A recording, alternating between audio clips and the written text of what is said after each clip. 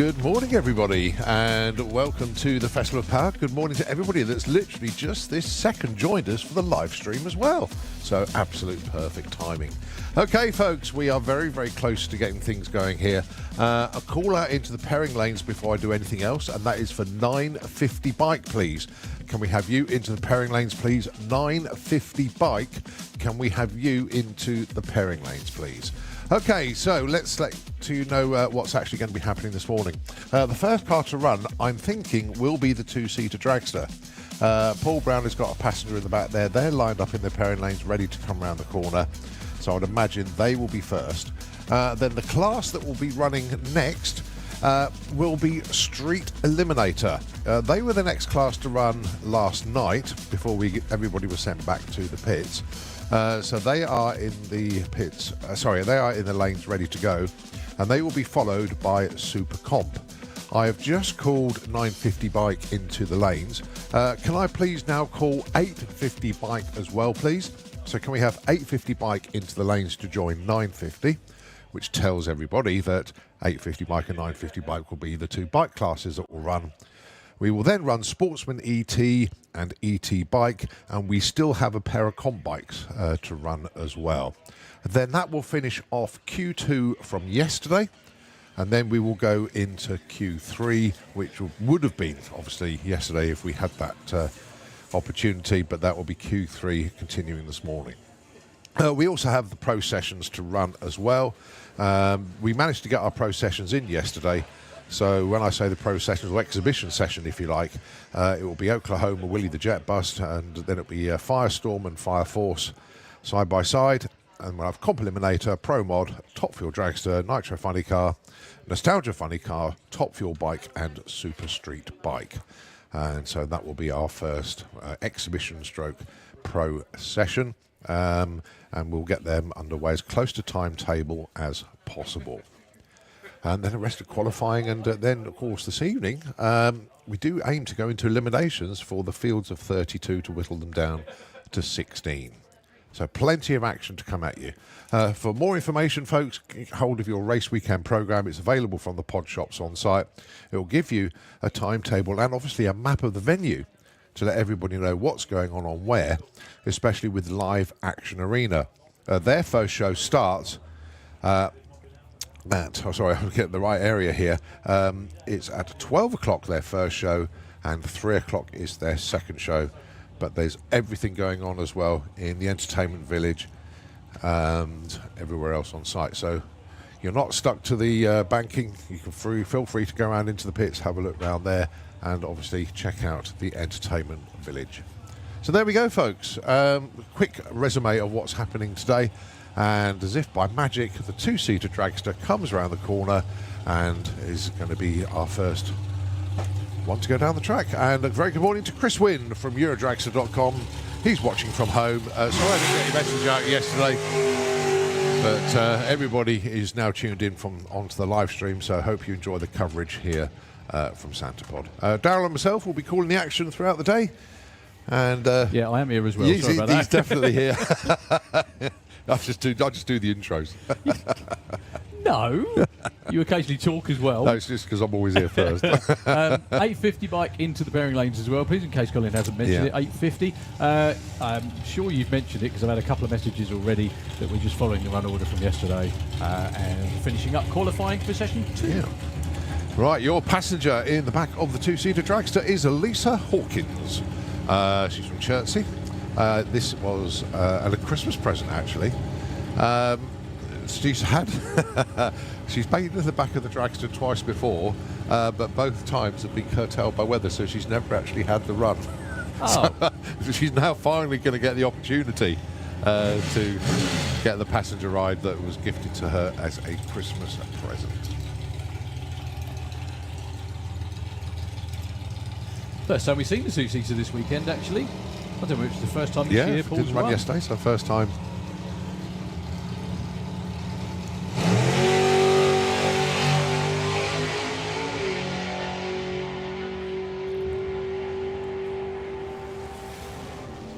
.798, 167 miles an hour. A very, very nice opener. And just looking at the The connected family there filming that one.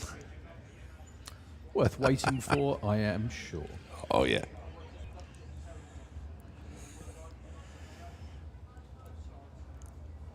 Thinking earlier as well, we're working out.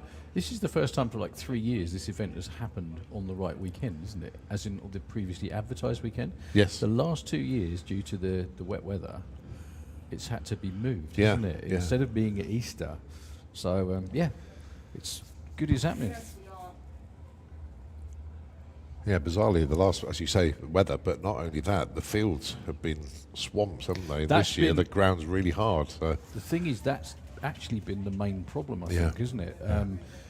Because there's no, anyone that came onto the site wouldn't have, well, you wouldn't be able to use the fields, which is pretty much what we use all the time. ET Bike as well, please, into the lanes. Could we have ET Bike, please, into the pairing lanes? We're about to get ready for, well, where we finished pretty much last night with a second qualifying session. We were trying to finish it, but the weather had other ideas. And Q2 for Top Speed Automotive Street Eliminator, which is going to be a bun fight again in 2025. There's a couple of absolutely spanking new cars this weekend. If you're watching the live stream, that's not one of them. That's Nathan Hulk's Mustang. That is, though. That's Michael D'Souza's Zephyr. Nathan Hulk's Mustang does actually look like it should be in Street Eliminator. I'm surprised Graham hasn't found, gone to that one yet, but there we are. I think Nathan's planning on eventually on 760 heads That's up. right, yeah. I think that's the plan. For now, running in Supercom with a Turbo Mustang. Oh, no. Oh, we had to get Thomas on the screen. Oh, Yeah, dear. right, that's what he looks like. That's what a commentator looks like in leathers, folks. Yeah. It's not ideal, really, is it? No, He did, though, bless him, though. So the majority, Colin, the majority of the commentary team went running at 7 o'clock this morning. Did they? Yes. Really? Yes. And the reason Colin's acting surprised is because he wasn't one I of them. wasn't one of them. Well, when I say the majority, me and Tom did anyway. Myself and Tom did, and quite a few others who I will say when they come round. It was fun. It's always nice. It's really nice to get out and about and see the place wake up in the morning too. Also, see everybody turn up and drive past you and laugh, which is nice. I always quite like that because we run all the way down to the last turn off, then back again, then round behind the barn, and all the way down to the main gate and back again. So having a quick wander up the pairing lanes, you can see those are street limits. They're all street cars, folks. They really are. Yeah. You've got Percy the Passat over there with Rob Carter on board. Yeah, people are wondering what we're talking about. We're looking at the live Sorry. stream. Yes, I should explain and that. we're sort of commentating on what we're seeing, the camera seeing in the pairing lanes at the moment. So you good folk on the banking and the grandstands can't see that moment unless you get your phones out your pocket and look at the live stream. But that's a point. Hopefully, fingers crossed, we'll have the live big screen back at main event. That's the plan. So that would be fantastic. Car that we're looking at there, that's the Jammy Dodger of Jasmine and Richard Tunstall. They share the driving duties. In Super Comp, it will be Richard doing the driving, and in Super Gas, daughter Jasmine does the driving. That car behind, that is the one and only Don't Lift Dave Fulton. Really good guy. We do like Dave to the point that we just can't stop ribbing him, really, can we? But no, a very good racer, actually. Oh, here we go. As we're walking around the lanes, the first pair of cars come around the corner for Top Speed Automotive Street Eliminator. They've got their crews this evening as well. They have. Before they, Talking of Top Speed Automotive and Billy.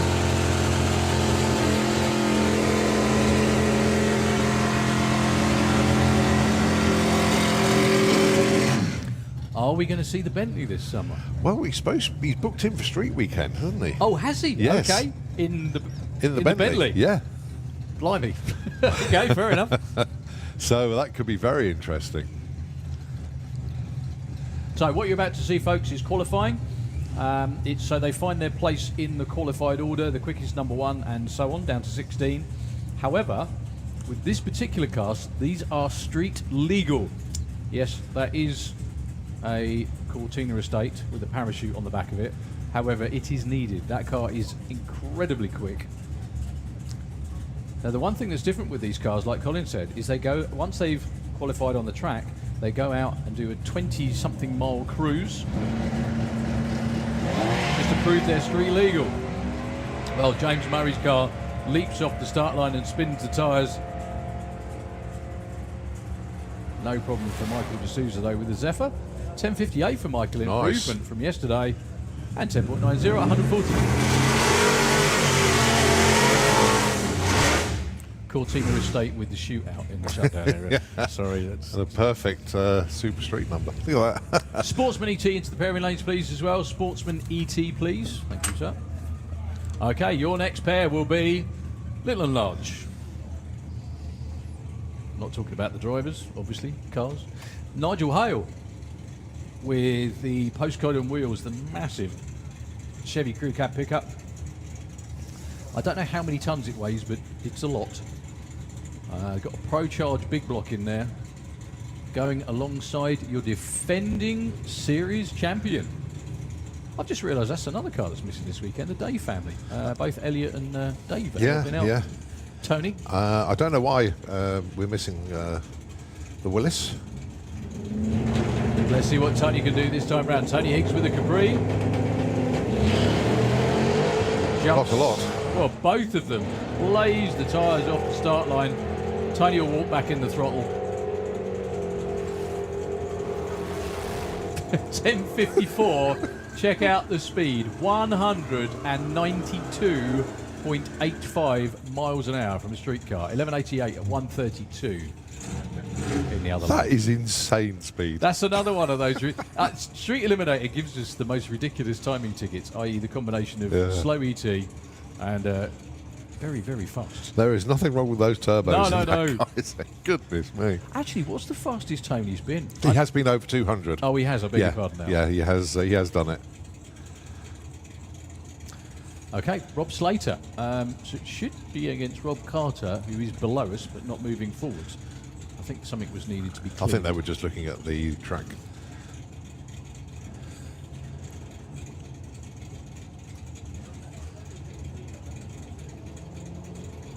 So the little 350 small block in the 32 Roadster. Sorry, 34. He does actually have to run quicker than, is it? I think it's 1350. Yeah, that was it was very soft off the line though, 333. So to 60 foot. But 1585 at 92.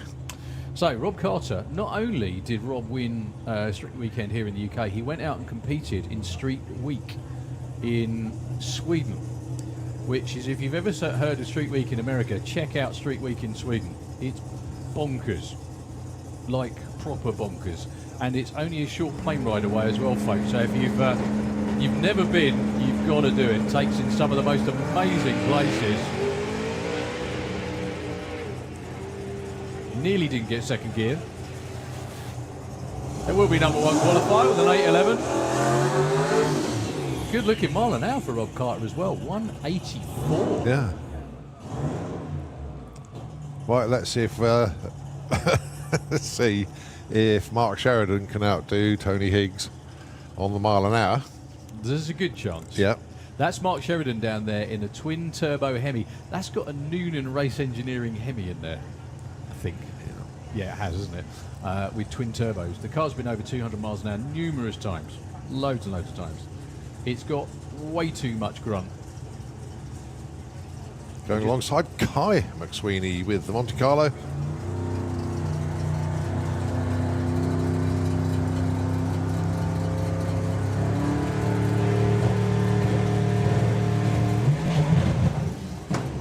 Tyre spin off the line for Mark Sheridan. He will walk back into the throttle and then disappear in the distance. Will this be a 200 mile an hour run?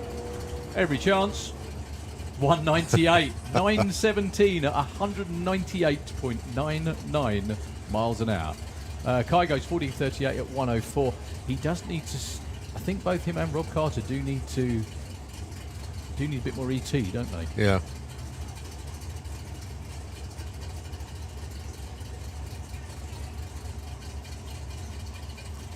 Rob Slater, not Rob Carter. Yeah, but I know what you mean. Yeah. I was actually just looking. You know, it's almost a carbon copy of Tony Higgs. Tony blazed the tyres, couldn't get off the line, hooked Boots up, it. and then put 190 mile an hour. And Mark basically did the same thing, blazed the tyres, calmed it down, got it back on the gas, 198, 9.17. All right, Victoria Smith with the Boost Monkey Buick. This is another car knocking on the door of getting into the 200 mile an hour club. Hasn't been there yet, but hasn't been that far away from it. And Joe Baxter with the Mustang. What a car! What a debut that they've put together. But it's not coming forward. It's stuck in the burnout box at the moment. No, he's just running one lane at the moment, mate. Sorry, right, that's what I was going to say. They're just doing a bit of cleaning in the Kestrel lane. So Joe's actually should be in the Kestrel lane, but it's rolled round behind Victoria at the moment. So Victoria's car walks off the start line or spins off the start line. They're all doing the same. And I've just spotted Elliot Day down there.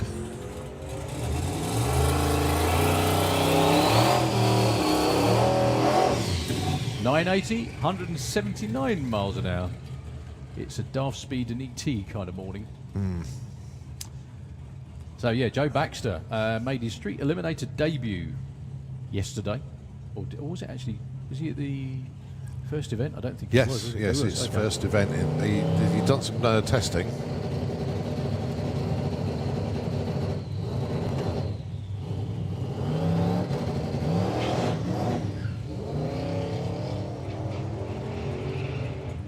Just getting the launch right. Ooh, and a big wiggle before half track as well.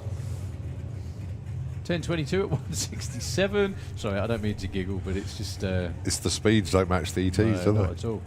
Well, the only person that's had a comparatively clean run is Rob Carter. So far.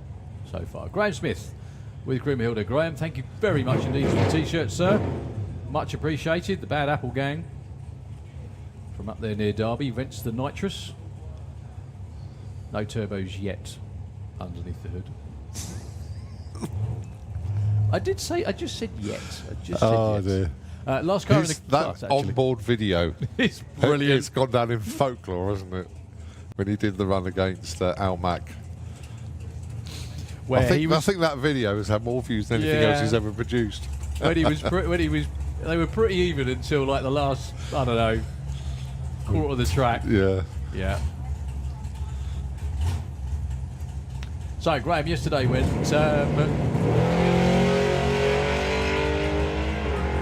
That's a good-looking run. Strong, straight. It's going to be an 856, 156 miles an hour. The boss seems very happy with that, which is always a good sign. Yeah. Moves him up to number 2 as well. Number 4. And that's the wrap for the Street Eliminator. We move on to Super Comp.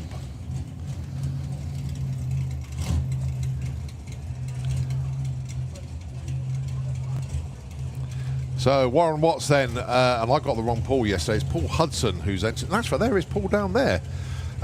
So Paul's engine is in Warren Watts' Camaro,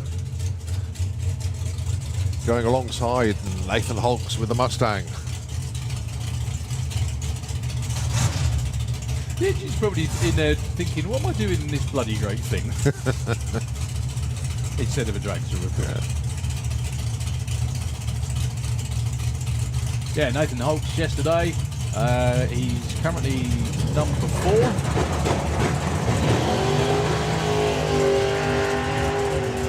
4. Another great looking launch for Nathan at 1.34 to 60 foot. He's getting the hang of this 890 stuff. Oh! And again, 8.90 with a 9. Up to number 1 again. Wow.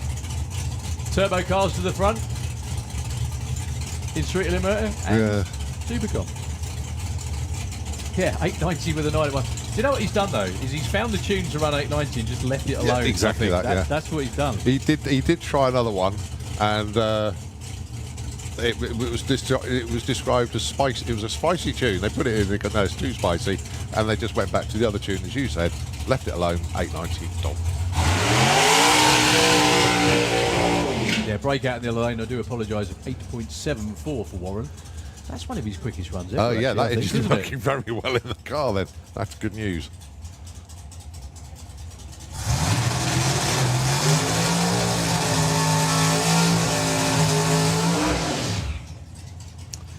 Okay, Eliminator Brown. Hi Trace, I'm sure you're watching, hopefully, actually, from the trailer. It's lovely to hear from you yesterday. Sorry I didn't get a chance to pop by and say hi. Ellie did a great job yesterday, 8.91. although today needs to be in the middle of the track. There we go. And now go back the other way. There we are. Alongside Dave Fulton once again. I think that one's been shut off. Oh, unfortunately, yeah. Ellie won't make this run. It'll be Dave on his own.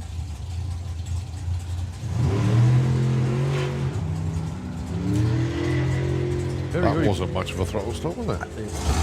But then it is 8.90. It is, but 9.39. Probably didn't need a throttle stop. Yeah. Well, Ellie's car's just been pushed back. I'm not sure what the issue was. Ellie's absolutely fine, Trace, don't worry. She might have the ump when she comes back, though, because she didn't get to run, other than that. So, Stevie Gates then, double classing this weekend. You'll find him in Pro ET and also here in Super Comp.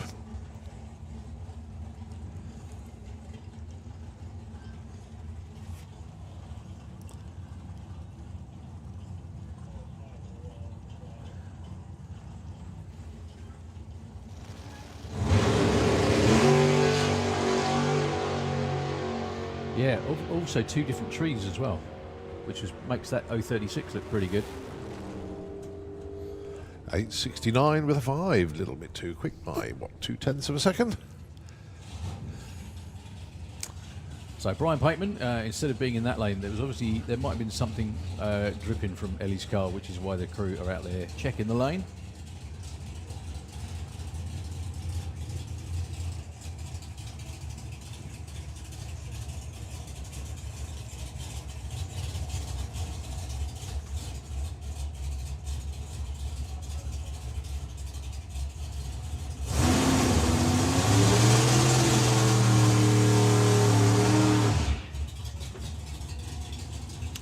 So Brian Pateman been around doing this for some time.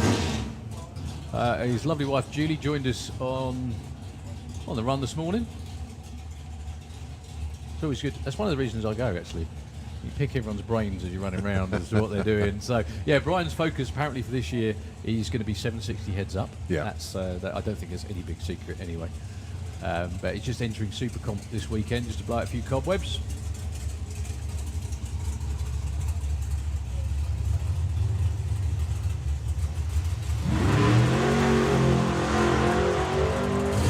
Playing with the suspension, you see the separation? Yeah.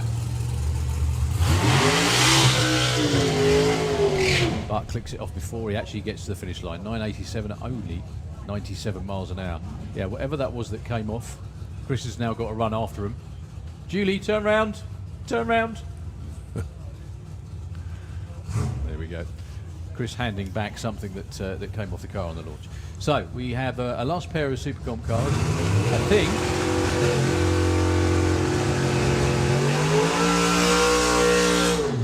The last couple of bikes in Comp Bike are going to be up next, Carl. And then we've got ET Bike and Sportsman, I think. Is that it for this? That would then be for the session, I think. Yeah, say 850, 950, Sportsman ET and ET Bike. Yeah, and start again. Pro ET into... There we go, this is my magic. Pro ET into the pairing lanes, please. Pro ET into the pairing lanes, please. Which is good news for Ronnie Mercer, because he's down there about to run Supercomp.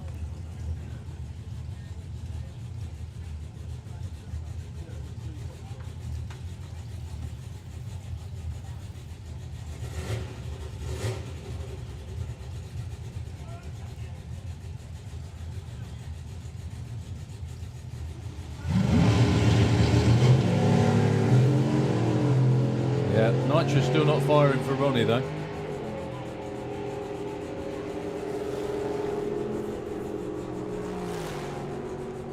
Like 81 for Leah Kelly, a little bit too quick.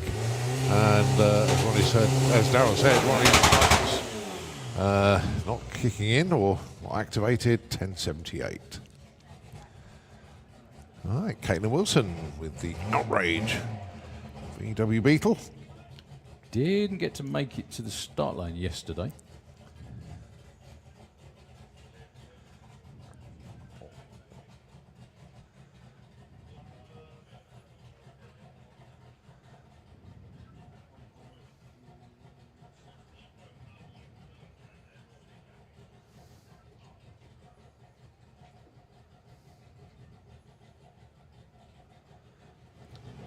So good luck, Caitlin.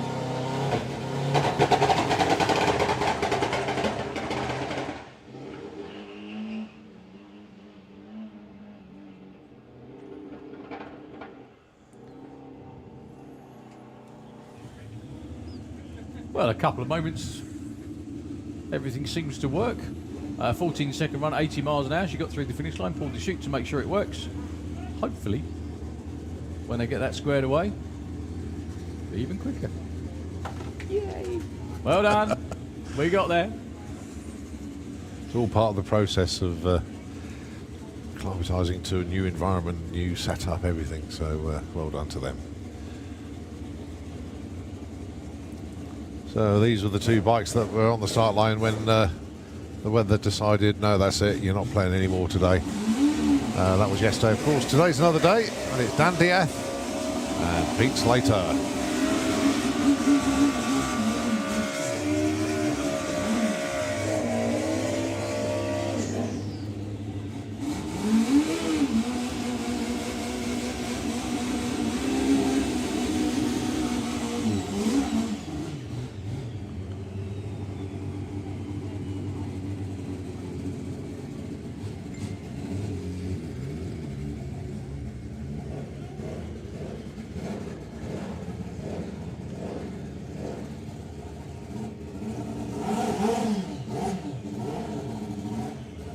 So Dan currently number 9, Pete currently number 11.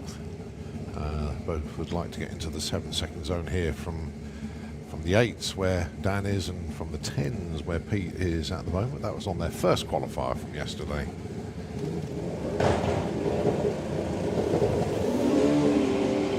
Well, much better for both of them. Nice straight run for Dan, undramatic.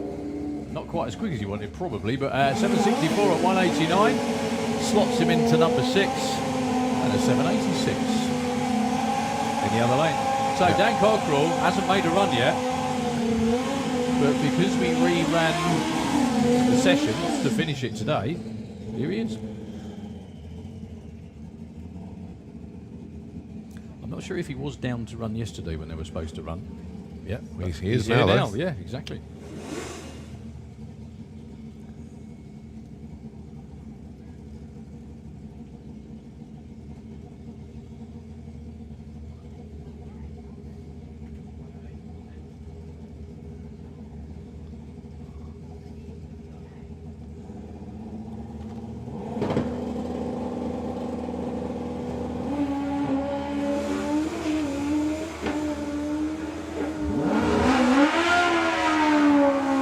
Good looking run for Dan, and it's your new number 1 qualifier as well. 7:18, 199 miles an hour. That could well be one of Danny's quickest ever runs on that bike. Well done, Dan. Everybody looks overjoyed. All right, 950 bike. Dave Hall and Thomas Cook Abbott.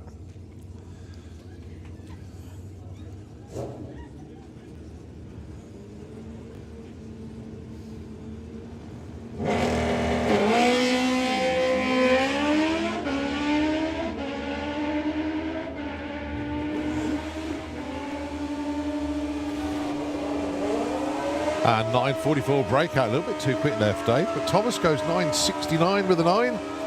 Actually goes in front of Dave on the qualified order at the moment. Well, here are 1 and 2. It's Josh McLean who's got the number 1 spot at the moment.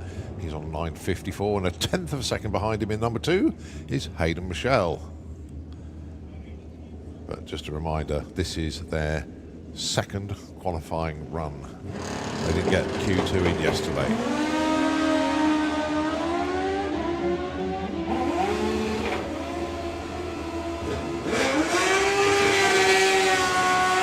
And 950 with a 2. Hayden Michelle takes the number 1 spot. Josh McLean 951 with a 7. That was absolutely superb from the pair of them. Not that it's a huge surprise, though, but no, still. It's not. Even so, 950 wow. to 951 on their second runs of the weekend. Very, very good indeed.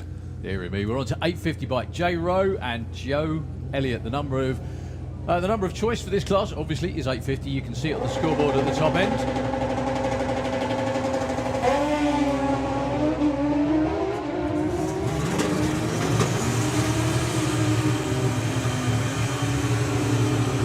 J Rowe goes 8:42, too quick. Joe Elliott up to number 3, 8.66. That was better than yesterday.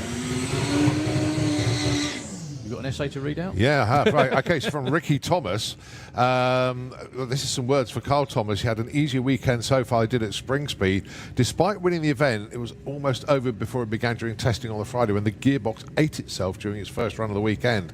Dad Mark had to drive back to Sunbury to collect Carl's spare engine. They worked on the bike all night to get it ready for qualifying on the Saturday, and it all worked out well and they won the event. But they got issues again today, which is not what they wanted. No problem for Anna, goes 9:42 at 1:55, as fast as she wants to be. But Carl just about limping up to the finish line. I hope it's not a trip back to Sunbury again. But fingers crossed. Thank you, Ricky, for sending that one in to us, mate. I think you got some, hopefully not too much more work to continue.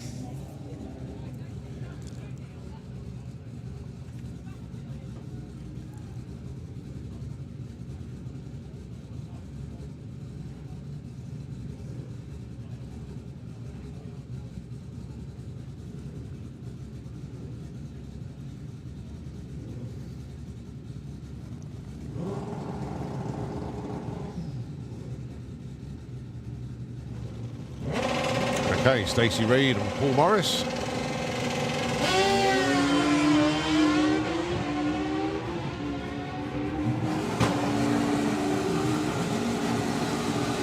As they get to the stripe, Paul Morris goes up to number 3 with an 8:64. Stacey, obviously trying to reach a different planet, 8:24, 166.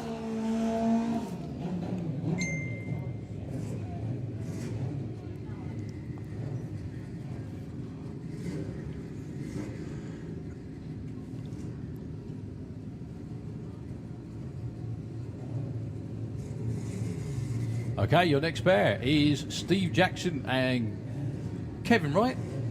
Doesn't matter that one's got slick and a wheelie bar and the other doesn't. The number is the important thing, i.e. 850. Also, didn't help Kevin Wright launch any better either. He hasn't got a time on the board yet. 9:06 and 9:43.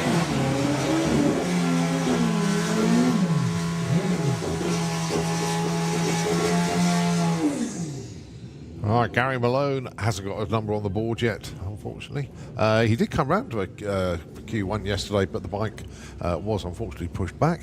Going alongside Pete Wise with the Inferno machine. Yeah, he was another one of those, then way quicker than 850, went 8:09. So he needs to slow it down. Gary basically just needs to get a number on the board.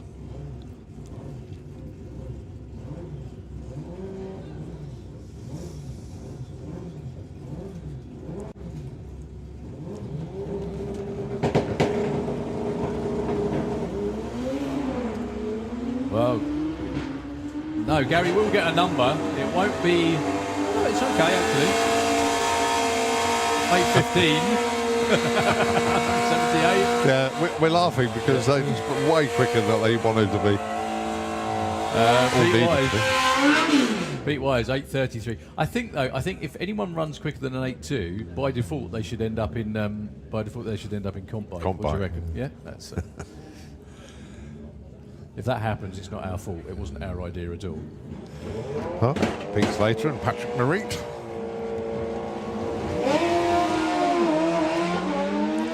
Well, Pete trying to keep the front wheel down. Patrick looking good though. 8:65. Nice one, Patrick. Goes from 7 to 4. Pete Slater eventually gets there. 8:92. Still a good turn of speed though. 1:74. Okay, Ralph Petronelia. Currently in the number 6 spot on an 8:73.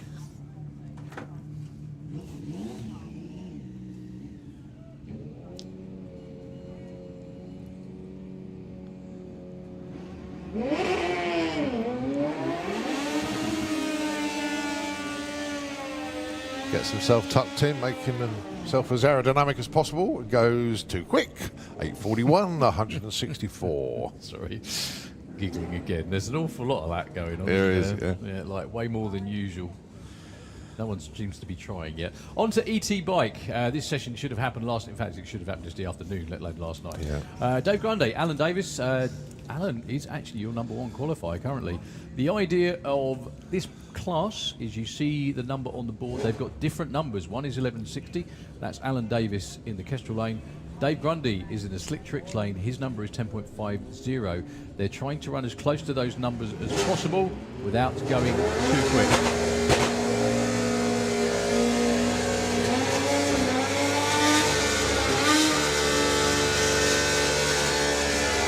Oh, Alan Davis breaks out by 4. That's what we call a breakout, by 4 thousandths of a second. The last number on the end of there is a 6. If it was a 0 and the ones before were 60, it would have been perfect. But then, coulda, woulda. You hardly ever see a perfect run, but they're all pretty good. Justin Moulton and Nick Bladen.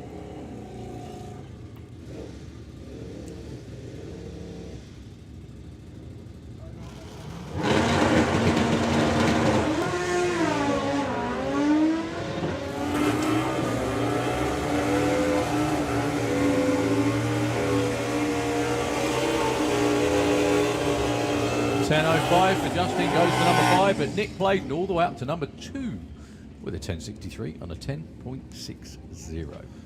Still quite a bit of room at the top.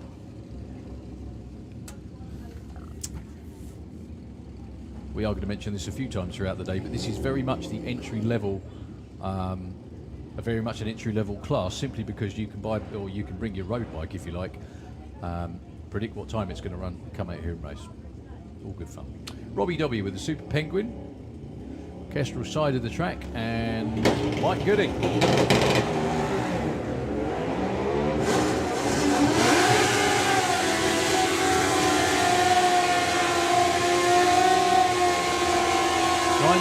for Mike. Robbie though moves up to number 3 with a 992 on a 988. Okay, Phil Pratt, winner of the most recent ET Bike event, which was 3 weeks ago, wasn't it, actually, I think? At the end of March, the Spring Speed Nationals. Captain Frank, with his bunny ears on, looking good. Up against Carl Hester.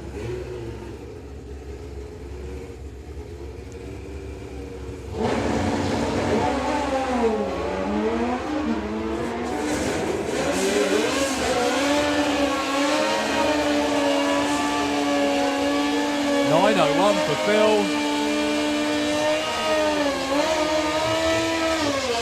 On the money as always, up to number 2. Carl Hester goes 10.55. Makes him number 12. So Phil Pratt, number 2. Yeah, the money on the money. On the money bunny. Yeah, that's it. Yeah. That'll do. That's enough from us. Good night. Thank you. Paul Hazel and Gary Hester this time around.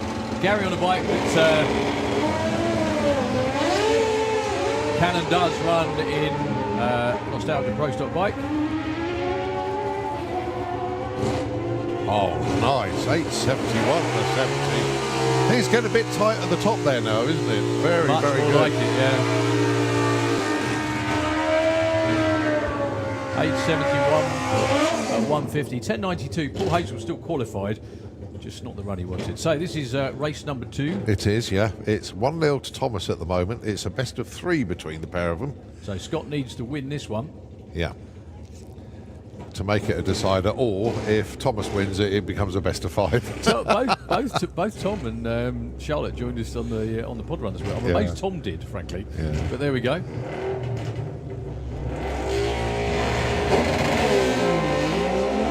Advantage on the tree again for Thomas.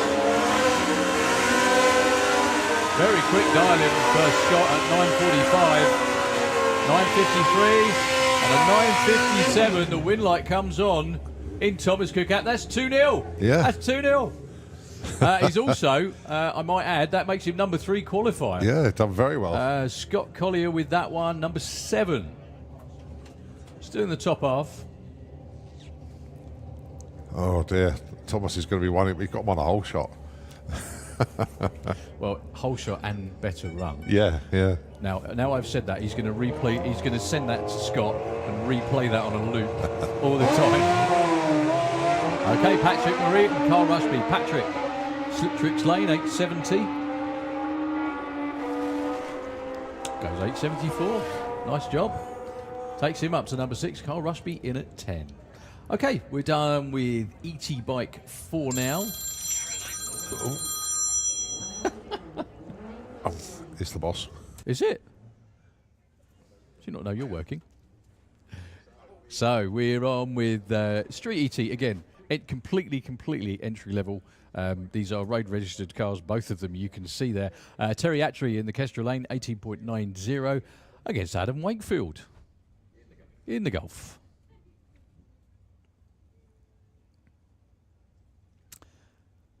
His wife Kylie, another one that joined us for the run this morning, as she does every single day, and she runs when no one else does too.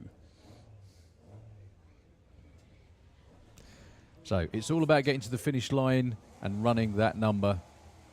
Not bad, Jerry. Not bad. So Adam Wakefield, will get there first, but the number's the important thing. Breaks out by 0.05 of a second. 1883. Terry Attree breaks out by, well, a little bit more than that. Very, very close indeed, though. Have we still got a job?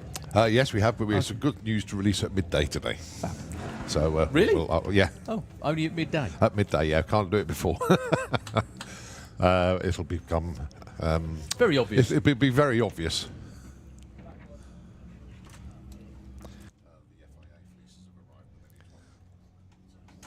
Okay.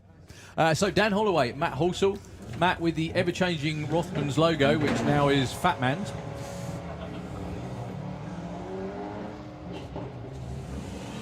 So Dan Holloway looking for 12.32. Gets a 12.15 too quick. If she wants to get back to the pits just in case. Of course, yeah. 14.35, 17.52. So no improvement for either of those. Calamity Jane herself. I still don't know why she calls herself that. That's Jane McCready. The simple reason darling in the 14s. That's good to see because it went very well yesterday. And a pretty good bracket racer, really. Yeah. Real good on the tree. Up against the one and only Gary Lake.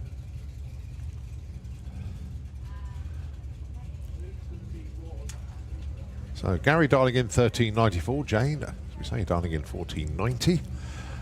Commiserations to Alex Pryor, actually, with the Metro. He was due to be joining in this session, but he started the car up making some odd noises when he got into the lane, so he turned around and went back. So commiserations, Alex. Hope it's not too bad. Well, both wide awake club off the line.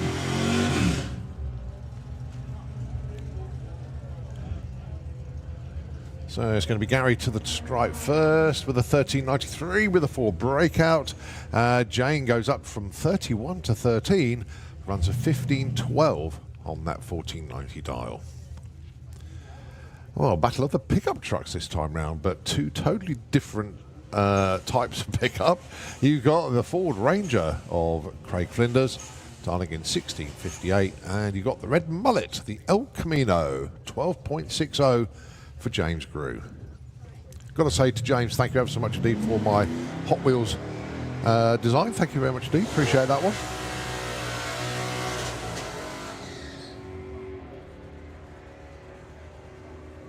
So James Grew will be over the line first, looking for 12.60, goes 12.85. I think that will keep him number 4. And Craig. Is that officially happening? No. It's one that James did. No, it makes sense.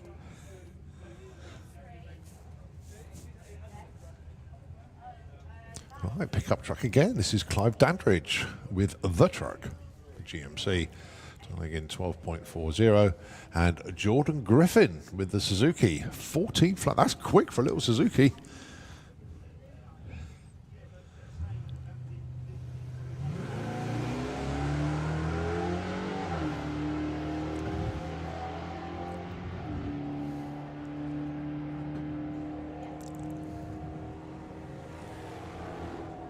Oh, 12.40 with the 7. Clive Dandridge from 29th all the way to the top of the shop, number 1. Very nicely done indeed.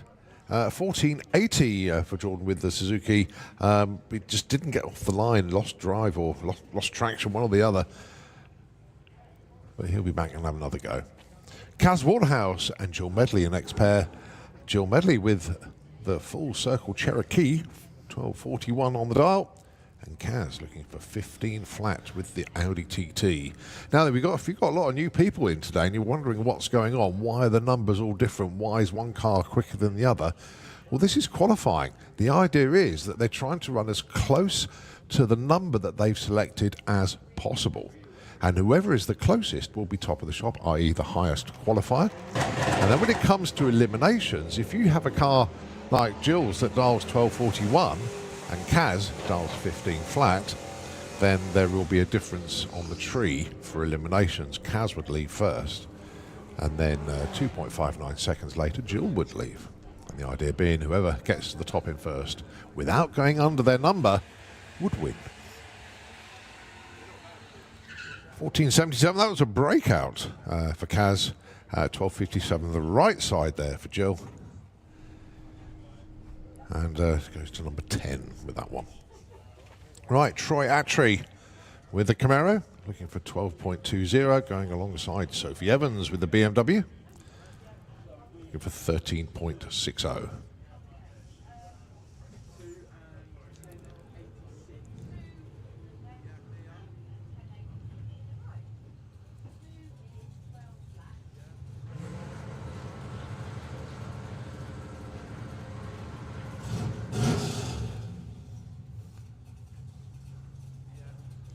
So Troy's gone into stage before Sophie got there, but no problem.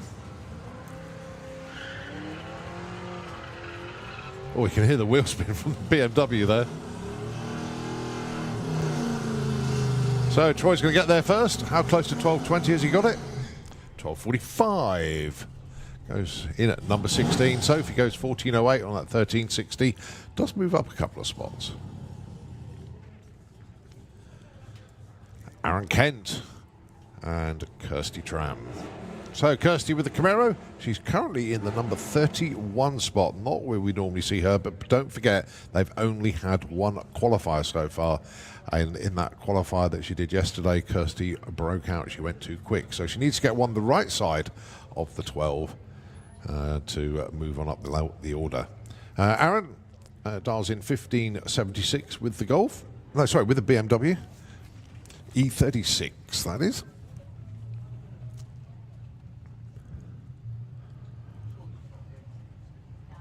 So Aaron currently number 9.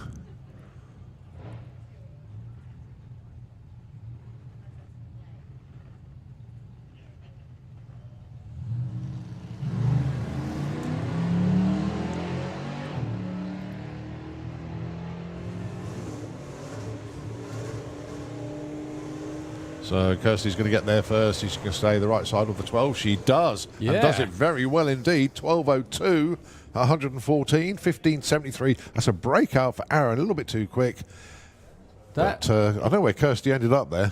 She should have ended up in the top 5, but the screen said 31, so something went awry. No, that's not right. No, that's definitely not right. Yeah, it put it's put down. Look, 31, I think. There you go.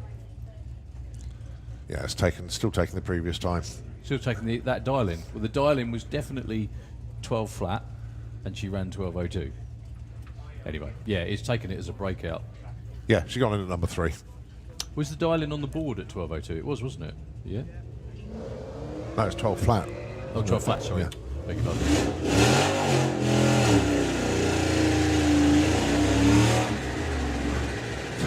Get there in the end. Okay, Al Medley, Georgina Smith. Al's going to get there first.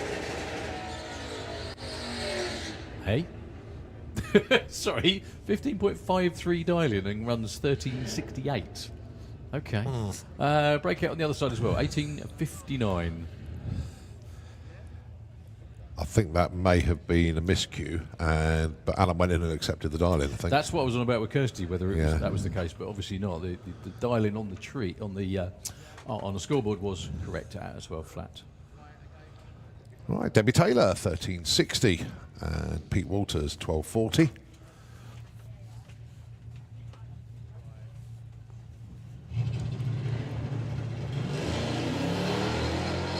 Oh, a little bit of wheel spin there for Pete. Could harm the ET a little bit. So he could be like 12.6, 12.65, I don't know. 12.64. Not bad, mate. Not a Well bad done. guess. Yeah, that's good. Breakout for Debbie Taylor, unfortunately by about over 0.2 of a second. That's a big breakout. Yeah, it's a good breakout. Welcome back, Debbie. Yeah, yeah. Obviously the weather and the breeze and everything are, better than we thought. Steve Giles with the Subaru, the very unique Subaru Forester. In the Kestrel lane, 12.15, and Sylvia Purcell. Yeah, she was #1 qualifier after Q1. Okay. Obviously just dropped back to Q2 after Clive Dandridge has taken the #1 spot. So you've got a few more cars to go in Sportsman, and then we're back to Pro ET, I think. Indeed, yes.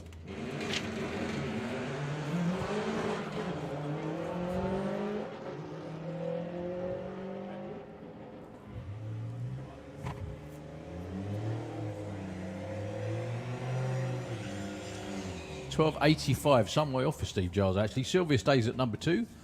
Good consistent run though, with a 14.57. Okay, Lewis Gilbert and Ricky Hale.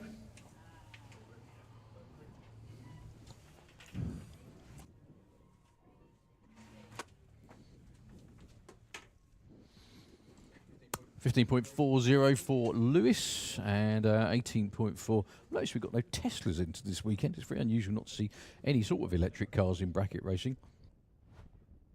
You can run them, as far as I know.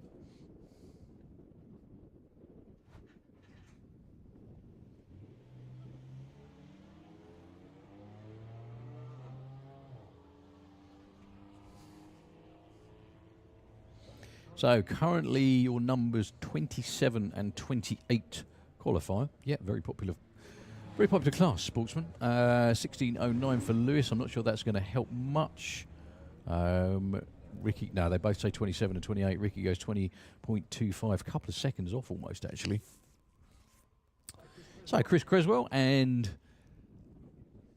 Eva Huxley.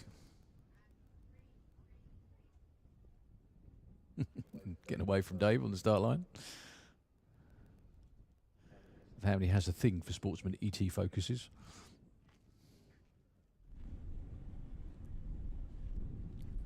So Eva at the moment is number 33. If we don't have an all-run field, she's not qualified at the moment. Needs to run, I'd say if she ran 18.93 plus a tenth, she'd be very safe. Saying it and doing it is another thing, though. Chris Creswell, very, very safe, 14.70. And a 005 light in a street car as well. That takes a lot of practice and a lot of doing. But that boy is good. Okay, 14.70 for Chris. 14.78, that'll do. Let's see what Eva can do. 19.25, that gets her in at 21 for now. That means she is qualified for the moment.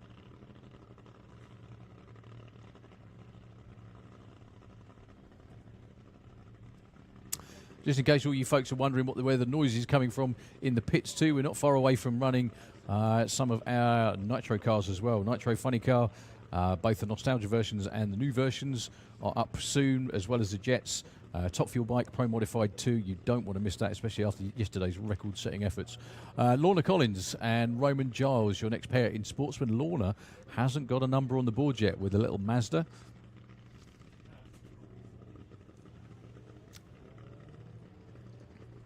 Now, at the moment, well, there is 33 entries, so this will make it 34. Currently, it's Richard Palmer with the family cat that isn't qualified at the moment. 16.39 breakout for Lorna Collins in at number 34 at the moment, so she's not qualified. And same in the other lane. Yep, 2 people are not qualified. Okay, sorry. My bad. Well, there's still someone that's not qualified. There is a duplicate ET in there. Okay, Steph Bateman and Harry Redshaw. Steph in Mum's car.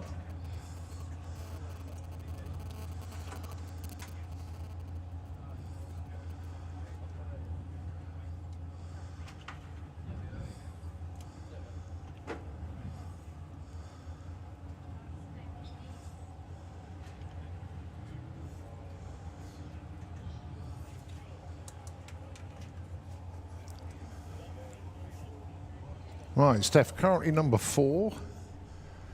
Let's see where she's going to go this time. 13.89. I think she'll stay number 4, but good consistent run nevertheless. Harry wants 19.02, gets a 19.62, stays number 27.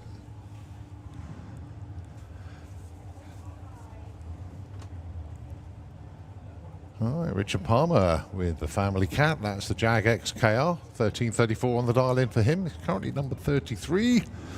I'd like to move on up from there, definitely. And Felicity Gibbs, 17.38 with a Little Miss Rampage Mustang.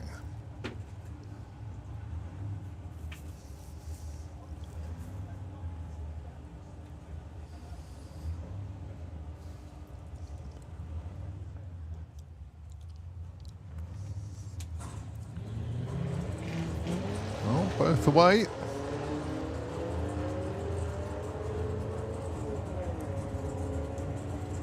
So the first one to put a number on the board in this pairing will be Richard Palmer. Will it match the 13.34? It's not far off, 13.38, but that gets him well away from there. Goes to number 4, nicely done. And Felicity moves up as well, 19 to 8, 17.52, nicely done. So unfortunately, at the moment, we only have one non-qualifier. Which sadly at the moment is Lorna Collins, because she broke out. Still got at least another 1 or 2 qualifying sessions. We know that's going to move up. That's going to up there. And we know that's actually, there was a duplicate because it was 399. That was the reason for the confusion. It was the wrong number. Right. So that explains that one away. So in effect, the only one not in at the moment is Kaz. Yeah. As we look at the Volvo go down the track of Brian Huxley. Not the Comet that he was planning to run this weekend. Dial in is 16.62, goes 73. Brian moves up a spot from 9 to 8. Well done, Brian.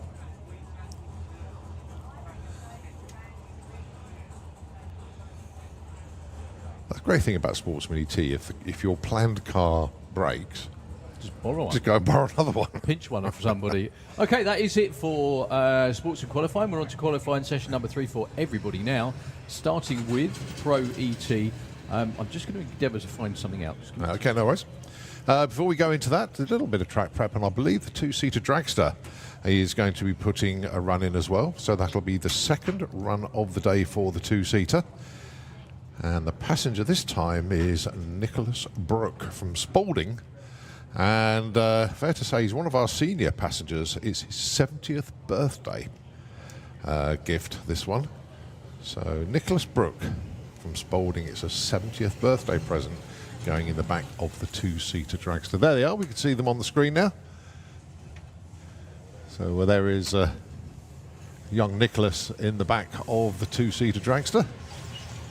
And of course, Paul Brown just giving us a little weave there. He is obviously the pilot, the driver. And not only that, Paul is a very, very good racer as well indeed. A former national champion in Pro ET. On that subject of Pro ET, just to let everybody out there know who's waiting, obviously on the run order, on the schedules that everybody's seen, the procession, if you will, with the jets and the fuel cars and everything, was supposed to be from 11 o'clock. Now, we're a little bit behind because of the weather. However, we are going to run this qualifying session of Pro ET, and then we will do it. So I would say probably 10 to 15 minutes time will be when we're going to start with the jets. We're going to start with Oklahoma Willie, then Fire Force versus Firestorm. Holding it closer doesn't help, mate. I still can't see. No. Right. Comp Eliminator, Pro Modified, Top Fuel Dragster, Nitro Funny Car, Nostalgia Nitro Funny Car, Top Fuel Bike and Super Street Bike, all going to be running in this session coming up as well. Also later on today, you don't want to miss this as well, scheduled for 2 o'clock, maybe about 2:30, the Force of Nature Steam Rocket Bike, which we saw yesterday. Let's hope Graham can keep it in a straight line today. Yes. So So, Dragster versus Tractor, Mark 25. How many races have we had like this? Lots. A few over the years. Yeah, the Tractor's always going the wrong way though. Yeah. It's never a fair. No, it's just to give a perception to the passenger in the two-seater they're going even faster. So, as we said, Paul Brown is the driver of the two-seater Dragster these days. The guy stood at the back here, actually, Steve Warner, used to pilot this car. And Steve Warner, over the years, is, again, another very, very good racer indeed, a former national champion, driving Dragsters.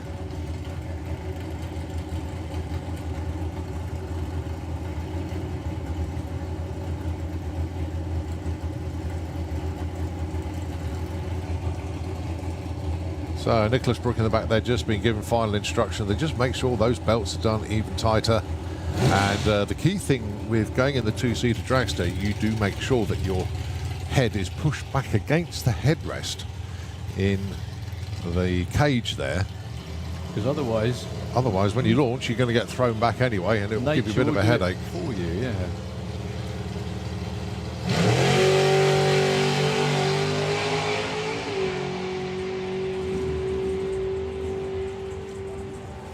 Great looking run, and it's an 8:03, 166.68 miles an hour.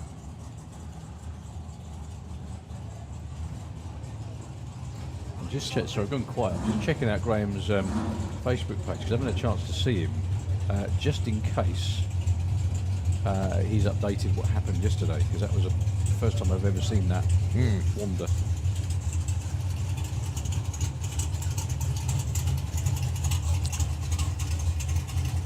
Okay, so we now move on to Pro ET, session number 3 in effect now.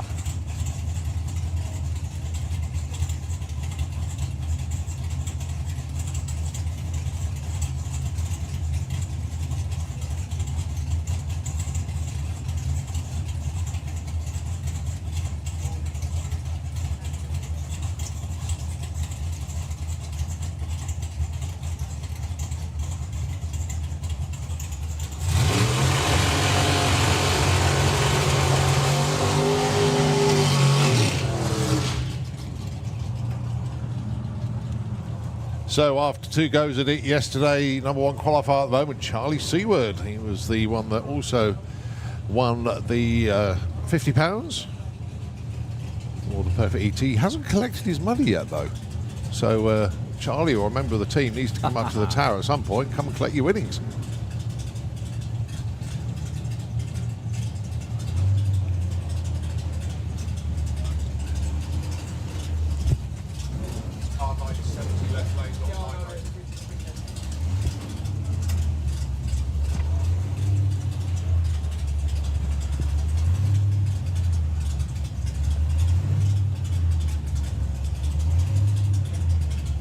So Rory Hart and Colin Morris, your first pair in Pro ET for this morning. 950 and 860 are the dial-ins.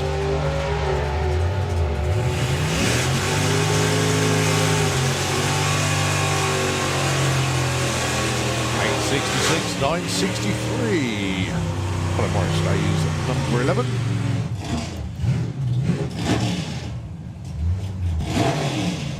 Okay, this is your number 1 qualifier then, Charlie Seward. Going alongside the very first vehicle to run down the track yesterday morning. This is Hans van der Spek. The vehicle's called Taz. It's a Chevy pickup truck from Velsenbroek in the Netherlands.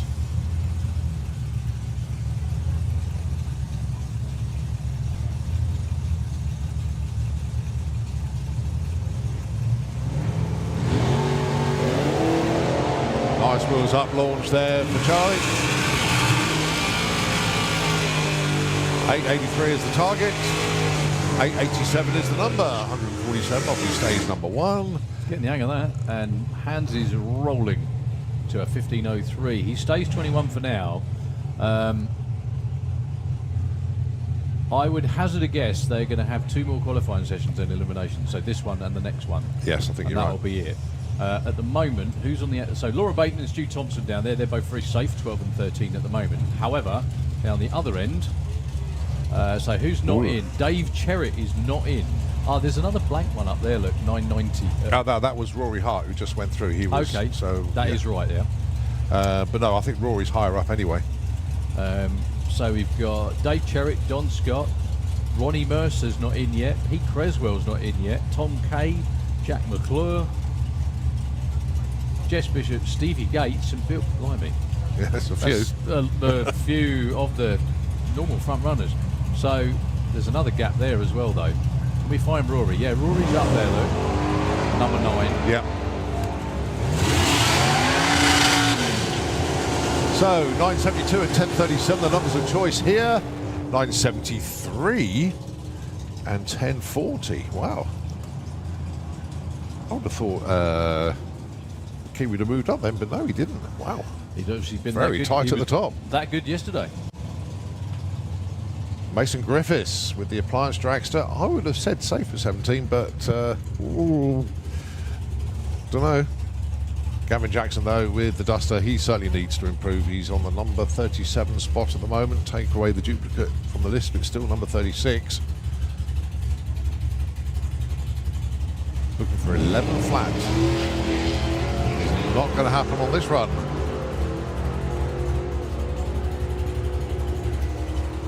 Mason, though, 909 is the target, goes 910. Nicely done, moves up from 17 to 12. And Gavin still goes 1176, but stays outside the top 32. Okay, Ian King and Roy Snoozy Walker. Not Susie, Snoozy. Well, Michelle will be driving the car at the next round of the championship. It's just Roy's one and only outing this year, apparently. Because he's not allowed to, otherwise. Well, no, it's because Michelle's got an arm in a sling at the moment, but it should all be okay afterwards. Okay. Right, the dialing can't be 1478, but Roy's gone into stage. Up against Ian King, I do apologise. No, it is 1078. It's a glitch in the scoreboard. 1073 for Ian. Roy, though, goes to 25 with the 1091 on the 1078. Michelle, don't worry, the dial-in's correct. Yeah, Michelle, the dial-in is okay. If anyone can hear us, yeah. The dial-in was fine. Don't worry. Michelle, the dial-in was... It's fine. Don't worry. Michelle, it's all good. Don't worry. Yeah, that's good, yeah. Yeah. It's just the scoreboard lights didn't show correctly. That's what it was. Okay. No, she's got it now. Right, important one this for Bill Wilson, 1068. He's languishing at number 43 at the moment. Oh, wow. And I don't mean that, not being mean. Well, they're both being pushed back, and actually everybody's being pushed back at the moment. So. Well, Ian's car was breathing a bit, yeah, going through the finish line on that run, and that's what they're out there checking. Right. So I'm going to check both the lanes. Oh, fingers crossed for Ian. That's all okay. Rolling the tractor, so we shall see.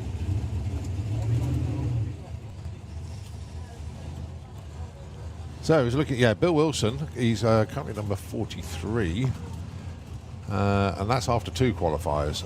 Bob Molden, I wouldn't say entirely safe at 27, would need to move on up a little bit. Oh, here we go, it's on the live feed screen now. So Charlie Seward is number 1 with that perfect ET.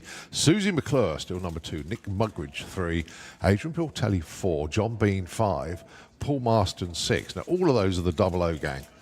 Mark Huxley is number 7 with the Toyota Corolla, and Vic Parsons rounds out the top 8. Rory Hart, number 9, Tom Watkins, number 10, Colin Morris, Mason Griffiths, Stuart Thompson. They are the 01 racers away from Darlin. And then Laura Bainton is in at number 14, Neil Watkins, number 15, and Lee Morris, number 16. Now, I would say the top 16 are pretty safe.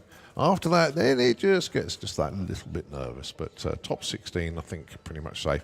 And the reason for saying that is obviously we've got the whole class still to go through in this session, and we think they will get one more qualifier and then go into eliminations this evening. So that's where we are with Pro ET. As you look down on the pairing lanes from the camera there, they're all lined up, they're all keen and eager to go, but there is just a pause at the moment whilst the track team have a look out there. Yeah. So just pay some bills. Yeah, you bet. Well, I was just going to say, so if you haven't been here before, first of all, welcome and what you've been doing with your life. But yeah, very, very big, warm welcome to Europe's premier drag racing facility. What's on today? So the Bluey meet and greet already happened, I think, at about 11 o'clock. The next one is 12 o'clock over at the Entertainment Village. We're just due, after this qualifying session of Pro ET, we're about to get going with the Jets, which I know a lot of people have come to see. So we've got Oklahoma Woody, the Jet bus, Fire Force versus Firestorm, Jet funny cars side by side. Then we have Comp, Pro Modified qualifying, Top Fuel Dragsters, Fuel Funny Car qualifying, which was fantastic yesterday. Nostalgia Nitro Funny Car, Top Fuel Bike, and Super Street Bike as well. Then also the live action arena show is scheduled to start in exactly half an hour at 12 o'clock over behind the main spectator banking. And then we've got all the great stuff going on as well. Bluey will be there again. I keep saying that just in case my kids hear it. And the trampoline wall stunt show and all the other good stuff going on. Also, once again, please, please, please check out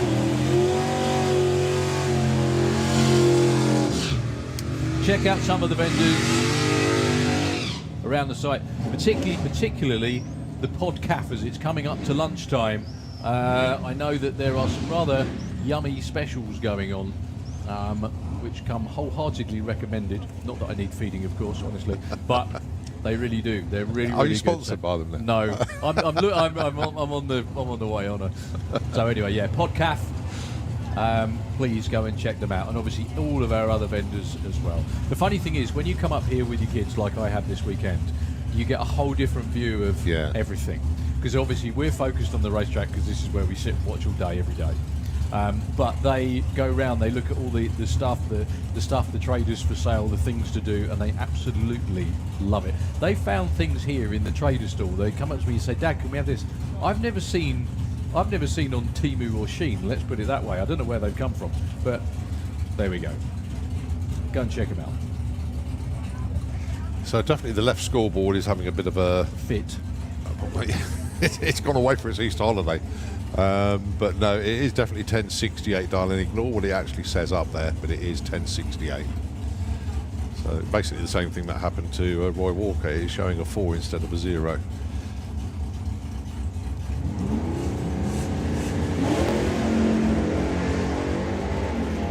So Bob Molden does 925. He was in the 9-1s a few weeks ago, wasn't he? 935. Bill goes, 1067 with a 5. Bill Wilson breaks out by less than 100th of a second.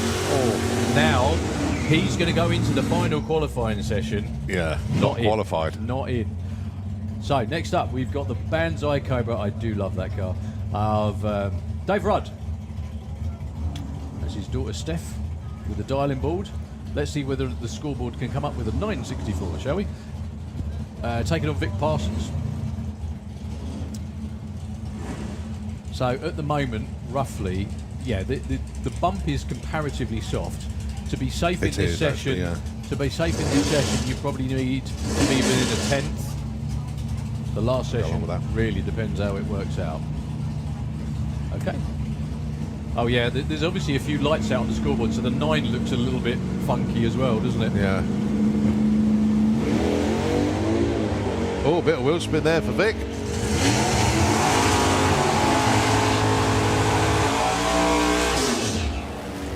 $70 for Dave, goes 25 to 19, and yeah, the wheel spin cost Vic on that run, 10.20. Nearly half a second actually. Okay, Marie Mills. Now notice Dave isn't on the start line this time. Marie works on, well, Steph is. Marie works on the Undertaker funny car. Crew Chief Dave Bryant is normally down here helping Marie out as well. Marie normally does the clutch on the funny car. I think she still does anyway. Yeah. But Dave noticeably not here because they're obviously getting ready to run. I'm sure she's going to go and dump the car back in a bit and run straight back round again. Jeff Cowley.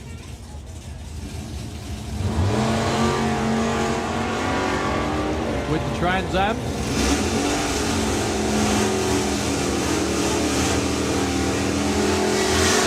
$9.15. That'll work. Well, Jeff wasn't in. He now is at number 27. Marie with a 10.57. I do apologise. I didn't see before the screen change where that put. Yeah, no, it did move her up a little bit as well. Well, I didn't realise before that run. So we reckon the bump is probably about 33 or 34. Yeah, so Ian King is 31st. Jason Pickett now on the actual bump, but we know that one needs to come out, so that will probably shuffle out anyway. So not in the show at the moment then, Doug McClure, Dave Cherritt, Don Scott, who is down here now, Ronnie Mercer, Gavin Jackson's put his run in yet, but Pete hasn't, Tom hasn't, Jack hasn't, so there's, it can all shuffle around quite a lot. And Stevie Gates isn't in yet either. Yeah. Adrian Portelli with another new-to-me car. That's totally different to the one that he had. Yeah, that debuted at Greenlight last year. Okay. And, it won the event with it.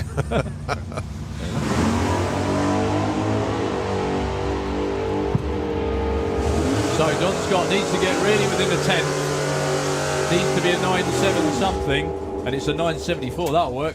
All the way up to number 17. Don Scott bumps his way in. 10.05 for Adrian on a 10.04 though. Yeah, he's Mr. Consistent, isn't he? He's already hit his number and now he's only 100th off. Wow. Doing it again. Okay, Simon Innes with the Plum Crazy Barracuda. One of those cars I think we've seen here for a lot of years now. A lot of years. Pete Creswell's really got to step up to run anywhere close to 11.99. The reason I presume the dial-in is because that is the the slowest you can run in it to be in Pro ET. However, I don't think he's got anywhere close this weekend. I don't think it's going to take him that long to actually get it where it needs to be. He went 12.82, so it's not going to happen on this one. It hasn't got off the line very well.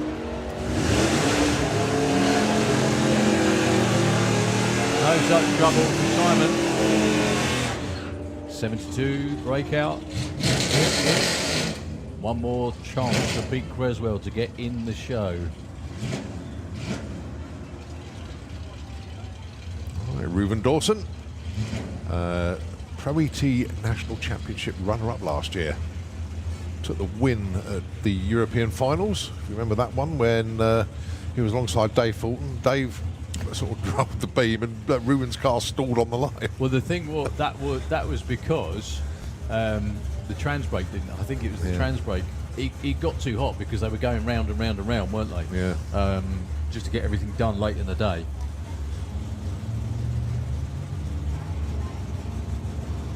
So Jack, anything between 11.40 and 11.55 would do nicely for him. Wheel spin off the line for Reuben. Big tyre spin as well.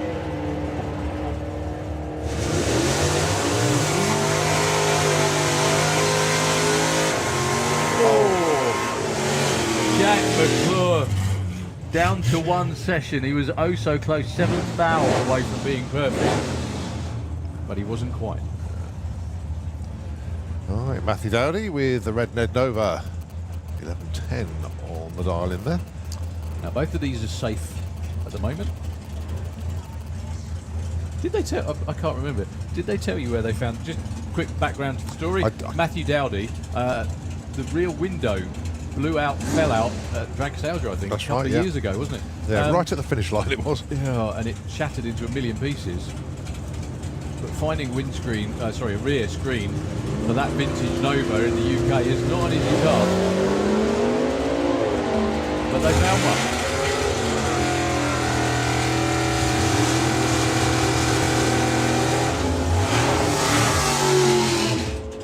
Well, they both stay put. 92 on an 80 and a 10.09 broke out by just a few thousandths of a second. But Matthew, that time round. Okay, two people that are not officially qualified at the moment. Stevie Gates, who won, was it this event last year? This event last year, yeah. Okay. And Dave Cherritt, who is perennial top 5 finisher in the Super Pro ET Championship. Looks like the little worker bees have been busy fixing the bulbs. I bet you see Dave Cherrett at Door Slammers again this year. Did very well last year, didn't he? Took the big bracket on one of the days. Yeah.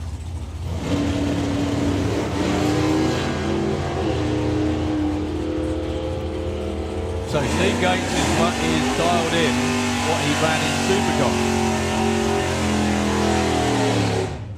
Dave Cherrett up to number 15 though, 91 on an 89.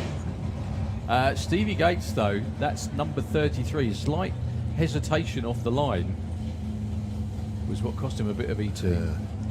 These two are very safe, very, very safe. Well, they both hit the number. They're both in the 00 gang. But Nick fractionally ahead. He's in the number 3 spot, and John Bean currently number 5. Interestingly, John Bean has lowered the dial in from 884 to 880.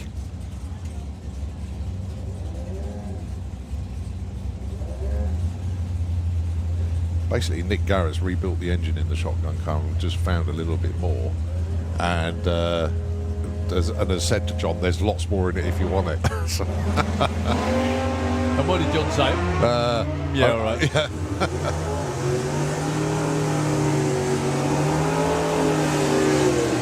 881, nicely done, John. 1007 with a 9, very nicely done, Both Nick. of them bang on the money, Yeah. absolutely bang on the money.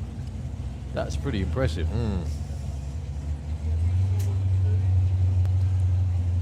It's one of your favourite phrases, tough crowd. Really are. All right, Mark Huxley and Neil Watkins. Both of these two guys could easily take the event win.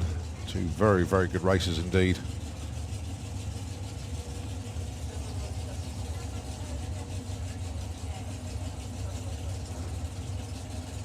Just remind everybody, after this, it will be the start of our exhibition and pro session. Jets and pro mods and things allowed. So Mark Huxley goes 76, brake a little bit too quick, as does Neil Watkins, 11:33 on the 35.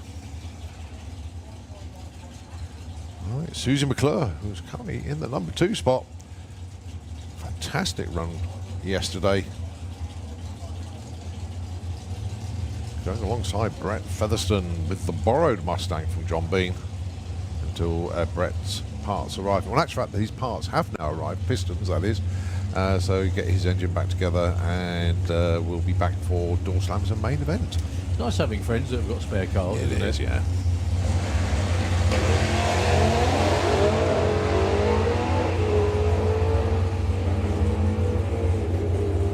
That sounded smoother. Still there. Susie right on the money, and Brett gets his way off the potential bump up to number 25. So there we go. Within a 10th, you'll be safe for now. Right, the Watkins family matchup. Tom Watkins with Doris the Charger at 902 on the dial. And it's Amy Watkins with Thunderbird, 956 on the dial-in. So if you look down the list, there we go. Roy Walker, 31. Stevie Gates, we think, is number 32, yeah? Yep. Does that sound right? Yeah, spot on. And Ian King at the moment isn't in. Who's not in? Jason Pickett, who's just coming up. Doug McClure, Ronnie Mercer's not in. Pete Creswell, Anton Kay. It's easy to do it like that. Both being pushed back for the moment. Spotters out on the track.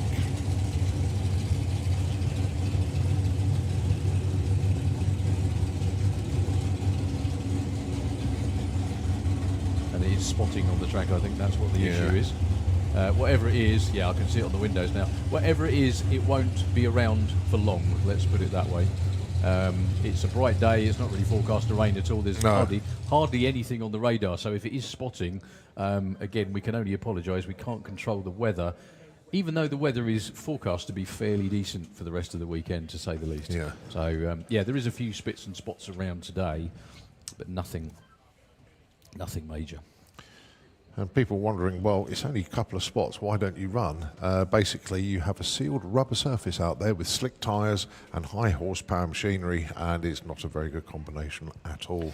The last thing we want is a car or a bike to lose traction and go off either left or right, whatever. So we just do not do it. We do not risk it whatsoever. The track has to be 100% at all times, and any fluid, anything on the track at all, will prevent us from running. So that's why we have to pause, even if it's a few spits in the air, because let's say, for example, you think, oh yeah, there's a couple of spits, we can let them run. What happens during those 10 seconds that they're going up the track? It really starts raining at the other end of the track. It's just not worth it. And So also that's the why we water, pause. again, there's plenty of you been here many times before that know this. However, for those that haven't, if it does rain or that you get any water on the surface, it sits on top of. Yeah, it's got nowhere to go. No, it's because it's a glue and rubber surface. It's completely waterproof, if you will. So it sits on top of it, which does make it. What's the word I'm looking for? I don't want to use the word dodgy, but I just did. Anyway, it's not very safe to run on, if you like. It does make it very slippery indeed. We can see the jet cars on the live stream. We can see the jet cars in the pairing lanes. I can see the funny cars pulling out down there in the pit area too. This will only be a very briefest of showers, I'm sure. And we should be back with you. I can actually see where the wind's coming from, and it's really quite bright after it too. I'm just having a quick nose at the radar. On the radar looks fine too. So it's not like it's going to be long, and it's not going to be that bad, whatever it is either. So, you're calling? No, that's it. Okay, no problem. Don't forget as well, live action shows today. I think the live action show starts very shortly, doesn't it? Let me just Yeah, 12 o'clock. Yeah, go back to the timetable. So 12 o'clock, the live action arena shots, those shots, show, blah, blah, I can't talk. 10 minutes time, I think it is, the live action arena show is due to start. Also, roughly the same time as we're going to be seeing, all being well, the Jets and Pro Mod and everything else too. So it's going to be a completely full-on day. If you've never been here before, you can walk around behind the tower, go into the pits, check out all the cars and bikes that you're going to be seeing out there on the quarter mile. We've got some of the world's quickest and fastest machinery, if not the quickest and fastest machinery on the planet as well. We had a European record set yesterday for Pro Modified, down into the 5.6s over the quarter mile for the first time ever at 254 miles an hour by Andre Arnover. So it's been lively, to say the least, so far. So I will hand back to Nitro FM really just for a few moments. We'll keep an eye on the weather. We'll keep an eye on the track conditions. No one's going anywhere. So the drivers have briefly got out of the cars, but that's about it. But no one's going anywhere in the pairing lanes. The track crew haven't gone anywhere. The mops haven't come off the start line, which is always a good sign. So we will be back as quickly as we can. Nitro FM just hopefully for a few moments. And don't forget, if you do want to go and check out the live arena show, it's only 10 minutes away behind the bank. Thank you.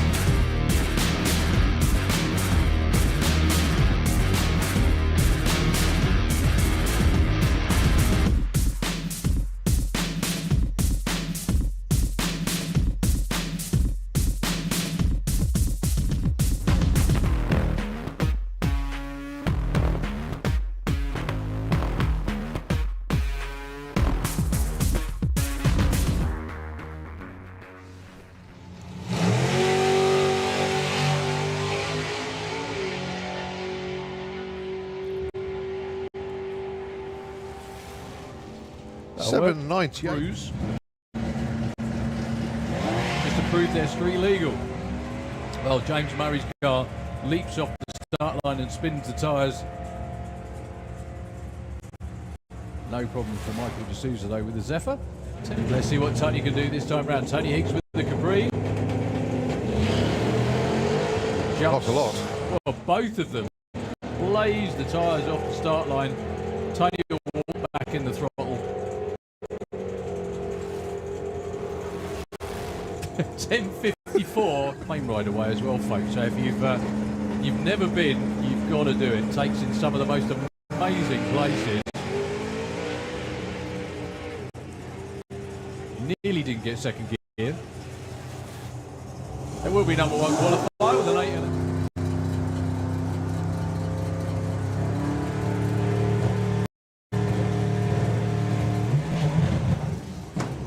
Tyre spin off the line for Mark Sheridan. He will walk back into the throttle and then disappear in the distance. Will this be a 200-mile-an-hour run?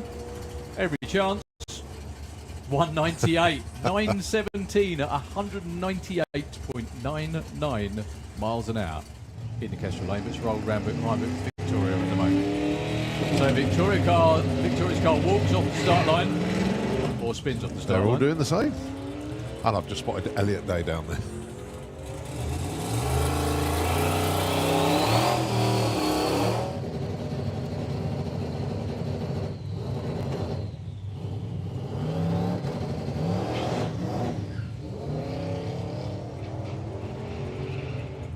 Just getting the launch right. Ooh, and a big wiggle before half track as well. 10:22 at 167. That's a good looking run. Strong, straight. It's going to be an 8:56, 156 miles an hour. Another great looking launch for Nathan at 1.34 to 60 foot. Getting the hang of this 890 stuff. Oh! And again, 8.90 with a 9. Up to number one again. Yeah, also two different trees as well, which makes that 036 look pretty good.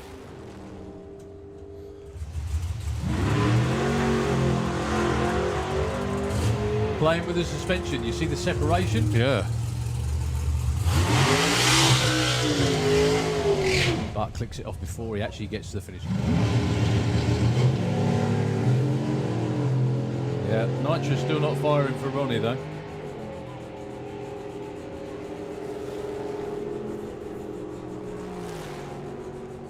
Hey. So good luck, Caitlin.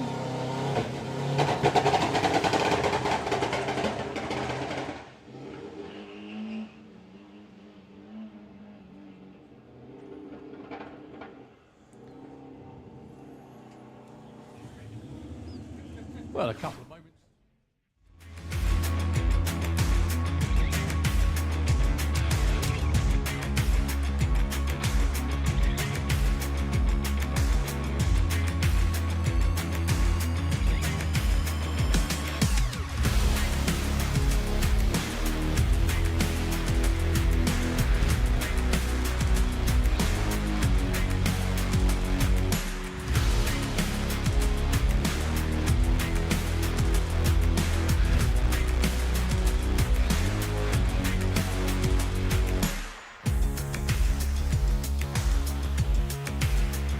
Okay, so thankfully that was a very short weather delay and we are back with a continuation of Pro ET qualifying session number 3.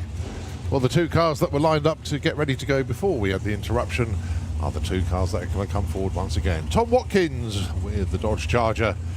His dial-in is 9.02. Going to be going alongside Eddie Watkins with That a Bird. The dial-in is 9.56.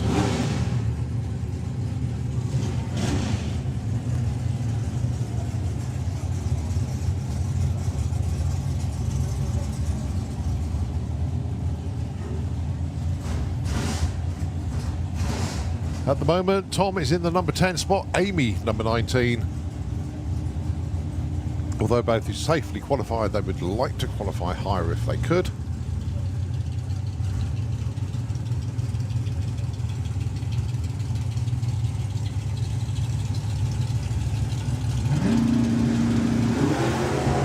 Big loop, chop wheels up launch there for Tom. Making full use of the wheelie bar he now has. And he gets there with a 906, stays number 11 because Amy Watkins goes 956 with a 9 on a 956 dial. Moves up from 19 to number 7.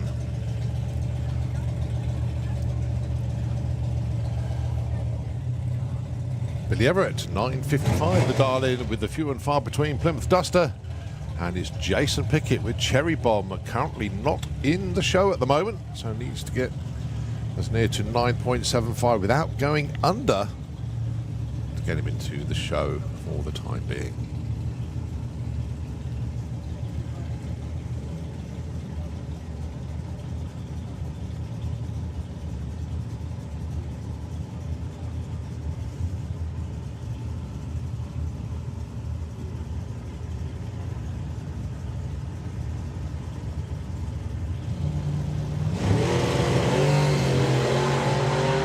Monstrous wheels down there for Jason Pickett. The wheelie bar's really kicking him well. I hope Tonka's got that. That was huge. 957 and a 1017. Well, Jason stays number 35, but what a wheel stand that one was. 957 on a 55 though. Nice move indeed. Number 15 there for Billy Everett. Right, next up then Doug McClure and Darren Huxley.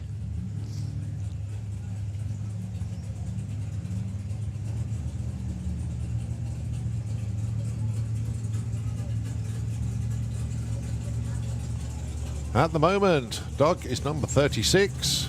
He wants to get as close to 11.52 as possible. Darren Huxley not entirely safe. He wants 11.19.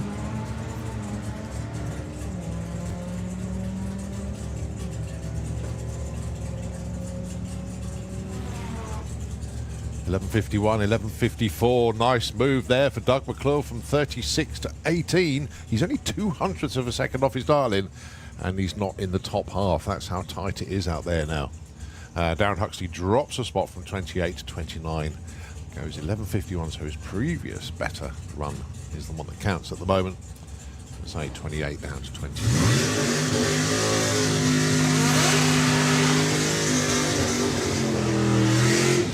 All right, next up then, Paul Marston with Grumpy's Dodge going alongside Tom Kay with the Black Belt Dragster. Now then, Tom is not in the show at the moment. He's number 40. Fairway back at the moment. Really does need to step on up and get into that top 32 if he can.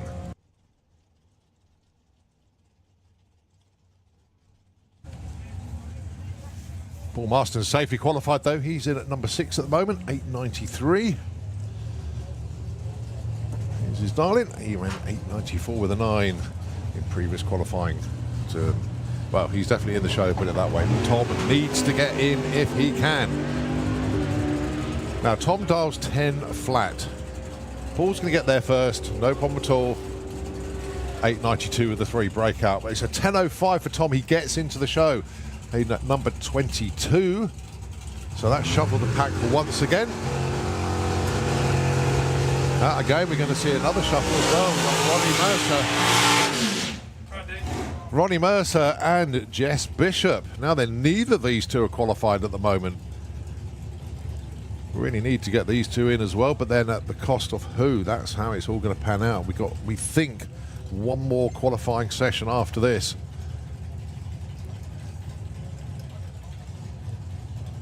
So Ronnie dialing in 10.73, Jess dialing in 9.11. The cars are capable of running the numbers. They just don't want to go too quick and break out. That's the key thing at the moment.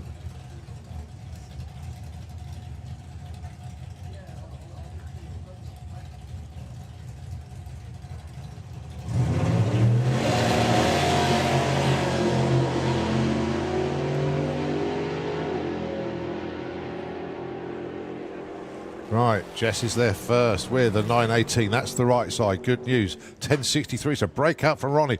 Now then, Ronnie drops a spot because Jess has moved into the show, 42 to 26. She was only 700ths off, but in at number 26. Okay, so that's the end of Pro AT. One more session to go. Ooh, Simon Press has just come into the tower. Did you see Jason's wheelie then? Yeah. That was a little bit high, wasn't it? I said those wheelie bars are set for show, aren't they? Oh, good. And sure enough, that was high. Yeah, very, very high indeed. So, yeah. Right, it's jet time here. It is Oklahoma Willie that is just coming up forward.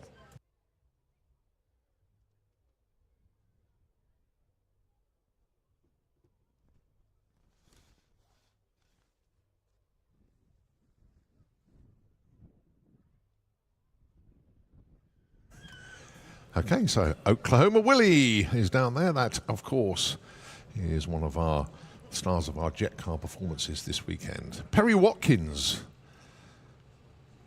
is at the controls.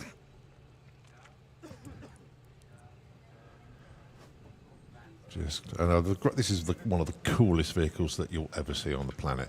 It still has the flat 4 engine in the back. He is still taxed and tested and drives around if he needs to. Normally trailers it though because it is such a beautiful vehicle. But he drives the car into the paddock, drives it round onto the start line, and then when it's jet time, he disengages the drive for the engine, switches that off, then uses the jet for the propulsion.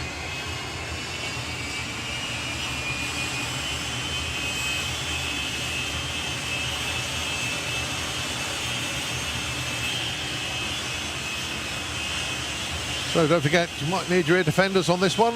First of our jet cars of today. So the Oklahoma Willie Jet bus has a Rolls-Royce Viper 535 jet engine on the back.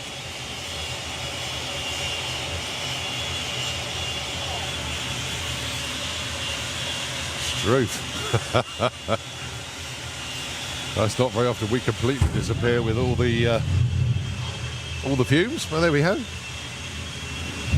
Filled the tower completely, that one did.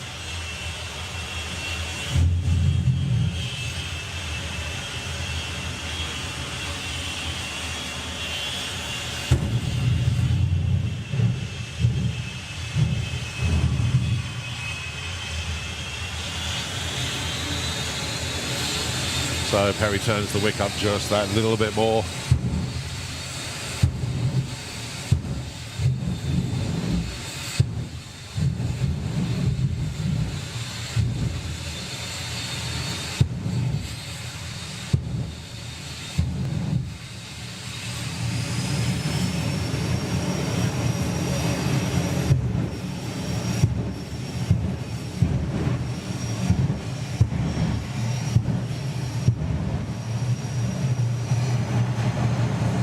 So the flame show comes almost to an end as Perry now just lit that jet just to bring Oklahoma Willie up to the start line.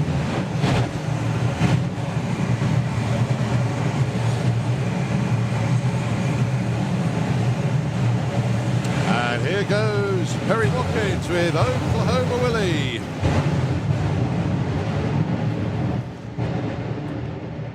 A little flame show as you go down. She's still going to hit around about 140 odd miles an hour here. Well, 139.9. Call me a liar for a tenth of an mph. But nicely done, Perry. Very, very entertaining as always. So we'll shut the jet down now, coast around to the corner, and then he'll start the engine and drive back to the pits and park up. It's just the best way of doing things. It really, really is. Okay, so that's the first of our jets in this session. Coming around the corner now, it is, of course, Fire Force. Martin Hill with the Jet Funny car. And we'll be going alongside Roger Goring with Firestorm. Now, it's customary here that Martin will go into the Slick Tricks lane and Firestorm will go into the Kestrel lane.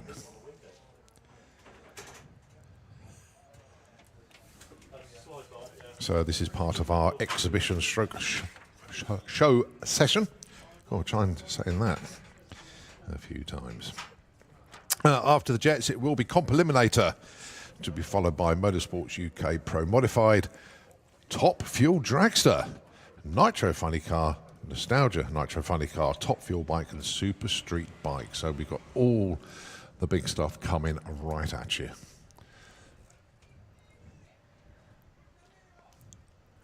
So as Fire Force comes around the corner to line up and get ready in the Slick Tricks lane.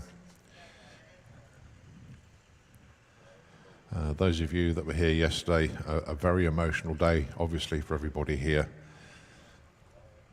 as we held our tribute to Richie.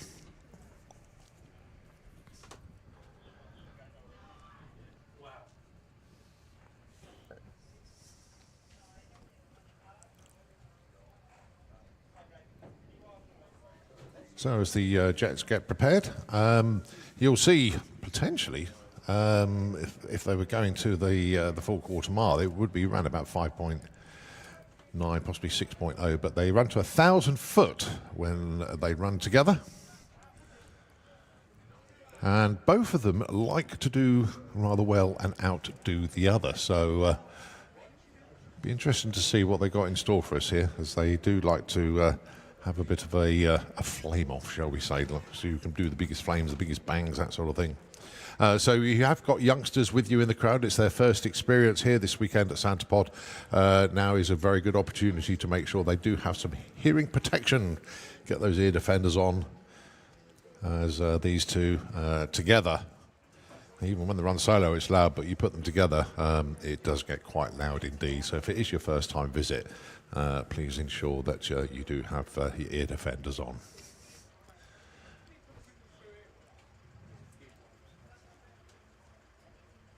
So those of you tuned into the live stream, the camera is facing directly into the Fire Force Jet Funny Car of Martin Hill.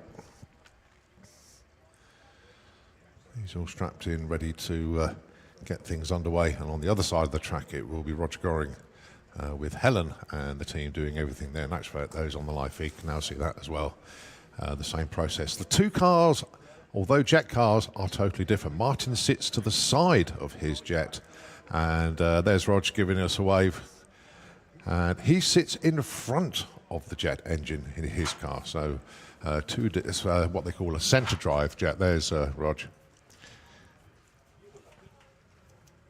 So we've got a General Electric GA85 turbojet in the Firestorm car. And you've got a Pratt & Whitney J60 in Martin Hill's car. Both jets capable of going sub 6 seconds on the quarter mile. As I say, it's 1,000 foot for the max race between these two. Both highly experienced jet car campaigners. Martin has been doing this for nearly 40 years. Martin was inducted into the British Drag Racing Hall of Fame last year, and rightfully so. Absolutely fantastic honour that Martin was inducted last year. But here we go. You can hear the turbines now going as they go through the start-up process. Ladies and gentlemen, all I can say is enjoy this. You bet. Side-by-side jet car, something we didn't see in the long cut in the UK, excuse me. It took a while, didn't it? For a long time. Long time. Let's see if there are any newbies on the balcony, shall we? There's a couple down there, but they've seen it before. Yes, they have. There we go. Although two are actually hiding indoors.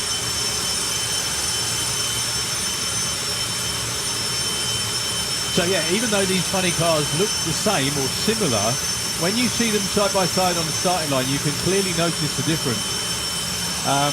Roger Goring's car is longer because of the fact that he sits in the centre of it and the engine is behind him, whereas for Martin, obviously, he sits by the side.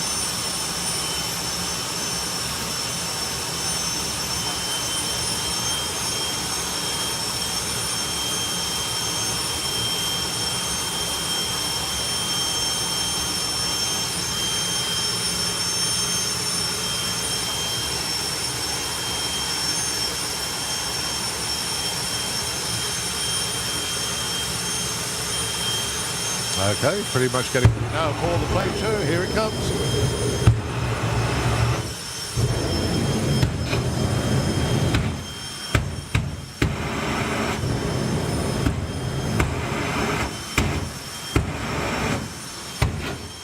Something in the air today, where the jets are just giving so much vapour out. It's often when it's chilly, but also the wind is going down the track as well, isn't it?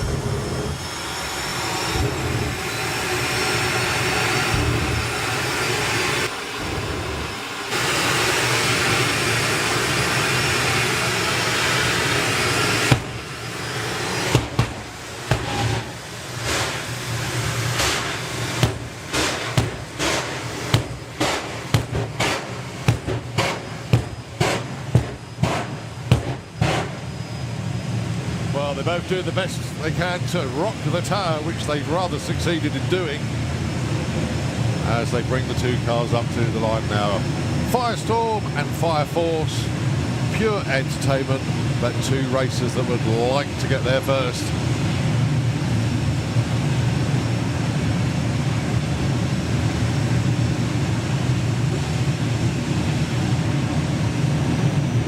So both into pre-stage. I think Roger Major's going first. No, Martin's in first.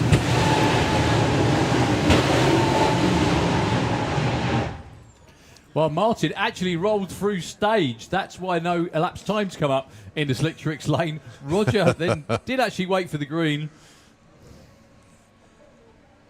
Wow. Yeah, Martin's car actually creeped through stage. He was took him a little bit too far. Well, hope you enjoyed that, folks. We've got a quick sweep of the racetrack, comp eliminator qualifying, and on with the rest of the day. Well, there goes Helen and the gang. Hope everybody enjoyed that, by the way.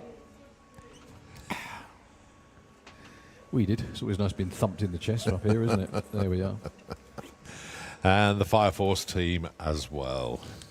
Give him a big wave and a cheer. Don't go anywhere at all. We have competition eliminator qualifying session number 3, followed by Motorsport UK Pro Modified. We've got Top Fuel Bike and Super Street Bike as well. And in the middle of those, I think we have sandwiched Nostalgia Nitro Funny Cars, which I can see just coming out now. Also, Big Show Nitro Funny Cars as well. So don't go anywhere at all. No, that was, shall we say, an interesting jet session, purely, as you say, because of the wind. When Perry did his run, he filled the tower completely.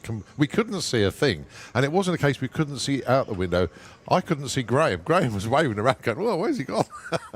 It really was quite immense, that one. But the jets will be out again later on. We got Fire Force 5 with the, going alongside the Spider-Man jet later on. Obviously, Martin will run again in Fire Force 3. Oklahoma Willie will do another run as well. So they've all going to be coming back down again. But in the second sort of pro session, if you like, our exhibition session later on, that's when we'll see the Force of Nature, the steam rocket bike. Unbelievable machine.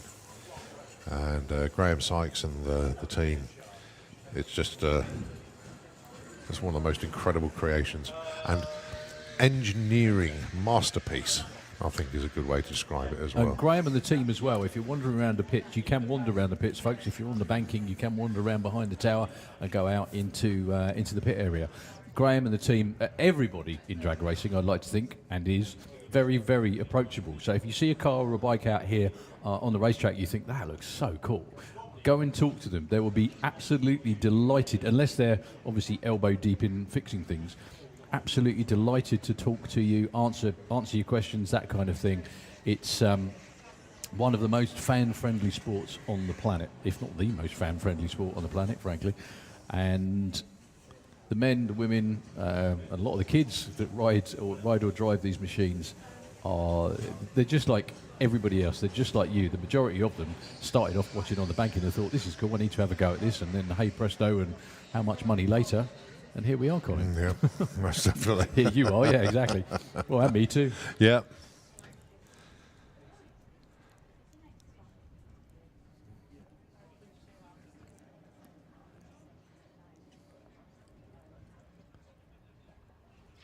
Right, 20 past 12. I can read out the announcement. But remember the phone when it rang earlier on. I can now get this one out. Of course, you need to jet cars through.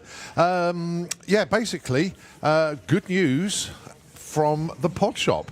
The fleeces from the FIA merchandise range have now arrived. They weren't here yesterday. They didn't know when they were going to arrive. They got here around about 10:30 this morning, but they needed an hour and a half just to unpack them all, put them into their size order and everything in the shop. But that's now been done. So those of you that wanted to get hold of the latest FIA merchandise fleeces for the 2025 season, they are now available in the pod shop. So I know, bizarrely, a lot of people are asking about them because obviously people can buy the polo shirts and the T-shirts and that.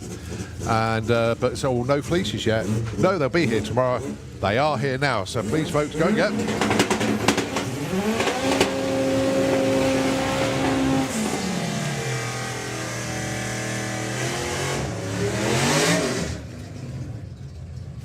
Here we go then. It is the continuation of Comp Eliminator. This is Q3 for them.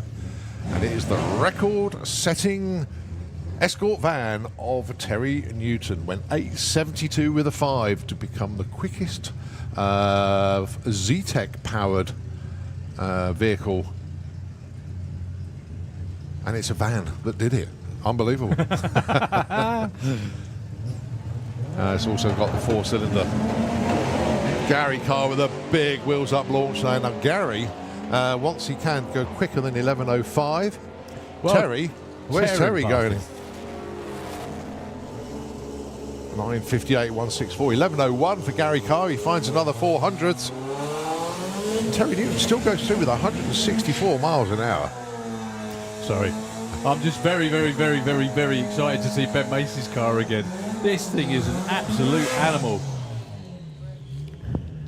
It's a brilliant vehicle. I'm talking about the little turbo altered in the Slicktrix lane. Look at the index. That's an index. That's not a dial-in. We're in comp.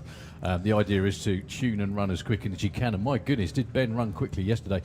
He's only number 11 qualifier. However, he went 7:55 at north of 170 miles an hour yesterday.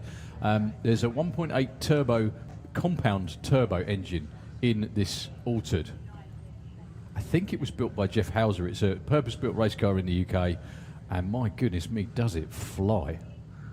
I did think when he was testing that it was getting into the low 8s, maybe high 7s. I didn't think it had the potential to do what it did yesterday, and hopefully, even quicker. So keep your eyes on both these cars.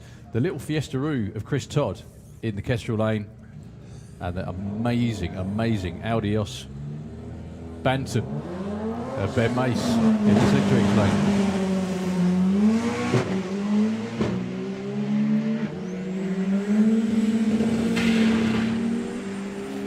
So Chris Todd goes with it 874 at 159. Well, Ben Mace on not as quick a run as yesterday. 814 at 152.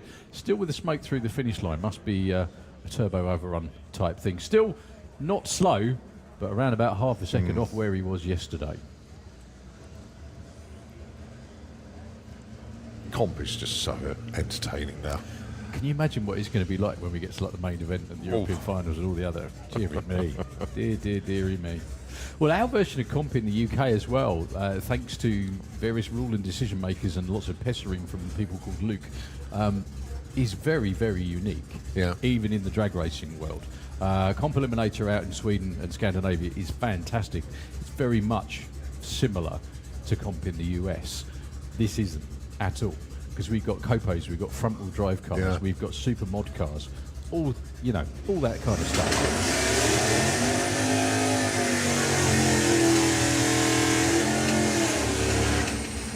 So Luke Stevenson, the man I was talking about in the Slicktrix lane down here, taking on Spencer Schramm.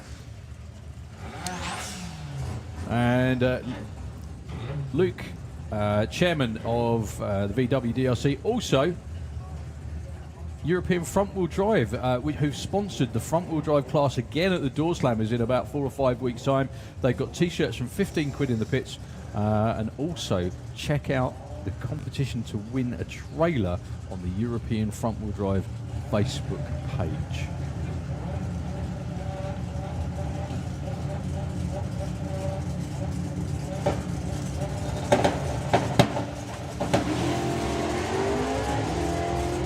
Now, a good run for Luke will be in the mid-11s. Spence will be a little bit quicker than that with the Camaro, but they're both side by side.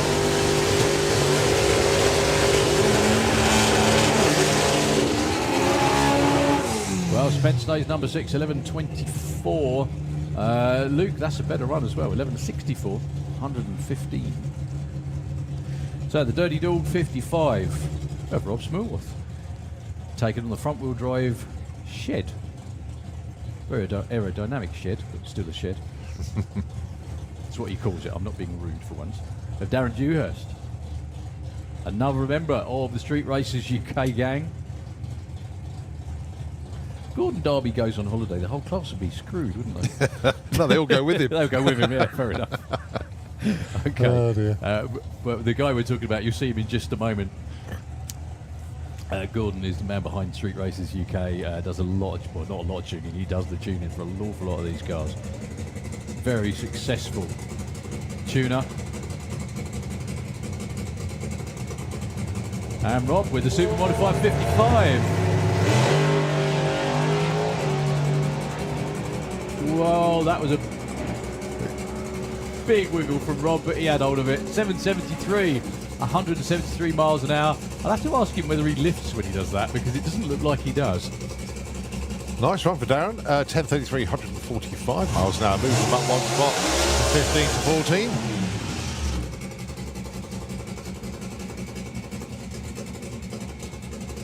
14. And it's Lloyd Perkins up next with the Cutlass.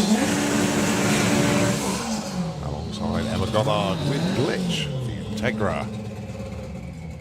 And that's Gordon Darby down there. Emma ran 2 back-to-back personal bests yesterday. The index for the front-wheel drive Integra is 9.50. She went 9.32 yesterday, getting quicker and quicker. Comp really is a great class, and it's also really good for a lot of the front-wheel drive racers because they get to run on prep tracks in front of a lot of people all the time, and really helps them up their game, improve their performance. That's what I was going to say, because Door Slammer's the main event are back-to-back again. I wouldn't mind betting a few of the front-wheel drive cars are going to hang around for a week later to run in comp. So Lloyd Perkins, number 9 qualifier yesterday, 7.73 with the Olds Cutlass. Again, those numbers on the board, they need to run as quick as they can. Good looking launch for Lloyd. He's backed out of it when he got close to the centre line by the looks of it, yeah. 9.13 for Emma. 164, that takes her to the number 7 spot.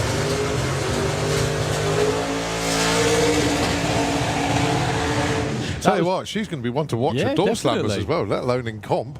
Well, Lloyd was on a really, really good run then. The car had a bit of a tail wag and got close to the centre line, and after what happened a few years ago, I think he thought better of it. So he's going to go home with the car in one piece. So, Dave Swift should be alongside Dan Williams, who I'm guessing is in the burnout box. He is. Yeah, Dan doesn't need to do a rolling burnout, so he just burns out from the box and rolls up to the line. Well, Dave Swift is only number 17 at the moment. I'm not sure how many cars are qualified and whether we're running an all-run field or whether it will be a qualified 16-car field.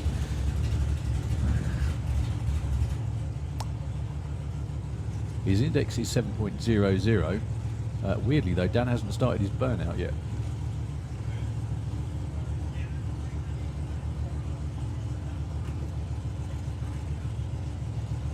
Yep. Dave Warren gives Dan the signal. Dave Swift enters the nitrous in.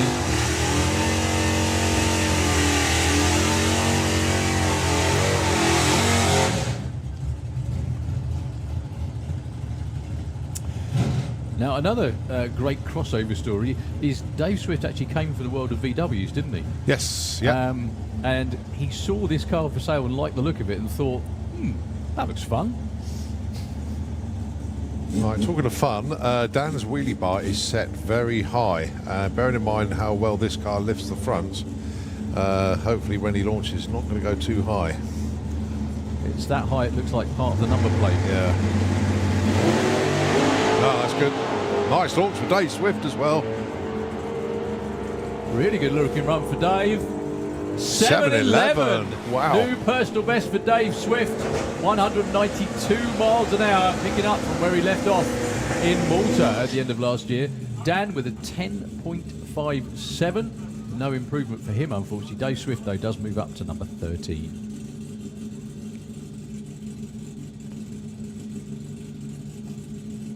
All right, Kev Jenkins with the Fraudster.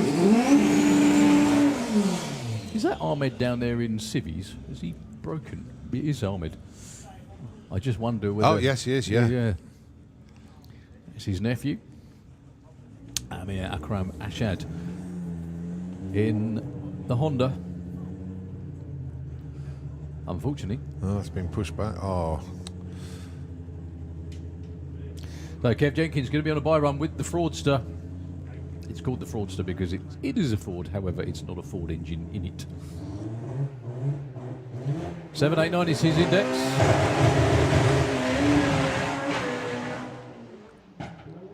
Nearly Yeah, that over pulled centre right line. quite hard off the line, and Kev was doing everything he could to try and A, stay on boost, and B, keep it from crossing the centre line, and they both weren't happening at the same time, so he backed out of the run, going to take the first exit. Well, rule number one from any race meeting is normally go home with a complete race car. Yes. Have fun, but go home with a complete race car. Well, Amir is actually, I think he was qualified. Yeah, he's in number 12. He already run a 9.1.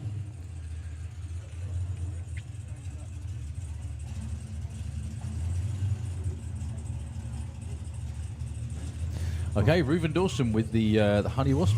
You told the great story about how he acquired the car. Where did it? That's one thing we didn't do. Where did this car come from? I believe it came from a contact of David Barton. Okay. That's from what I understand.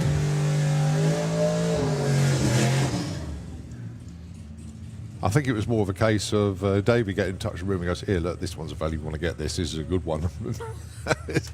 That's a very short version of it. And if you're coming back at the end of May, there's more of these on the way. Oh, yes. Well, maybe one. Well, one more definitely. One more definitely, yeah. Because it's here. It's arrived. So oh, it has? Yeah, okay. Yeah, we know where it is now. It's not bobbing around on the water anymore. So, Reuven Dawson then. He is your number one qualifier. He ain't going to be knocked off that spot. He has an index of 890. Ah, that's changed. Because it was in the 9s before. Yeah, so it was 910 before. Yeah.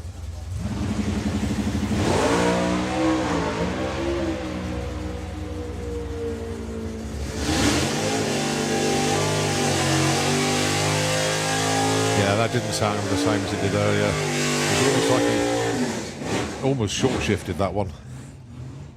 But 875 at 120. Right, Nick Williams with the Copo. Number 4 spot at the moment, 783. Strangely, the guy in front of him is his brother Dan.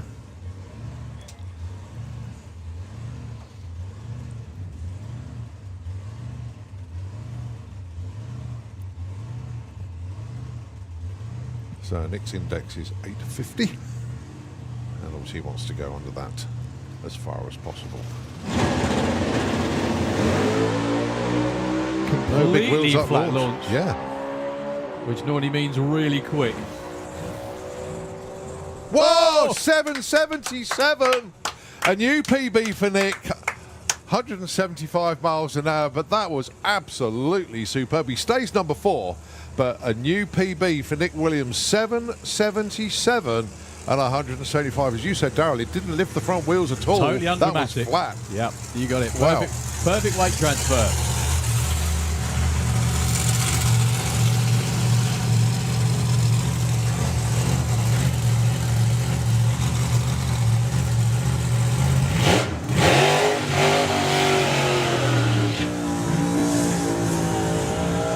Not the perfect burnout for Michel Turenne. Car got sideways as soon as he stepped on it. The tyres will definitely be warm enough, but it won't be necessarily Not the tyre tracks. Yeah, wanted, shall we say. definitely not the tyre tracks, unfortunately.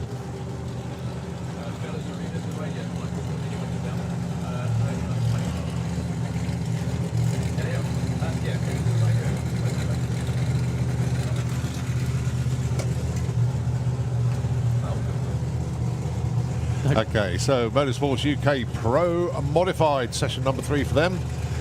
John Webster currently on an 861, Michelle Torrent currently on an 932. That really is not where these cars are. These are both 5-second door cars.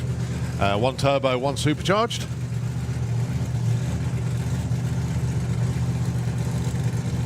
As Darryl said, Michelle Torrent's burnout not exactly in the direction he wanted it to, but the tyres will be warm enough. Let's see how they get on then. Q3 for Pro Modified.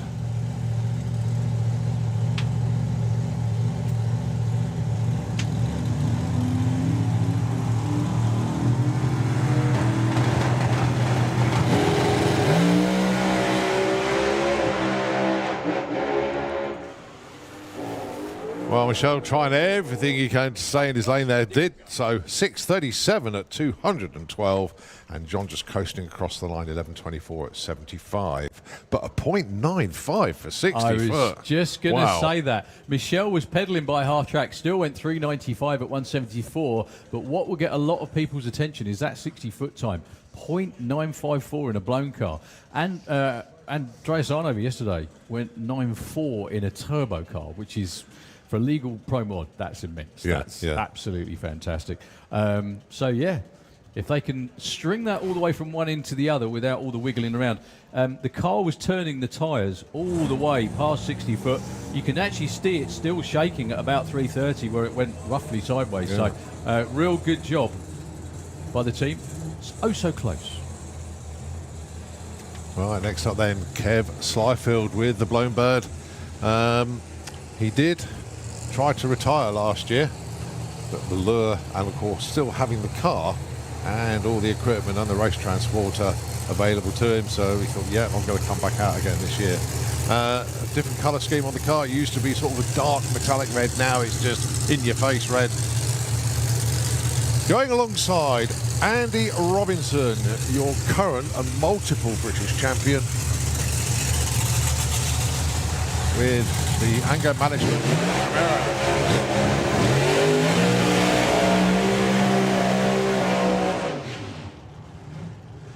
Well, again, these are 5-second door cars.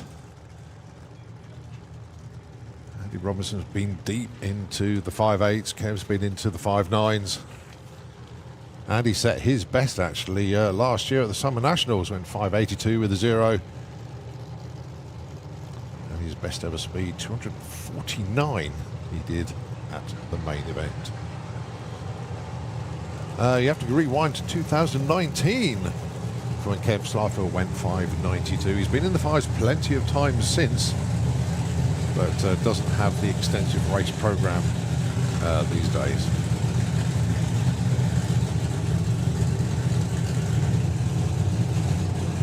Can we please have Top Fuel Bike, Super Street Bike into the pairing lanes, please. Top Fuel Bike and Super Street Bike into the lanes, please.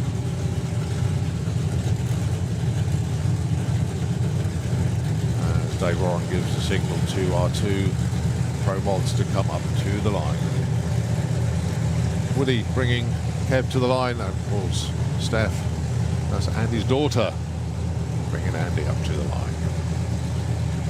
This for Motorsports UK Pro Modified Q3, our second pair.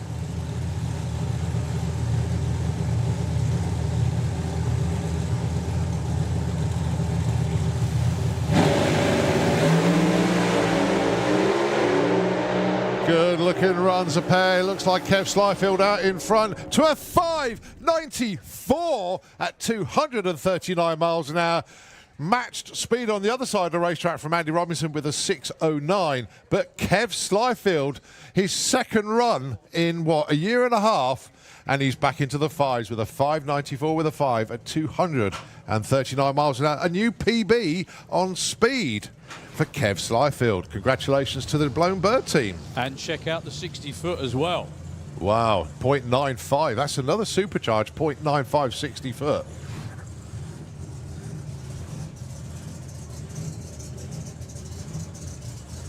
So, yeah, knocking on the door of a PB on the ET and takes one for Smeeth there for Kev Slyfield. Very, very good indeed.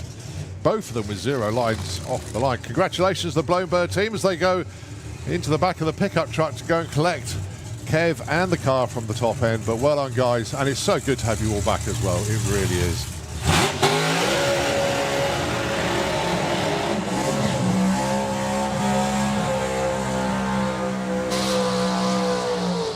Now, both these guys actually set personal bests yesterday. However, there's about half a second between them, believe it or not. That's no slight on Dave Smith at all. He had a great run yesterday in the Stranger Thing 55 Chevy in the Slick Tricks lane. Went into the 6.3s, didn't he, Colin? He did indeed, yes. However, the guy in the other lane, Andrei Arnova, all the way from Estonia, that's the Estonian flag hanging out the top of the door in the Kestrel lane. If this car makes it past 3:30, hold your breath. Yesterday, he went 5.69 with a 5 at 254 miles an hour. I did actually see a post from his tuner, Andreas Arthurson, to say that even on that run, they got everything right. They weren't expecting the weather to be quite that good, so it did actually burn some stuff up. But they've obviously got it cleaned up, got it back together, and here we go once again. So the car was built in the US. It's been owned by Andrei now for a number of years. He comes over and basically parks his rig here for a month, doesn't he? Or a couple of months at least, anyway.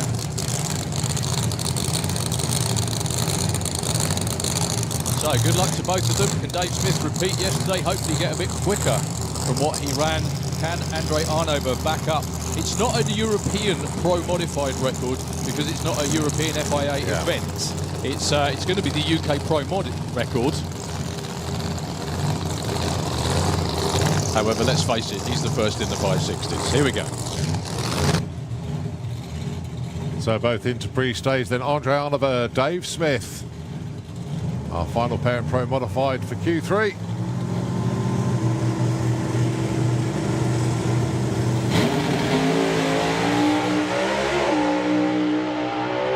Well, this one's going to be Dave Smith once again.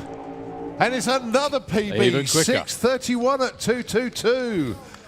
Whoa, goodness me, they are having a great weekend. And they move up from 5 to 4. Very quickly, what was the 60-foot, mate? 101. Yeah, 101 to 60-foot, 6:31 at 2:22. Must be nice to be making runs and going quicker. We're going the right way.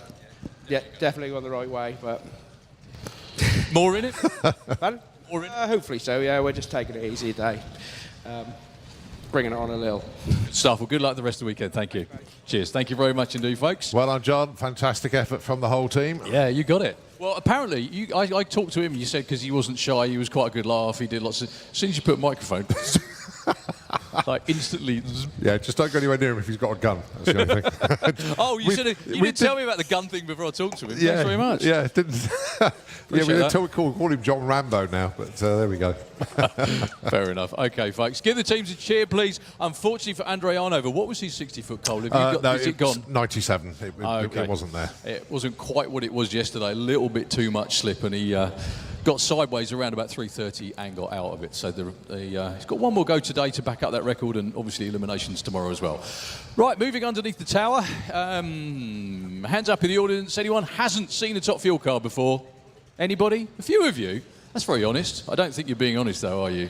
Not really. No. There's some bloke on Bankside VIP that hasn't seen a Top Fueler before as well, either. Yeah. He stick his hand up there. No, he probably has, but he's forgotten. That's what it is. Yeah. That's got to be what it is.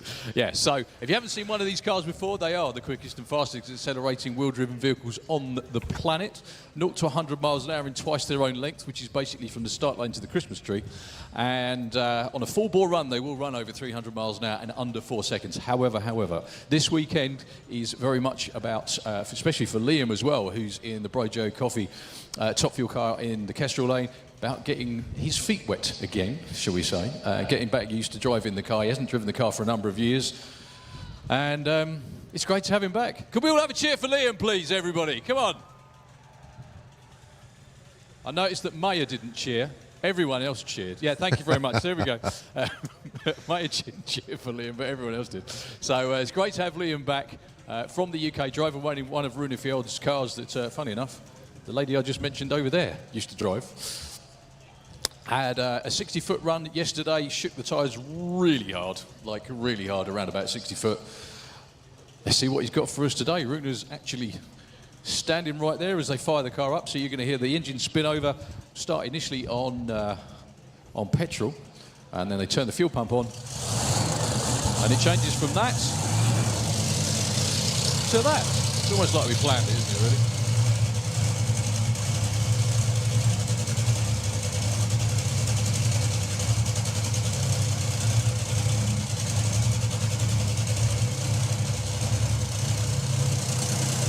I've also just realised I made a mistake. I'm standing downwind. This is normally the better place to stand, but the wind's in a different direction today. Never mind.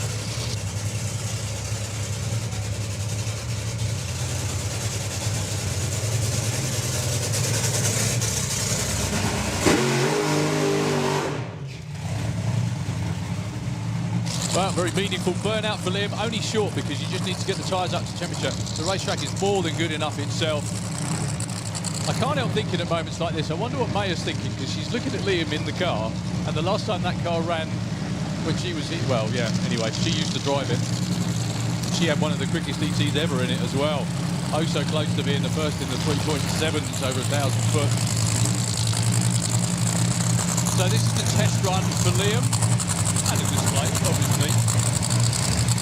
You said yesterday, Colin, around about half track. Yeah.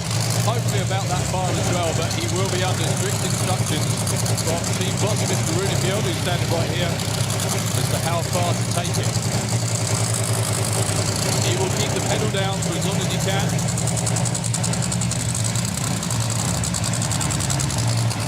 But not further than he's been ordered to, obviously.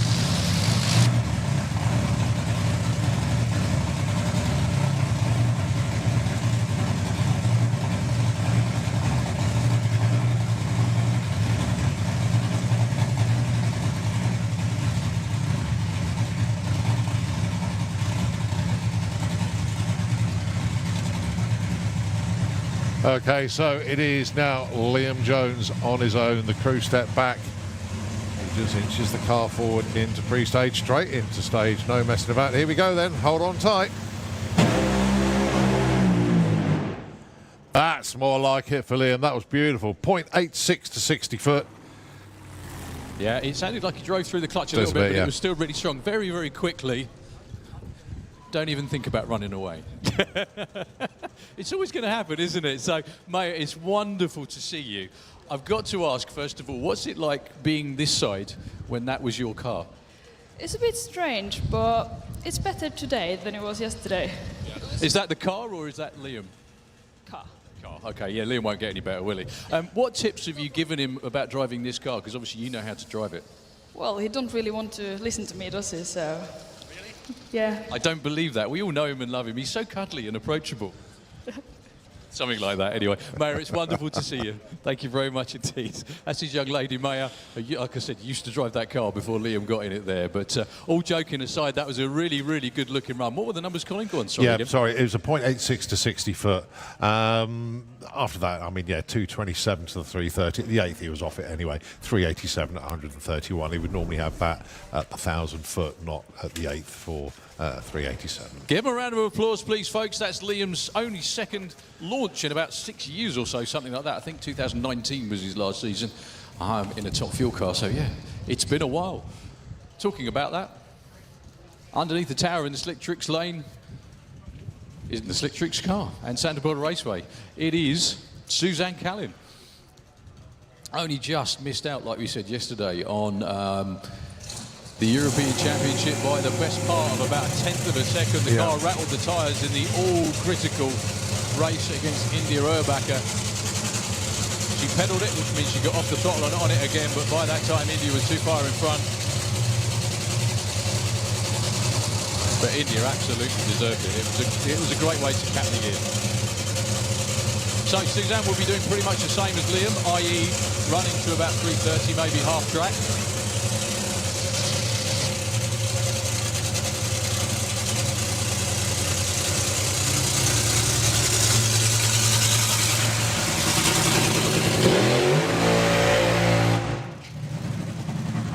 Now these cars, for the burnout, they run what's called a throttle stop. When they come back from the burnout, you'll see the crew reach onto the side of the engine. It's very simple. It's just a clip that holds the throttle in place, and it makes sure that they don't over-rev the engine. It's about an eighth of the throttle used on the burnout, just to spin the tyres, make sure they get nice and warm and sticky, and then the crew takes the throttle off. So when you move forward, that's the stage.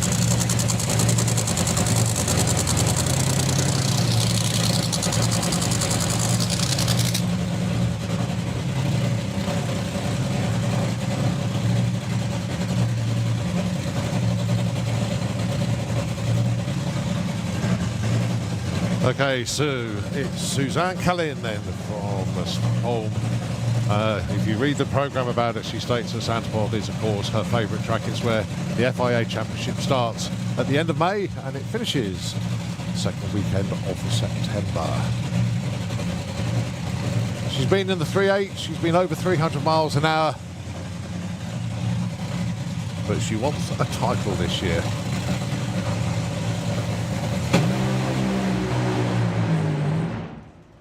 Well, that went. That certainly went. That did actually sound stronger and look quicker than Liam's, to be honest with you. 520 at 135. Give us the numbers, Colin. Yeah, 0.85 to 60 foot at the 8th. Yeah, it was quicker. Yeah, it was off the gas at the 8th again, 358 and 156. But it was the 0.85 to 60 foot that woke everybody up.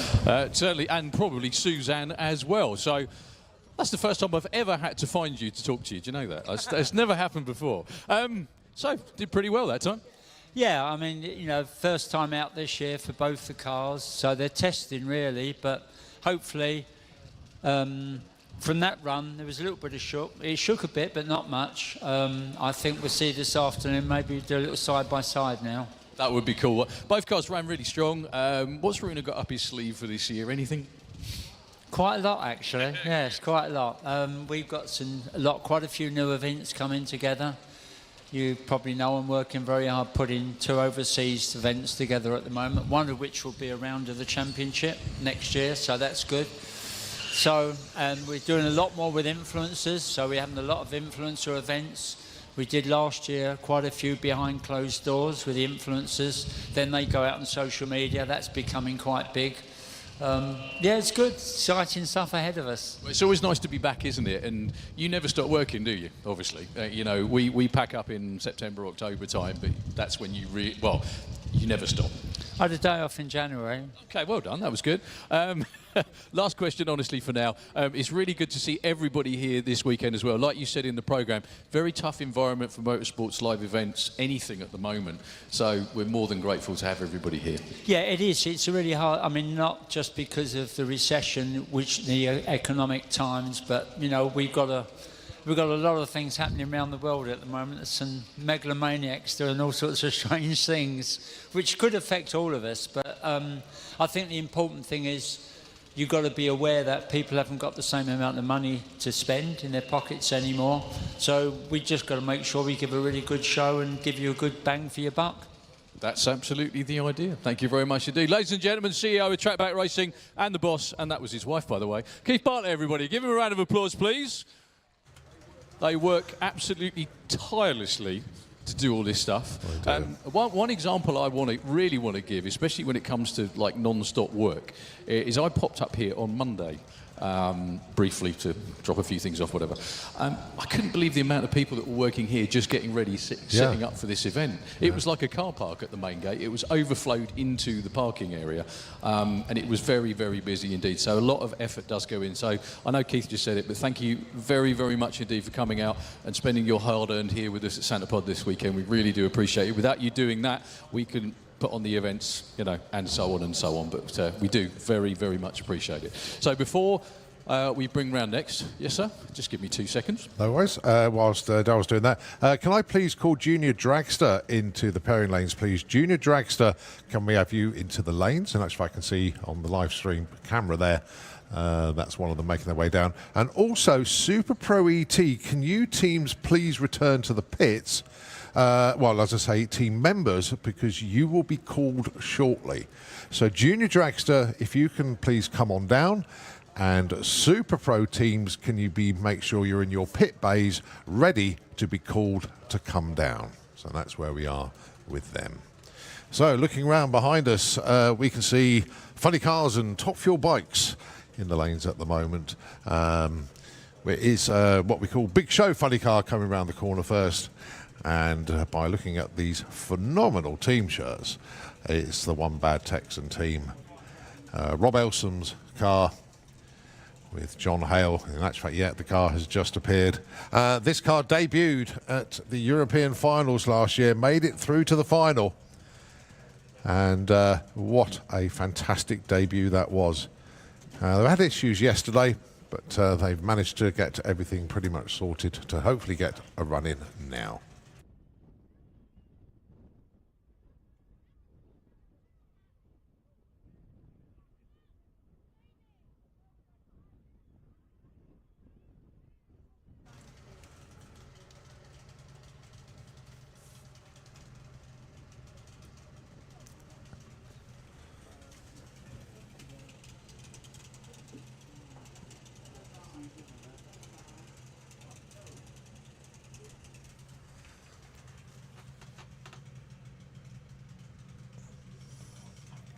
Don't fire that car up yet.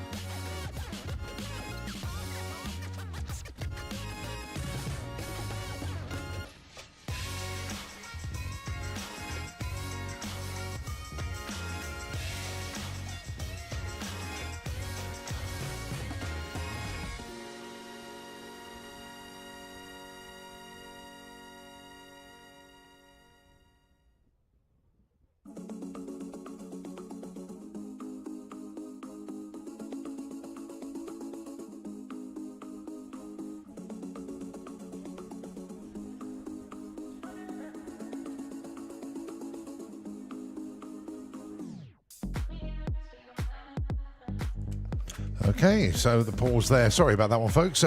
We're just doing a TV interview down there, but that's now taken place. So it is now time to get ready to launch Nitro Funny Cars at you. And it is One Bad Texan, John Hale at the wheel. And it is, of course, Rob Elsom and the team. Voted Best Appearing Team at the SPRC Awards last year. And Rob was very proud to receive the shield this weekend, actually. So that has made their way into that pit space. So here we go then.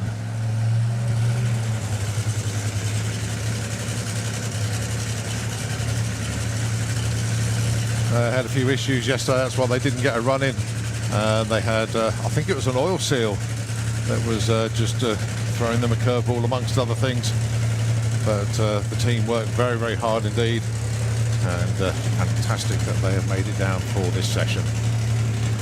That's right, I think we've got at least 3, possibly all 4 funny cars here in this session.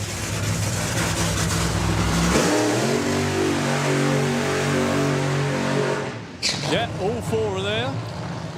So John Hale from Texas, hence the one bad Texan livery on the car. However, the car and the owner are from Mansfield.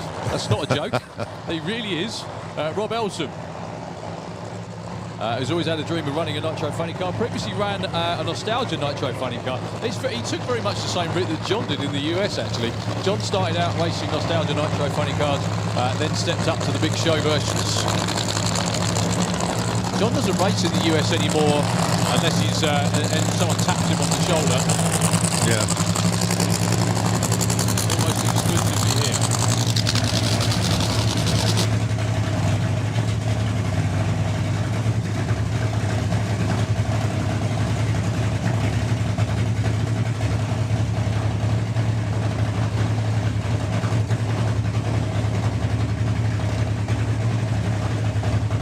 So this is the car's first run of the year. He made the event in September last year, got to the final round.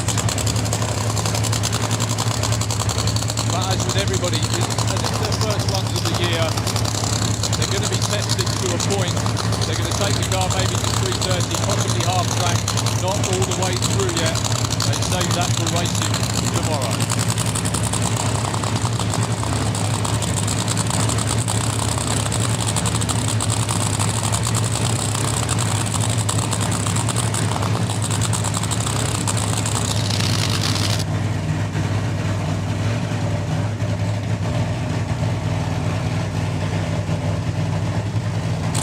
Good luck, Rob.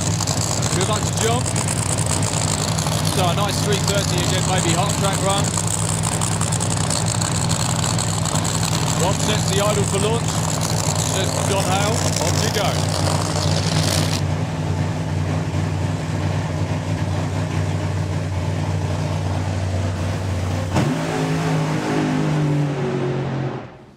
Well, that was pretty good. It went. Got a little bit out of shape before 330, but not bad at all. Rob, instant relief because everything worked, followed by, oh God, I've got to talk to him again. But just tell us how much of a challenge the last few days, weeks, months have been. It's just the same. It never changes. It never stops, does it? Yesterday, I mean, it really fought the lads all day. You know, we had from leaking isolators on the fuel, leaky brake calipers, you name it. Put it away from the final, serviced it, brought it back. You wouldn't believe the things that just fire. Gremlins have crept in, yeah. But I guess the weekend that you had back in September kept you going to do this again, and that probably made it worthwhile too. It's the needle, isn't it? It's what am I going to say? It's that went to plan. Yeah, if it's making enough power to walk around on the track a little bit, we're doing okay. So good man. What else from everybody? Give him a cheer, please. A complete independent, all the way down from Mansfield. That's a long way, isn't it? Really long way. All the way down from Mansfield. Puts everything he has into this operation, and obviously to entertain everybody as well. So well done, mate. It's good to see you. That's very unusual for actually the crew wagon to actually hang around for the crew chief. Normally they just disappear. He does own it. He might be in for a bit of a telling off. That's true, yeah. But nevertheless, good to see. 0.98 to 60 foot there for John. At the 8th, he was 405 at 140, but we know that these cars are capable of almost doubling that in MPH at the 8th mile. But that's the first run of many, hopefully, of the year in the books for John Hale. Yeah, just a quick track sweep, I would say. That's not really a clean-up because no one's going anywhere. Underneath the tail now in the slick tricks lane we have, well, the last time you saw this car, it didn't look anything like this at all. Also, it didn't have a bearded driver sitting in there too. This is Dale Leaks in the Hawk Racing Toyota. I'm going to have to ask him at some point this summer whether Beast from the East is him or the car. One of the two. I think, if I'm right, it's the car. Yeah, but you know, Dale, we shall see. Yeah. Anyway, but Dale, I think, subject confirmation, is still completing his funny car licence. He does actually have a funny car. He's got an alcohol funny car licence that he went to Frank Hawley's in the States and got. He made a run in Kevin Kent's car last year, didn't he? He got to about 3:30 last year. That's it. Hasn't driven this car yet. This will be the first time, but there's lots of new stuff on there, and we know the car is very competitive indeed. Previously driven by Jason Phelps, and Jason was very, very successful with it. So it'll be interesting to see how Dale gets on. Dale finished up his career on two wheels last year, winning the championship out in the US in the XDA series. I'm not sure whether the bike's still there or he brought it back, but he raced in Top Fuel bike with that machine for a number of years in Europe, shipped it out to the States. Won the title, and thought, that'll do, I want to go funny car racing. Now, the reason, Daryl, that I think, I will say, we'll stand corrected, the Beast from the East. Mark and Jackie Hawkins live in Aldborough in Suffolk, and that is right as far on the east coast as you can get in the UK. Now, that is my assumption of it, but as I say, we just need to double check with Dale to see if that is right or if it's completely wrong. Or if it's him. Yeah, there we go. I have a sneaky feeling it might be him too, but you know, it's just a perfect match, really. So, the last couple of sweeps of the tractor before they get the signal to fire up. So, it's been good so far. Number one qualifier is Terry Haddock, who you'll see in just a few moments with the Showtime funny car. Bob Jarrett, it's great to have Bob back as well. Just had a very quick chat with Bob. And also, we got to see Steve Ashdown. Yeah, I can see that's why I can see both funny cars in the lanes ready to come round. But as I say, the next car to go down will be Dale.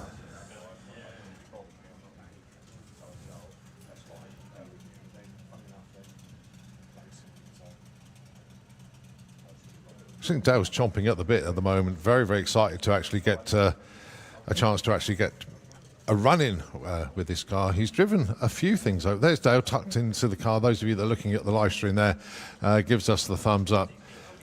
He's been looking forward to this. He's put a lot of time and, well, dare I say it, money into this car as well, with Mark and Jackie and the whole team down there. Gone through this car. A few alterations to make it comfortable for Dale. And when I say comfortable, to make sure that all the controls are within reach for Dale.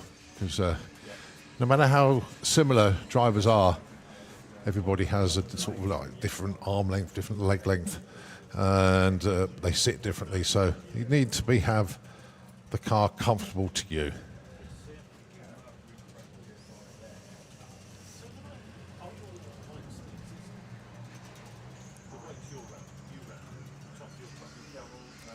So a couple more sweeps going on.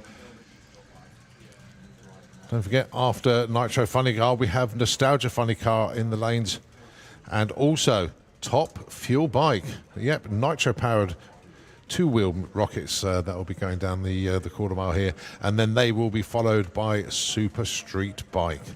So plenty to come at you. Then it'll be the juniors. You got Junior Dragster and also Super Pro ET to continue the qualifying for our sportsman classes.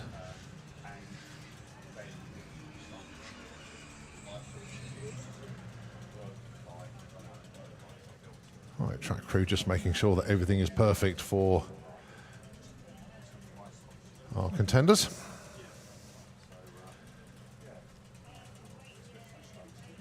Well, someone I've managed to catch up with, actually we wander out here, Mick, who works on the Undertaker team now.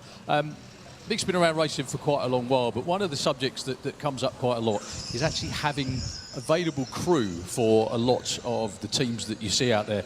So, Mick, obviously, you work for with Steve Ashdown, the Undertaker. How did you get involved with them? You go and ask. Go and ask, is that it, yeah? Go and ask in the pits. Yeah, any of the big teams, everyone needs crew, and just go in. If you've got any type of mechanical application, you got a chance. So there's a lot of people out there on the banking or in the grandstand that have been before. You see these cars run, you see how hard they work. It is unbelievably hard work, isn't it? It's hard work and long hours. But when it all works, for the 4 seconds, it's worth every second. I was going to say, so you started with Steve, and you were actually on the team last year when they won the finals too. I was. Yeah, I've been with Steve for the last 4 years. Nostalgia before. So, what's the most rewarding bit about it, though? Winning or just being part of it, being part of a group and just working hard? All of it, yeah, all of it, yeah. So if anybody out there wants to get involved and thinks this looks like fun coming to work on one of these cars, they can do. They just have to have mechanical luggage and ask. Come and ask. We can train you. It's not a problem. So you heard it from him first, folks. There we go. Colin, you've still got your job, though. Mick, thank you very much indeed, sir. Much appreciated. Good luck for today as well. Thank you. So Dale Leaks with the funny car fired up. So yeah, if you think this looks like fun working on one of these cars, like Mick just said, even if you've never worked on one before, don't worry about it, don't be shy. Go and talk to your favourite team, because there's every chance they could do with some help. Might not pay very much, i.e. nothing, but my God, it works. When it works, it's unbelievable. So the first time out with the beast from the east for Dale Leaks. Continuing his, I think he's continuing his licensing. I believe so, yes. Yeah.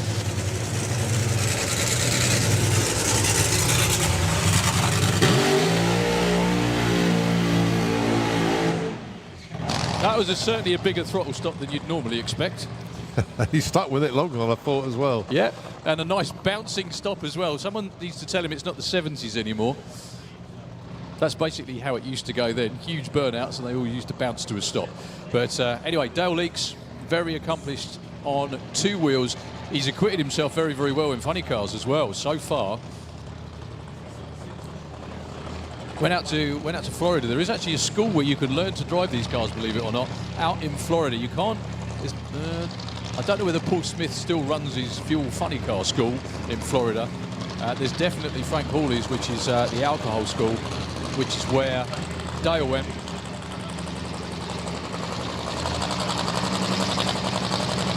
So he got that license, got a bit of seat time, drove Kevin Kent's car at the end of last year for a couple of runs.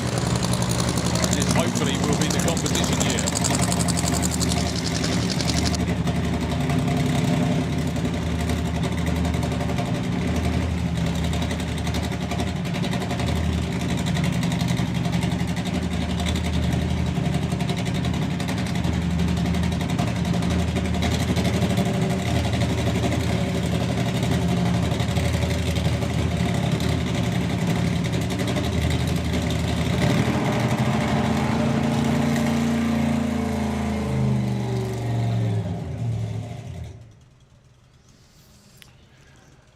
Unfortunately, no idea whether that was deliberate or not, or whether it was leaking. I didn't see any problems whatsoever, frankly, guys. There is a little bit of oil down there that just dripped on the start line, and any fluid whatsoever, oil, water, whatever it is, as we've said before, we can't send them down. So it looks like we're going to have a side-by-side pair for the next time round. Going to be the Showtime funny car of Bob Jarrett with Terry Haddock at the wheel. Very accomplished tuner and driver, both of them, frankly. It's great to see Bob back after a little bit of time away from drag racing. But like most people, they're never very far away. And Steve Ashdown with the car that him and Dave, they had an accident, didn't they, last year with the other car? They went into the field. Yeah, and it basically, it took the front end of the car, not in the field itself, it just got bent up, and when they got the car back to the pits, the body was basically beyond repair. They could have patched it up, it would have added so much weight that it just became unrepairable.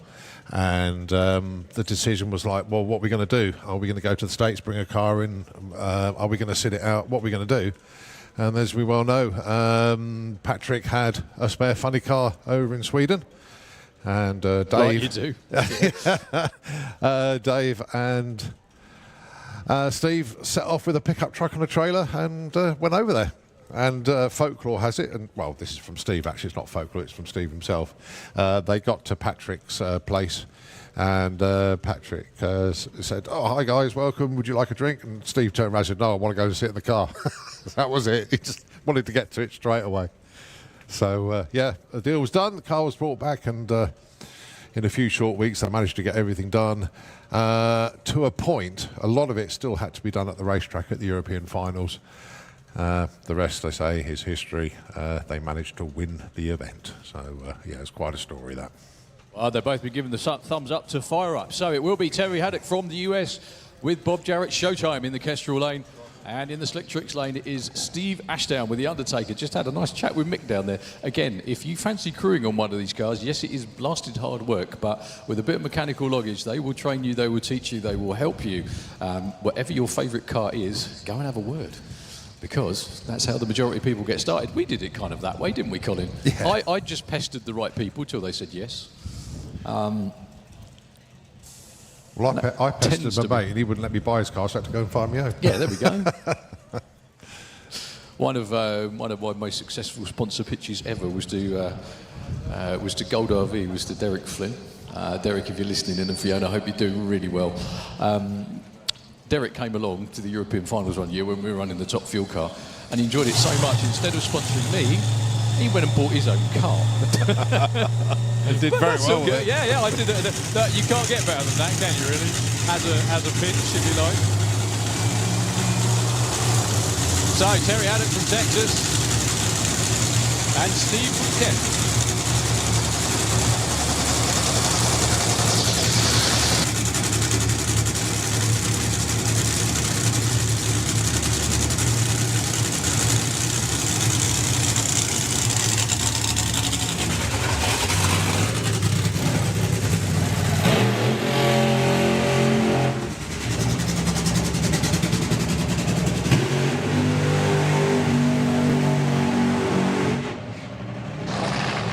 That was a nice little nitro shower. Anyway, it's all good fun. So, two up-to-date top spec side-by-side nitro funny cars, both based here in the UK for your viewing pleasure. Both running Dodge Charger bodies. The slightly more modern Hellcat version in the Kestrel lane. That's not going to take away from anything. They are both incredibly quick.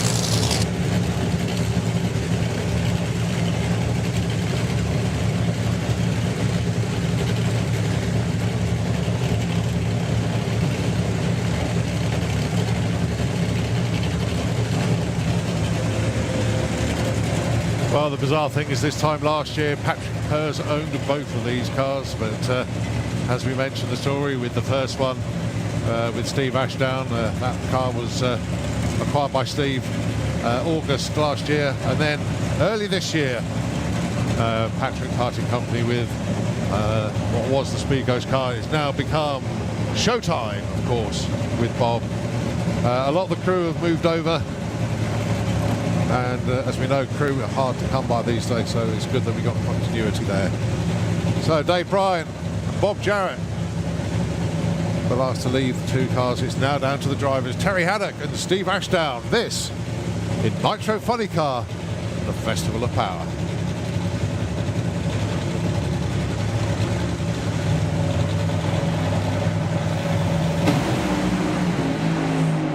And this one is Steve Ashdown, and he goes 492 at 167.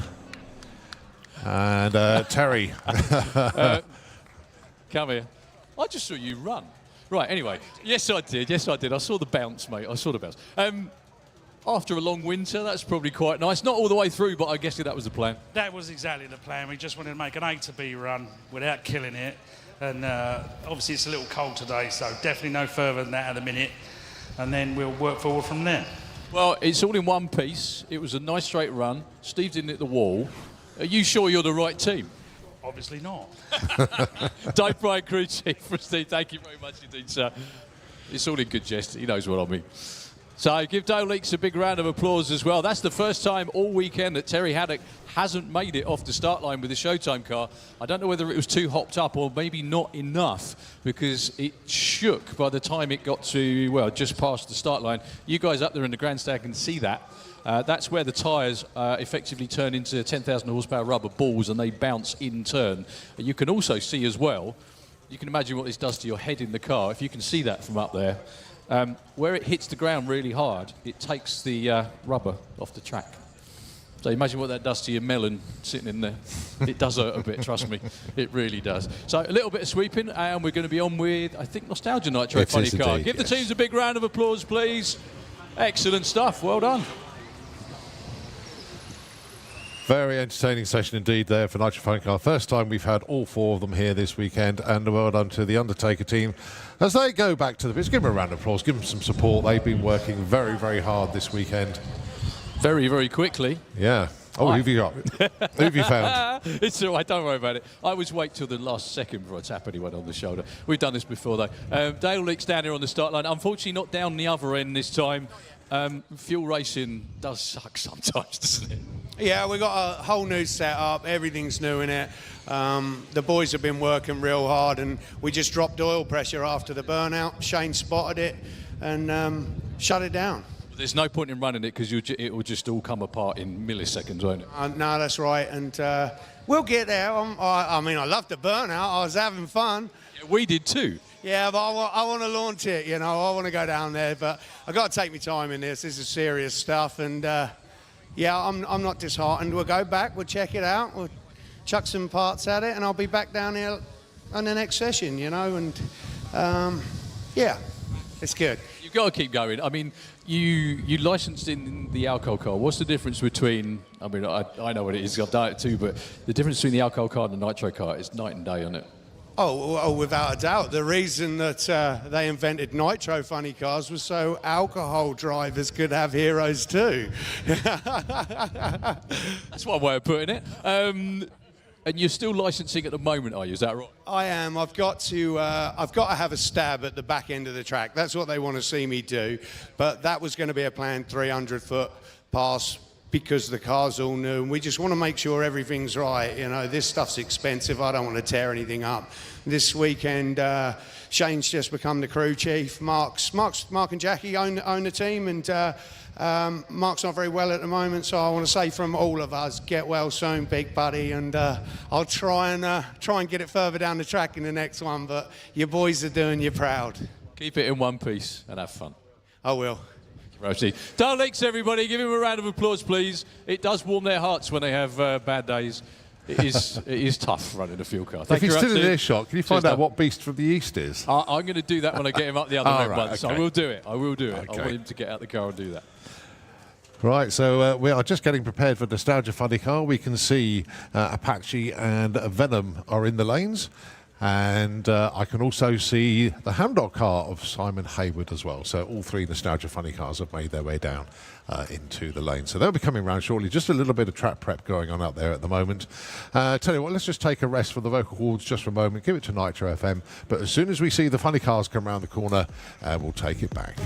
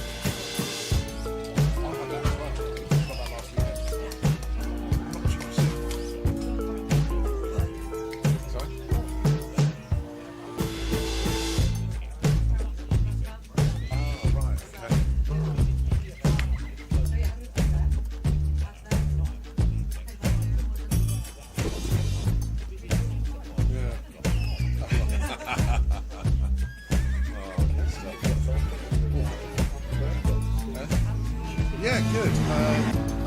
Same either.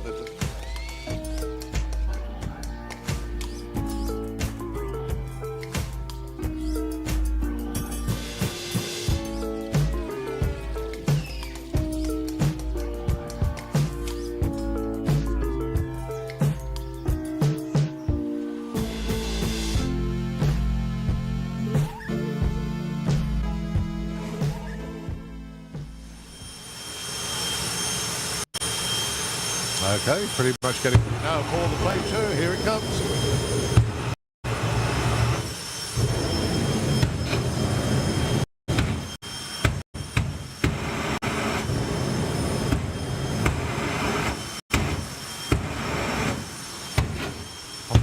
Coming in the air today, where the jets are just giving so much vapour out.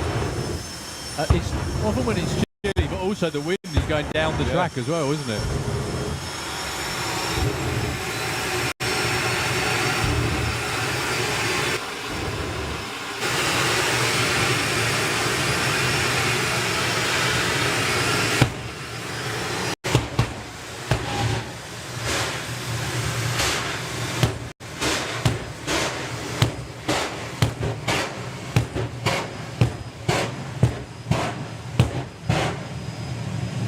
Well, they're both doing the best they can to rock the tower, which they've rather succeeded in doing, as they bring the two cars up to the line now.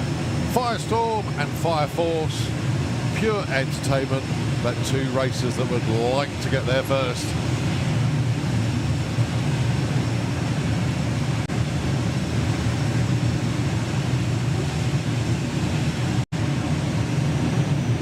So both into pre-stage. I think Roger Major's going first. No, Martin's in first.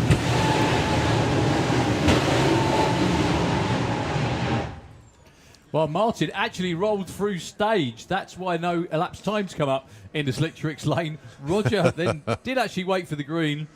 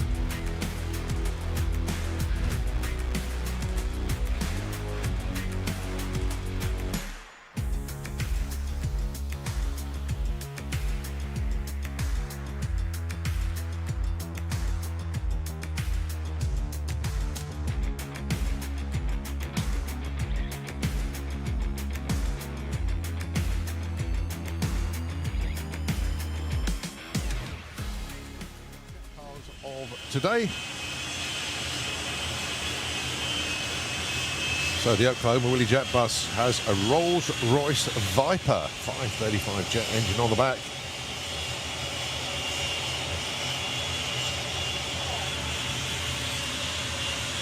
Struth. That's not very often we completely disappear with all the fumes, but there we have. Filled the tower completely, that one did.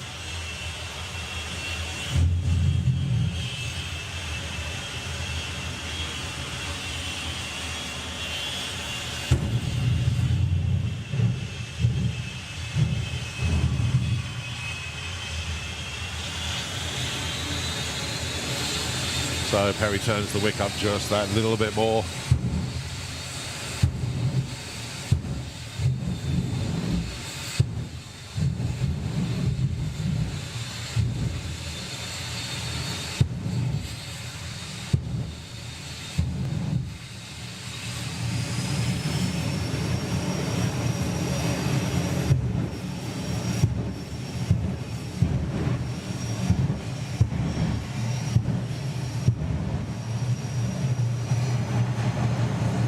So the flame show comes almost to an end as Perry now just lit that jet just to bring Oklahoma Willie up to the start line.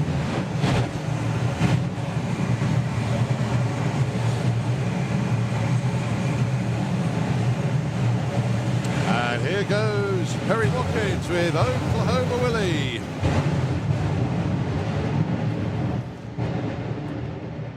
A little flame show as you go down. Still going to hit around about 140 odd miles an hour here. Well, 139.9. Call me a liar for a tenth of an mph. But nicely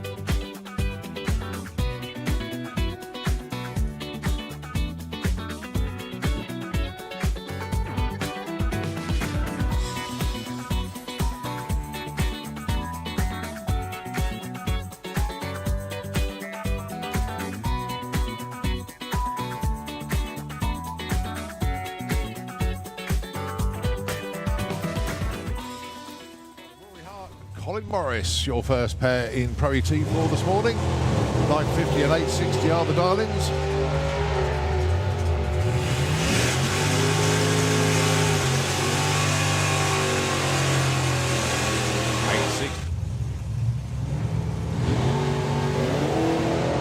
Nice wheels up launch there for Charlie. 883 is the target.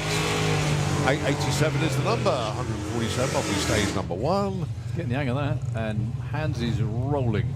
Another gap there as well, though. Can we find Rory? Yeah, Rory's up there, though. Number 9. Yeah.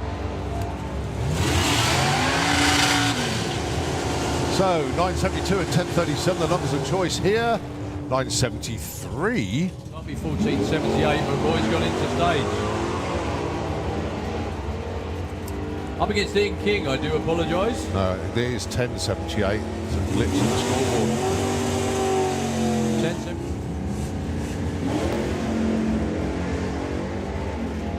So Bob Molden does 925. He was in the 9-1s a few weeks ago, Yeah. wasn't he?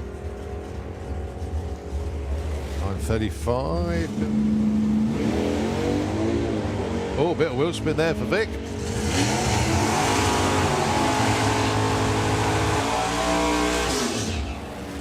$70 for Dave. With the Trans Am.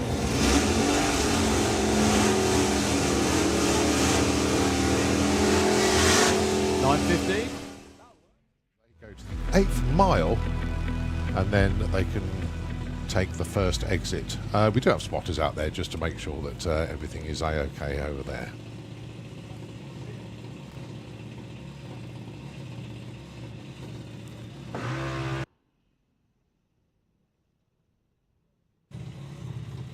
First up then, Emmy Crundwell going alongside Kendra Redshaw. And it looks like they may have been shut down already, actually. Let's have a look. Yeah, being pushed back.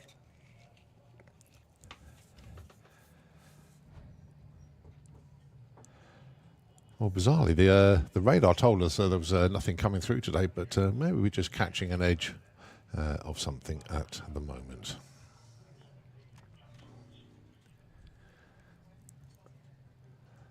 So there is a little bit of weather that's not helping us out at the very far end, but maybe that has just started to make its way down the track. As I say, it's just round about past scrutineering where it is. Once it blows through, it'll be absolutely fine, but it's just testing us at the moment. So the cars are actually just being pushed back round the corner.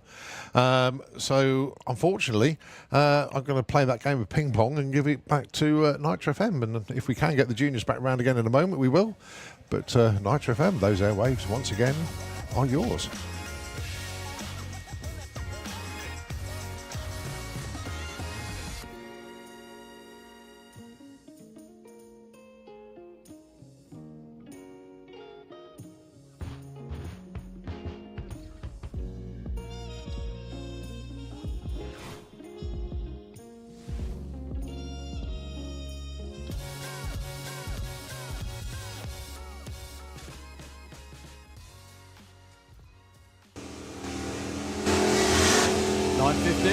That'll work.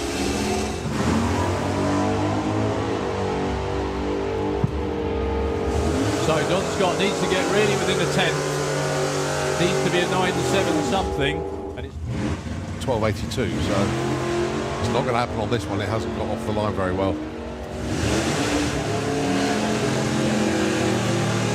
No such trouble for Simon. 72 breakout. So Jack, anything between 11.40 and 11.55 would do nicely for him. Wheel spin off the line for Reuben. Big tyre spin as well.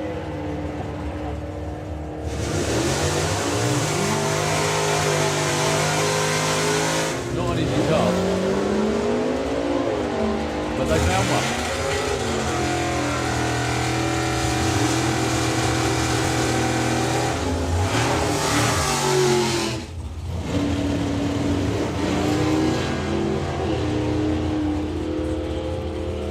So Steve Gates is dialed in what he ran in Supercom. And what did John say? Yeah, all right. Yeah.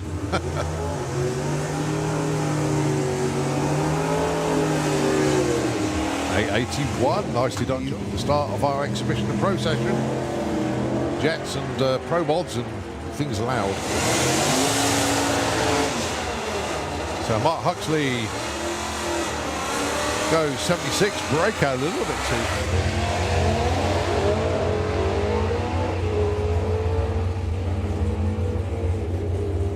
That sounded smoother. Still there.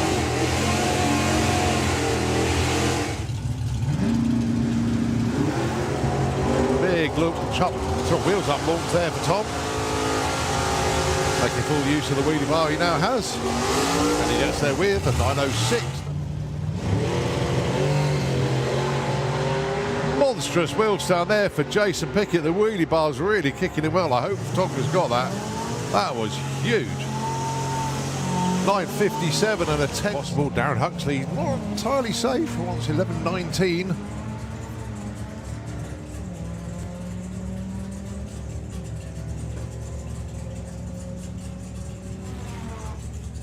.11.51, 11.54. Nice move there for Doug McClure from 36 to 18. He's only 0.02 of a second off his dial-in.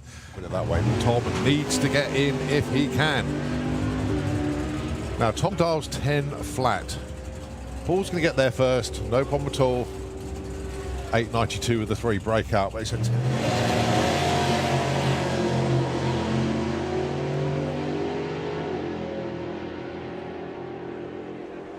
Right, Jess is there first with a 9.18. That's the right side. Good news. Our jet cars of today.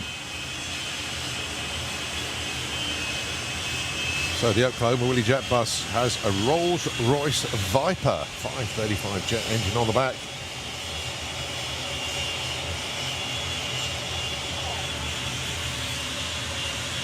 Struth. That's not very often we completely disappear with all the fumes. Well, there we have. Filled the tower completely, that one did.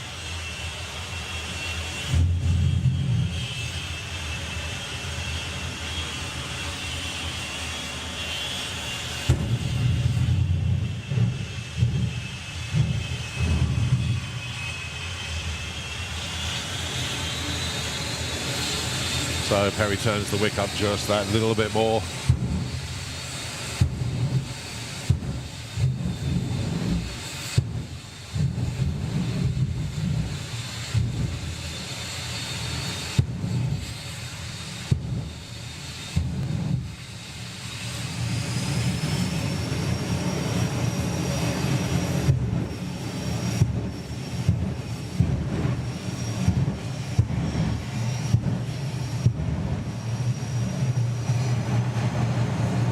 So the flame show comes almost to an end as Perry now just lifts that jet just to bring Oklahoma Willie up to the start line.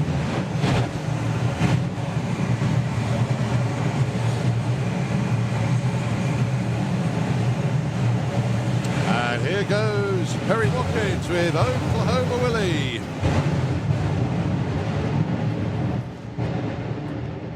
Quick little flame show as you go down. She's still going to hit around about 140 odd miles an hour here.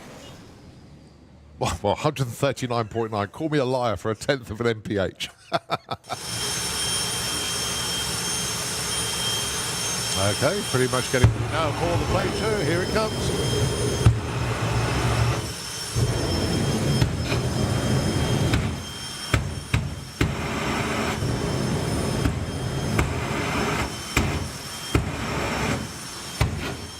Something in the air today, the way the jets are just giving so much vapour out. It's often when it's chilly, but also the wind is going down the track as well, isn't it?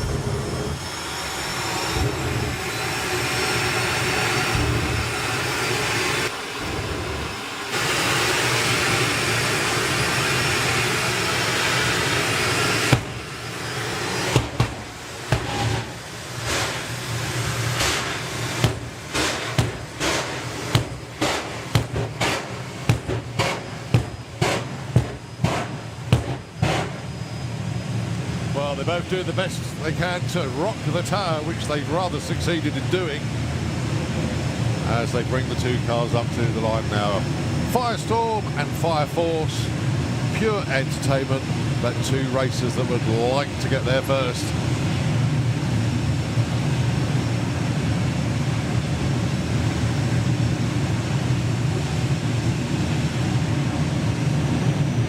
So both into pre-stage. I think Roger Major's going first. No, Martin's in first.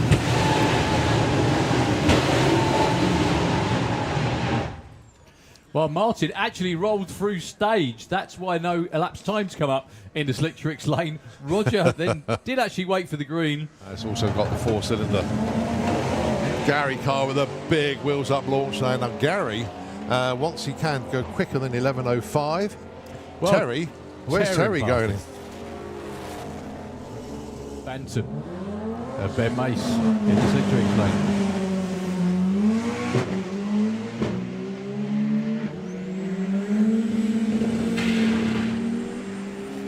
So Chris Todd goes with it. 8.74 at 159. Well, Ben Mace on not as quick a run as yesterday. 8.14 at 152. Now, a good run for Luke to be in the mid-11s. Spence will be a little bit quicker than that with the Camaro. But they're both side by side with the Super Modified 55. Well, that was a big wiggle from Rob, but he had hold of it. 773, 173 miles an hour because they can. Good looking launch for Lloyd. He's backed out of it when he got close to the centre line by the looks of it. Yeah, it's that high it looks like part of the number plate. Yeah. Oh, that's good. Nice launch for Dave Swift as well. Really good looking run for Dave. 7.11. Wow. New personal best for Dave Swift. 7.89 is his index.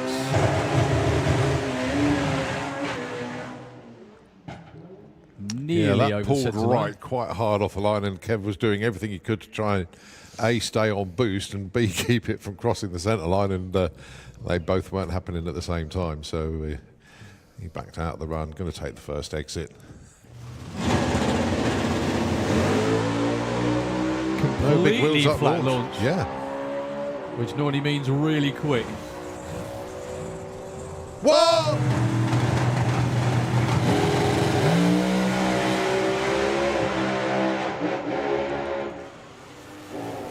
Well, Michelle trying everything he can to stay in his lane there, did so. 6.37 at 212, and John just coasting across the line 11. Good looking runs a pair. Looks like Kev Slyfield out in front.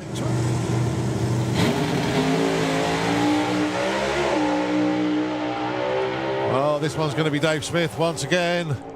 And it's another PB. Even quicker. Messing about. Here we go then. Hold on tight. That's more like it for Liam. That was beautiful. 0.86 to 60 foot. Yeah, it sounded like he drove through the clutch a Does little bit, a bit, but yeah. it was still really strong. Very, very quickly. Of September. She's been in the 3.8. She's been over 300 miles an hour. But she wants a title this year.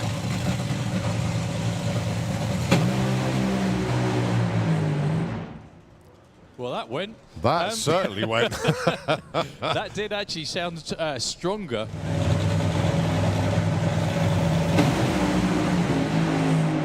And this one is Steve Ashdown. And he goes 492 at 167.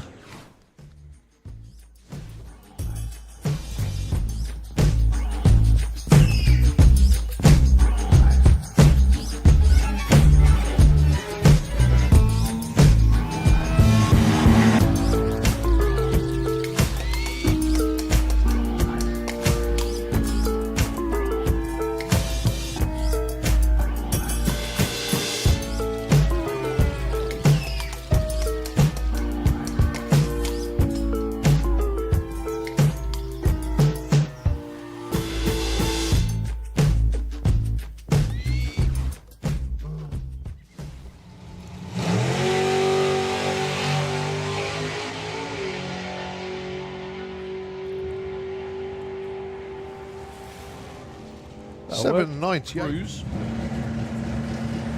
Just to prove they're street legal. Well, James Murray's car leaps off the start line and spins the tyres. No problem for Michael D'Souza though with the Zephyr. Let's see what Tony can do this time round. Tony Higgs with a Capri. Jumps. Not a lot. Well, both of them blaze the tyres off the start line. Tony will walk back in the throttle. 10:54, plane ride away as well, folks. So if you've never been, you've got to do it. Takes in some of the most amazing places. Nearly didn't get second gear. It will be number one qualifier with an 8.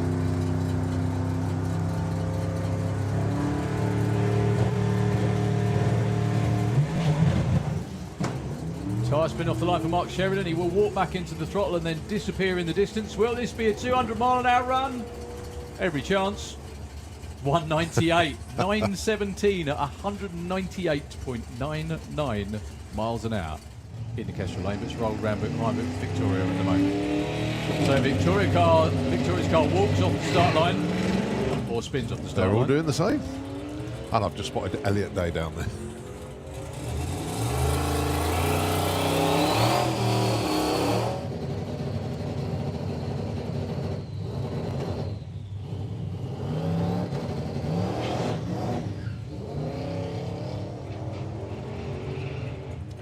Getting the launch right. Ooh, and a big wiggle before half track as well. 10:22 at 167. That's a good looking run. Strong, straight. It's going to be an 8:56, 156 miles an hour. Another great looking launch for Nathan at 1.34 to 60 foot. Getting the hang of this 890 stuff. Oh! And again, 8.90 with a 9. Up to number one again. Yeah, also two different trees as well, which makes that 036 look pretty good.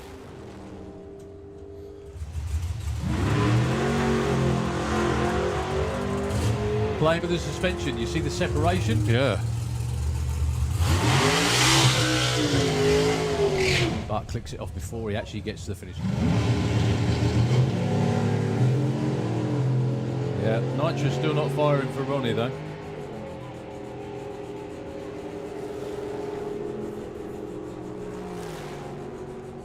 Eight. So good luck, Caitlin.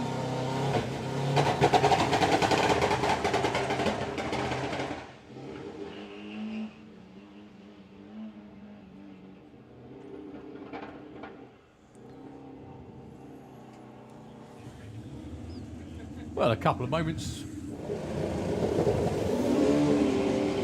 Oh, much better for both of them. Nice straight run for Dan, undramatic.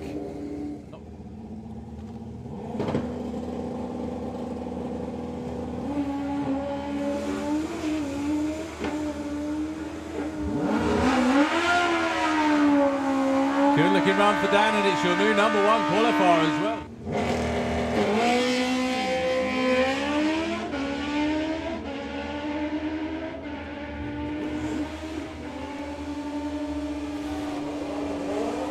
And 9.44 breakout, a little bit too quick left, Dave. But Thomas goes 9.69 with a 9. And qualifying run. They didn't get Q2 in yesterday.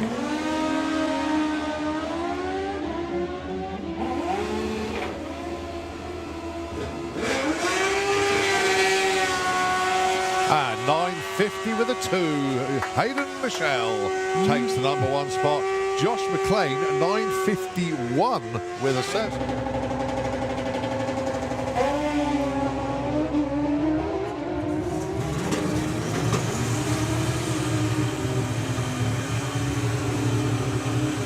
All night getting ready for qualifying on the Saturday, and it all worked out well and they won the event.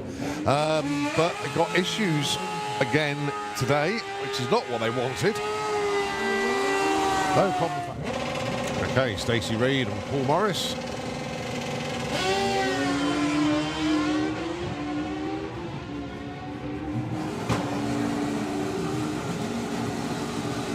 As they get to the strike. It's the important thing, i.e. 8.50.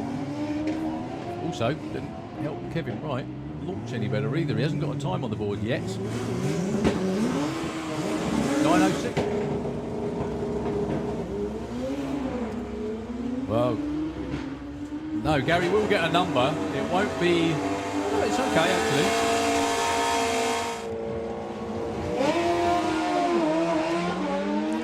Well, Pete trying to keep the front wheel down.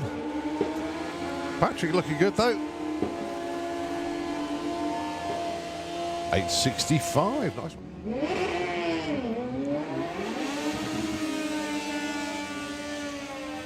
Gets himself tucked in, making himself as aerodynamic as possible. Goes too quick.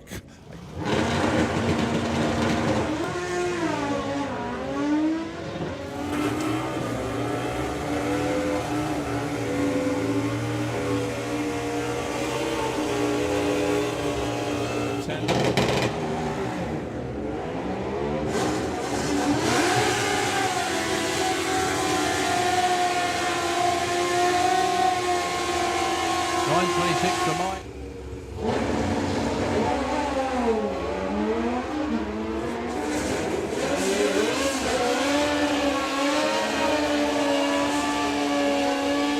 $9.01 for Phil.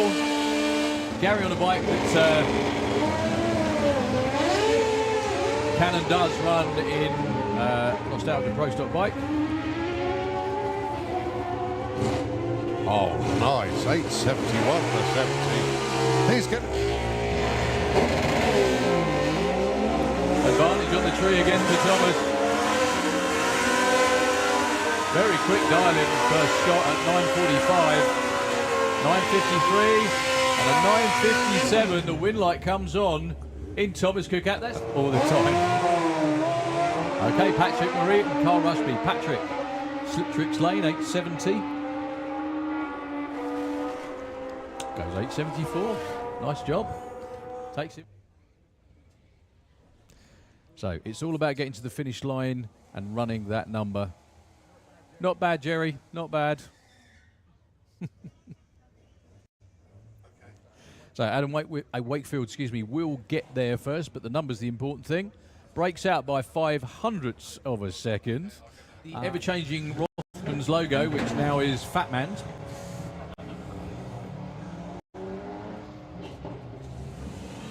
So Dan Holloway looking for 12.32.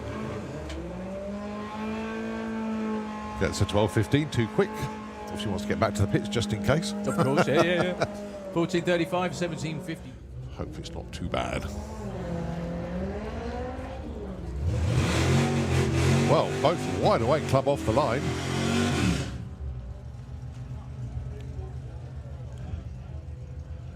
So it's going to be Gary to the stripe first with a 13.93 with a 4. Got to say to James, thank you ever so much indeed for my Hot Wheels design. Thank you very much indeed. Appreciate that one.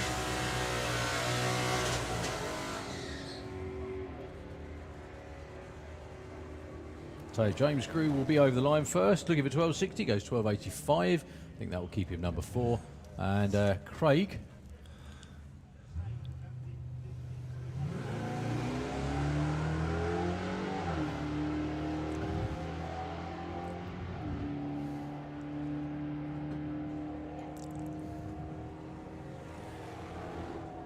Oh, 12.40 with the 7. Clive Dandridge from 29th all the way to the top of the shop, number 1. And then when it comes to eliminations, if you have a car like Jill's that dials 12.41 and Kaz dials 15 flat, then there will be a difference on the tree for eliminations. Kaz would leave first, and then 2.59 seconds later, Jill would leave. Or Sophie got there, but no problem. Oh, we can hear the wheel spin from the BMW there. So Troy's going to get there first. How close to 12.20 has he got it? 12.45. Goes.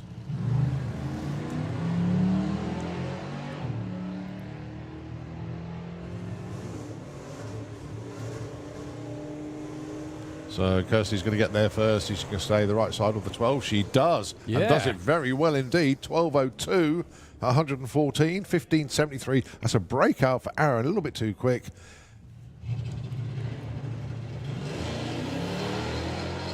Oh, a little bit of wheel spin there for Pete. Could harm the ET a little bit.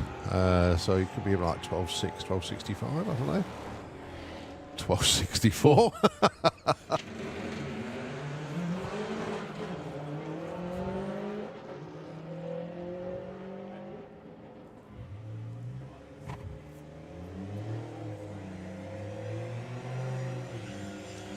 $12.85, some way off for Steve Giles actually. Sylvia stays at number 2.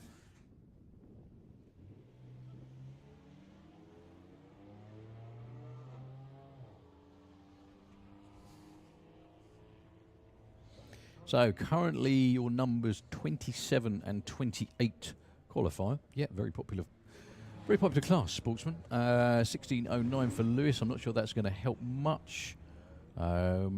Ricky, no.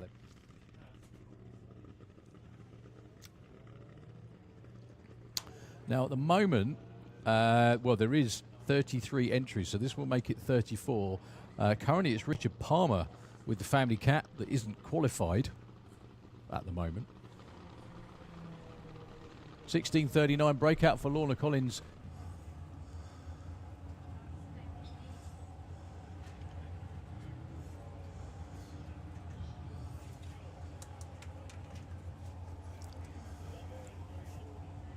Right, Steph currently number 4. Let's see where she's going to go this time. 13.89. I think she'll stay number 4, but good consistent run nevertheless. Harry wants 19.02, gets a 19.62. That was the reason for the confusion. It was the wrong number. Right. So that explains that one away. So in effect, the only one not in at the moment is Kaz. Yeah. As we look at the Volvo go down the track of Brian Huxley. Not the Comet that he was planning to run this weekend. Dialing is 16.62, goes 73.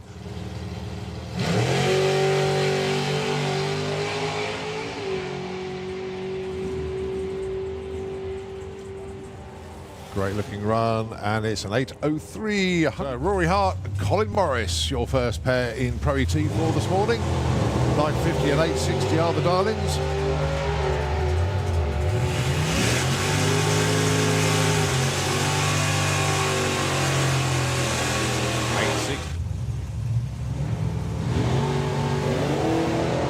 Nice wheels up launch there for Charlie. 8.83 is the target. 8.87 is the number. 147 off he stays number 1. Getting the hang of that, and Hans is rolling. Another gap there as well, though. Can we find Rory? Yeah, Rory's up there, though. Number 9. Yeah. So 972 and 1037, the numbers of choice here. 973. Might be 1478, but boys got into stage. Up against Ian King, I do apologise. No, it is 1078. It's a glitch in the scoreboard.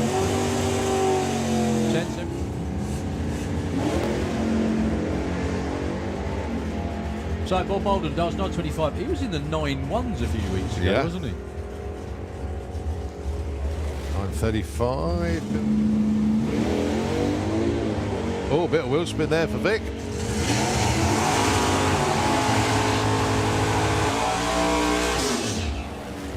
$70 for Dave. With the Trans Am.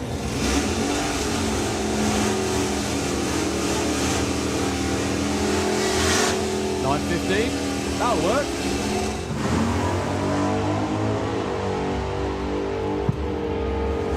So John Scott needs to get really within the 10. Needs to be a 9-7 something. And it's 1282, so it's not going to happen on this one. It hasn't got off the line very well. No such trouble for Simon. 72 breakout.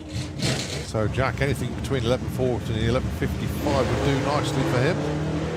Wheel spin off the line for Reuben. Big tyre spin as well.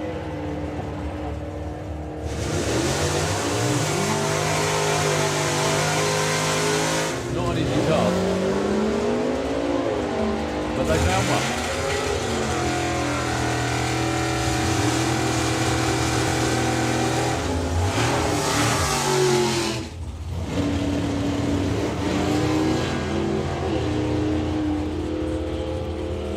So Steve Gates is dialed in what he ran in Supercom. And what did John say? Yeah, all right. Yeah.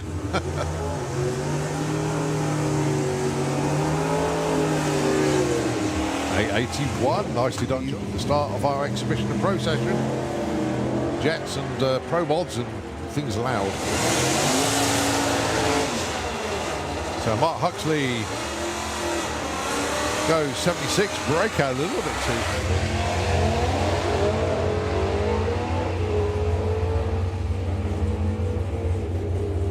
That sounded smoother. Feel that.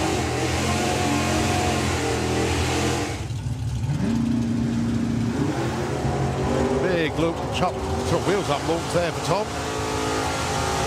Making full use of the wheelie bar he now has. And he gets there with a 906.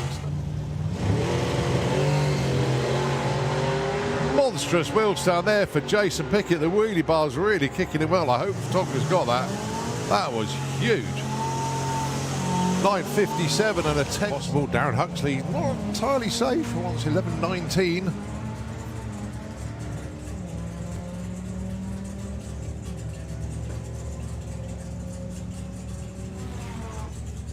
$11.51, $11.54. Nice move there for Doug McClure from 36 to 18. He's only 0.02 of a second off his dial-in.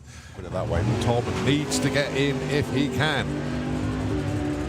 Now Tom dials 10 flat. Paul's going to get there first. No problem at all. 892 with the 3 breakout, but it's a 10.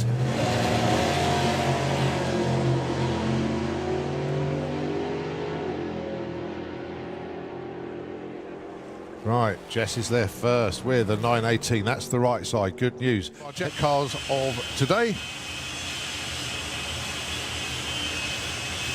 So the Oklahoma Willie Jet bus has a Rolls-Royce Viper 535 jet engine on the back.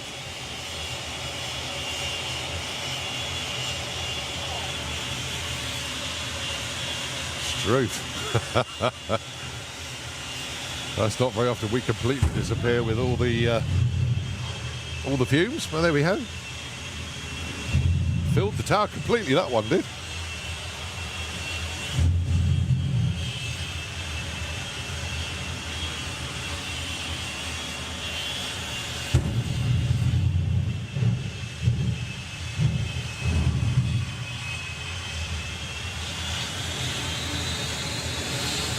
So Perry turns the wick up just that little bit more.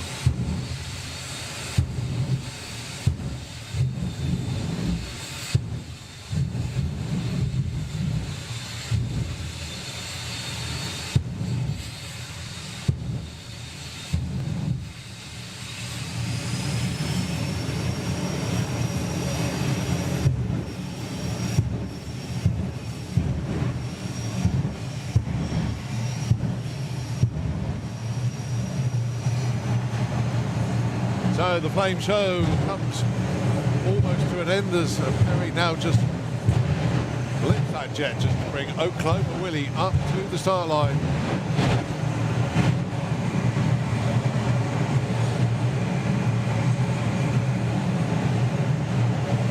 And here goes Perry Watkins with Oklahoma Willie.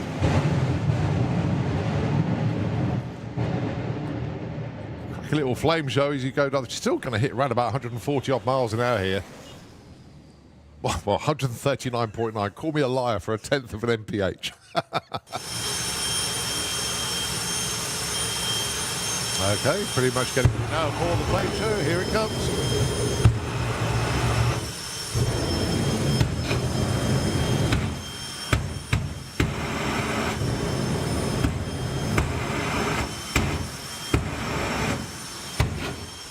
Something in the air today, where the jets are just giving so much vapour out. It's often when it's chilly, but also the wind is going down the track as well, isn't it?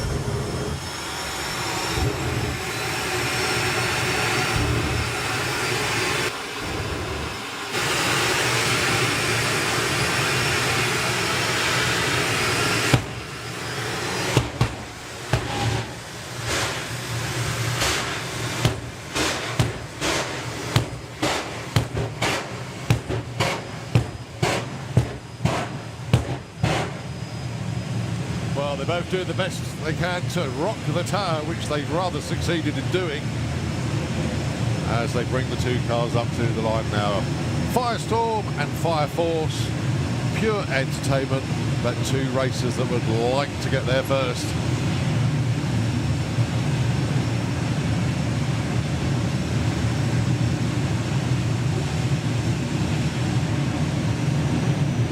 So both into pre-stage. I think Roger Major's going first. No, Martin's in first.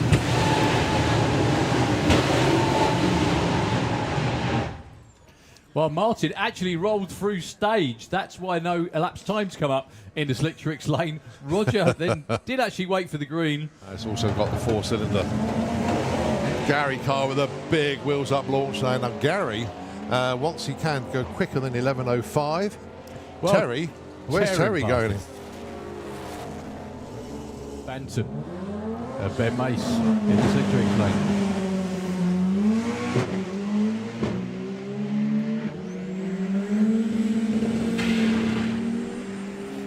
So Chris Todd goes with it. 8.74 at 159.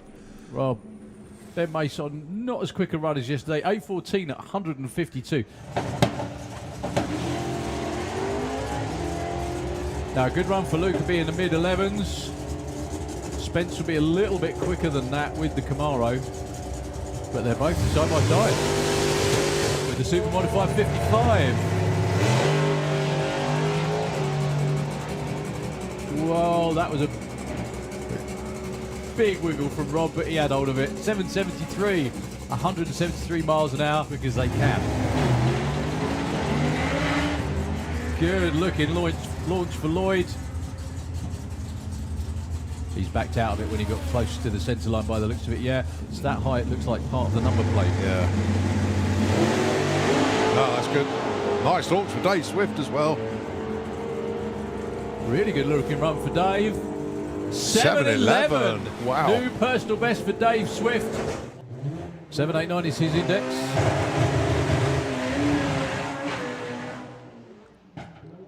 Nearly that over pulled centre right line. quite hard off the line, and Kev was doing everything he could to try and A, stay on boost, and B, keep it from crossing the centre line, and they both weren't happening at the same time, so he backed out of the run, going to take the first exit.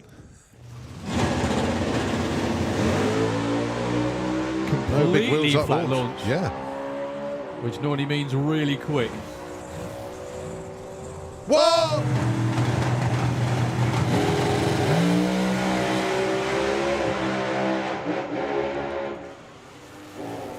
Well, Michelle trying everything he can to stay in his lane there. Did so. 6.37 at 212, and John just coasting across the line 11. Good looking runs a pair. Looks like Kev Slyfield out in front.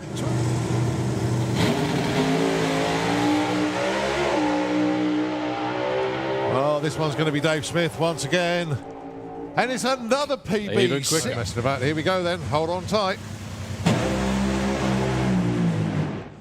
That's more like it for Liam. That was beautiful. 0.86 to 60 foot.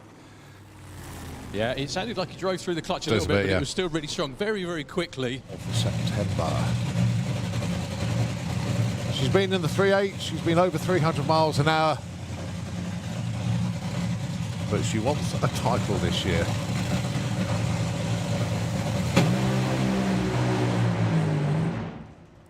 Well, that went. That certainly went. That did actually sound stronger. And this one is Steve Ashdown.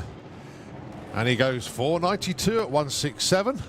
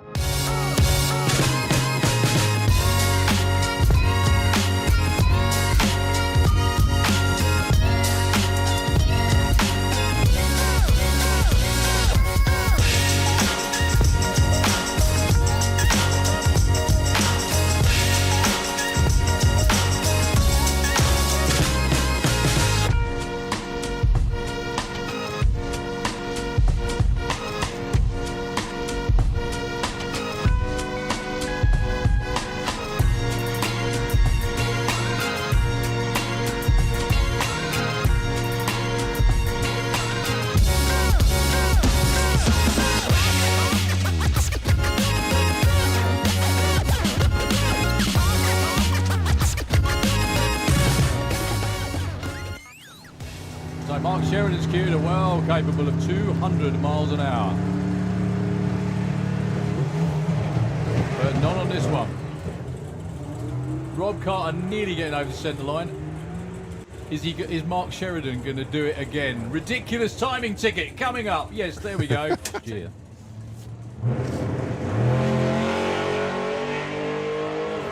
Nice 126 to 60 foot for Graham, but backs out of it. Yeah, he Past backs out. track. Still goes 969 at only not capable of going into the sevens, knocking on the door of 200. However,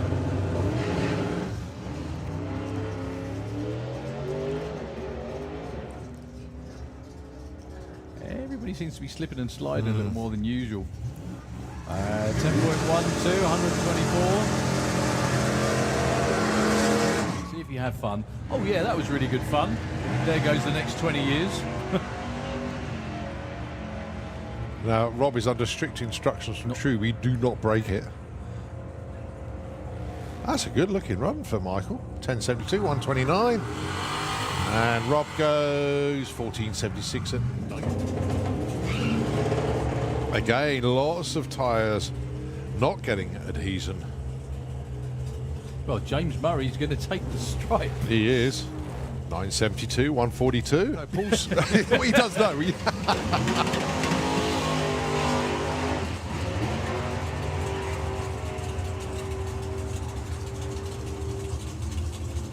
Well, Nathan looks like he's backed out of it around about half track.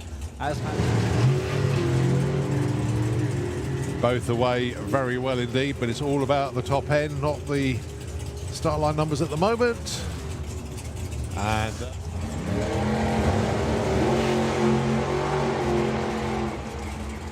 yeah, that car is a 7-second Super Pro car in the petrol lane. Trying to slow it down.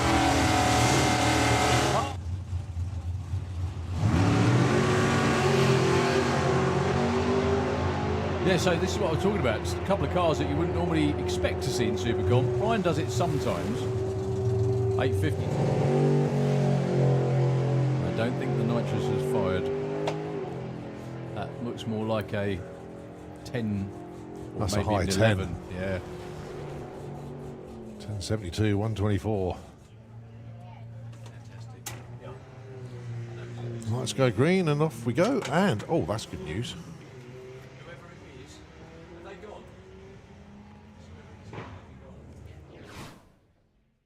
Silverstone this year to do gas on track. No, that's absolutely fantastic. No, I just wanted to say just continue doing all of the great publicity. I know it's all part of the racing and everything, but it's also been good ambassadors for the sport as well and getting more youngsters involved. No, I just want to give you guys full credit for what you do. It's absolutely fantastic. I just do need to do a little shout out actually.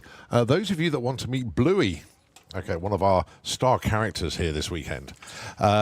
He was doing the meet and greet over in our festival village, but because he got a bit sort of moist and wet over there, they're bringing him over to the catering area. So Bluey will be there in about 5 minutes' time. So if all the youngsters want to photograph in a meet and greet with Bluey, they can do that in the catering area in about 5 minutes' time.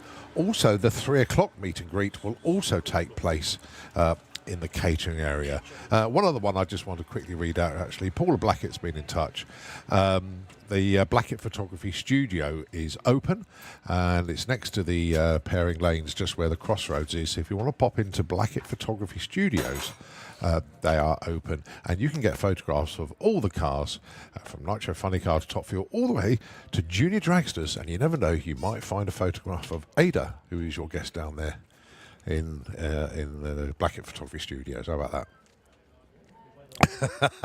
That's brilliant. Well, just as well, really, eh?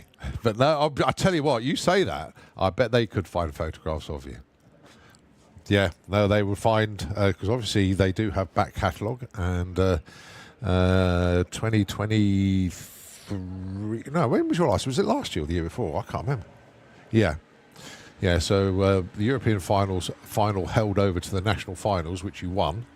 Probably still your highlight of junior dragster career, wasn't it? Yeah.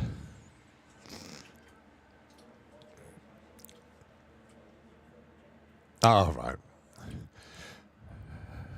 No, because you left it very late in your junior dragster career to get an event win, didn't you? Oh, no, it's brilliant. It's all worth it at the end of the day. And, of course, Ada now flying the flag for Bandit Bomb or Cherry Bomb or Bandit One or you name it. Yeah.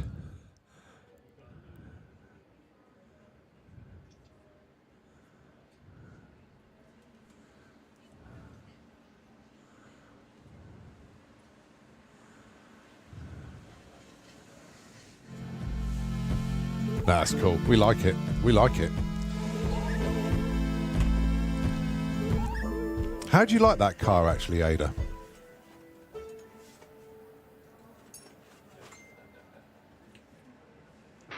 Yeah. Oh, right. Okay, fair enough. Yeah. So it does, and you still fit in that car, don't you? Just. Oh, that's good stuff. Yeah. Oh, brilliant.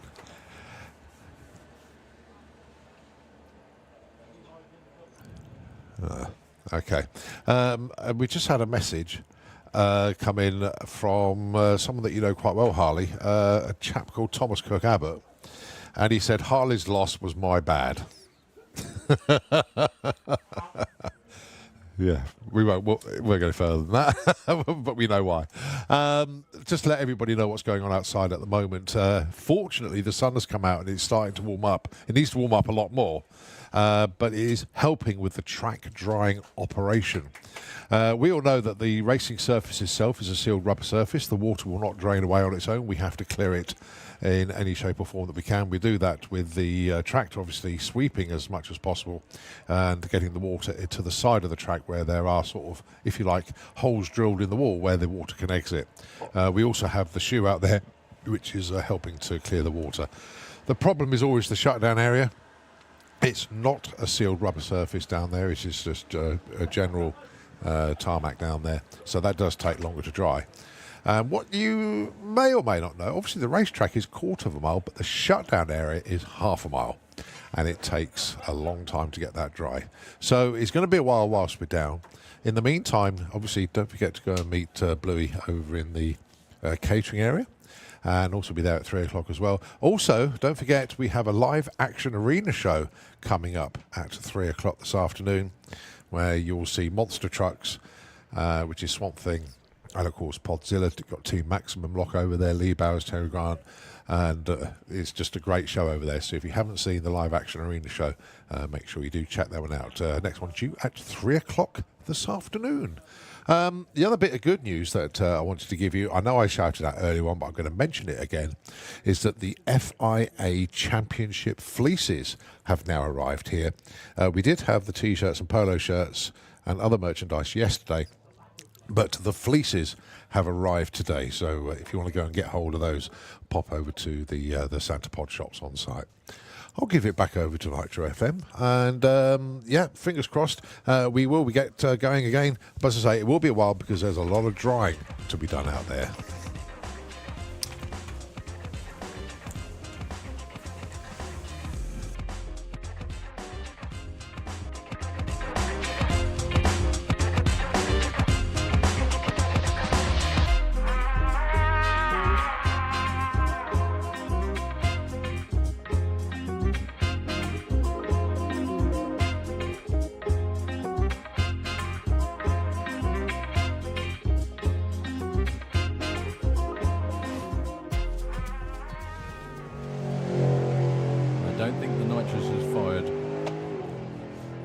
More like a 10 or that's maybe a high an 10. 11. Yeah.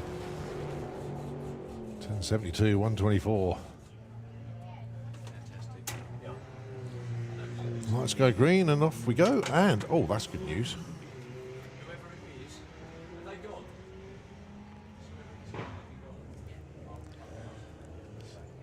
So it's going to be Adam there first. Yeah, the quicker darling was Kaz. So Adam goes 15. The amount of cars you can drive in a season again, yeah. maybe. Kirsty with a 0-1-1 reaction time. I did read that right, didn't I? Did. Yeah. Well done, Kirst. Can you keep it the right side of the number? Nope. 1206, 130. Well, reaction time is really good. Just come up to the line. Off they go.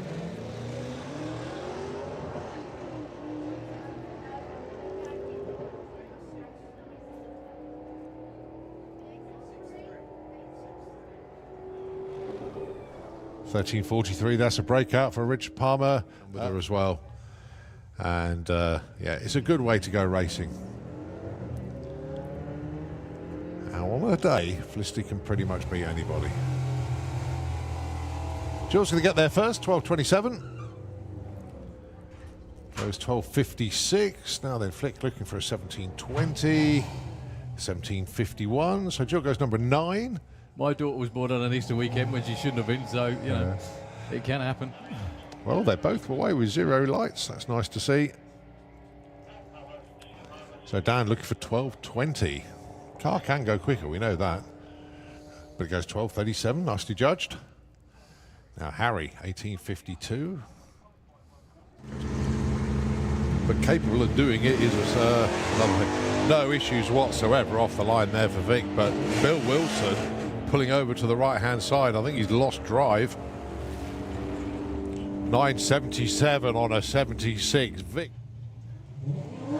Oh, that sounds better this time round.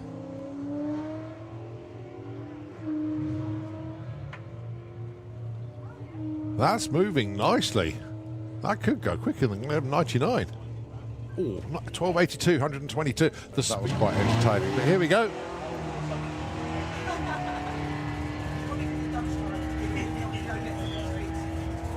$10.70 is the target number. $10.91 is the run. Nicely done, Roy.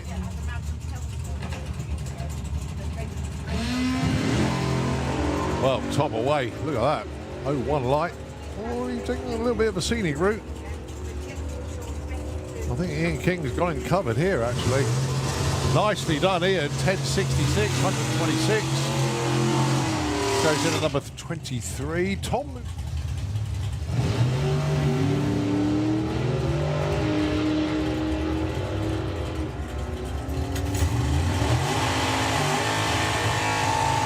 $8.62 for Colin, up to number.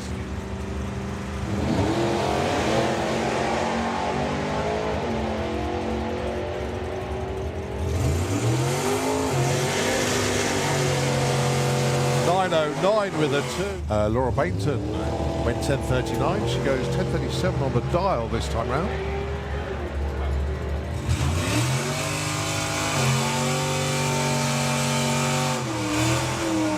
$80 on it.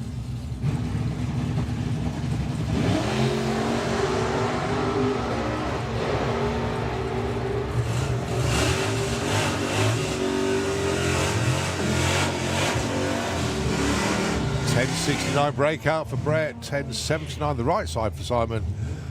Neither of them.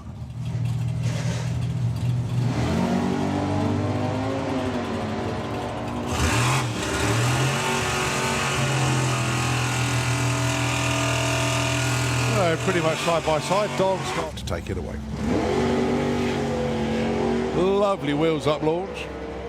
Only an 01 red. It's all about the ET at the other end. Let's see, 887. Oh, 889. He's just broke out. Oh. Mason Griffiths and Dave Rudd. 910 plays 975, so it'll be the Dragster. Should get there first. Goes 9.14, moves up to number 11.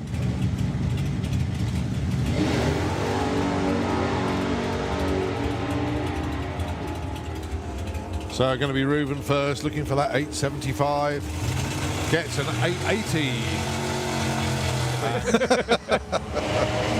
Oh, sorry, we've had 42. There we go.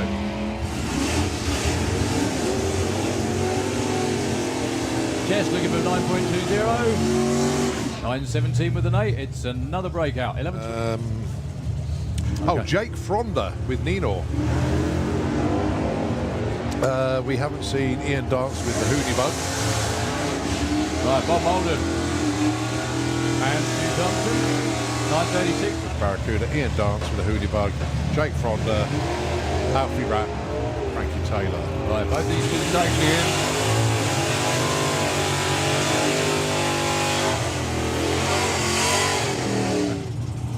29th for Marie. Matthew, one place ahead at the moment.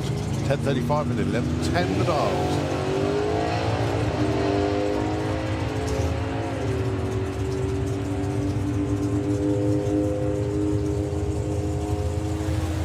$10.53, 11.80. Not very safe at the moment at number 29.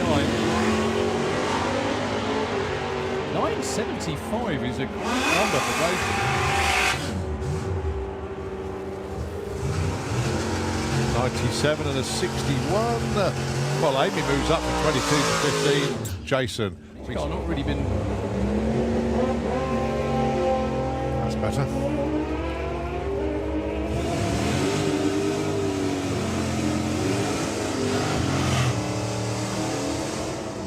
Congratulations. Who's the daddy? I think is the terminology. Ryan, chuff for you, mate. Fantastic news.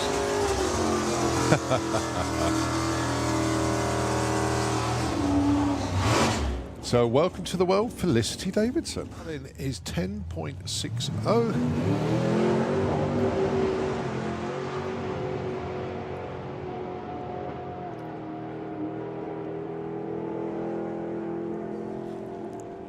Goes 11.18 at 100.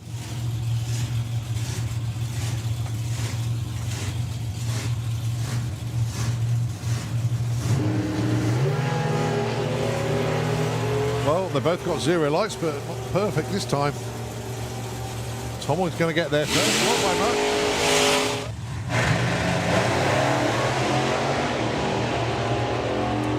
Doesn't matter about the red light for Al Schofield. Yeah.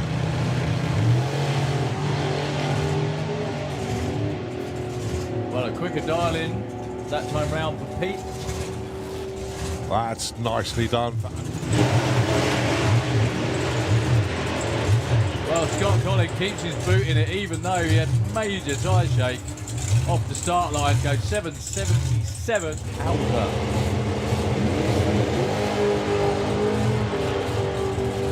Well, both wide awake off the line. It's Scott to the top end first with a 37. He's already number one though. Ash.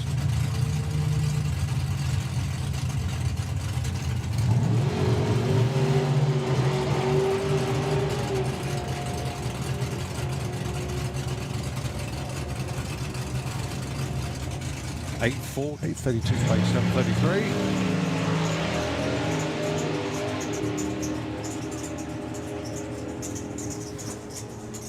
.732 with the 6 breakout for Leah.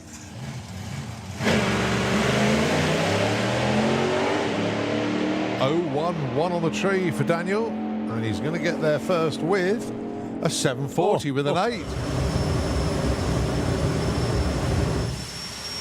That was a big burst of light.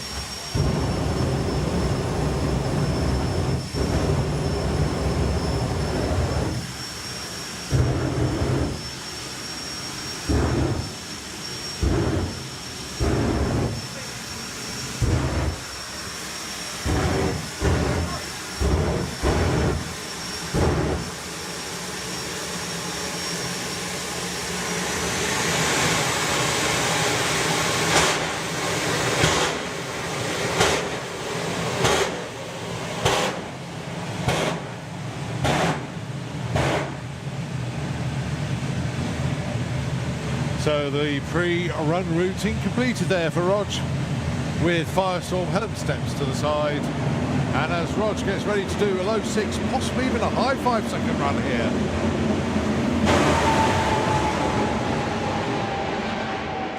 Good looking run.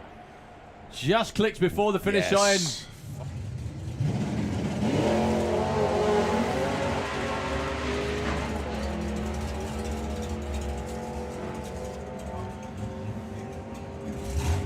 Well, 11.68 for Gary. Can he run? 11.05. That's a lot more like it. 10.972.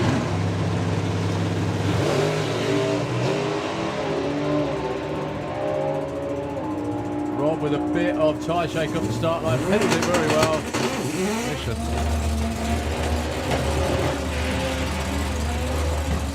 Great looking launch for Kev Jenkins. Whoa, keep it off the centre line, Kev. I think he's backed out of it. Yeah. He has. Like that. Yep. 790. 916 plays 1168.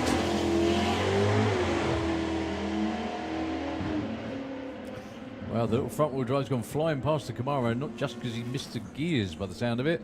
916 at 161. I think that could well be his quickest run ever. Well done.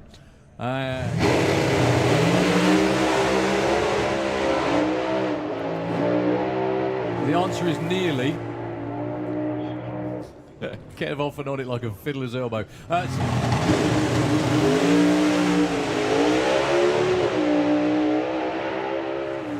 Nice looking run for Dave. 6:38. Yes, 6.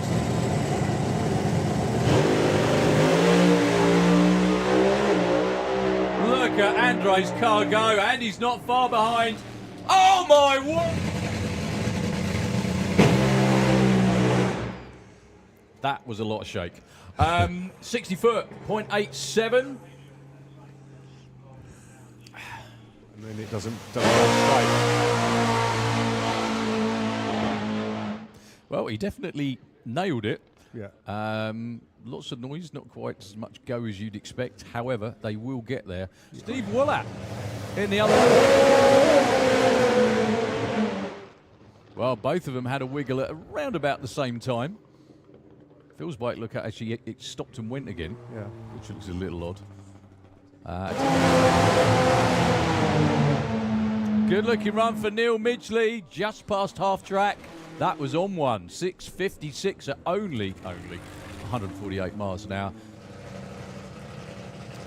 Good luck, Rene. Drove through the clutch. Is that right? Yeah. There was visibly not enough clutch in it because you could see the black smoke coming out, which is the clutch eating itself, if you like, or just absorbing the power. But you could when they bounce, it's weak. Although Boyce does have a bit of a wiggle off the start line again. Ross. No, they both back off it before the top and not try hard. Jake spun the tyre, it won't be him. Daniel with a 1.17 60 foot. Goes only 6.80. The problem is with... That's a great looking run for Alan Morrison. Sorry, just 2 seconds. Could that be a 6? Oh, it's a 7.04. I haven't seen Margot, unfortunately. She's just, I think she's under the, just about to burn out. Yeah. 7, nothing currently, I don't think either. No, I don't think so. Nothing on the horizon either.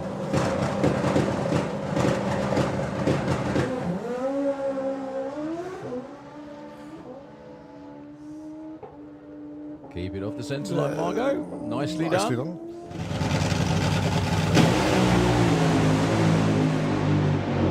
Well, that was a big move. 4:58, 195.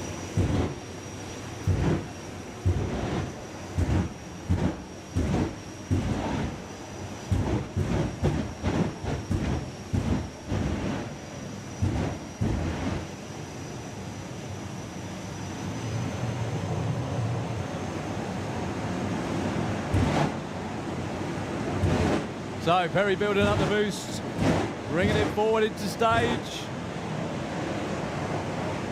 Usually runs somewhere around 150 miles an hour, which he was obviously never ever built to do.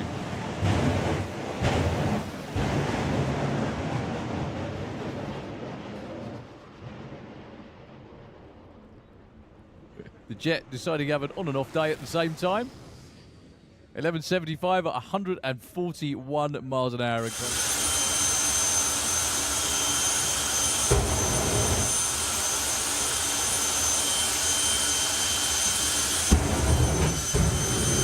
Well, that's warm.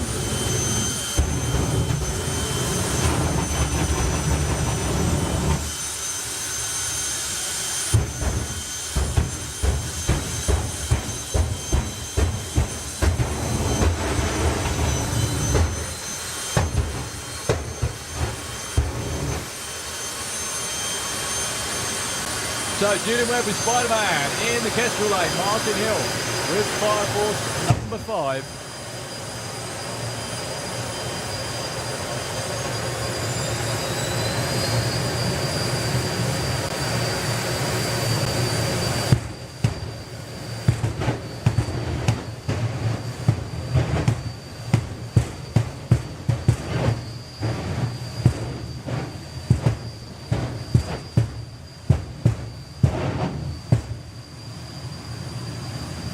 Well, at least it gives us a rest from talking, because there's no point.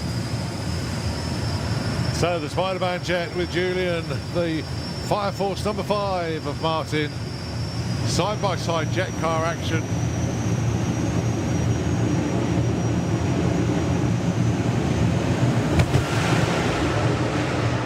Look look at that reaction time for Martin. 008. Wow. Just waiting for that. 5, 4, 3, 2, 1, go! Whoa. That was headed for the wall. Graham did a great job. Yes, pretty much.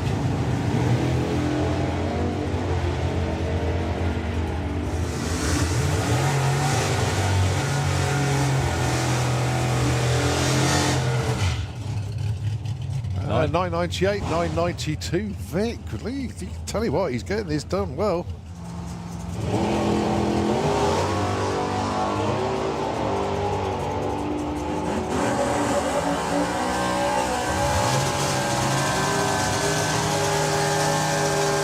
Down there, please do. Various packages are available, of course, for all your photos, be it digital or printed media. 10.05 and 9.99. Sarah Unsworth. Nicely done, Sarah. Up to number 5. So you know Stu's bought a nostalgia superstock. Yes, I saw that. But he's left it in America. He's going to go over there and drive it for the time being.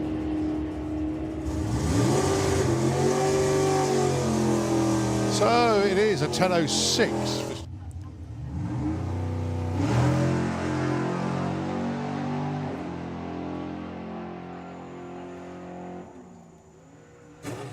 Has he lifted and coasted at the right spot?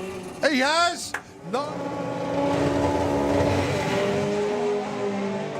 That's more like it for Dave. He went 8.1 in Q1. Should be in the 7s, but no, he's in the 6s. Hopefully a lot better this time round.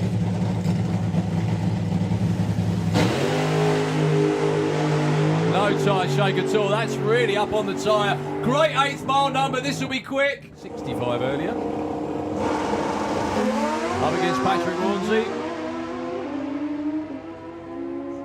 So it is the bike with a slick and a bar. Goes 7.61, improves. Period against the lane. That won't be an improvement for Chris Boggs off the line. There we go. That should have happened about 200 foot before. All I can say to you, mate, is all the best people on the planet have their birthdays in April. Yeah, man. So many happy returns to Darren Cross, 57 today. In the world of drag racing, Alan Kenyon has made 40 today. Richard Bell. Richard, I hope you're having a good birthday. I know he's here as well, so many happy returns to him. Rob Turrington from Anglia Saxon, the Outlaw Anglia team. It's his 62nd birthday today. Rob Pugh, it's his birthday. Ian Dale with a strip burner Beetle, it's his birthday.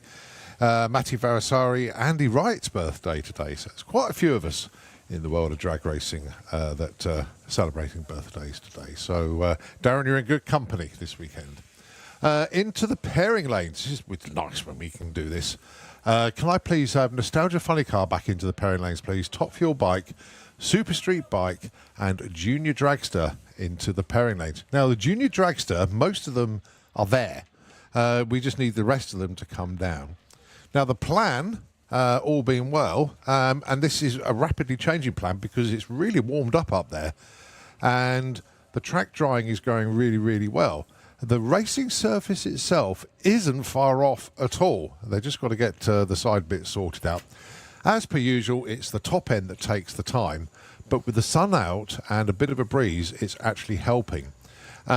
We are estimating 30 minutes to get going, but I was given that message about 5 minutes ago, so it could be 25. Maybe just a little bit less if that sun really does come out and helps a lot. But as we look down in the shutdown area here, the first quarter mile of that half-mile shutdown area looking pretty good. It's the far end of the shutdown area we've got to get completely dry. And all being well, we reckon probably about 25 minutes. So what we're going to do now is get everybody back into the lanes. So that was a call out for Nostalgia Funny Car, Top Fuel Bike, a Super Street Bike into the lanes, and Junior Dragster. We want them at the front of the lanes because the plan will be to run them first to the 8th mile, of course, and they can take the first exit whilst the rest of the track drying takes place in the shutdown area. So that is where we are. The time now just to double check on that, to clear that screen, 10 to 3. Live Action Arena have got a show starting in 10 minutes' time. So you can watch the start of Live Action, and then within sort of 10 or 15 minutes of Live Action Arena going, the track will be back operational as well. So it's looking good, and fortunately, the weather radar looking pretty good for the rest of the day. That pesky shower that came in, fortunately, is the last of it that we're going to see today. Fingers crossed. It wasn't supposed to come in the first place, and that was the annoying thing. But it did. We dealt with it, and now it's just the tail end of getting everything dry. Obviously, the pairing lanes are a little bit wet as well, but the area behind the start line, we're starting to see dry patches appear, so very, very good news there. But it's the racetrack and the shutdown area that is our priority, and our track teams are on that. You can't see it going on, but at the far end of the shutdown area, both jet dryers are operational, and they're getting everything dry down at the very far end of the racetrack. So that's where we are at the moment. Stick with us. Live Action Arena starting in about 10 minutes' time. And as I say, in about 20 to 25 minutes' time, we should be go on the track as well. Thank you ever so much indeed, Nitro FM. I'll give the airwaves back over to you.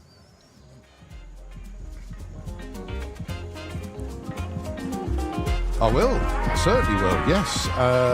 I have already booked in for Street Weekend, so I'll be doing that in the middle of June. And I will be doing Dragsters at Nostalgia Superstock. And probably stay behind after Dragsters because it's the Gas Bash the day after, so have a little bit of fun then. And yeah, the off-track day, but yeah, the idea this year is to do plenty of street miles, hence Street Weekend. Really looking forward to that, and just going car meets and stuff like that. But yeah, sometimes you've got to exercise these cars, haven't you, and give them stretch their legs and see what they do on the quarter mile. And if I can just get back into the low to mid 11s again, I'll be very, very happy indeed. I know it's around a 10, but I've proved that point. I don't want to stress it anymore. We were indeed, yes. Yeah, it was good. Very, very good. Good memories. All right, airwaves are back to you then, and we will see you in a bit.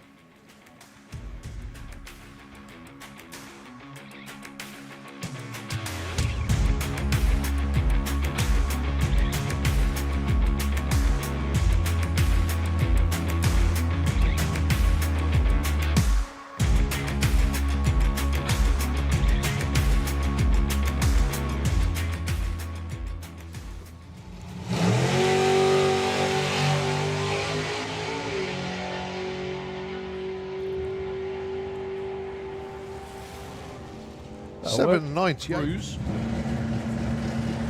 Just to prove they're street legal. Well, James Murray's car leaps off the start line and spins the tyres. No problem for Michael D'Souza though with the Zephyr. Let's see what Tony can do this time round. Tony Higgs with the Capri. Jumps. Not a lot. Well, both of them blaze the tyres off the start line. Tony will walk back in the throttle. 10:54, plane ride away as well, folks. So if you've never been, you've got to do it. Takes in some of the most amazing places. Nearly didn't get second gear. There will be number one qualifier with an 8.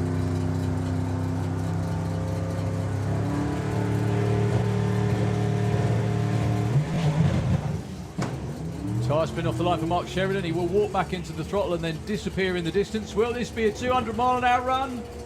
Every chance. 198. 917 at 198.99 miles an hour in the Kestrel lane. Let's roll round behind Victoria at the moment. So Victoria's car walks off the start line or spins off the start line. They're all doing the same. And I've just spotted Elliot Day down there.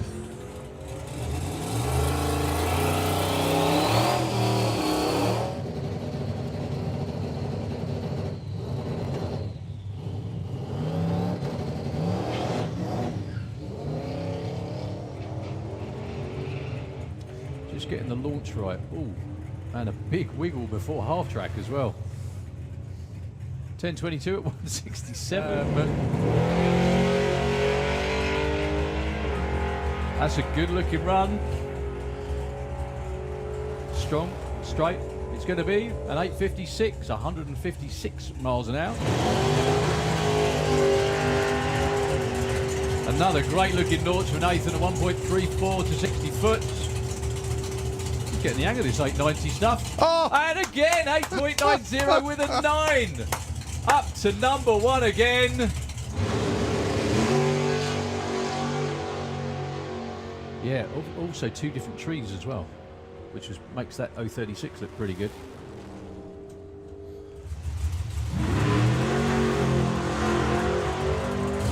Playing with the suspension, you see the separation? Yeah. But clicks it off before he actually gets to the finish. Yeah, Nitro's still not firing for Ronnie though.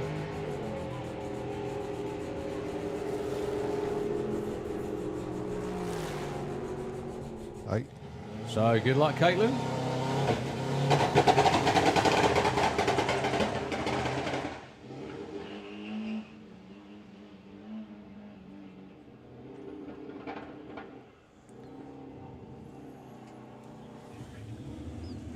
Well, a couple of moments. Oh, much better for both of them. Nice straight run for Dan, undramatic.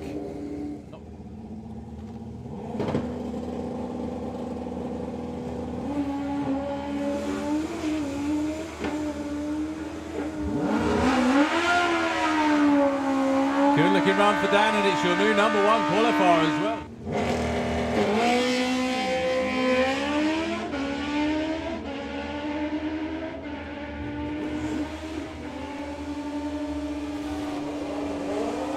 And 9.44 breakout, a little bit too quick there for Dave, but Thomas goes 9.69 with a 9. And qualifying run.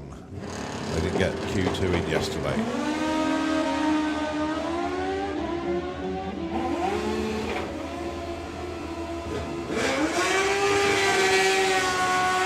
And 9.50 with a 2. Hayden Michelle takes the number 1 spot. Josh McLean, 9.51 with a 7.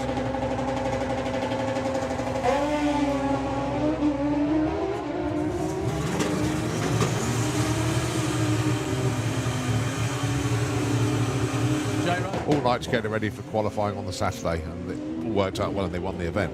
But they got issues again today, which is not what they wanted. No problem. Okay, Stacey Reid and Paul Morris.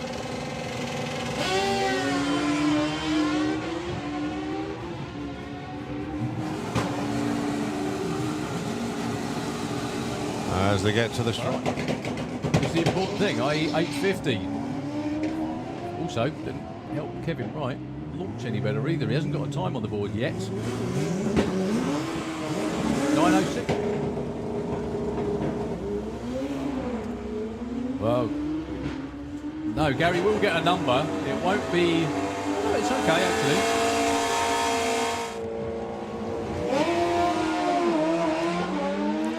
Well, Pete trying to keep the front wheel down. Patrick looking good, though. 8.65, nice one.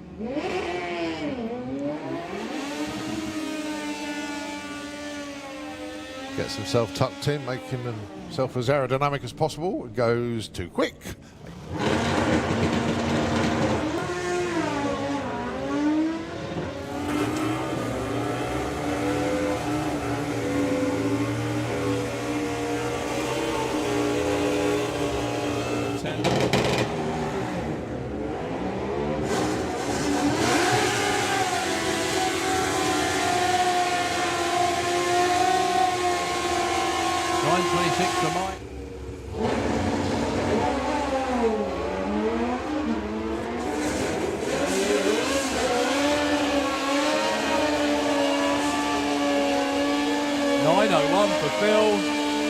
Gary on a bike that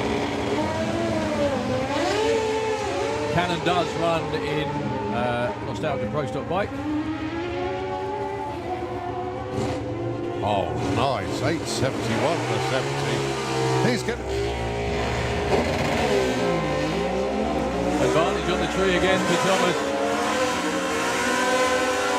Very quick dial-in first shot at 9:45, 9:53, and a 9:57. The win light comes on in Thomas Cook at that's all the time.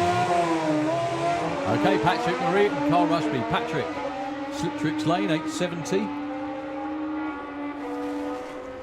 Goes 8:74. Nice job. Takes it. So it's all about getting to the finish line and running that number. Not bad, Jerry. Not bad. So Adam Wakefield, will get there first, but the number's the important thing. Breaks out by 0.05 of a second.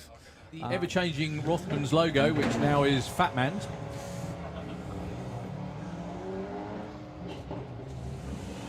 So Dan Holloway looking for a 12:32.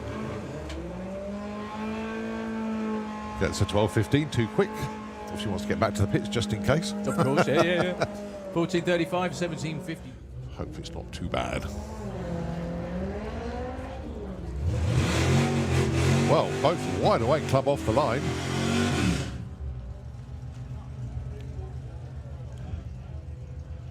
So it's going to be Gary to the stripe first with a 13.93 with a 4. Got to say to James, thank you ever so much indeed for my Hot Wheels design. Thank you very much indeed. Appreciate that one.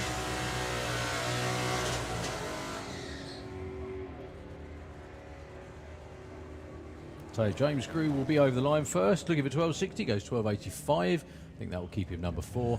And Craig.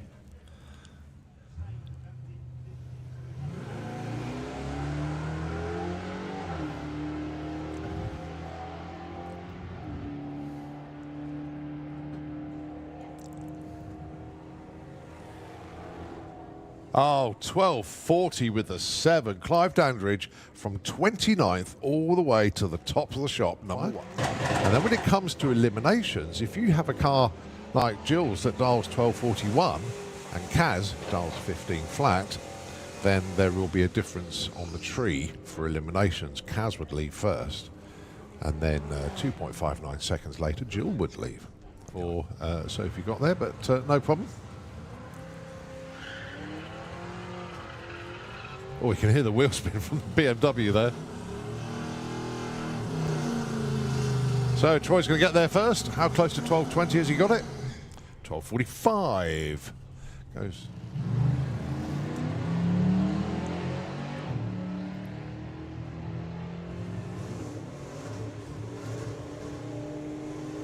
So Kirsty's going to get there first. She's going to stay the right side of the 12. She does. Yeah. And does it very well indeed. 12.02. 114, 15.73. That's a breakout for Aaron, a little bit too quick.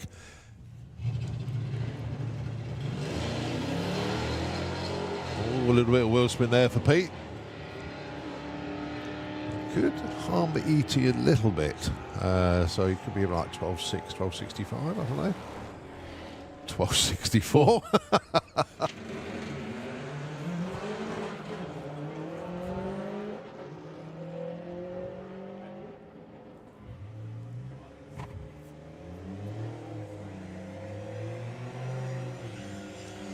$12.85, some way off for Steve Giles actually. Sylvia stays at number 2.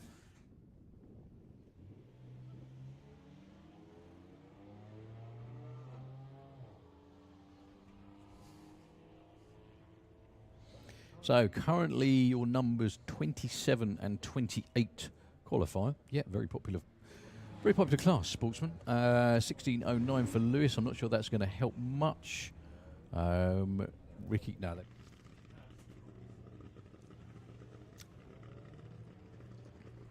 Now, at the moment, well, there is 33 entries, so this will make it 34. Currently, it's Richard Palmer with the family cat that isn't qualified at the moment. 16.39 breakout for Lorna Collins.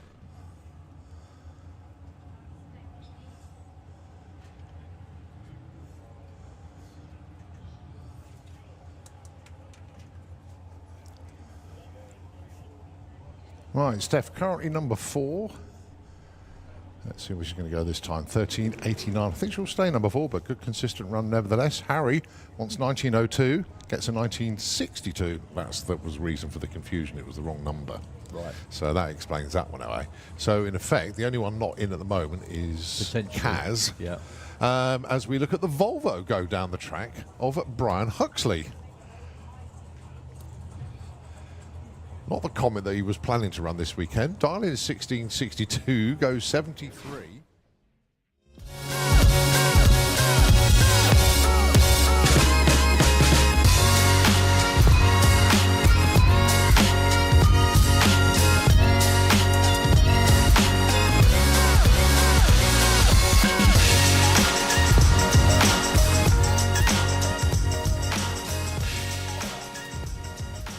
Well, as planned, here come a junior dragster. Obviously, the shutdown area is not completely dry yet, but what we're going to do is run junior dragster because they qualify to the 8th mile, and then they will take the first exit, and it will allow the top end team to continue to dry everything off right in the end of the shutdown area.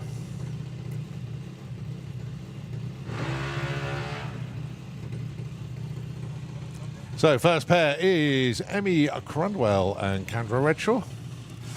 They did actually come around the corner earlier, but unfortunately got pushed back. So this is our first pair. Session number 3 for Junior Dragster. They do their qualifying on reaction times, not speed or ET. And whoever does the best job of getting off the line the quickest without going red will be top of the leaderboard. And at the moment, 0005 is number 1 qualifier, and that was set by Lola Bell Kent and did a fantastic job in Q2 of Junior Dragster qualifying. So that's where we are at the moment. So Emmy Cromwell and Kendra Redshaw, your first pair. We will run through with Junior Dragster. Could be a pause before we get into the other classes, but at least we can get the juniors through and they can get back to the pits. And then we'll just gather everybody else ready to do quarter mile action once again. Well, we have a red light on one side for Emmy, so she's not going to move up. Kendra goes 059, and that is a very, very slight improvement. But bizarrely, does not move her up the pecking order at all. Next up, we have both the Coopers, Kai Cooper and Jake Cooper. Jake is in the Kestrel lane, Kai is in the Slictrix lane. What's it like out there? You've just been up and down. Breezy. About. Is it breezy? Is it warming up though? Oh yeah. I mean, if you manage to get a spot, I think most of the grandstand, the wind's coming from behind, and if you're sat there in the sun, it's lovely. It's really nice, beautiful day. However, if you're in the breeze, cycling to the top end was easy. Yeah. Cycling back was a bit more difficult. It was a bit more of a challenge, but it's fine. But at least we're racing. Anyway, I'm sure Collins explained because the juniors run to the 8th mile. We haven't got that much longer to go with the shutdown area, actually. Jake Cooper, is that... Oh, it's 084, it was 004. 04 for Kai that time. So we're going to run Junior Dragster. And then when the top end is ready, carry on with the programme. We should be fine looking at the radar, the weather and everything else as well. Should be fine for the rest of the day. Excellent. That was a bit of an annoyance, to say the least. But, you know, in the end, it was only about an hour and a half. It wasn't that No, it's pretty bad. quick, actually. Right, next up, Sam Hiscock and Richard Wilcox. Sam currently number 21, Richard number 17. You need to go 092 to get into the top 16. Or, as Darren and I say, to get onto the front page of the timing screen.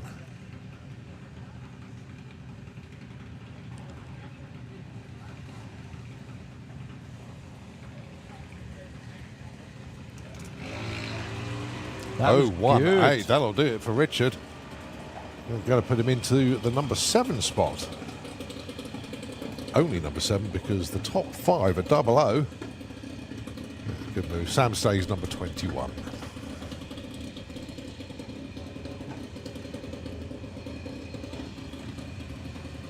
Right, your number 1 qualifier is Lola Bell Kent. There she is in the Kestrel lane. And Ada Cassisi with Bandit Bomb having an interview with Harley in Nitro FM. About 15 minutes ago. Of course, this is the car that Harley used to drive.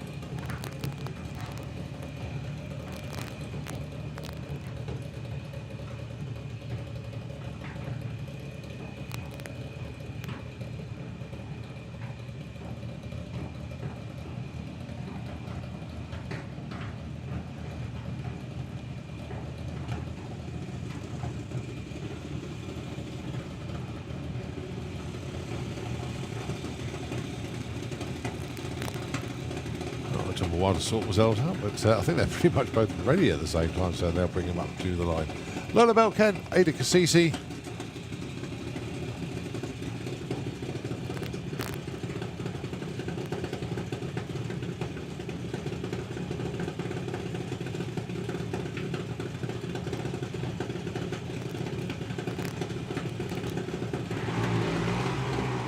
Both went red. Oh, Ada went 005 red. Oh, so close. 08 red for Lola Bell. Well, she already got a 0005, so she really had to try. Okay, next up then, it is both the Checkers, Letty and Chevy. Well, there's 3 little girls in the Checkett fan club that unfortunately on the way home now, aren't they? Oh, they are. They've just stopped at the M25 services, would you believe? But, how cool is that? Side-by-side Checkett girls. So Mick guiding Chev into stage, Emma guiding Letty into stage. It's going to be fun. This is where Letty finally gets her driving legs and ends up cutting a brilliant light. Yeah. Well, Chev went red, so Letty officially takes the win. If there is a win to be taken. 007 red for Chev. She was very, very close indeed. Letty was 0.4 again, I think, and a 13.36. Well done, folks. All right, Teddy, go on. I was just going to say, officially, it's 1-0 to Letty.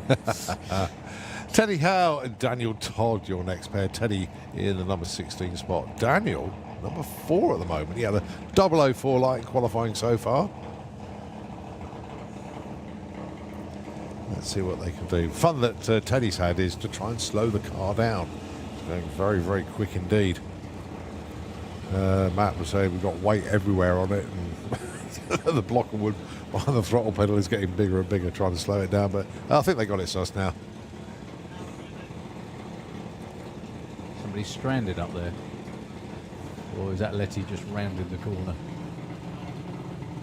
No one's running towards the car. Yeah, I think that is Letty. I think she might be stuck.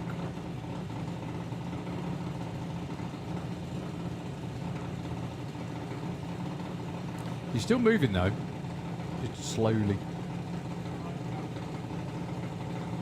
She's turning off now. There we go. Yeah, just rolling very, very slowly towards the gate, but she's going to make it by the time these two get there.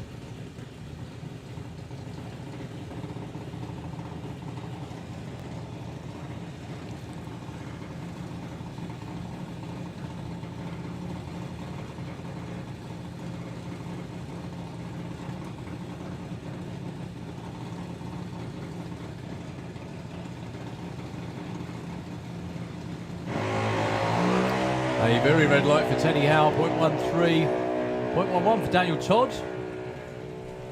Not quite as good as yesterday.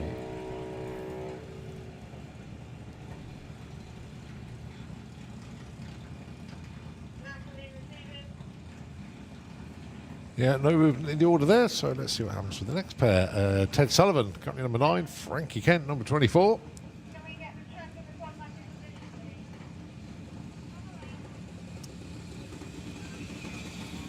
So Frank's 24, Ted's number 9. How many cars have we had run this weekend? 24. So we've got Frankie at one end of the table and Lola Bell the other.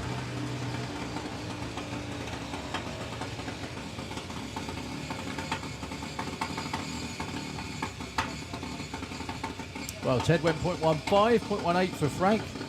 I don't think that's going to be any improvement. Frank does move up a couple of spots, actually, 24 to 22.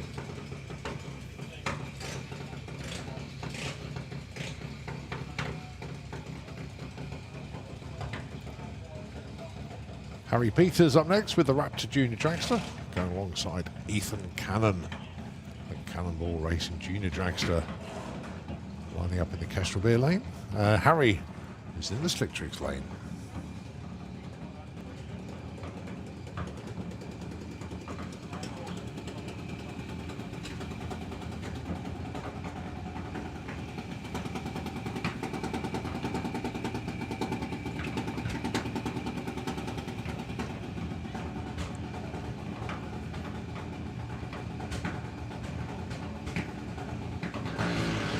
That was good. That was an 0.33 for Harry. Ethan with a 0.32.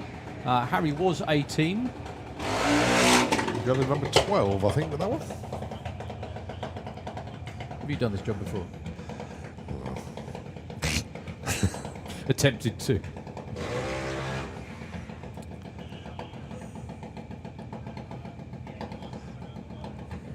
Okay, Neve Deevy and Chloe Cromwell.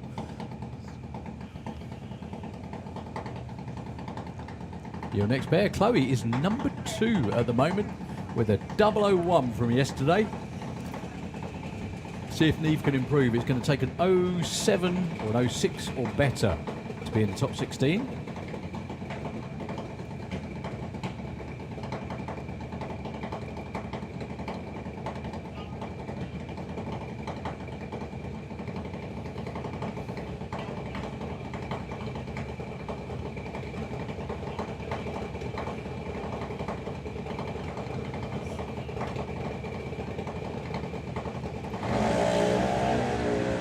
Both way too quick. Actually, that was a 0.11 red for Chloe. Neve, a 0.3. Bit closer. Not close enough.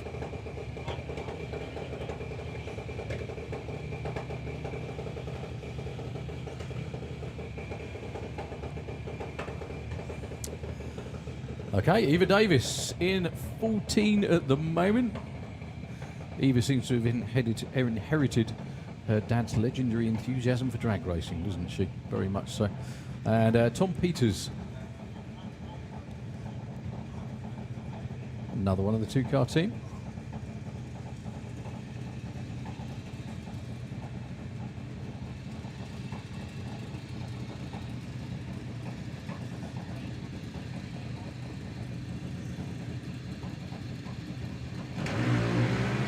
I thought that was going to be good.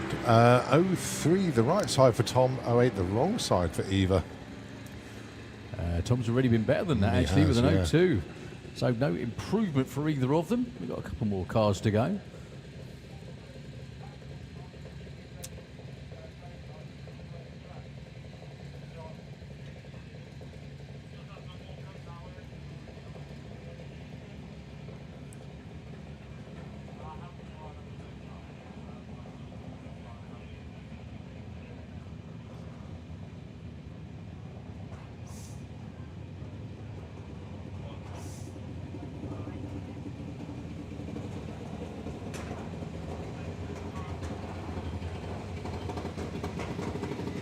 Next pair coming up to the line, Amelia Innes and Molly Openshaw.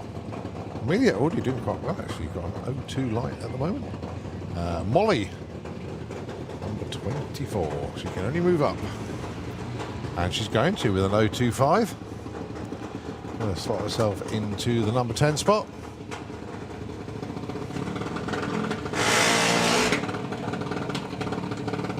Next up, it is Luke Montgomery and Gray Smith. Now, Luke was doing all right, but all the others seem to be just nipping in front of him now. So Luke has just slipped back to number 12. Gray Smith, number 6 qualifier at the moment.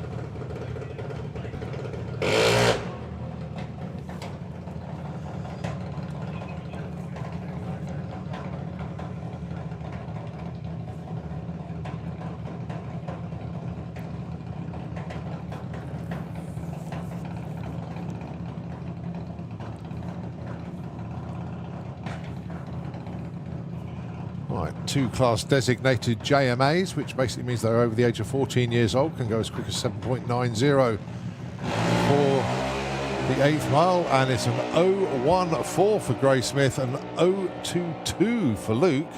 Now then, I don't think it's going to move him around much. No, Grace actually does stay put. Luke moves up 2 spots from 12 to 10.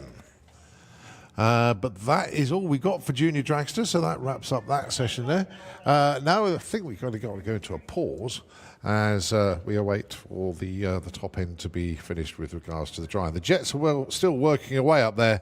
Won't be long. I don't think it is going to be that long. I think you're right, actually. So, yes, it will be a pause until we're ready to go on that. So, well done to the juniors, getting their qualifier in. And it didn't affect proceedings whatsoever because we're still waiting for the far end to get dry. But we'll hand the airwaves back over to Nitro FM 96.2, but we will take it back when we continue qualifying here at the Festival of Power.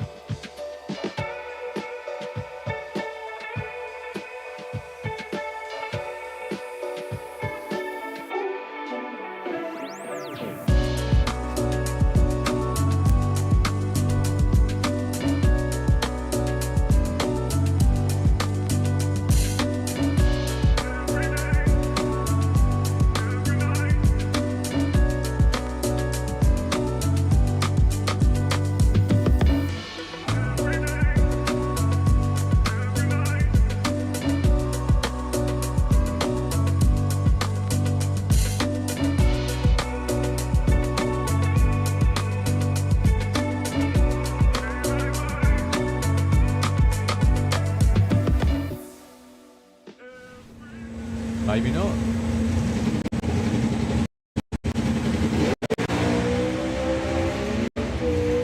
Turns out it could be quite a good race. Look at that little all to go. Goodness me, Ben's gone. A moment, unfortunately, that tends to be all too frequent the older you get. However, it never lessens the impact as time goes on.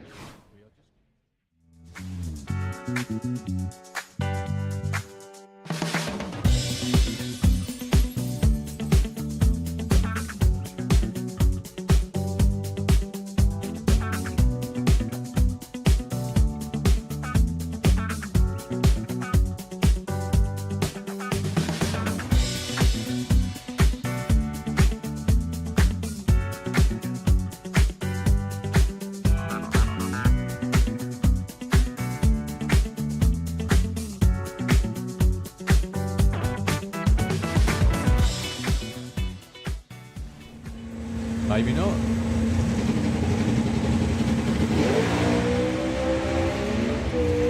Turns out it could be quite a good race. Look at that little all to go. Goodness me, Ben's gone.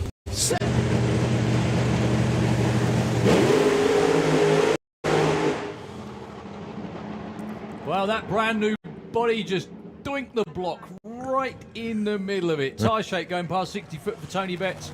However, he's been doing this a long while. He had hold of that, no problem at all. Oh, God.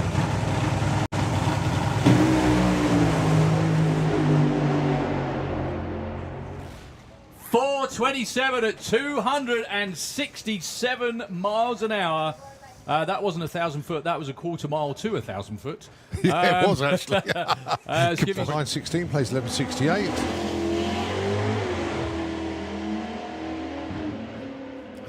Well, the little front-wheel drive's gone flying past the Camaro, not just because he missed the gears by the sound of it. 9:16 at 161. I think that could well be his quickest run ever. Well done.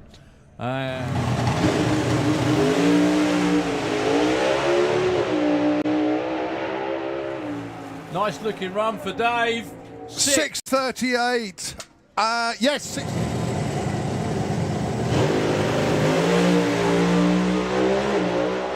Look at Andre's car go, and he's not far behind. Oh my word!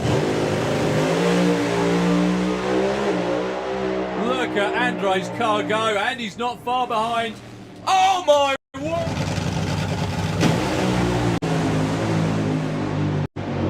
Well, that was a big move. 4:58, 190. Waiting for that. 5, 4, 3, 2, 1, go! Whoa. That was headed for the wall. Graham did a great job. Hopefully a lot better this time round.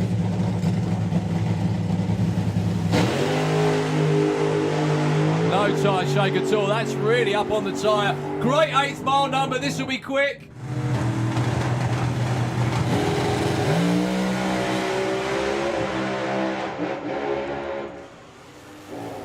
Well, Michelle trying everything he can to stay in his lane there. Did so. 6:37 at 212, and John just coasting across the line 11. Good looking runs a pair. Looks like Kev Slyfield out in front.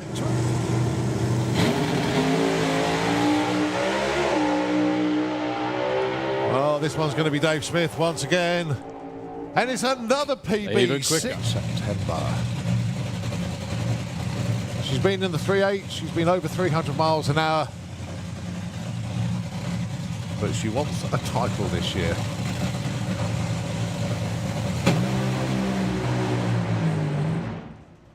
Well, that went. That certainly went. That did actually sound stronger.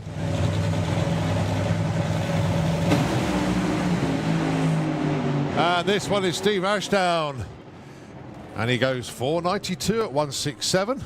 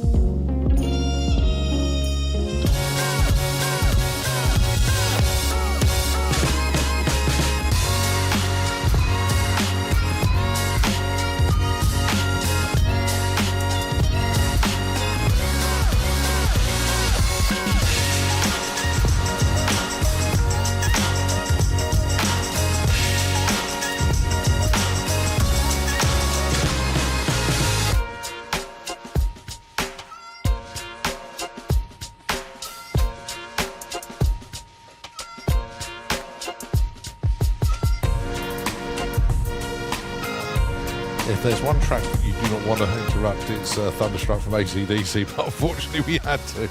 Oh, great track lined up. I know you will. Get it lined up again. Okay, so it's still 8th mile action. We've managed to collect a junior drag bike. Obviously, they run to the 8th as well. This is a dialing class, so we can get a round of qualifying done for our junior two-wheeled competitors.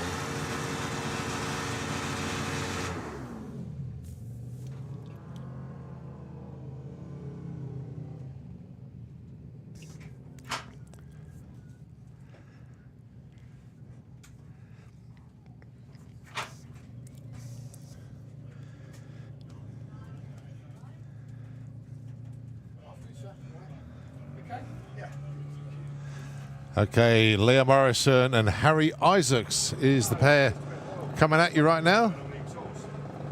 The Darlings are 8:02 and 9:60. Leah is currently number 7. Harry is currently number 19. Leah's going to get to the finish line first. Goes 8 flat, breaks out, unfortunately, a little bit too quick, but nice run for Harry. Goes 19th to 8th. And 980 on that 960 dial.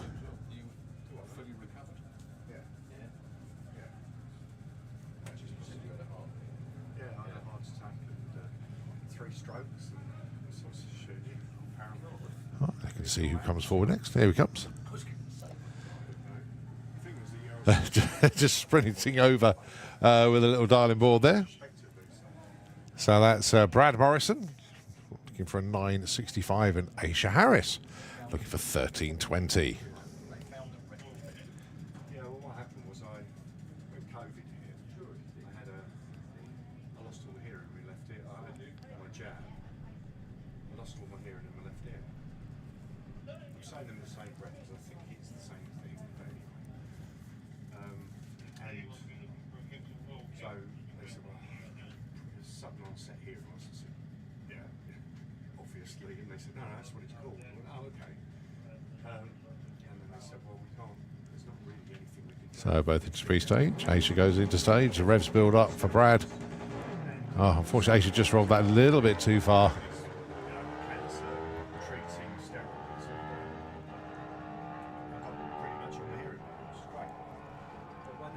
So Brad goes 10.26 on a 9.65. I don't think that's going to help him much. And unfortunately, no time or speed for Aisha. Anouk Bergerings, Sophie Taylor, your next pair. 11.95, the darling for Anouk, and Sophie wants 13.05. And let's see the numbers up on the scoreboards there as well.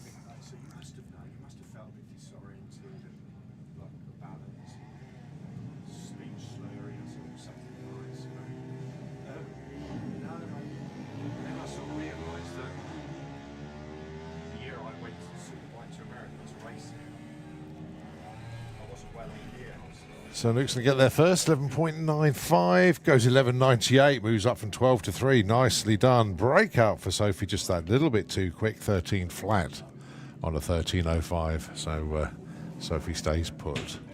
Rico Patterson up next, going alongside your number 1 qualifier at the moment, that's George McLean with the Monkey Business. So George looking for a 15.10 this time in the Slick Tricks lane. And Rico wants 13.46.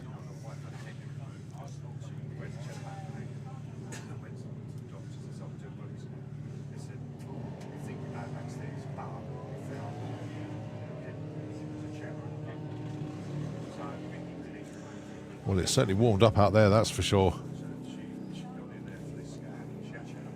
And Rico goes 13.24, bit too quick, breakout.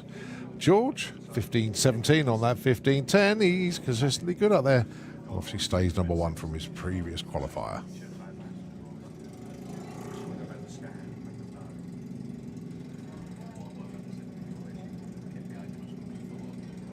Sophie Pollen and Alia Lester up next.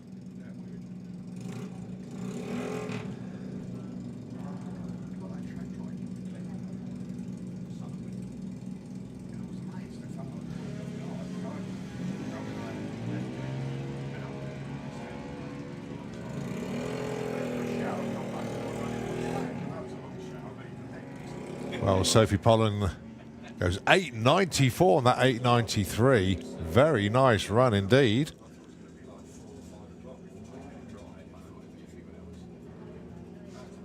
Really tough at the top, though. Stays number 4. And we're going to shout out to Uncle Fred Hone and Dad Keith Pollen. That's his, their birthday weekend. And Grace wanted us to say a shout out for Uncle Fred and, of course, Keith. Celebrating birthdays this weekend. Well done. Right, Jackson King and Declan Butt, your next pair.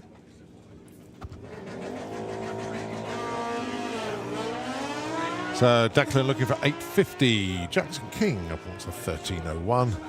So obviously Declan way out in front with the faster bike. Goes 8.44, goes too quick. Let's see how Jackson gets on. He goes too quick as well, goes 12.81. So they're going to stay put in 10th and 7th respectively. James, I really hope that George, well, let's just say, George has had a bet with his dad, James. George, if George runs a 9.9, he has to, James has to run down the pits with, sorry, not much attire on. Thankfully, it won't be naked, but we just hope. James is hoping like mad that George doesn't run a 9.9. Oh, yeah, the darling for George is 9.90. Holly King looking for 8.70.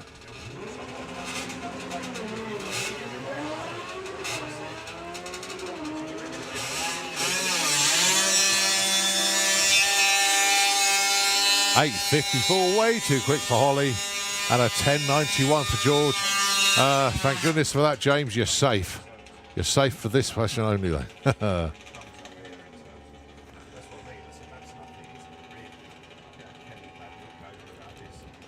Richard Wilcox, Firefighter Racing Junior bike this time.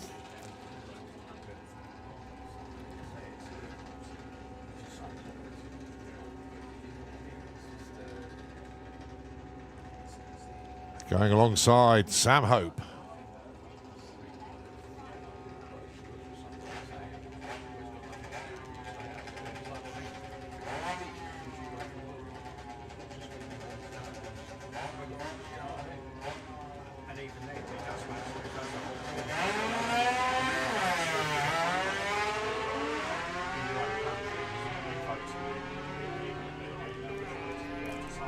So 8.90 the target for Sam, 9.40 for Richard.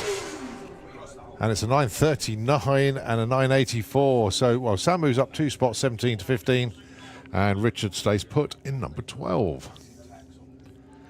The junior bikes keep on coming. This is Maggie Smallman going alongside Alia Lester. Now, Alia is number 2. Maggie is number 5 at the moment. Both done very well indeed in qualifying so far. But let's just see if they can just get a little bit closer to those darlings. 9.40 for Alia, 8.20 for Maggie.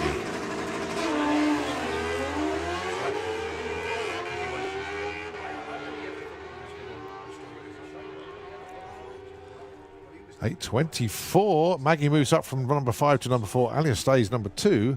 Breaks out though, goes 9.31 on that 9.40 darling, so a little bit too quick. So her previous run is the one that's going to stand.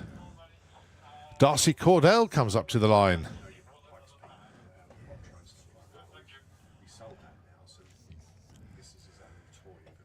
Darcy currently number 17, looking for a 15.45.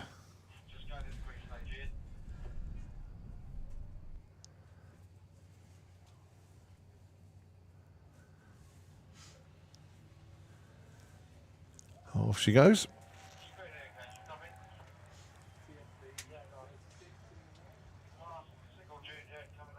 Now then, how close to 15.45 can she get?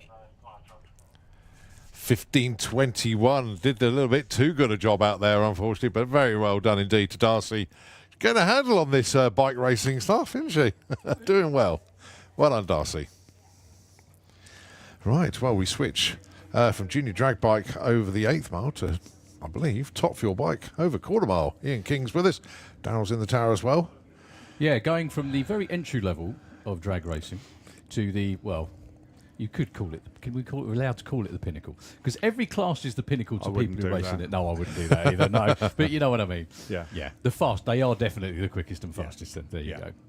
Yeah, every class is the pinnacle to the people that race in it, obviously. Correct, yeah. And it takes everything you got, no matter what class you were in. Yes.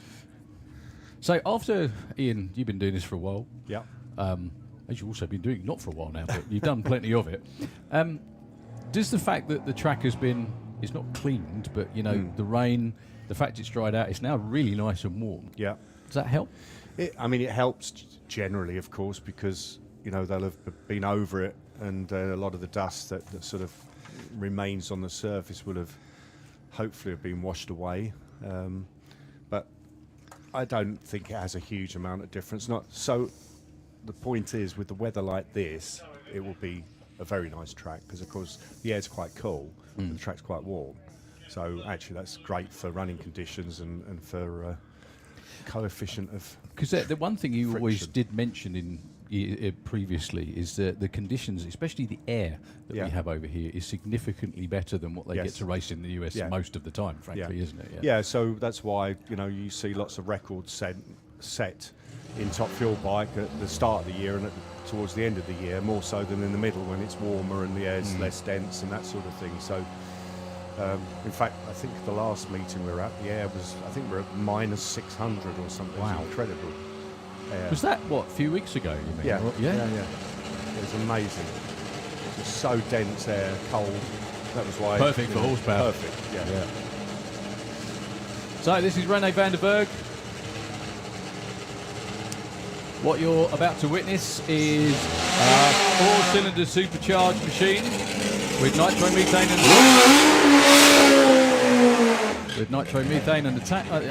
in the tank, and a Dutchman who likes to set himself on fire quite a lot as well. Rene's been doing this quite a while now, isn't he? Started off with an old top fuel bike, which he cut his teeth on. That's the one, which he cut his teeth on, so to speak. And then had this bike built. Hasn't quite made it into the 5s yet. He's come close a number of times, but not recently. I don't know whether that's because they focus on consistency more than trying to go quickly. I mean, effectively, it's a sister bike to mine. I mean, we built this one effectively the same as mine for him. So it has all the right stuff. And, of course, one day he'll get into the 5s and then he'll probably repeat again, you know. So does it take a lot of prodding just to get to that point? You just have to find the sweet spot, you know, regarding clutch and fuel systems and ignition, of course. Once you've done that, you can sort of tune very, tiny amounts around that just to improve your performance. Once you've done it, that's kind of it, really, isn't it? Yeah. Okay, so Rene van der Berg, a couple of slightly wayward runs yesterday. Got a nice tailwind, cool air, hot racetrack, and the world's best looking race fans.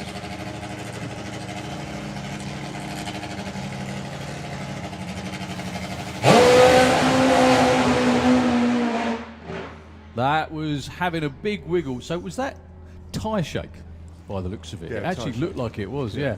He was 102 to 60 foot, so it wasn't exactly slow. No. But maybe just a bit too good. So tyre shake on a bike, that's what looked like it knocked him sideways. Yes. Do you think? It is, yeah. Yeah, so it's that's the problem with tyre shake specifically on the bikes, because they will change direction because of it. And unless you can move it very quickly back, it runs over, basically. Well, Rene started heading towards the centre line, and everybody might think, okay, well, why not lean the bike over and bring it back? No, it doesn't work. No, you don't want to be laying over those tyres. That's one question. We'll get to this in a minute.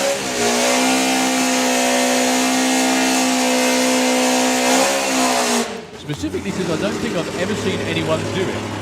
There's probably a good reason for it. Yeah. But Phil Crossley on the Imperial Wizard.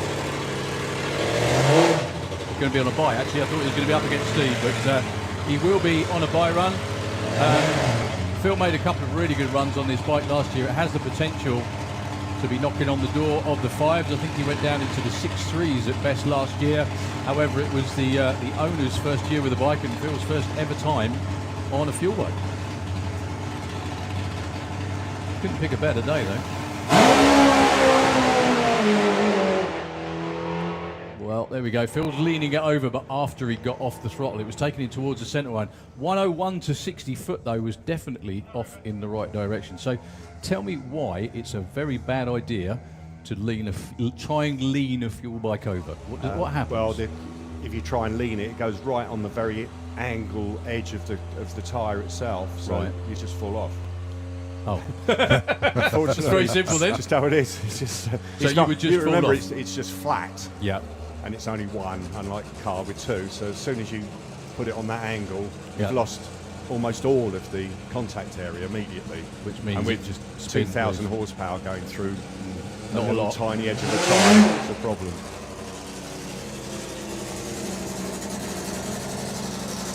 So this time we are going to have a pair steeple lap.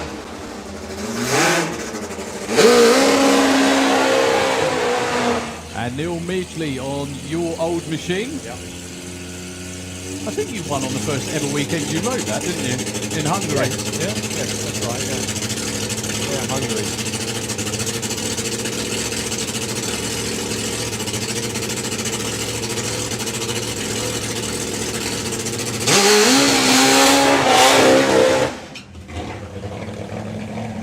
So Steve with a bike that has been around and 90s, that bike, maybe? Easily. About that. Yeah, about that. Steve was around riding big bikes when I was a kid, and I'm not anymore, and haven't been for a long while. So Steve's been doing this literally forever. Yeah. The bike's called the Dealer.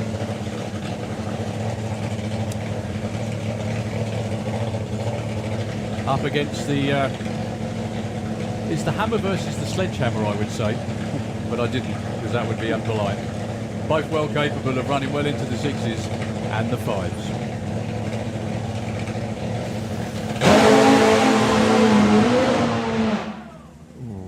Neil, whoop, just kisses the wall slightly.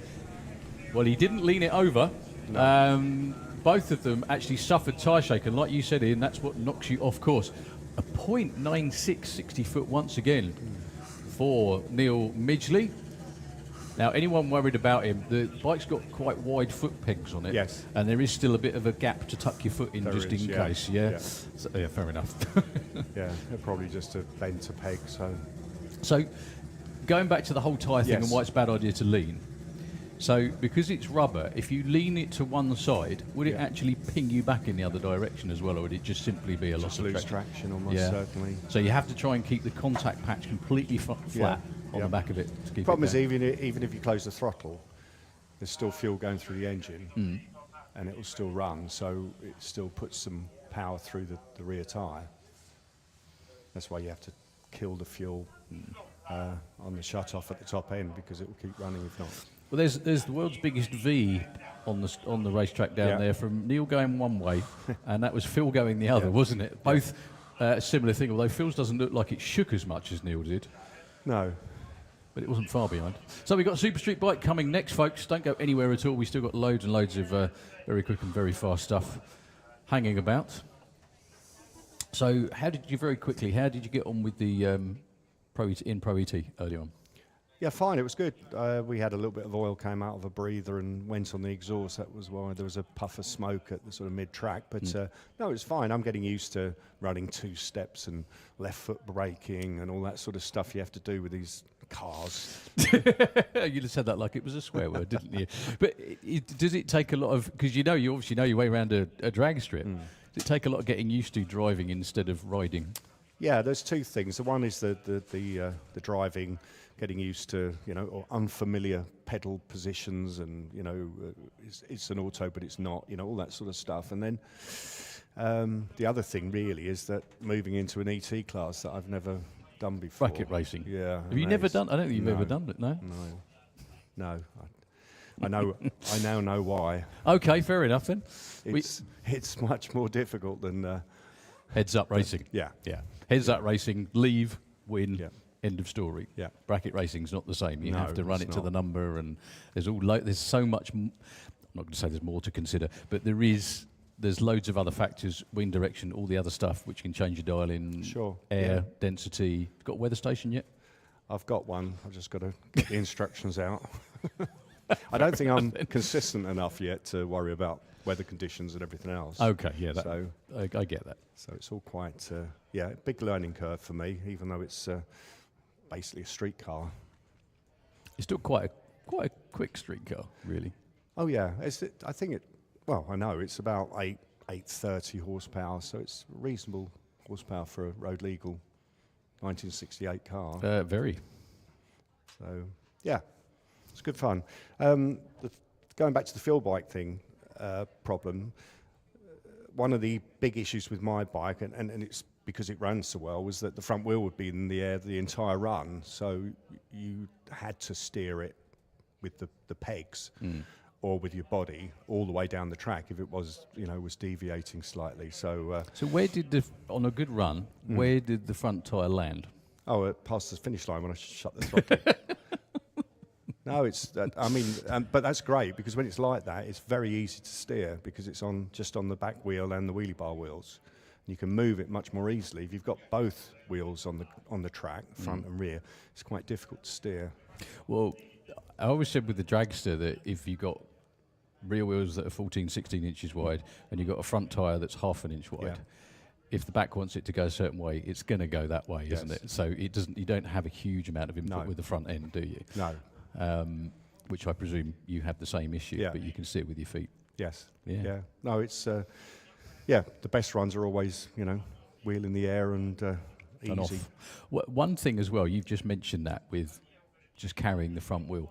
I always remember, I think there's two people I've seen do it like this. Anders Carling with his original blower bike, and Samu, where when they ride the bikes down the track, they've got the wheel in the air for a long way. Yeah.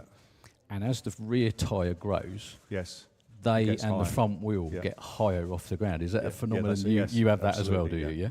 Yeah. The worst thing is if you lose traction, because the wheel really throws out. Yeah. Big time, which brings you up about another 50 centimetres or so. So it's amazing the difference. It's like you're going upwards rather than forwards. You ever thought about writing a book about why not to do this? just a thought. I think everyone should do it, actually. But well, have a go at it. Yeah. Yeah, there's a very select few on the planet that have tried, aren't there? I think it's just one of those things. I mean, people find their niche and what they like, and I like top fuel bikes. Others will like super street bikes or funny bikes. It's just horses for courses, really. It's going back to what you said about the Pinnacle. It's, as you said, fastest. It's the quickest and fastest, yeah. But not necessarily the most technically advanced. When you've got street tyre bikes running, these guys do, but there's lots. Yeah. It's just different. It really, really is different. It's just horsepower in a different way has changed things a lot over the years, isn't it? I mean, you'd never imagine a funny bike would be running like 6.2s all the time and things like they're knocking on the door of 6.1s, under 4 seconds on the 8th mile too. Yeah. No, it's amazing. I recall, the late great Chris Cannon, always winding up Gary Bow in Super Street Bike by calling Super Street Bike the feeder class, which is typical Cannon, and he knew how to wind people. Up and everyone. Oh, everyone. Yeah, absolutely. But of course, it's not the feeder class. No, there is no thing. No. It's a fantastic class. I mean, it really is a great class. Well, you don't see many super street bike riders end up in top fuel at all. No. They're almost like a different breed. Yeah. Like they're born different, so to speak. Okay, Kostas Giannopoulos. That was terrible. Giannopoulos, who's just getting himself set. And Jake Michel. These two ran side by side. But Kostas had a big plume of smoke through the finish line. Went 7.01, I think it was. Jake was into the sixes.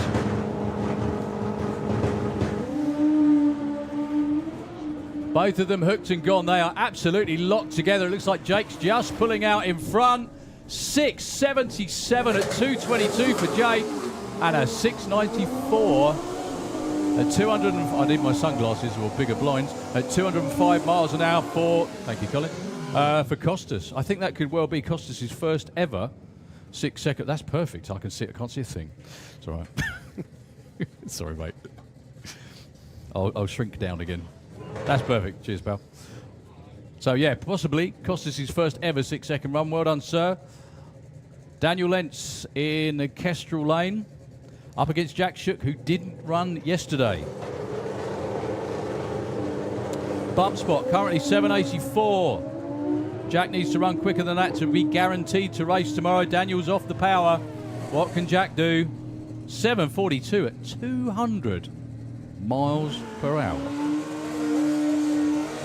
Another stellar 60 foot for Daniel though. 1.17 on a street tyre. That's not bad, is it? Well, when you've got a tiny contact patch and you just... So how do they do that? Do they just slip the clutch? Is that how it... Yeah, but they have pretty sophisticated clutch systems on as well. So there's a lot of control to be able to manage it. Be right on the edge of braking, traction and not, you know, so... But not traction control. No. Chris Reed, otherwise known as Boyce, in the Kestrel lane, who is in the number 8 spot at the moment. Actually, that's his time on the board, 7.71. Up against Martin Hallett. These two squared off in the final just a few weeks ago at Spring Speed, and it was Boyce who came out on top in a great race.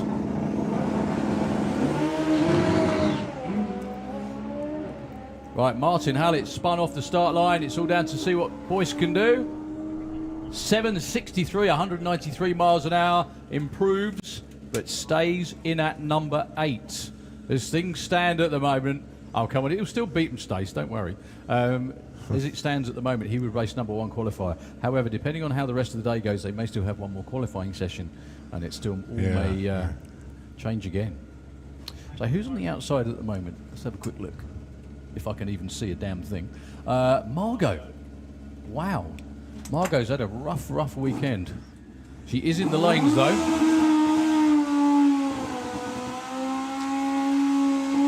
Well, obviously with Jack putting a run in as well, just added a few more.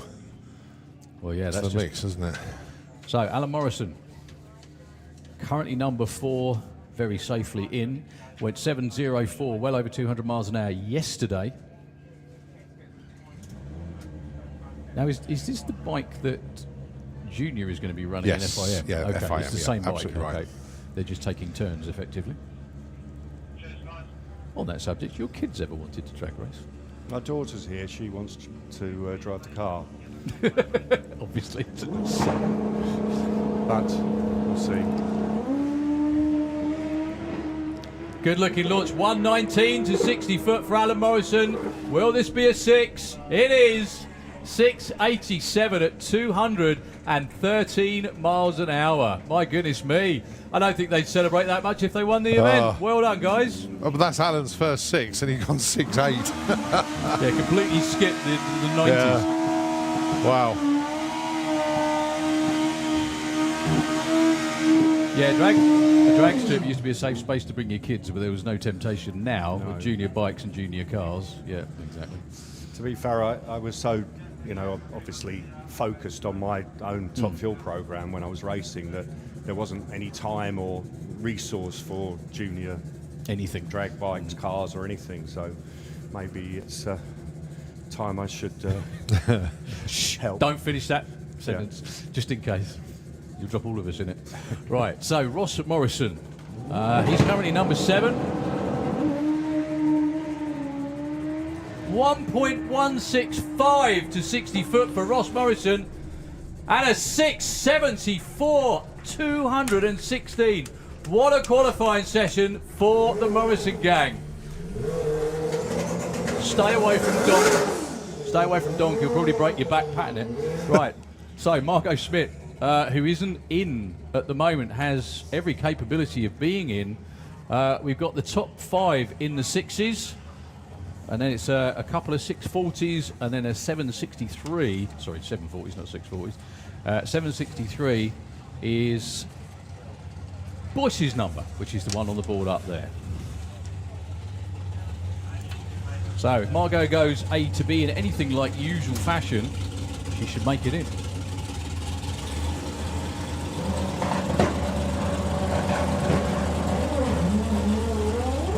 That's not usual fashion at all for Margot.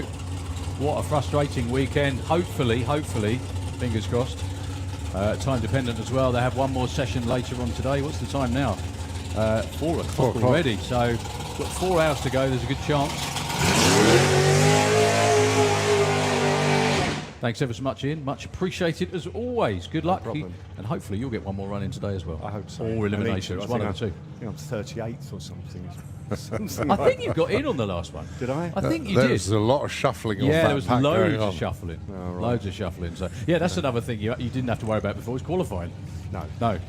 Well, you did. Well, but I you did, know but what not- I mean. but I did, Yeah, yeah. not quite Not like like that. this. No, definitely not. Thanks, mate. Much Thank appreciated. you. Cheers. So, 2-seater, Colin. Yep, it's Paul Brown at the front, and it's Josie Brooke in the passenger seat, 18-year-old. The reason I know that because it's an 18th birthday present. Josie from Corby, still in the wonderful county of Northamptonshire. She might have waited 20 years to do it. Yeah, that's a good point. Good point. I doubt it. I very much doubt it.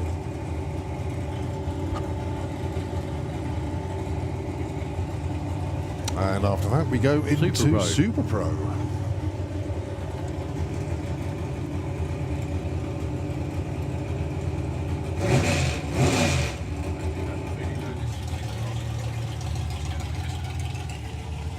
This is session. That would be session 3. That's right, for Super Pro. That's right. Okay.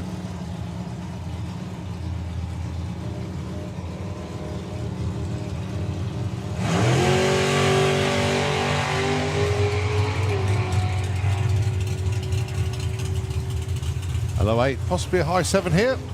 It's a 794, 169 for the thrill ride. So Josie Brooks gets that 18th birthday gift.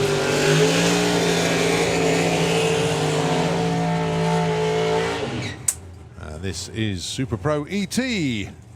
Your first pair in this session. Tom Atkinson pretty much been in the first pair for every session. Joined this time by Callum Swinchap with the King's Topolino. Couple of 8-second cars here, but one runs in the 8.4s and the other one in the 8.8/8.9s. Let's have a look at the dial-ins when they appear.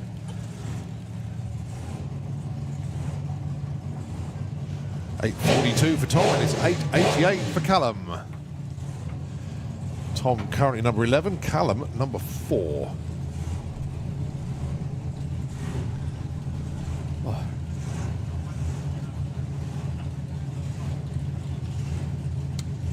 Well, now I put my sunglasses on, I can't see the screen, so see how this goes. That's probably just dropped a bit. Is it? I didn't even know it did that. Yeah. No, because normally I can see underneath it, see Castle Lane, but it's blocked.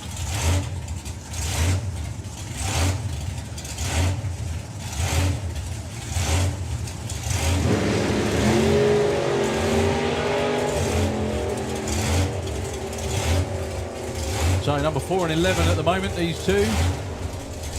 Callum goes an 81. However, You can see Kirsty doing the dance down there. Number 2. 8.42 with the 2.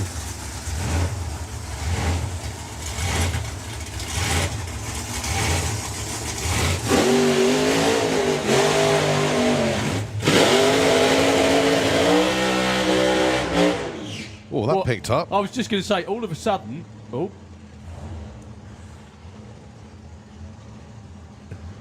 Hello, Julian. Nice to see you. He's just dropping off a cup of tea for you. Well done, Phil, for getting it stopped. Oh, hang on, he's coming back. Nicely done. All of a sudden, the engine cleared and it did. sounded beautiful. Yeah. Maybe that's what it needed, a huge boot of a burnout.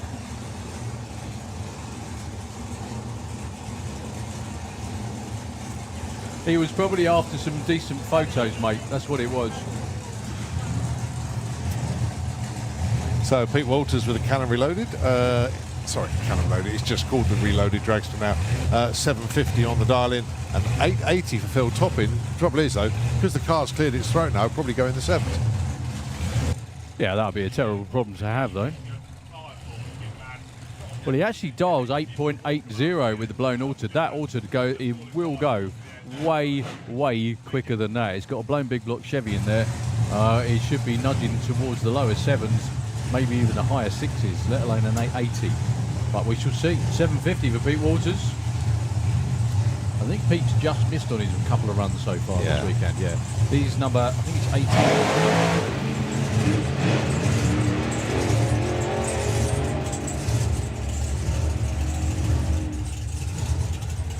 Well, problems in both lanes. Pete trickles through with a 9-second run, and a long way behind him, sadly, still coming.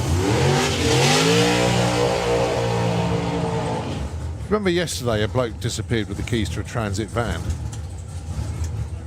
and we needed it to tow a jet car down to the start line. Oh yeah, he's done it again. He's done it again. Who did that? Hang on a minute.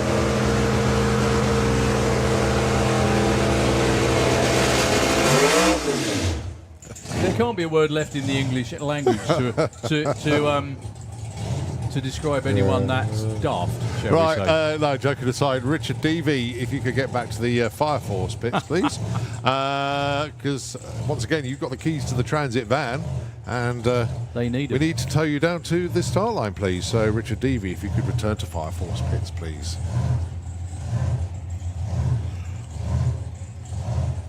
So, Dave Russell, the van with no name, 8.80, the dial-in for Dave.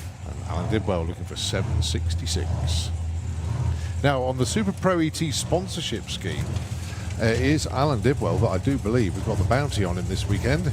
It's £50 if anybody knocks him out of eliminations.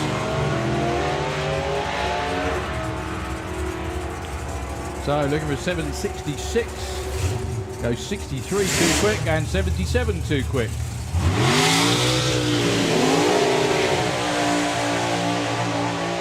Well, a couple of things are going on here. One, the sun's on the track to warm it up. That hasn't happened much this weekend so far. Second is the air, they've got a tailwind. Yeah. And the third one, is it's still nice and cool. Yeah. Hence the breakouts. But apologies, Colin. Okay, sponsors for Super Pro are Figures for Figures, AJS Bodyworks, A Leak Roofing, Alders Automotive, The Bath Bloke, Flexi Waste Environmental Services, Garage Thomas Haas, Giles and Hartley Racing, Giles Services Limited, Good Vibrations Motorsports, Harry's Coachwork and Pit Equipment, Hauser Race Cars, Holly Walters Dental, HR Racing, Hydro Hose, JK Farzik Technic, Mersch Manifolds, MJC Property Solutions, which is that man down there. That is, of course, Mark Russell. Pete Walters Race Designs, Plain Racing, Powered Company, Premier Rosettes, S&B Racing, Slick Tricks Racing, Solo Precision. I'm going to stop there and go to the last one, which is Dolly's Gift Box, which is Dolly down there. That is Leah Kellett. Now then, dial-in for Leah is 890. The reason being, they've had the throttle slot rewired because it got stuck on yesterday. Oh. So they've had to rewire it, so they're concentrating on getting that sorted and still get a qualifier in Super Pro. She's not having a Dolly moment, as she messaged me to say so. Well, a Dolly moment would be turning the throttle stop on, but leaving the dial in the zone. That's a long throttle stop. But here she comes.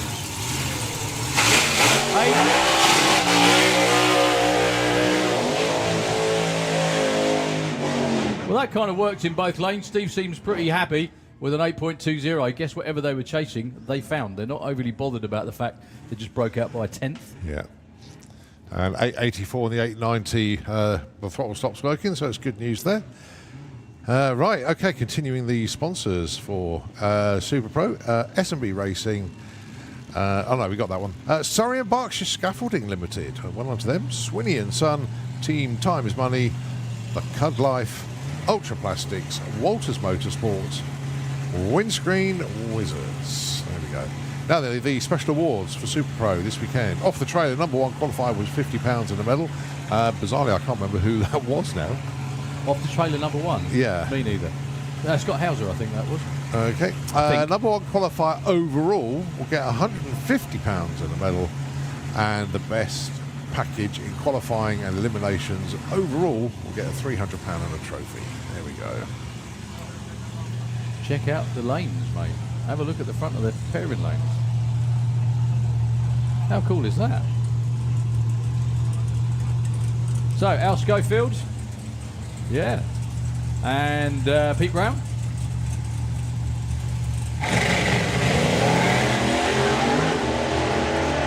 Pete Brown with the front engine slingshot. Algo 791, 835, 500's too quick, but they don't care. No, I think that's almost a PB. I think, it car's been over 160 before, but I think that's a PB for 835 for Pete. Well done.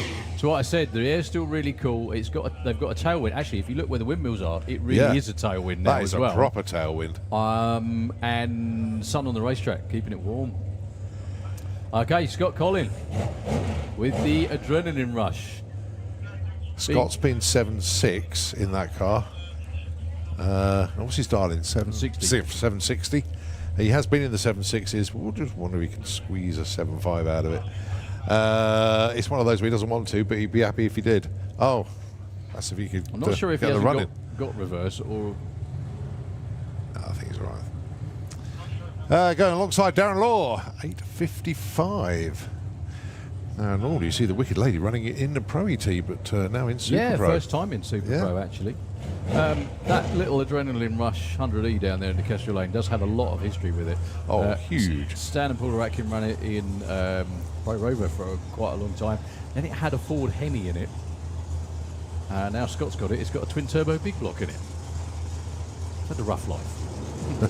Enjoyable life. Well, a fun life, isn't it?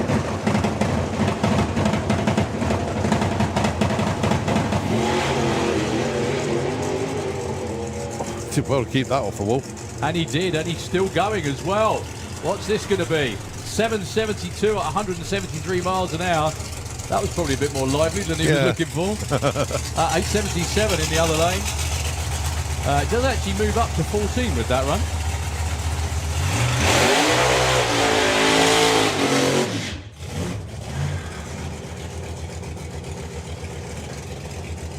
Well, good to see Elaine Hancock back out with the Zephyr.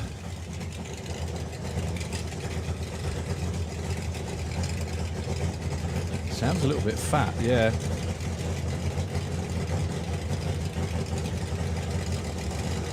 They're deciding whether to go straight on or to come back and do it again. There we go. So Elaine was racing in comp for a long while. I think that she had some engine damage, didn't she? Yeah.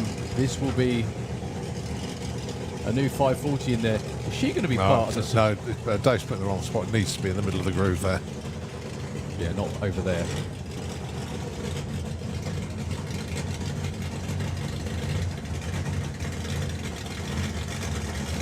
Yeah, because what happens is one wheel will be in the, prepared groove. The other one, not to say the track won't be any good over there, but it just won't be the same. Yeah. There's every chance the car will go completely sideways.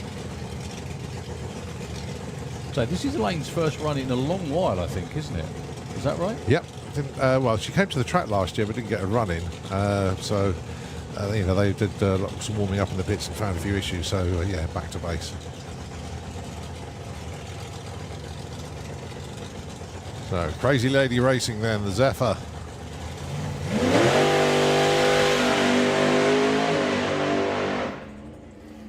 Well, launched well. I don't know whether that was the plan, but a bit of a tail wag because you had to drag it back from the centre line. It was facing that way. It was, yeah. It was heading towards the centre line a bit. But still, a good checkout run nonetheless. It still went 1.13 to 60 foot, so was not hanging about at all. And she will be qualified as well. Yeah. One car we haven't seen this weekend is Jack Brewster with Just Mustard. I understand they have a knackered blower, I think is the short version. Sadly, really, really sadly, after a long winter, the first thing... and we've got Mr. Bell down there with the pork and beans drag. Yeah.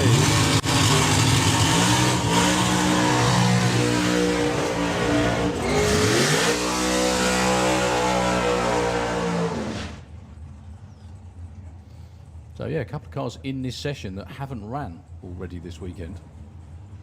So what does the run order look like now from now on, Colin? We're just running through be Q3. Sportsman, yeah. So it'll be Super Pro, then Gas, Comp Bike and Funny Bike, Street Eliminator, Super Comp 85950, etc. But then there will be another Pro session and exhibition session coming up in the not too distant. Possibly shortly, yeah. To be confirmed, but what time? But it will happen. Yeah.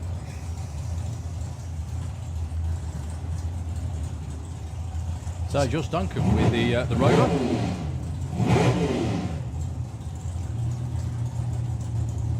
Scott Hauser proudly wearing the number 1 on the wing.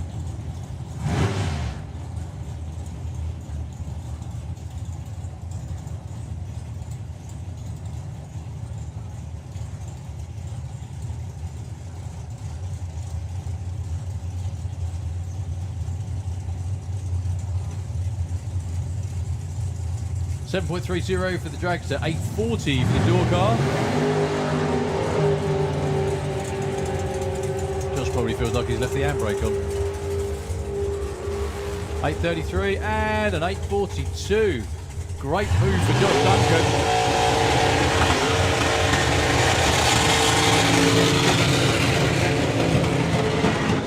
Up to the number 9 spot for Josh.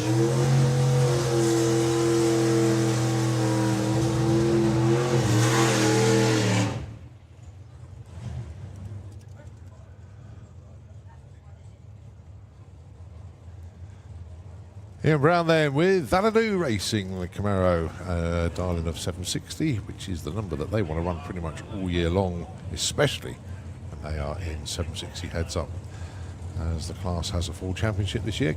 And alongside Lee Huxley, the man that took some money away in Q1 with the perfect light money.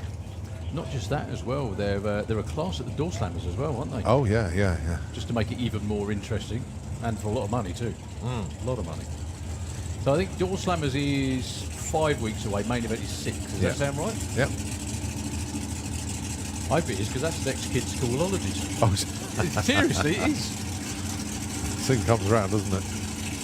All too frequent. But that's a good thing. So currently Lee is in at number 6. Ian is 4.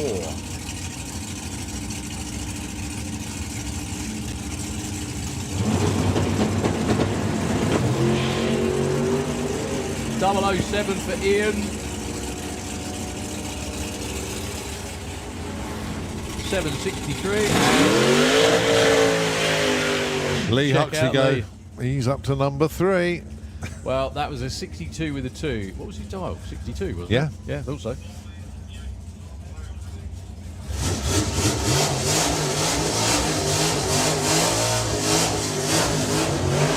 So at the moment it's Scott Hauser from Tom Atkinson, then Lee Huxley. Daniel Giles currently number 4. Where's Mark Bailey at the moment? Number 7. Okay, up against AC Bell with the Dragster in the Slick Tricks lane. 899 is his dial. Remind me where the name came from again? It's, well, the Beans bit because he's an old fart. Okay. And Pork because he's a pig. Fantastic. I love the simple naming process. Yes. It's very good. I like it.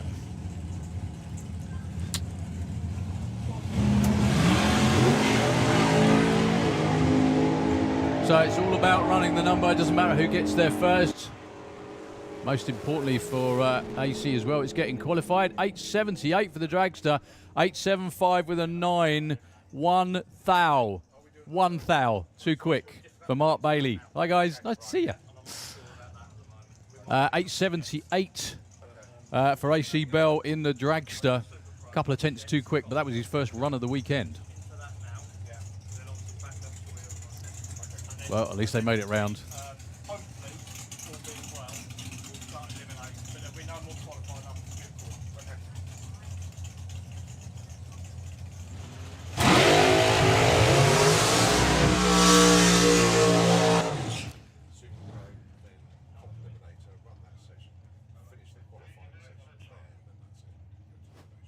Okay. You can set that out. Oh, yeah.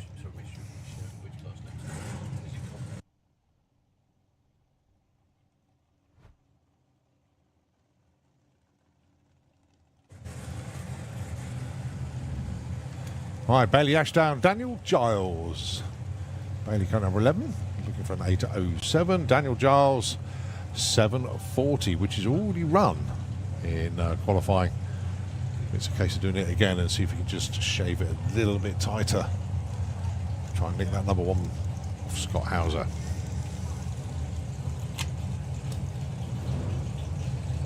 Well, these points all add up because there's points allotted for qualifying. It can make a massive difference at the end of the season when it comes to the championship. On that note, I want to say a very good afternoon to Becky and Chris. Hopefully you're tuned in. Hope to see you again soon.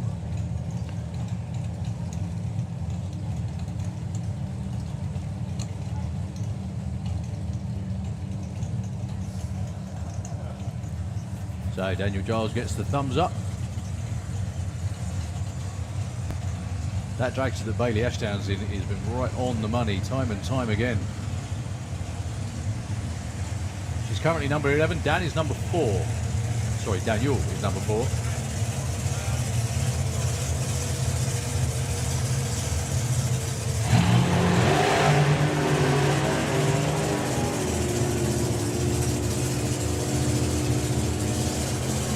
Daniel will get there first and breaks out. Bailey goes 8:08 and up to number 9.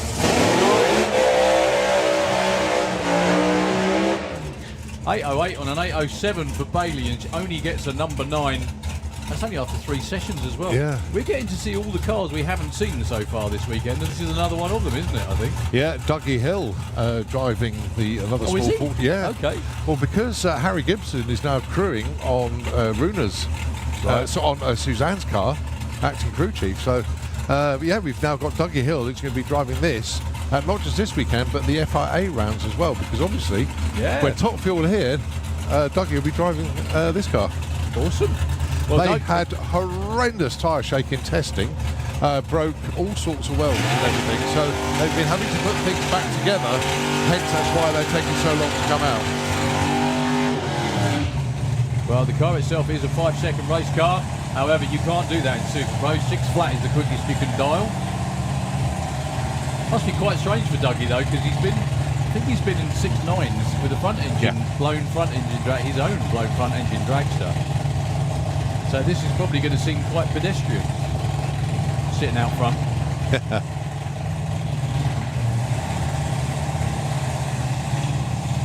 It is, for all intensive purposes, a blown alcohol dragster, as in the top methanol dragster that we race here in the UK. However, there are a few key bits missing to keep the temptation away for Martin and Crunch to run it. Up against Ashley Bell with Lippy Slow. That is a great looking run for Dougie Hill. What's he got for us?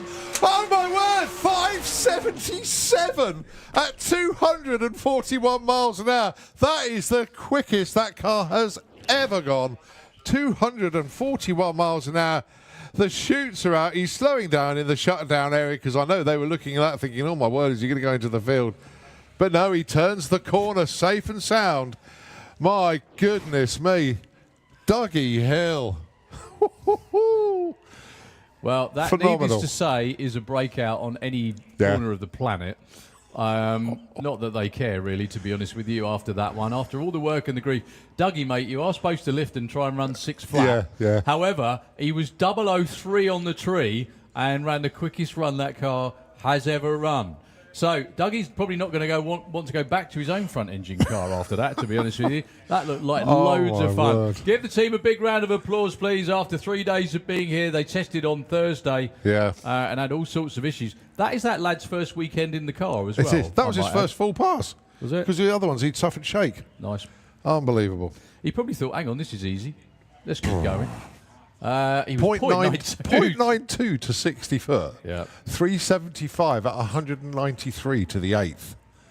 And 577 241. Do you know what I notice about that? So if you look at those numbers, they're almost a carbon copy of Andreas Arthursson's. Andre Arnover's by mod run. He ran 375, but he was 10 miles an hour faster at the 8th mile. Yeah. And then that car back halves because it's got turbos. Yeah. If you look where the blown car ended up, 577 versus... That's awesome. Well, that's another match You said race. that's a match race, isn't it? Yeah, it is match race. Dougie Hill and Andre Arnover. You've got it. Yeah, well, they're saying that if you turn up at green light, that's what they do, isn't it? They do. They run the open class, don't they?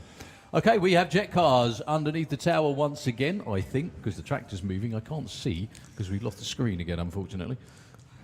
I think we are. Yeah, it says exhibition on there, so it'll be the Spider-Man jet going alongside Fire Force 5. They're the ones that we're expecting. Also, Comp Eliminator are in the lanes as well. It'll be a very, very interesting session for Comp. We're also not far away from seeing, you've got the run order, Colin. In this session, we are due, thank you. You presume I can read it. Hang on. So, Comp Eliminator, Motorsport UK Pro Modified. We've got Top Fuel Cars, Nitro Funny Car again, and Top Fuel Bike again, and Super Street Bike again. And we've also got the Force of Nature Steam Rocket Bike to end off this session, which you are not going to want to miss. I do apologise. I've just robbed all the cake. No, you're good. Well, it was sat in front of me. That's absolutely fine. Okay, thank you. He looks like he lives on cake, though, so I can't. It's mean, isn't it, if I eat it all? He doesn't. He lives on digestives. That was the only thing on your little caricature model thing. Didn't have a packet of digestives in the corner, or did it? Yeah, but you're only allowed 3 little. You only had 3. Yeah. I'd have put the digestives in there, mate. I really would. No.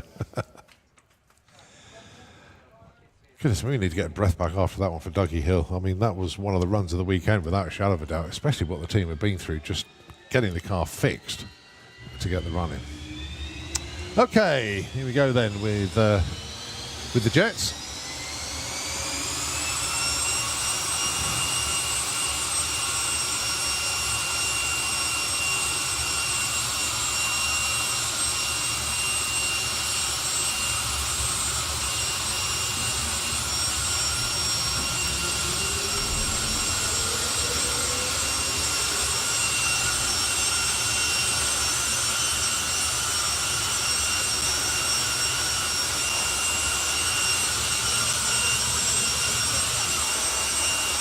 So Martin Hill then with Fire Force 5, and of course Julian with the Spider-Man jet.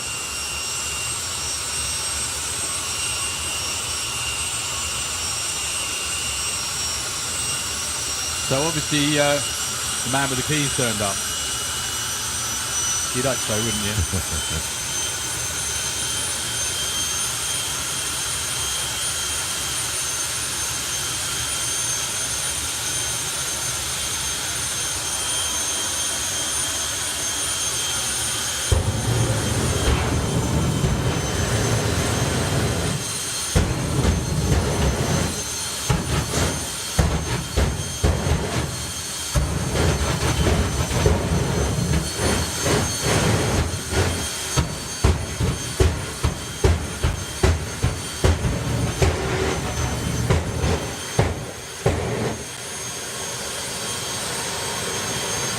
Huge plumes of vapour once again encircles the tower as Martin brings Fire Force 5 into the stick tricks lane, and Julian Webb with the Spider-Man jet comes forward in the Kestrel Beer lane.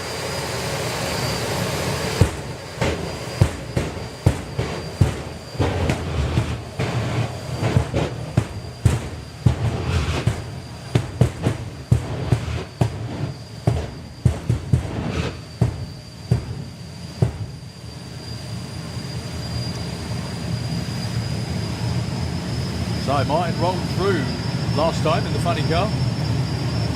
Julian's already in full stage. Here comes Martin.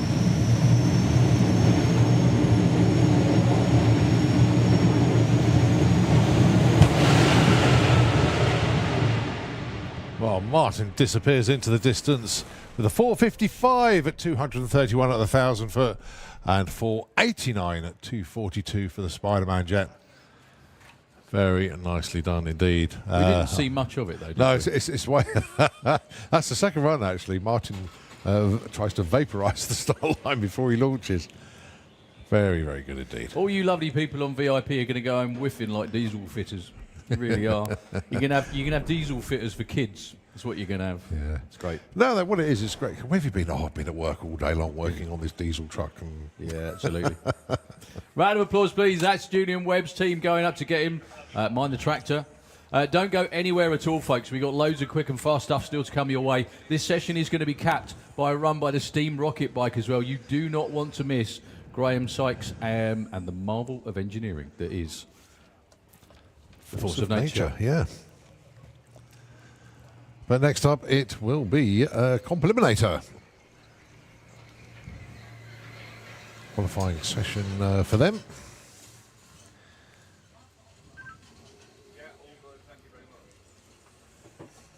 Head of the lanes are a pair of front-wheel drive cars, and actually, is that Ahmed Jamshed that's made it down this time? Yes, it does look like it. Indeed, it is.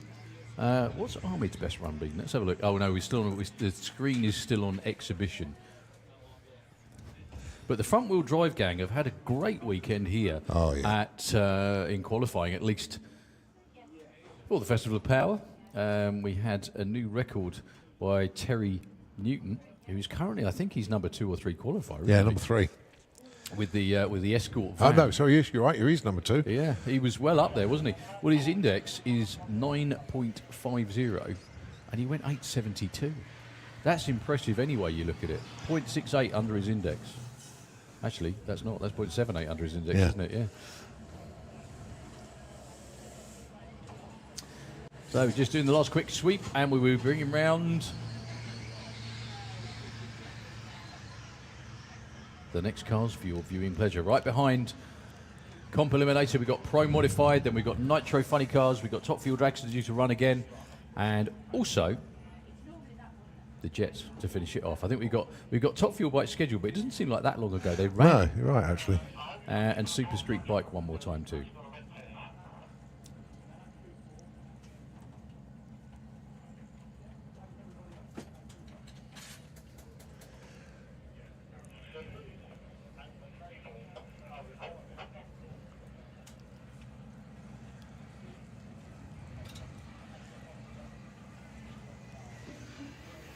So the tractor just doing a final pass. We'll soon find out. Yep, and that's right. Yes, he's going to park up because Paul has just walked forward into the lanes to beckon the first pair of Comp Eliminator cars to come around the corner. So the tractor will just reverse, park up. This is a proper grudge match as well. Nephew versus uncle. Amir Akram Ashad and, of course, Ahmed Jamshed.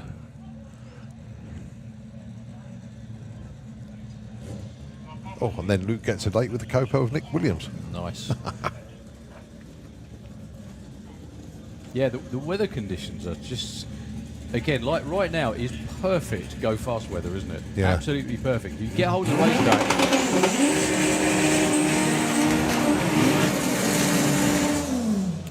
Yeah, if you get hold of the racetrack with the air and the conditions as they are, with a tailwind, yeah. This is the sort of thing you very rarely see throughout the year. So, side-by-side Hondas, one a Civic. Actually, they're both Civics. Yeah, I was just thinking one's that. 4-door, one's a 2-door. Or 3-door. So they both have the same index up there, 9.16. Ahmed's quickest run so far this weekend is an 880. His doors come open. It has. That will be quick.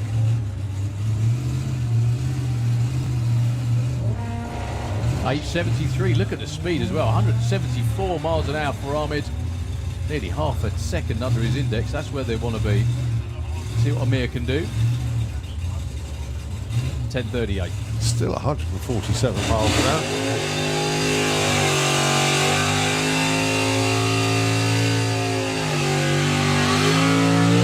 Well, with that, I think Ahmed stayed put at number 7, but he improved his time. So, for all the VW DRC, they are having a raffle for the Door Slammers. They are sponsoring the front-wheel drive class at the Door Slammers once again. So please support all those people that support our sport, and I don't think anyone does more than Luke, quite frankly. Yeah, phenomenal. He's always everywhere, doing everything, and racing at the same time as well, and had an amazing double up with his daughter, her first ever event at the Spring Speed. She was in VW Sportsman, he was in VW Pro, and they both won. So up against the amazing Copo of Nick Williams, 8.50 is his index. Is that a personal index, that one? Yes. Yes. So it's not to penalise other drivers with the same car. Yeah. Makes perfect sense. Interestingly, Nick is on the 783, yeah, and the last one he did run 777, so maybe that one was annulled for some reason, no idea. They wouldn't shift.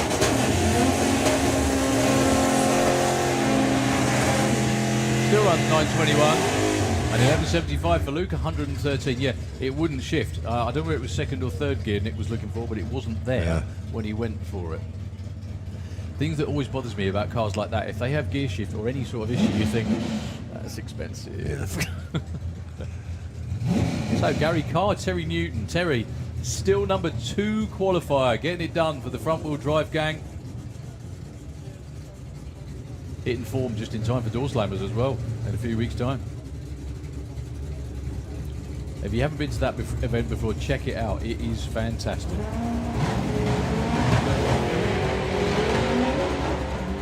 Great 60 foot for Terry, 1.50. That was a lot quicker than he went earlier on today. 923, 161. So no improvement for either, I don't think. Yeah. Yeah, now even though Spence is number 6, he hasn't had his normal clockwork weekend, has he really? I think the last run was a busted run. 1168 is their index. The index is based on the type of car and the weight. That's what they have to run to. You tune it to go as quick as you possibly can. The idea is to go a lot quicker than your index. So is Luke not going to... Are we going to run a all run or...? I don't know, actually. Okay. Well, interestingly, Spencer and Gary are both on the same designation as well as GESA.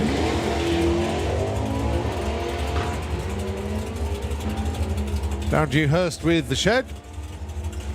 Has an index of 9.50. Goes 970 at 153. Moves up a spot from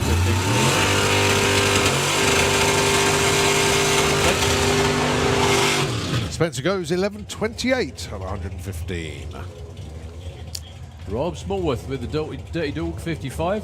I know I've told this story before. I love it. Rob, I remember talking to him up the top end when he was driving the old 55 that he had. He said, I'm getting too close to my chassis tag and I bought another car.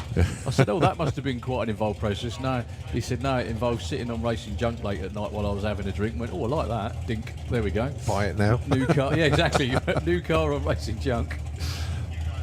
It's obviously not junk. Yeah. But it's one of the, I just love the look of it. It's one of the, for me anyway, I just love the kind of rat rod style look of any race car.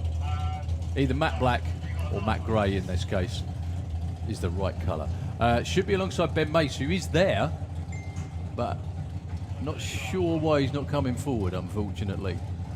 The crew just having a quick chat with him in the car. Well, Rob's going to be on a buy run this time. So 799 is the index for super modified.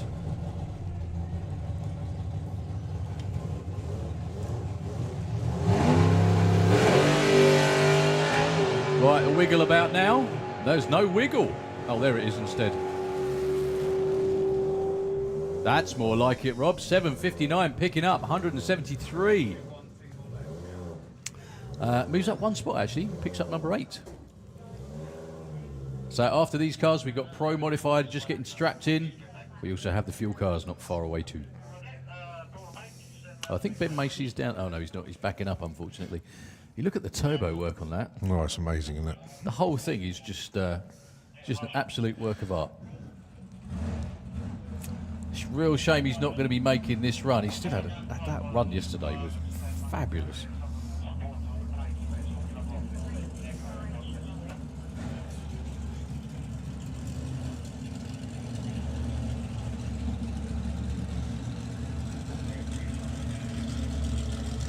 All right, next up, Dan Williams taking on Dave Swift.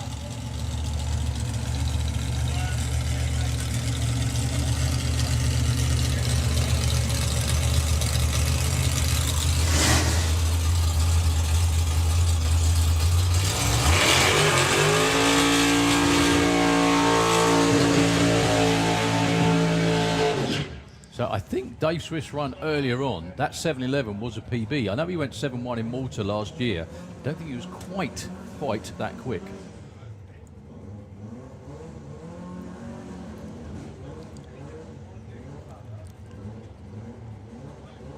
Dan will literally wait for Dave to come behind the start line and get ready to roll forward before he does his burnout. Totally different procedure between the two vehicles.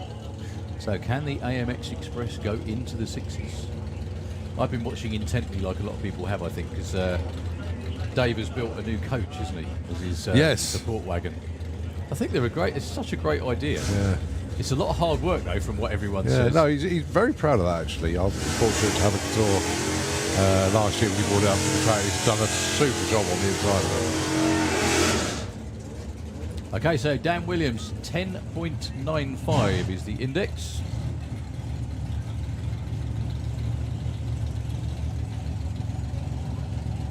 Looks like Ben Mace will be making a run. That's good news.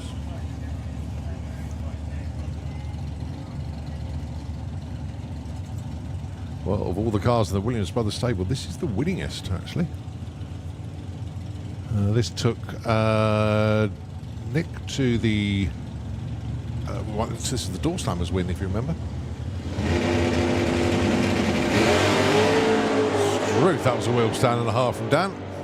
Good looking run for Dave as well, though. 105 to 60, 707 into the 7-0s. 192 miles an hour, 10.09 for Dan Williams. Actually, Dan goes to number 2. Pips the number 2 spot. Well done, sir. Saves it for the last session of the weekend as well to do it, I think.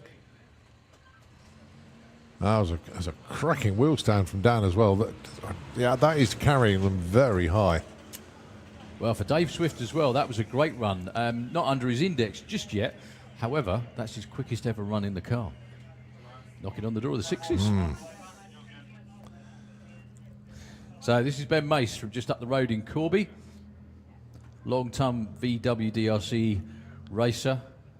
Obviously fancied having a go at Comp Eliminator and built himself, well, not himself, but a purpose-built altered with a compound turbo 1.8 litre engine in there.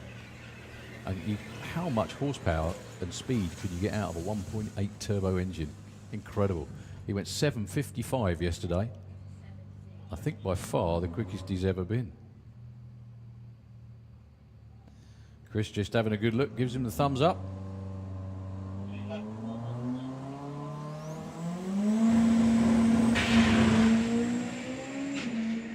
Look at that, leave 1-0 to 60 foot. What have we got this time, Ben? The answer is a 781, 169. Not his quickest run, but still really stout.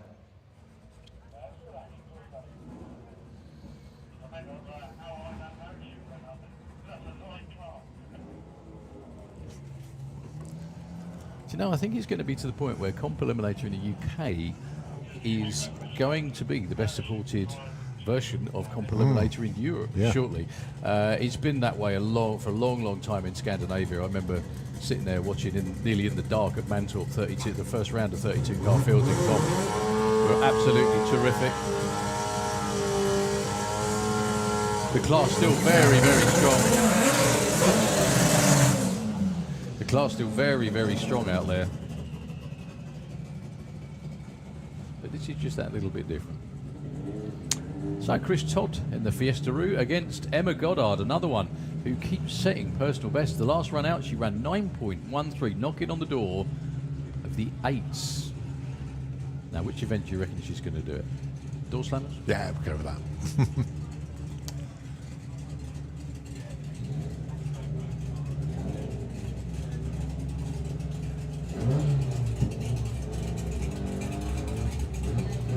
So 950 is her index.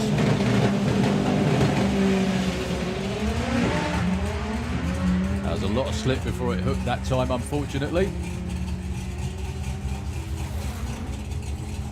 904, 167.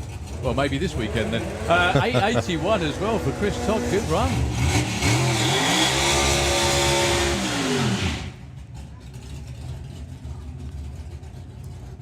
And we still have more cars coming your way in Comp. So number 1 still is Reuven Dawson. 2 now is Dan Williams. 3 is Terry Newton. 4 is Nick Williams. 5 Gary. And Emma 6. 904, 6. Emma's in at number 6. That's a great effort. Really great effort. Okay, Kev Jenkins, languishing for him. Down at number 15 at the moment. That's because he hasn't really managed to get a good full bore run in yet. think they missed the first session yesterday. Could be why. But Lloyd Perkins with the Cutlass was on a great run earlier. Just got slightly out of the groove and saved it for another day. Always the smart thing to do.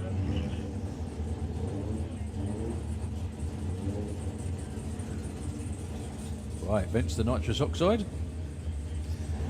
So these two have got very, very similar indexes. It should be quite a good race.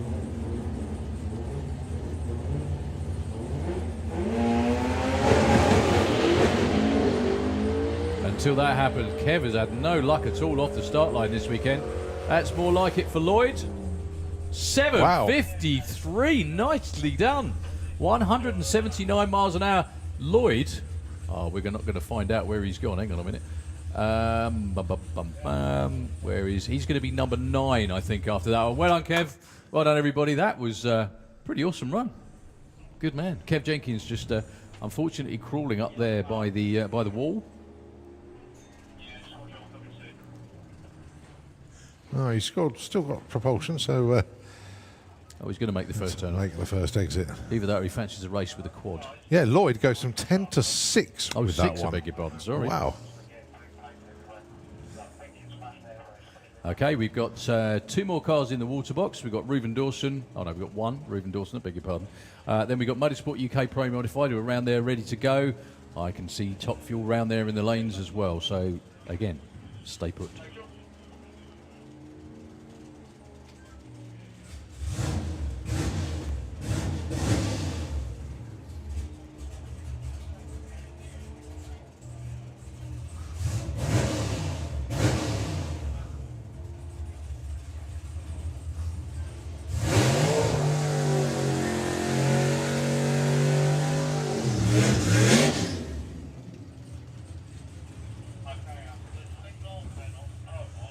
Well, Reuven has already been 790 with the Honey Wasp.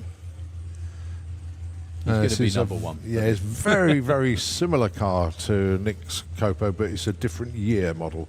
So this is that slightly older body shape if you look at the two. Is that the only difference? Yeah, it's still got the 350 supercharged engine. Okay. Same weight? I believe so, but I think what Reuven's got is different pulley size. Okay. On his on the supercharger, I think. So I'm not that technically up on it.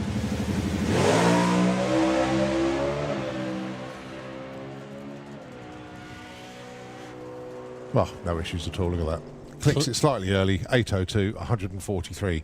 Clicked it early, still went 8:0. Wow. Which would have been number 1 qualifier anyway. It would have been. Absolutely that. He's got everyone covered at the moment in comp. However, racing is another matter. Did he take the win at the first event? Yes, he did, yeah. Okay. Yeah, he had David Barton in the final. And why not? But they're both Reuven's cars. Yeah. Okay, Pro Modified coming your way. Last qualifying session, John Webster and Michelle Turenne. They're currently number 5 and 6, unbelievably. Yeah, to give maybe a shake of things to come, but the 3 semi-finalists in comp at the first event were all Copos.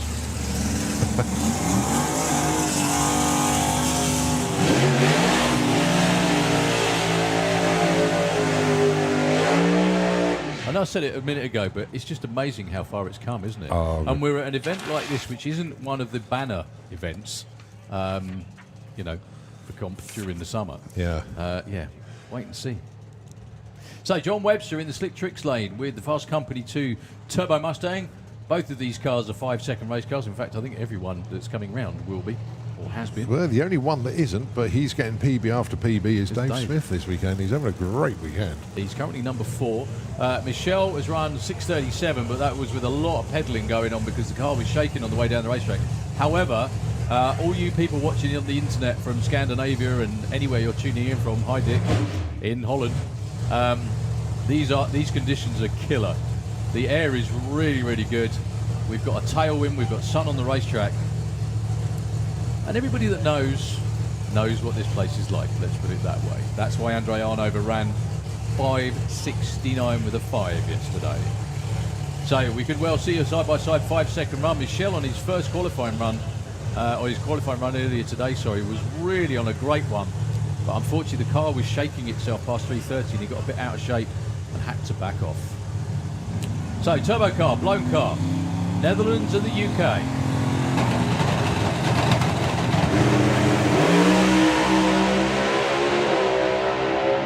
Whoa, Michelle. Ooh. Truth. Still goes 6:45. Got way out of shape just before half track. Did a tremendous job hanging on to it. The car was going straight and strong, and then suddenly it just had a wander.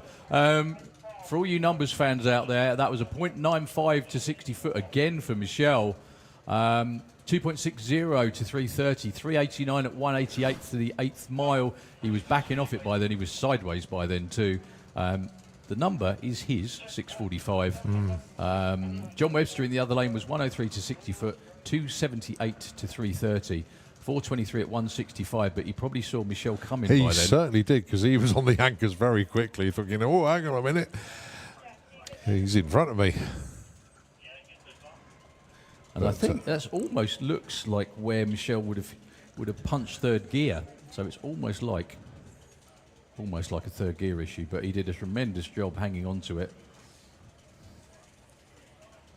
One of the good things about this place is it is prepared from wall to wall, all the way up to the centre line. Give the Pro Dutch team a cheer. And if anyone's got any spare underwear, give it to the driver. If anyone's got any spare heart pills, give it to the crew. Thank you very much indeed. And John Webster's team as well, off to the other end to get him. Unfortunately for John, that's not his number on the scoreboard because he clicked off because he didn't fancy catching Michelle in the side of the car. Driving in a straight line is that easy. There we go. When it goes straight. Exactly. But that was an excellent job controlling it. He's been doing this a while now. He knew when to get off it. So the track crew had just got to do a little bit of sweeping and clearing up of the blocks, actually. That's what that's all about. Goodness me. That's a proper wiggle, isn't it? Yeah. Especially at high speed. Nearly 200 miles an hour. Who's that from? That's from Callum, of course. Yeah, he's not on the start. He's gone to the top end this time, bankside. And he's caught these images. Thanks, Callum. Obviously, they will appear on the Santa Pod media pages in due course. But, yeah, wow. Yeah, normally once you punch third gear, you're home and dry. That's normally pretty much it in any kind of door car. But it got really out of shape down there, like really out of shape. Well held, that man. Okay, we've got two more pairs of Pro Mod cars to come. All of them are in the lanes by the look of it. Andre Arnover is going to be going side by side with Andy Robinson in the next pair. Now, as Luke Robinson pointed out yesterday, if you want to run a personal best or a quickest ever, be in the other lane to them, because it happened a number of times over the years. They were in the other lane when Mats Eriksson ran the first 5. They were in the other lane when Yanni Eriksson ran 5.72, and they're in the other lane, guess what? Yesterday, when Andre Arnover ran 5.69.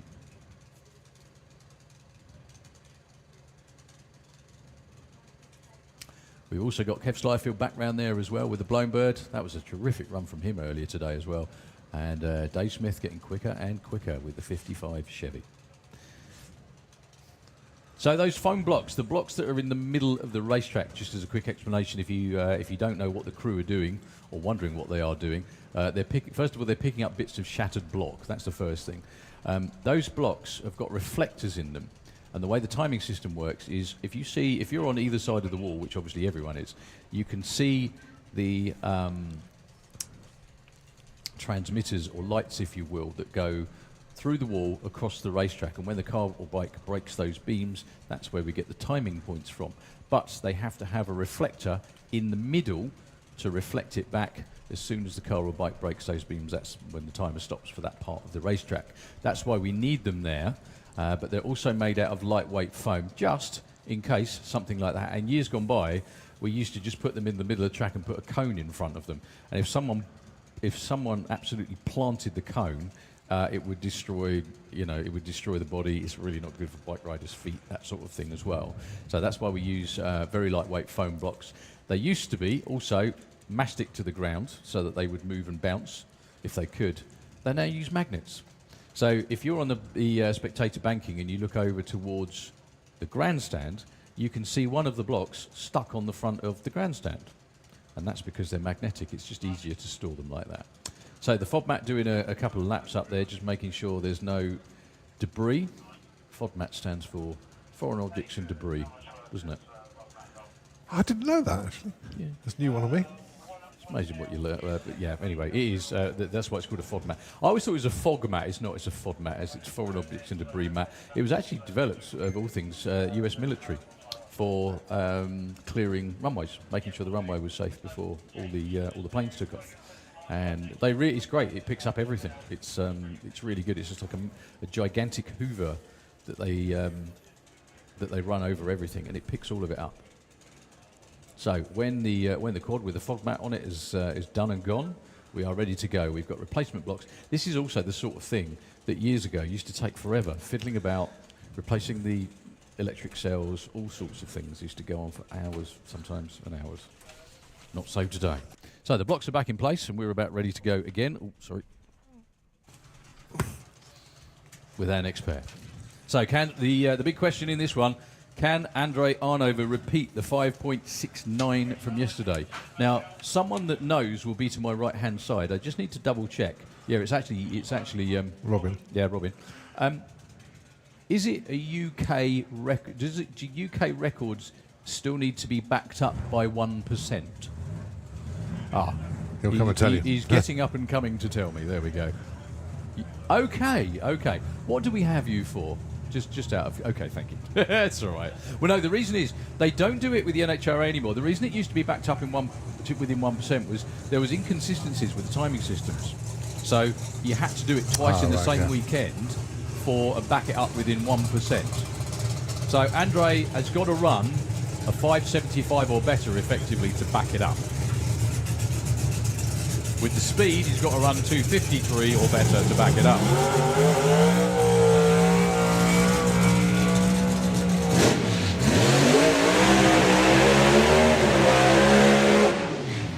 Now, Andy and the anger management team earlier on today put in a really nice 6.09. However, the crew wandered away shaking their heads because it wasn't what they wanted. They wanted it to... one of the really good things about Facebook in general, all these teams have got their own Facebook pages. Go to the anger management Pro Mod Facebook page. Like and subscribe, as everyone has to do. And there's a lot of really good explainers about what goes into running these cars. And it's very, very interesting too. It's like, I think it was Luke that wrote it. That said, Andy's son and crew chief, who said that the reason that sometimes the car runs quite a good number, but the reason that they're dejected when they walk away is that they knew there was more out there. They were trying for more. Yeah. And that's why sometimes they look nonplussed even when the car runs a 5. Well, could we see side-by-side 5-second runs in this pair? There is every chance. Andy's quickest run ever is a 582. They really seem to like racetracks at sportsman events, that car does. Yeah, you're right, they do actually. It's no secret, that's something that they openly tell everybody.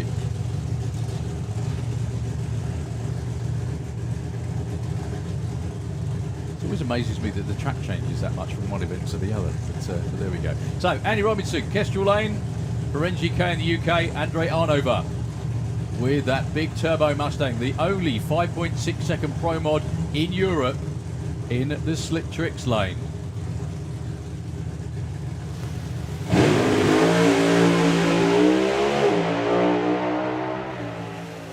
No problems at all for Andy. 603 at 242. See, that's the nonplussed look I was on about. They're not... Well, unfortunately, Andrei went to bring up the revs on the start line and it just didn't happen. The car just quit. So Dave flicked the button for Andy. Sent him on his way. Nice, strong, straight run as well. What was really interesting as well is that the point on the racetrack that Michelle got a bit squirrely, no problem at all for Andy. He just sailed down there. Well, Andrei's car is just kind of dead on the start line at the moment. Right, I don't know whether they're going to give him another stab at it or not. It's going to take a Herculean effort. Yeah, give him a bye run. The tyres will still be warm. The engine will be warm. Just a shame it wasn't the side-by-side run is the only thing, really. Yep, bye run for Andrei. That's a weird one. Now, if that was eliminations, that would be the end of it, wouldn't it? If you don't come to the line when you're supposed to.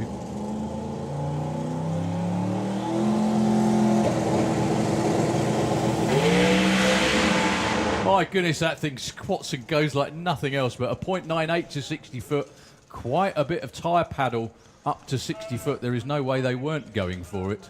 So no 5.6 second runs today for Andre Arnover. But loads of things have changed. The track's changed, the air, the air's changed, the wind's changed. So he will go into race day #1 qualifier unless one of these two can set the world on fire. It would take a Herculean personal best by either of them. Never rule it out, though. Ever. Never, ever. Well, I'll tell you what, not being funny, if Dave Smith ran a 5.6 in this car, he would put it in a crate and send it off to Bradenton, get it ready run for with everyone else, yeah.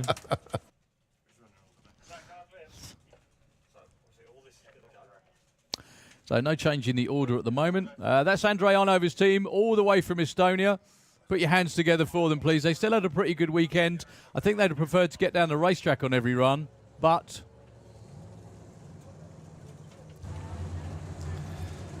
they're not going to be far off with... they can't be too unhappy with the 569. Andre is really candid about all of it when you talk to him. He said he's not so upset when it doesn't go well. He just wants to learn about the car and learn how things work and make it better. And even after that 5.6 run yesterday, the first thing he did when he came back, no celebration, straight on the laptop, checking out what he did, when he did it, was it supposed to do it.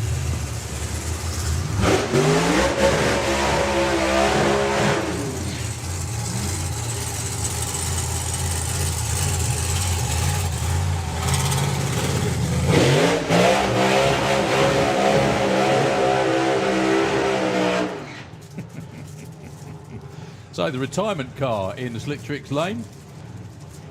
We can't call it that now because he's not retired anymore, can we?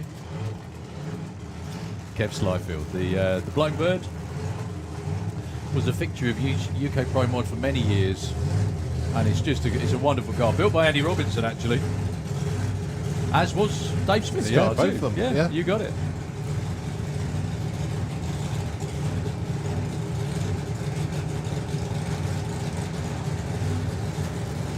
The record for the quickest car built by Andy is still held by David Vector. Much to the annoyance of Andy, who built it. In a friendly way, of course.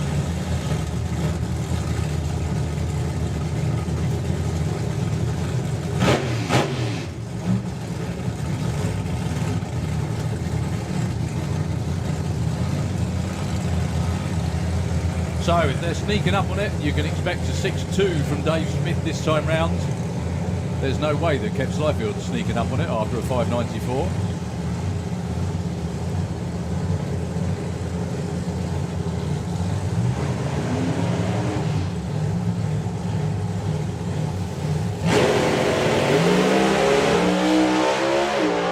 Dave Smith on his way. Oh, he clicked it just after a half track there. Thought he was on for another one there.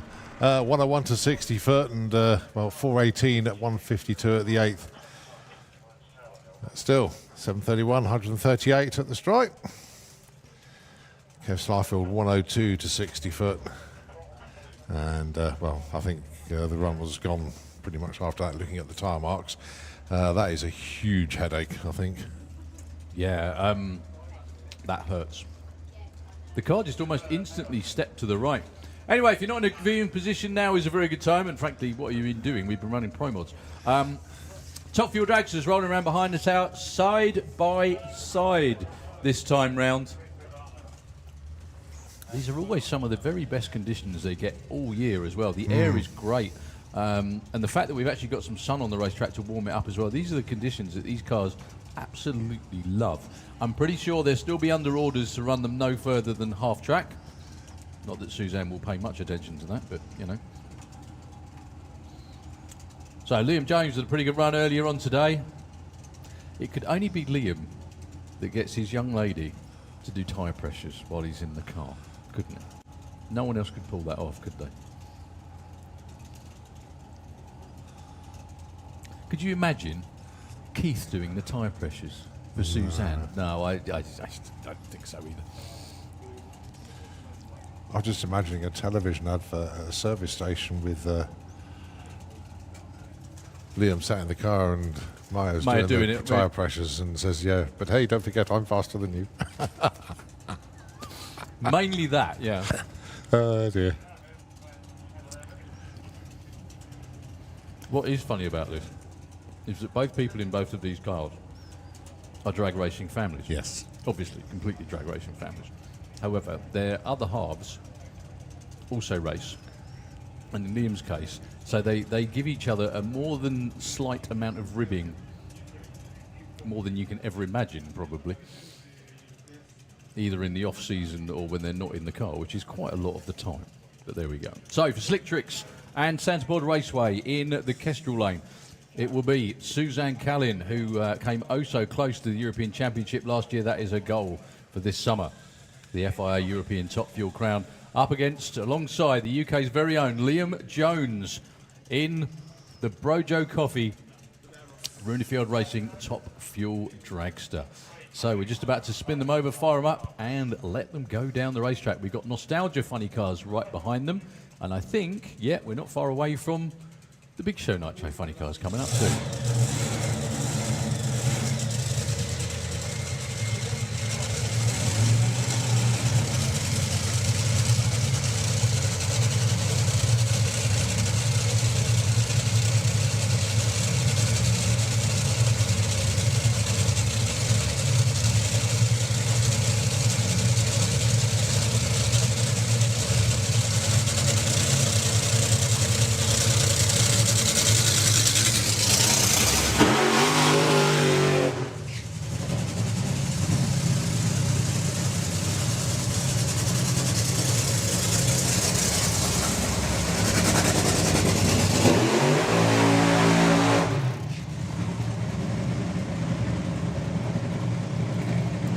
Oh, it's one of the best sights and sounds in the world. Two Top Fuel dragsters doing their burnouts across the start line here at Santa Barbara and getting themselves prepped, ready to put on a run.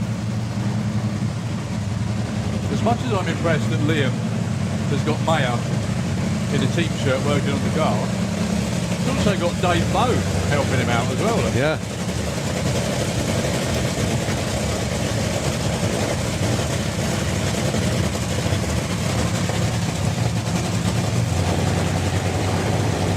So Maya guides Liam into stage.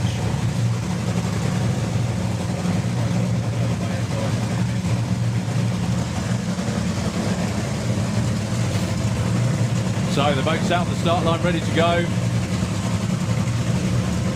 Side by side, 11,000 top fuel horsepower top fuel dragsters for your viewing pleasure here at the Festival of Power.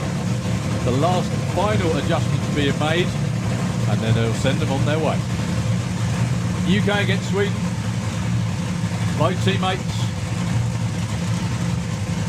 Runa says off we go.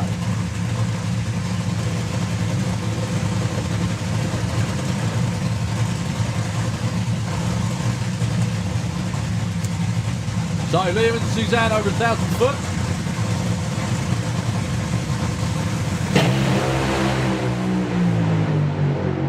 Suzanne with a great looking run till she clicked it off. 436 at only 186 miles an hour. Had a lot of a wiggle on.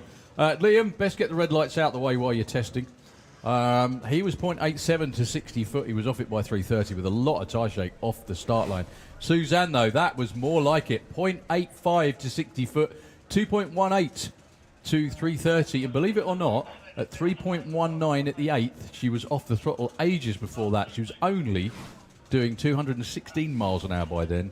You'd normally expect that car to be knocking on for 280 miles an hour around about that level. But great to see them out together. And the good news is, looks like the track's clean and clear, and we're just getting Liam off the track at the first exit. So well done.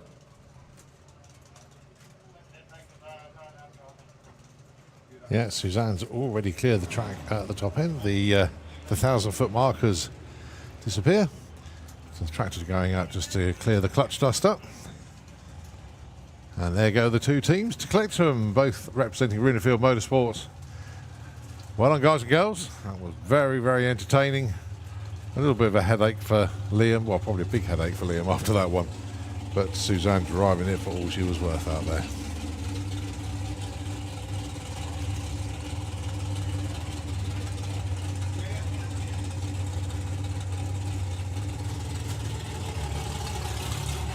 You know, the one thing I very quickly remember, when Edie was driving that car, that is a European record car, that one. When Edie was driving that car, I remember speaking to her, and she said they made something like 18 runs every single time it shook. And then the next run was a European record. Yeah. It's true, it happens. It's just such a fine line. Such a fine line. They will both be back tomorrow to do the same again. Right, passenger this time is Carly Blythe from Windsor. It was supposed to be Lee Hall, but Carly has managed to blag her way instead of Lee. Basically, she just wanted to do this more and just really loved the opportunity more than Lee. So Lee, being a gentleman, said, go on then, Carly, in you go. So Carly Blythe, your passenger in the back of the two-seater with Paul Brown once again at the helm.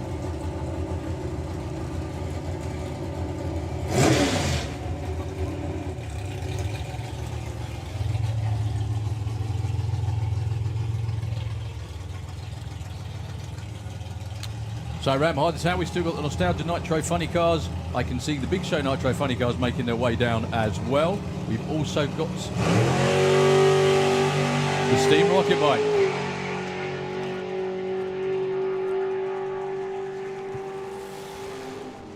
.794, 168.53 miles an hour. Nicely done once again from Paul. And I'm sure Carly really did enjoy that one. Signal to fire up the Nostalgia funny cars. Tony Betts is the first to come to life with Venom.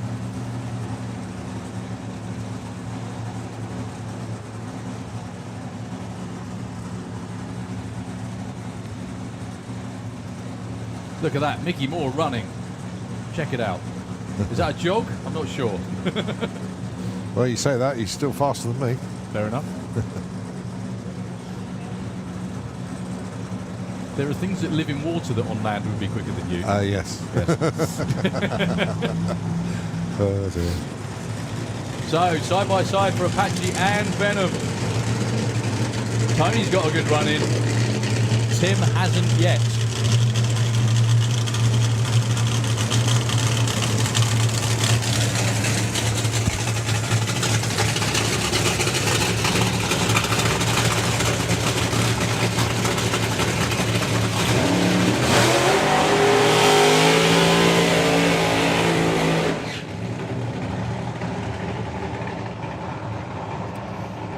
So the idea of Nostalgia Nitro Funny Car is they run a standard pump, as in fuel pump. It's of a smaller size. They run a smaller supercharger, single magneto or distributor if you prefer. They still run nitromethane and they still run very, very quick and very, very fast. Tony currently is the number one qualifier, went 5.94 yesterday. Tim, however, has the capability of doing just the same, if not quicker.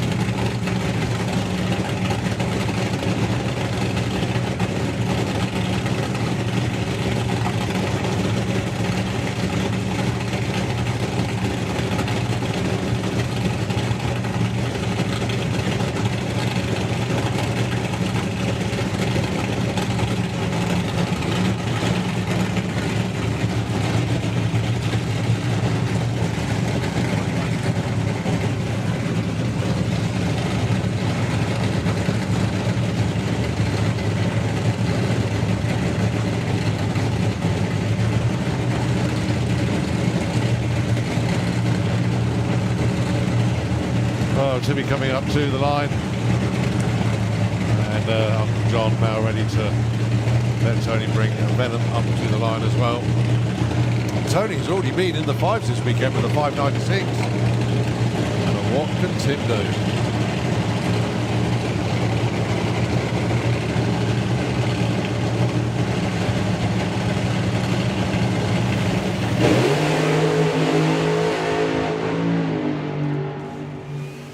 Well, we've only just put those back. 6.09 at 224 for Tony. I think he doinked the blocks with the headers. The run will still probably be DQ'd. He did a really good job of hanging on to that when he made a move, though. We may have dinked those blocks, but he took the 8th mile ones out completely and threw them at Tim. Yeah, well, Tim gets a 9.1 for 86 miles an hour. Not sure why Tim stepped off it, actually, because that was really nice. 102 to 60 foot. It may have been a quick checkout. So we have more blocks to put back, but it wasn't for want of trying for Mr. Betts. Clicked it just before the finish line. I'm not entirely sure how he didn't get over the centre line that time. He held on to that pretty well. Probably into giving Elaine a heart attack. That's probably what it's all about. So more blocks sacrificed to the racing gods. I don't know who sells those, but I reckon they're paying them to do that. Yeah. Round of applause, please, for both teams as they go and get their respective drivers from the top end. All you folks leaving the grandstand, we've got the Steam Rocket Bike coming up in a couple of moments. I would honestly rethink your leaving decision. Unless you need the Wii, of course. Then, you know. Yeah, we've got jets in the lanes as well.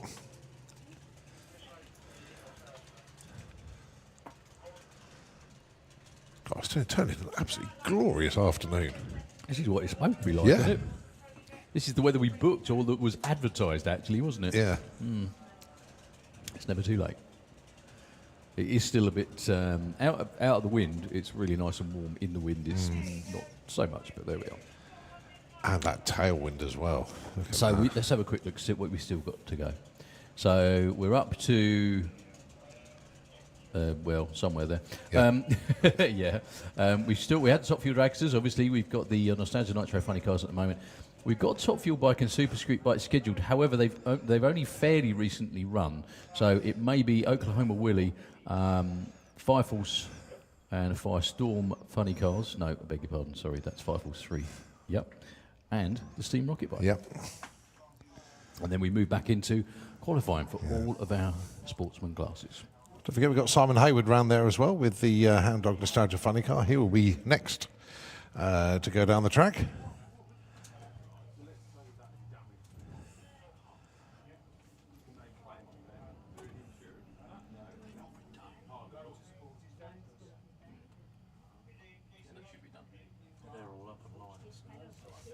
Yeah, just basically what they're sweeping up there is the remains of the blocks. They are made out of, they have a plastic reflector in the middle, isn't it? I think that's the thing. And the block itself is a foam construction. It's not like foam packaging that you get when you buy a telly, because otherwise that would just poof into like confetti, wouldn't it? I've just realised that's the second set of blocks in 3 runs that Tony's vaporised, isn't it? He did it yesterday. 2 out of 3 is not bad, Tony. Well done. Now, if that would have been a race, because Tony actually touched the centre line, that would have been that. It would have been Tim's no matter what he did.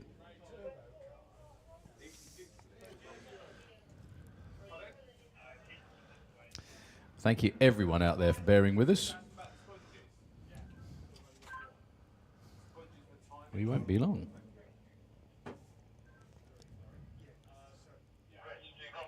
Well, it's certainly been an entertaining day. Yeah, the weather interruption was very rude, but that's disappeared now. Glorious afternoon, and it makes you wonder tonight in Fuelers Bar how many will have that wonderful affliction of podface. And I know it's one of the beers that they have, but it's also, you can tell you've had a good day at the racetrack. And it's bizarrely, actually, it's perfect conditions for podface because the sun is out and the wind is quite strong, and you sort of think, it's not that strong. But then you sort of look in the mirror later on, you see yourself very red in the face, and you think, yeah, definitely got podface this weekend. There's worse things to get, but podface at least, it's almost like a badge of honour when you go drag racing. So now the blocks are back in position, so it won't be long before the tractor makes its way back down, but just needs to make sure that the lanes are good. I've just realised it's 20 past 5. Yeah. Yeah. The day has really shot on. Just to give everybody a bit of a clue, we've still got Q3 to finish off for qualifying. So once we've got through our exhibition stroke pro session, we still have Super Gas, Comp Bike, Funny Bike, Street Eliminator Super Comp, 850, 950, ET Bike and Sportsman ET to run. And then that will be qualifying done, because obviously it will be going into eliminations. And bearing in mind how long that lot will take, yeah, it's going to be dark almost by then.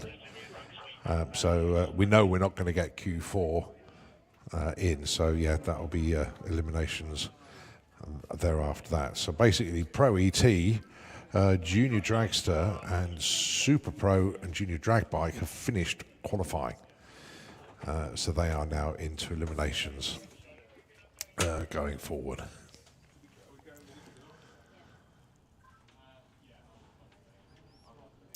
As I say, we've got one Nostalgia Funny Car to go, then it will be jet time with Oklahoma Willie, and then I can see a Firestorm tow vehicle down there.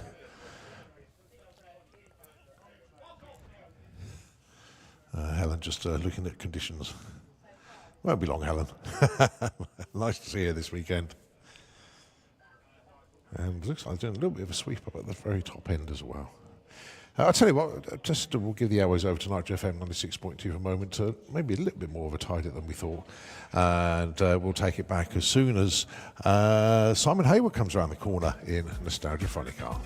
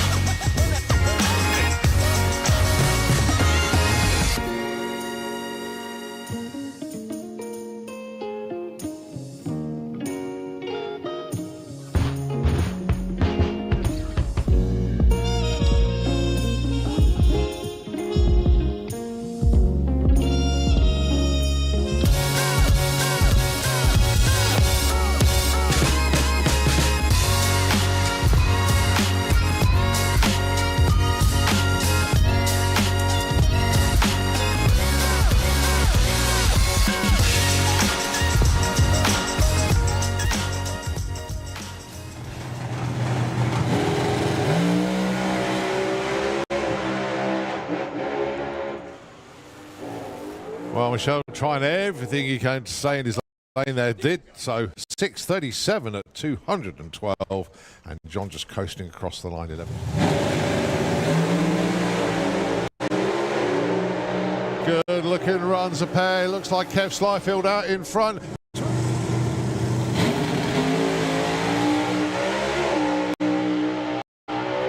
Oh, this one's going to be Dave Smith once again. And it's another PB. Even quicker. Messing about. Here we go then. Hold on tight.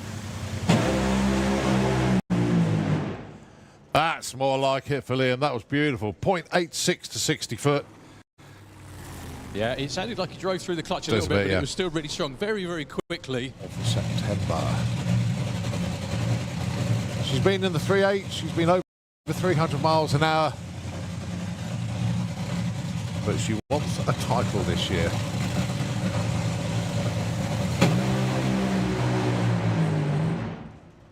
Well, that went. That certainly went.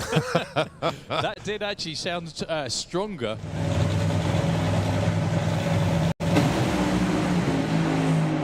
And this one is Steve Ashdown. And he goes 492 at 167.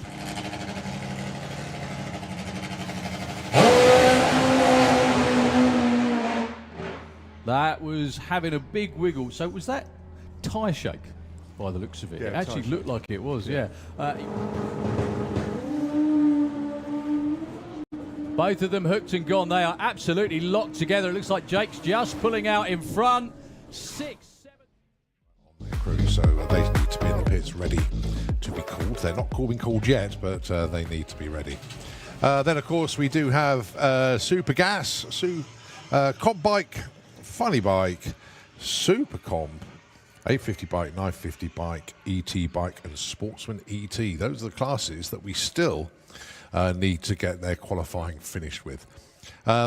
So basically, we have ladders now in the tower for Comp Eliminator, Super Pro ET, and Pro ET. So those their qualifying is all done. So we will see how they get on in racing. Now, whether we actually get any eliminations done this evening after qualifying, we've just got to wait and see. But we do have the ladders, so it's not 100% finished for our sportsman classes that are eliminations. We've just got to see how things go.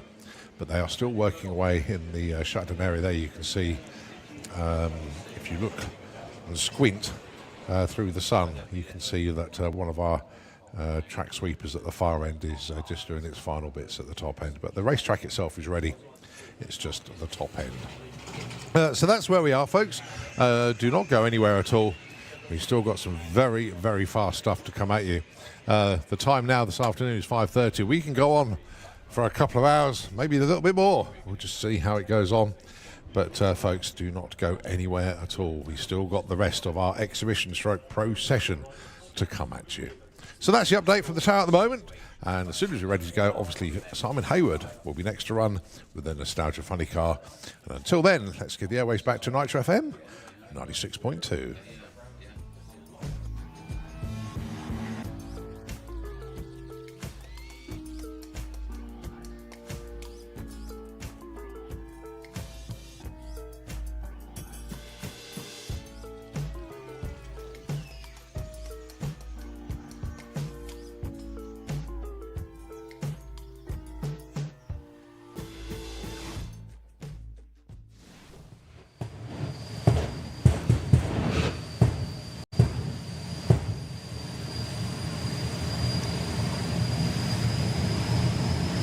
So Martin rolled through last time in the funny car.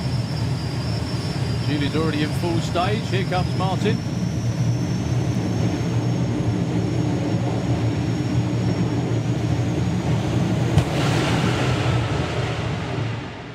Well, Martin disappears into the distance with a 4:55. Last run he did run 7:77, so maybe that one was annulled for some reason. No idea. They wouldn't shift.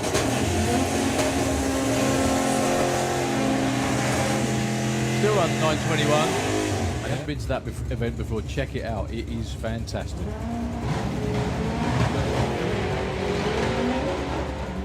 Great 60 foot for Terry. 1.50. That was a lot quicker than he went earlier on today. 9:23 up. With GSA.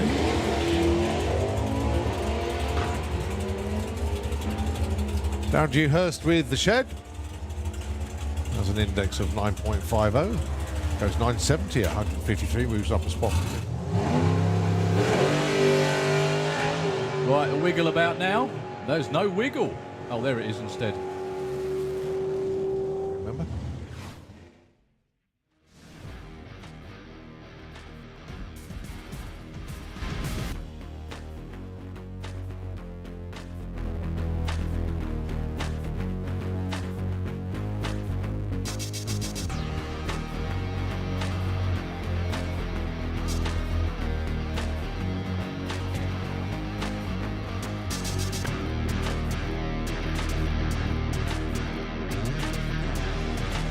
Okay, so we are back, and it is Simon Hayward with the Nostalgia Funny Car that has just fired up round the corner there. The support vehicle just having the body prop put in the back, and that will disappear out the way, and then Simon will bring the car round the corner to get ready to put his run in here at the Festival of Power. Simon's still licensing in this car, but doing a very, very good job of it.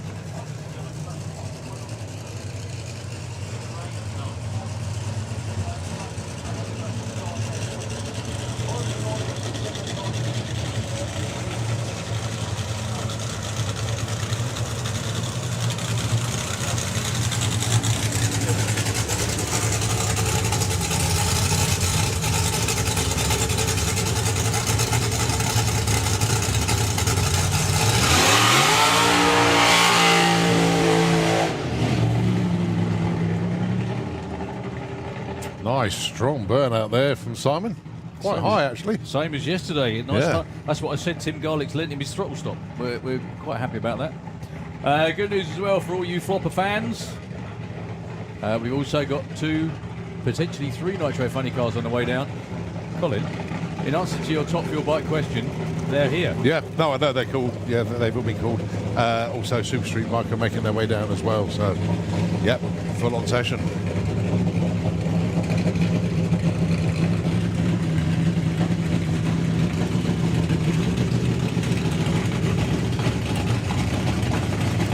Well, it's going to be a glorious end to the day.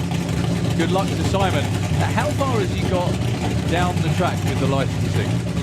Don't honestly know, to be honest. I know at least a launch or two.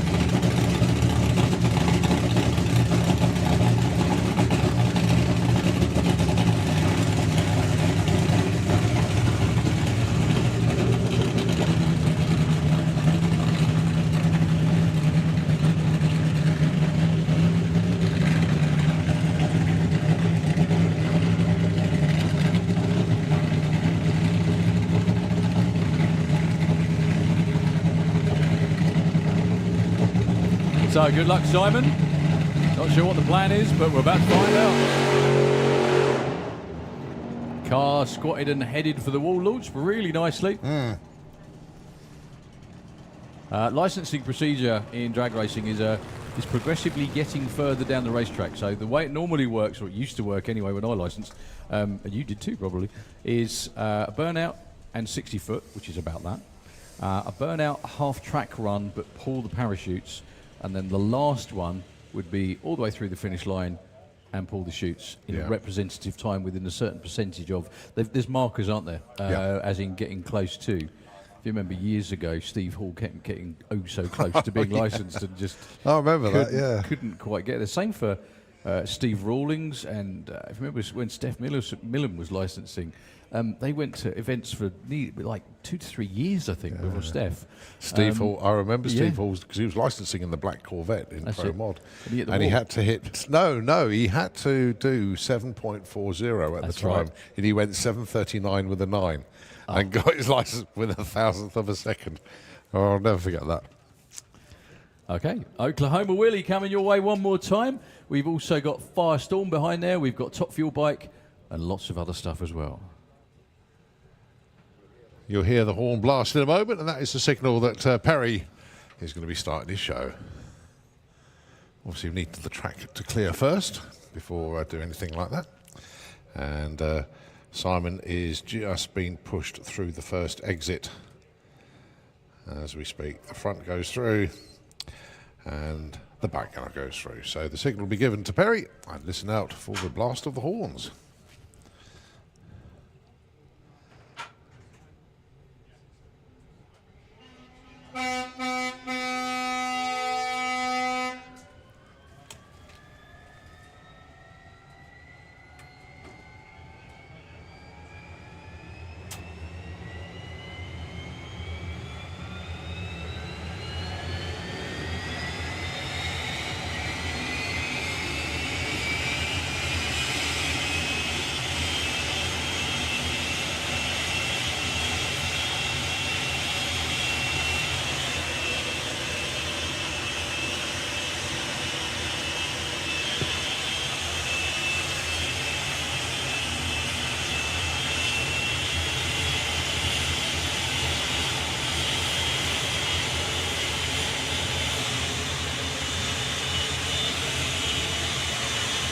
Well, once again, we disappear in a cloud of vapour.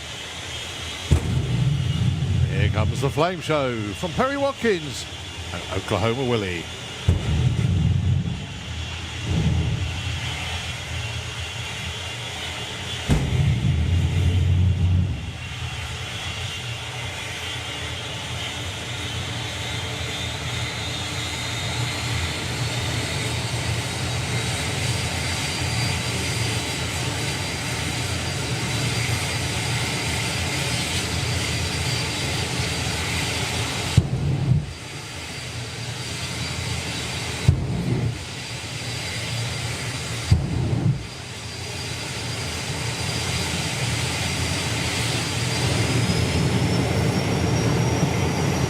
So the build up the thrust then for Perry as he starts the show good and proper here with sheets of flame coming out the back of the nozzle.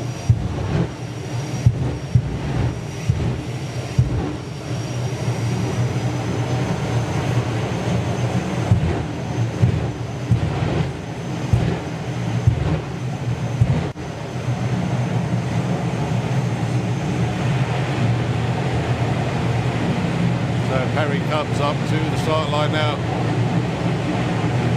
Gets himself into pre-stage, into stage. Here he goes.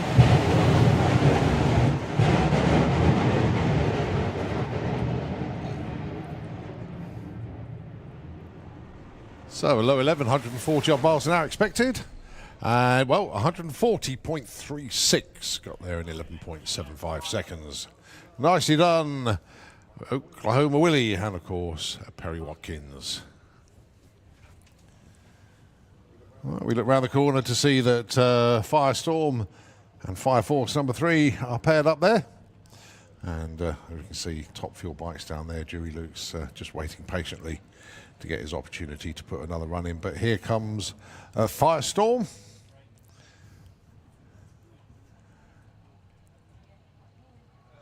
And they will take a hard left and come into the Kestrel beer lane.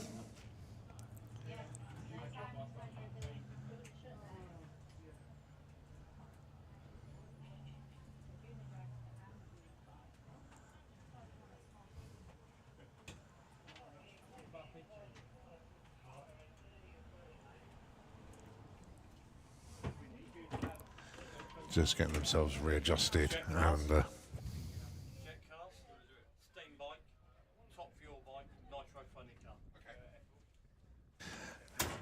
okay, so we have jet cars.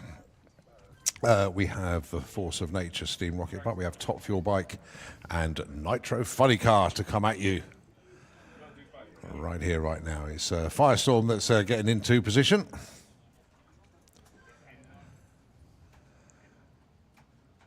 And for obvious reasons, the Santa Pod tractor moves out of the way because we don't really want to get that one melted flambéed, I think is the word, isn't it? Yeah.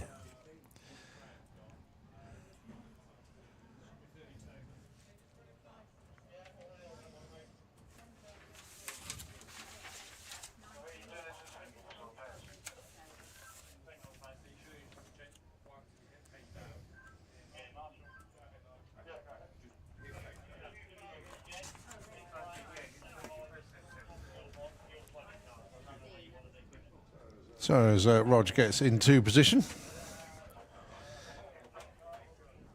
the Firestorm Jet Funny Car Ford Mustang is the body choice of this vehicle. Has dipped into the 5s. And as I say, it's the only centre-driven Jet Funny Car outside of the USA. It's got a General Electric J85 turbojet engine. And fair to say that Rog has been doing this a number of years now. Very experienced team. And always try and put on a fantastic show.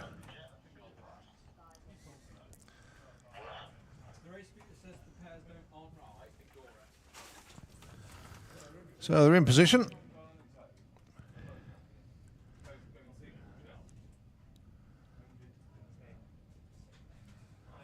And Helen gives the signal to get things going.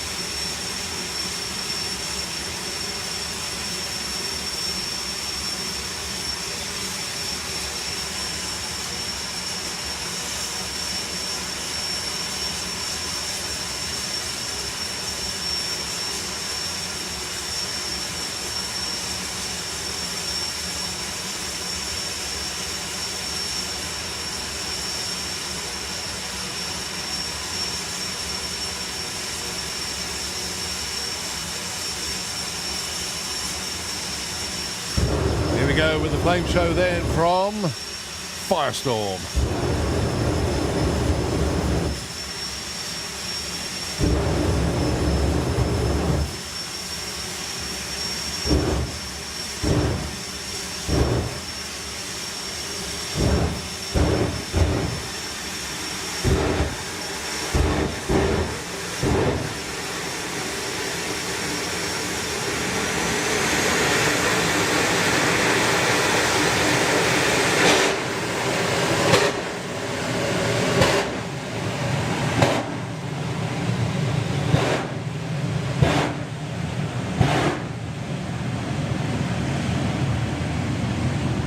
So Helen brings Roger up to the line then.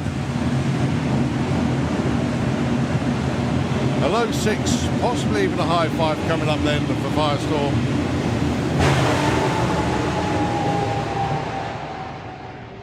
Very good looking run indeed. It's a 6:07 at 255 miles an hour. Picture perfect run there for Roger with the Firestorm car. Very good. Always good entertainment. Absolutely. We've got funny cars all around there as well, jet cars, and right next to that is the Showtime funny car as well. So you've got Nitro funny cars coming your way too. One more time. Is Helen leaving him behind? She is. Give her a cheer.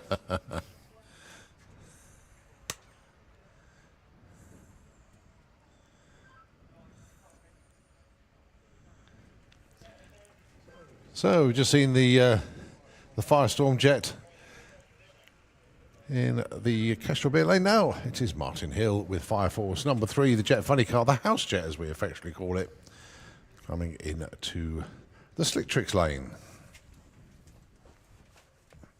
Where else? When was the last time Martin ran? I can't remember. No, I can't either. I can't remember it ever happening.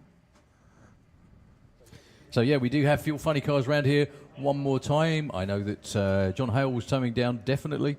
Dale Leaks was as well, but also we have Terry Haddock with the Showtime car one more time today.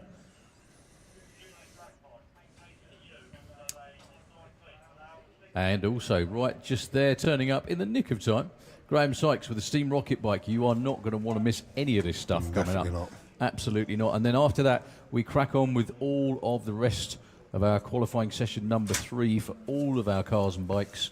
We still have loads and loads to get done. We've still got a couple of hours left to do it as well.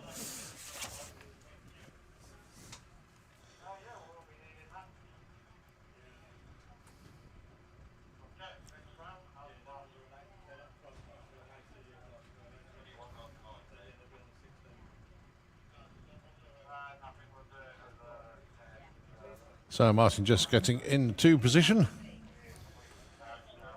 And obviously they do have a certain procedure that they follow when starting up the jet, so everything has to be set before they start.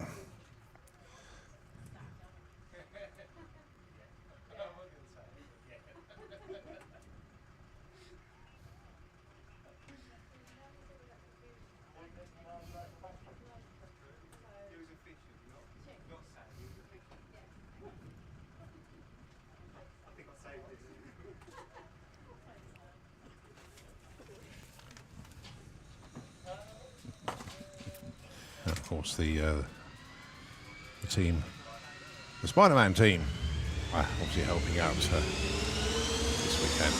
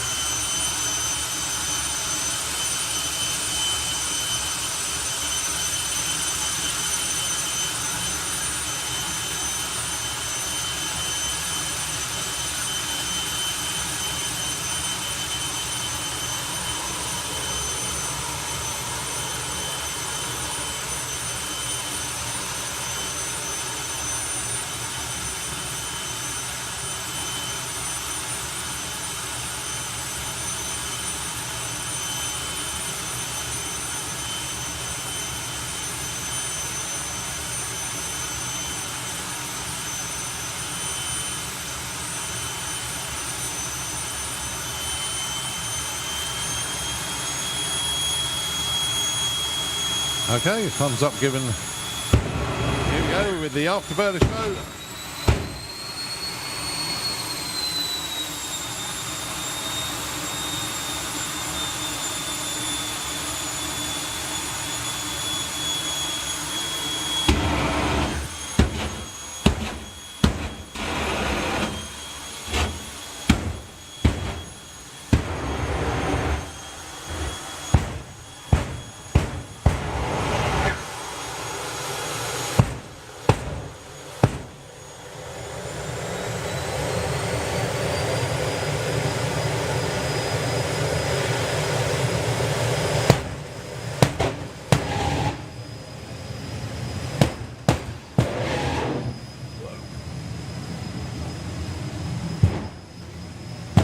Sounds significantly more vicious than earlier. I thought that was a bit fierce, to be honest. I know that because it nearly sent everything in the tower flying. So Martin has now brought Fire Force up to the pre-stage beams. He just needs to roll forward just a little bit more, bring up the RPM on the turbine, and then off he'll go. Fire Force 3, Martin Hill. Oh, cracking looking run. 572. Wow, what a run that one was. 265 miles an hour, but 572. Goodness me, that's one of the quickest runs I've seen Martin put down. That was turned up significantly. It was when he was doing those final pops to the line, he thought, whoa, hang on a minute. And as Darryl said, yeah, literally everything almost went flying off the counter up here. We had to hang on tight, but what a run that was. Give him a cheer, folks. We still have, I think Graham is coming round next with the Steam Rocket bike. Also, a very big good afternoon and hello, and I hope everyone's still here to the whole Enver Dodd family up there in the grandstand. If you are, give us a wave. If you're not, you're in the... You are still there.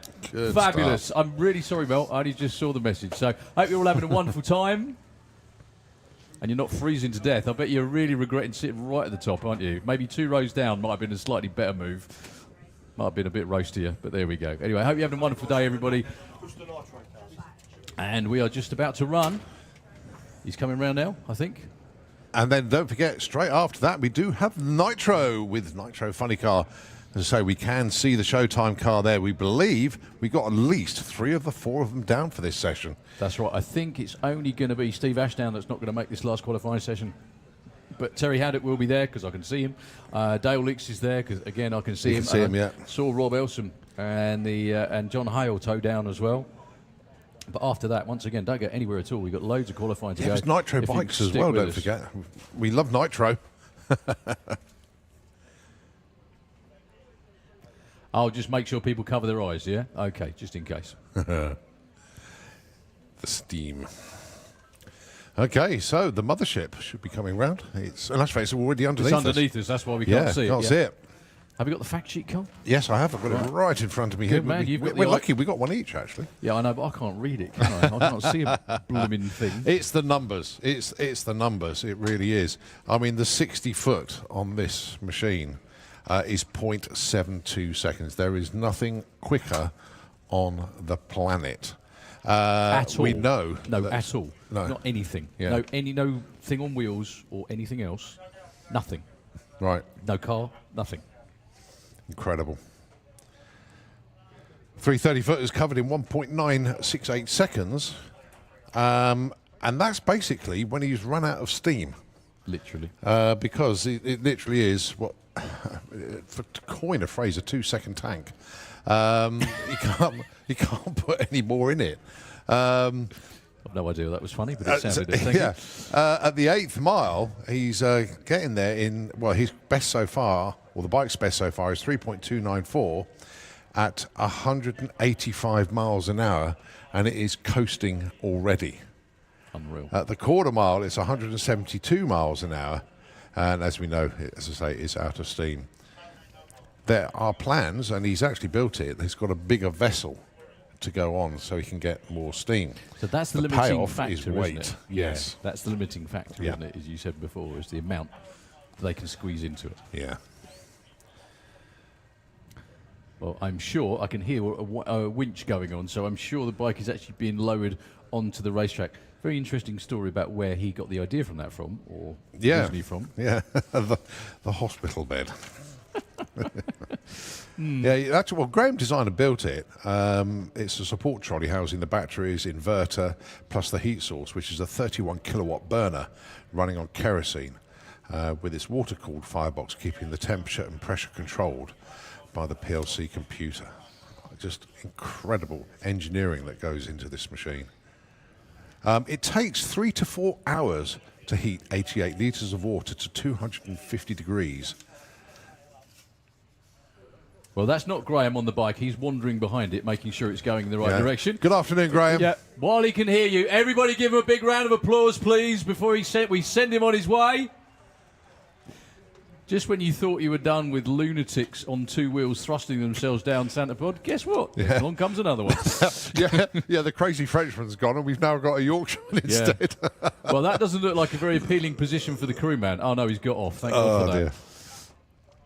So, yeah, Graham is going to hit the button. We're going to give him the traditional rocket countdown when he is set and ready to go and in stage. Yesterday, the bike wandered a little bit, but Graham expertly held on to it. If it goes straight, the plan is to try and run it through almost to the 8th mile until the tank's empty, basically. Yes. And then he's just going to coast the rest of the way. There is every chance we could see the first 5-second run for this bike over the quarter mile, God willing, and everything else that goes with that too. It runs incredible times to the 8th mile. What can it do over the quarter? So Graham will bring the bike forward. Sorry, we just wait for a thumbs up, and then we can give him the Santa Pod countdown.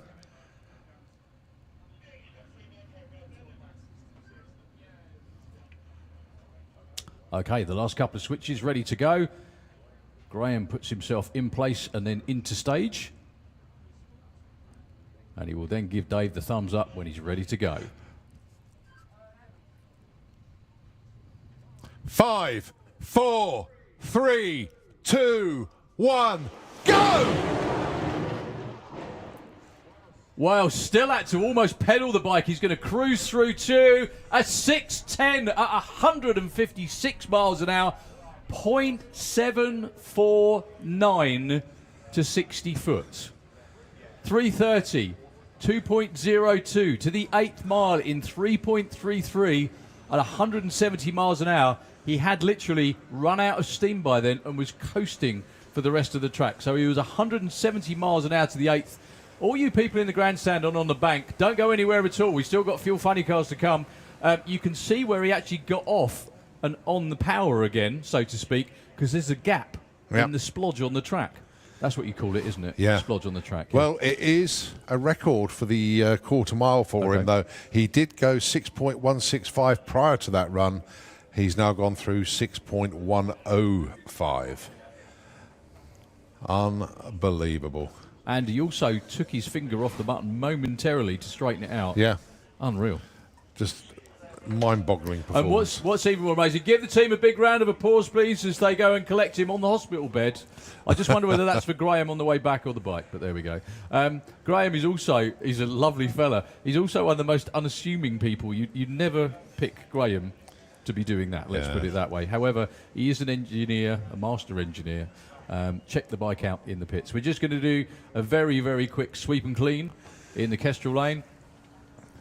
And we've got Nitro Funny Cars coming your way very shortly. Yeah, I think it's going to be probably Terry Haddock with the Showtime Nitro Funny Car that will be first around the corner. So, folks, those of you that are just coming down the stairs on the grandstand, you're going to be missing Nitro Funny Car. You don't want to disappear too quickly.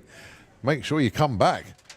Because Nitro Funny Car, what are we going to see in this session? I do not know, but it's going to be highly entertaining indeed.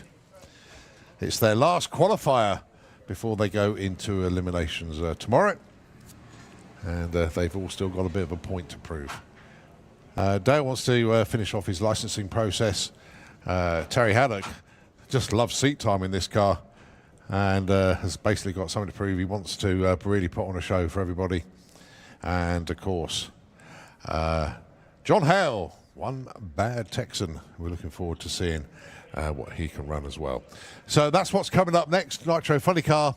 And then it will be Nitro again, but on 2 wheels instead of 4 with Top Fuel Bike.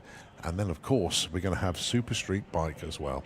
So they're just doing a little bit of a, just clearing the water up, basically, from the Kestrel Beer Lane.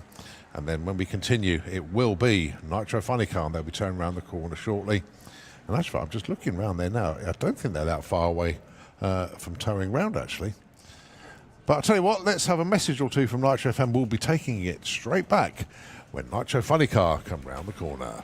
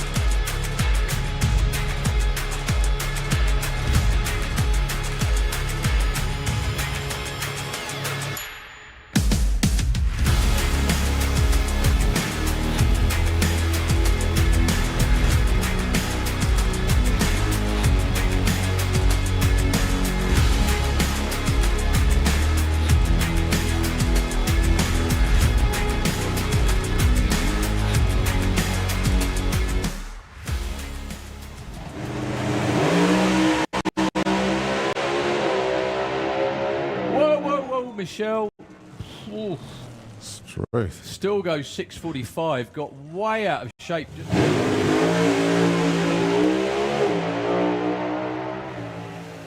No problems at all for Andy. 6:03. My goodness, that thing squats and goes like nothing else. But a 0.98 to 60 foot. Quite a bit of tyre paddle up to 60 foot. There is no way they weren't going for it.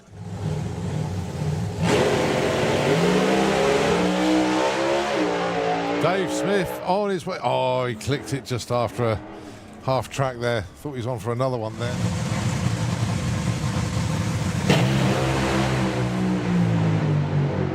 Suzanne with a great looking run till she clicked it off. 4:36 only as well.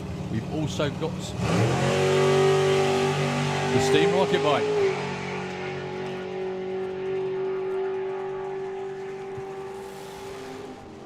$7.94.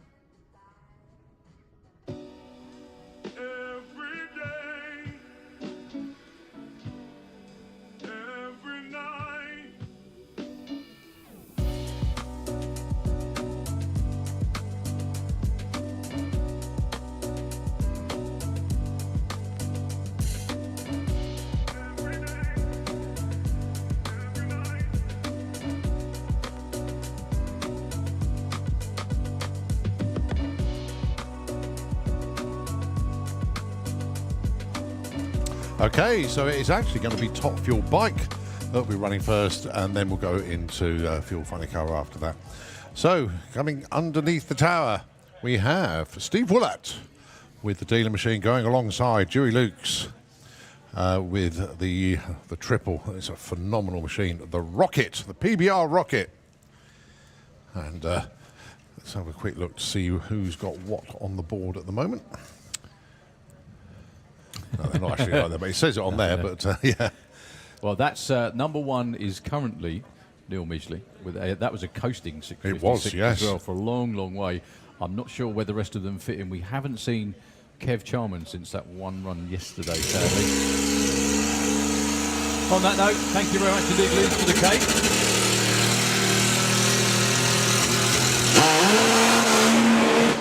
Well, that's a world record from starting the bike to burnout. There can't be any quicker than that. That was pretty quick, wasn't it? I know Phil's very particular about where the bike goes and stages and everything.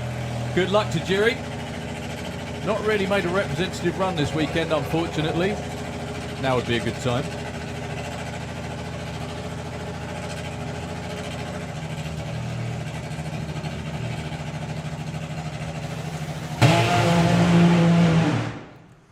Well, that was going really well till it spat the belt off about 100 foot out, maybe, something like that. Launched really well, no tyre shake or anything. That was a 106 to 60 foot, which is probably about where they want to be, maybe a little bit quicker, but the belt just, you could see what happened. Parted company trickles through to a 13.50.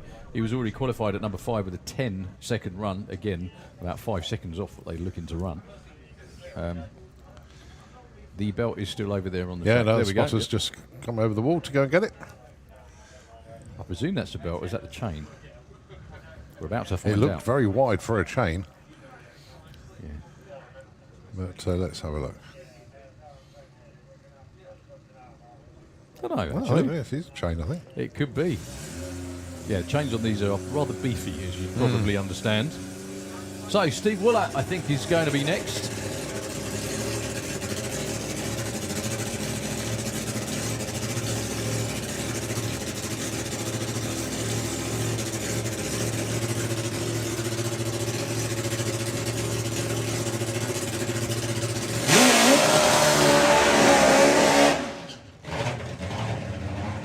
Now, unusually for Steve, hasn't dipped into the 60s yet. Emphasis on yet. He's well capable of taking the number 1 spot away from Neil Midgley. There are 6 bikes here this weekend, 6 fuel bikes. More than you'll see anywhere else on the planet, pretty much. And there are still more around. The UK is proudly the hotbed of fuel bike racing in pretty much the world, actually. Top fuel bikes before I get all the messages. Not necessarily Harleys and things like that. So, good luck, Steve.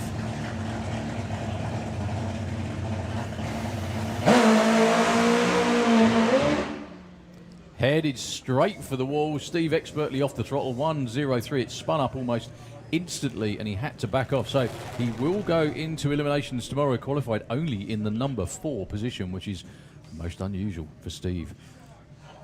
One more pair of top fuel bikes to round out qualifying for them. Getting the signal to fire up.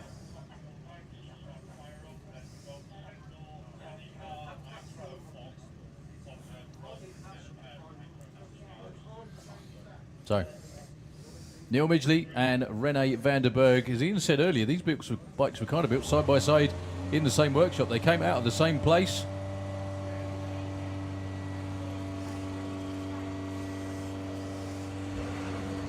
Both pretty much state-of-the-art top fuel bikes.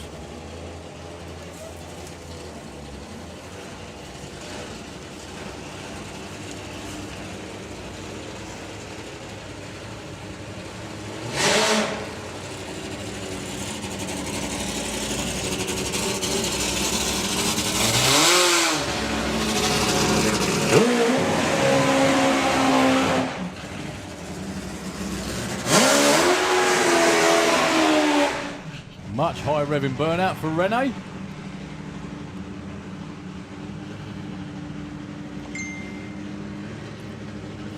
So currently number 1 and 3 qualify. The way it works out with the 6 bike or car ladder, number 1 races even. Number 6 in round 1, and then the winner of that one gets a bye in the semi, and the other side of the ladder run round 1, semi-finals, and then whoever's left runs in the final. We've got Nitro funny cars coming round behind the tower as well. Dale Leaks going to be first round with the beast from the east.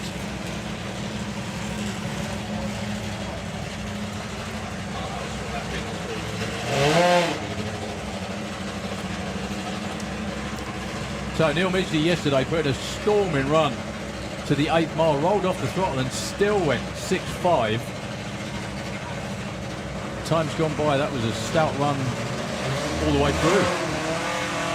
The bike itself is the 2nd quickest on the planet. It's been down into the 560s.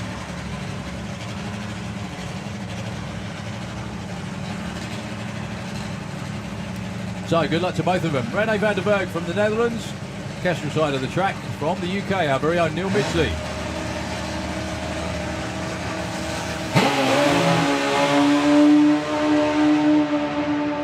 Lots of clutch slip going on for Rene, but he makes it through to a 6.47. Actually nabs the number 1 spot at 191 miles an hour.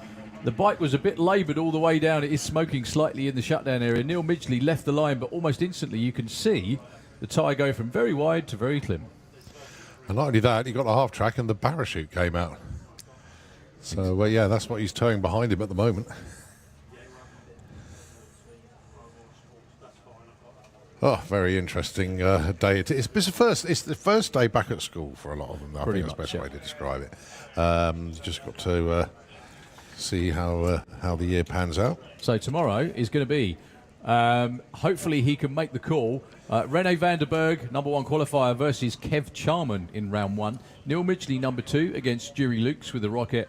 And that leaves Phil Crossley and Steve Willett to go at it as the number 3 and 4 pair. Like I said, the winner of Rene and Kev gets a bye run into the final. So hopefully Kev and Liz can get it back together for round 1 tomorrow. We are on with Fuel Funny Car underneath the tower.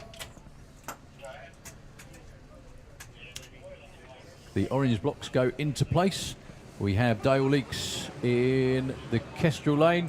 A little bit of clean-up needed at the top end. You can see one of the crew with their legs astride just before the finish line where Rene's bike just went through. That might have been a roundabout where it quit, actually. So the FODMAT doing a few rounds in the shutdown area as well.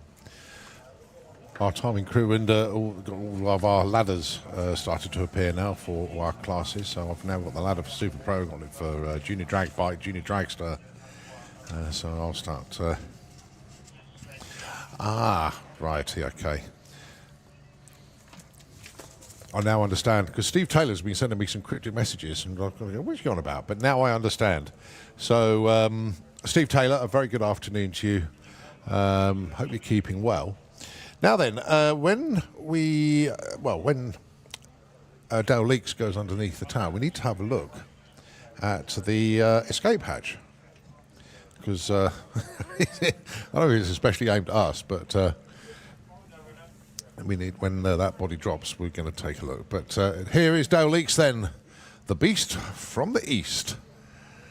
The Mark and Jackie Hawkins funny car with Dale piloting the machine this year.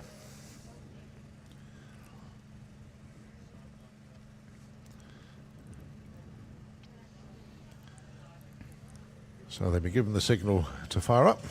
Here we go.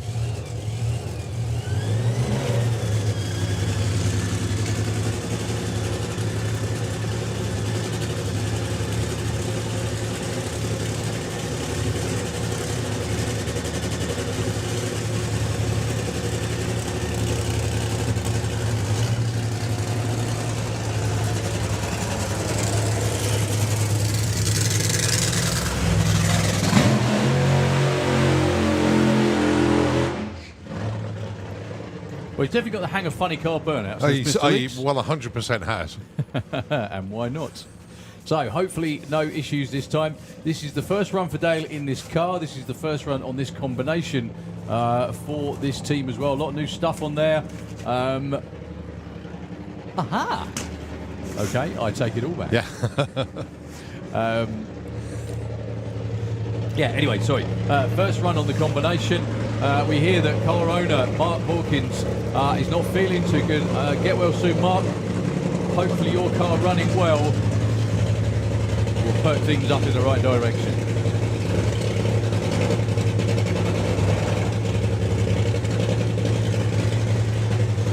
So Lee lifts the lid.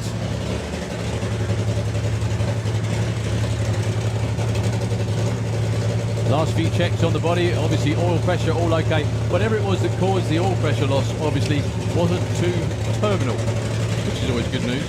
Yeah. What's really interesting as well, an awful lot of the bike guys have stuck around to watch this, obviously, because it's Dale.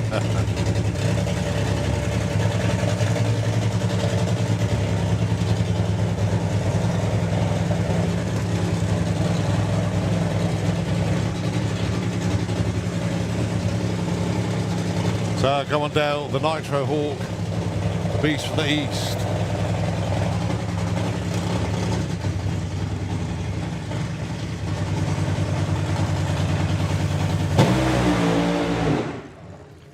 Well, the car hooked and went right for the centre line. Pretty decent 60 foot, 0.97. They look happy with that. It got off the line, most importantly. It shook almost instantly. From here, we can see that the left tyre was shaking before the right one. Which is something unusual, but that's probably because one got out the groove before the other one. But anyway, great start for Dale Leaks once again. That's another part of the licensing. It was still shaking up to around about 60 foot, at which point Dale did absolutely the right thing, backed off, coasted through, and saves it for tomorrow. Wow, look at that truck. How many people can you get in the back of that one? I mean, that's just open to open invitation to have at least 40 people in there, isn't it? I mean, I know you tried to set a record with the previous pickup, but wow. I suppose they put bench seats in the back, actually. Yeah, for no. I'm supposed to have a landscape design in the back. It looks pretty good. Give them a round of applause, please. Well done, guys. We know how much work that takes just to do, I say just to do that. It's an immense amount of work just to do that. So a little bit of a sweep. That's not actually a clean, that's a sweep.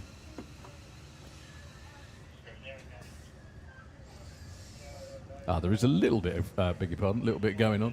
Right behind the tower, we have our two American racers here with their Fuel Funny cars. Right behind them, we've got Top Speed Automated Street Eliminator, and then we've got Super Gas, we've got Super Street Bike as well. So we're going to round out the day the best way we possibly can. So the really resplendent Showtime Dodge Charger, the Hellcat actually, Dodge Charger, down here underneath the tower. Owned and run by the man himself, Mr. Bob Jarrett. I had a nice catch up with Bob earlier. I'm sure we catch up with him throughout the season.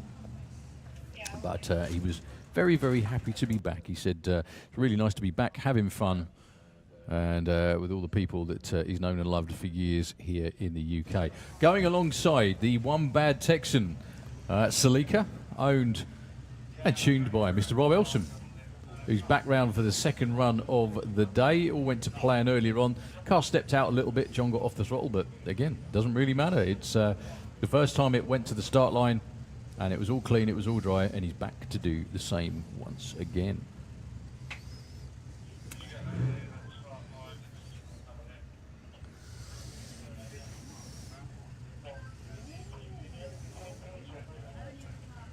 So the car that Terry Haddock is on board was the first funny car in Europe, over 300 miles an hour to 1,000 foot. And funny enough, it was Terry that tuned it to that run over 300 miles an hour at the European finals last year with Patrick Pears on board. Patrick, if you're listening in, we do miss you, sir. We hope you are all and very well, and your family too. We really hope that everything is well with you and your car lives on. Albeit in a completely different guise, but there we go. Anyway, we're going to clear this up as quickly as we possibly can. James just run for the shoe, I think, to be honest with you. So the cleanup won't take long, only probably about 5 minutes. Everyone's still strapped in the race cars. No one's got out, which is always a good sign. It's going to be a long one if they get out. If they don't, you won't be long at all. So yeah, the shoe just doing a bit of scrubbing on that side while the tractor does the other side. I'll be back as quick as we can. Yeah. So if it's okay, we'll hand Nitro FM just for seriously a couple of moments. That's normally the best way, folks, to get the track back on, if you like. As soon as we give it over to them, it doesn't take long. Drivers are still in the cars, strapped in. We've got loads of stuff to run. Please don't be in any rush to sit in traffic getting out. Please hang around, watch the rest of the day with us, and we hope you've enjoyed it so far.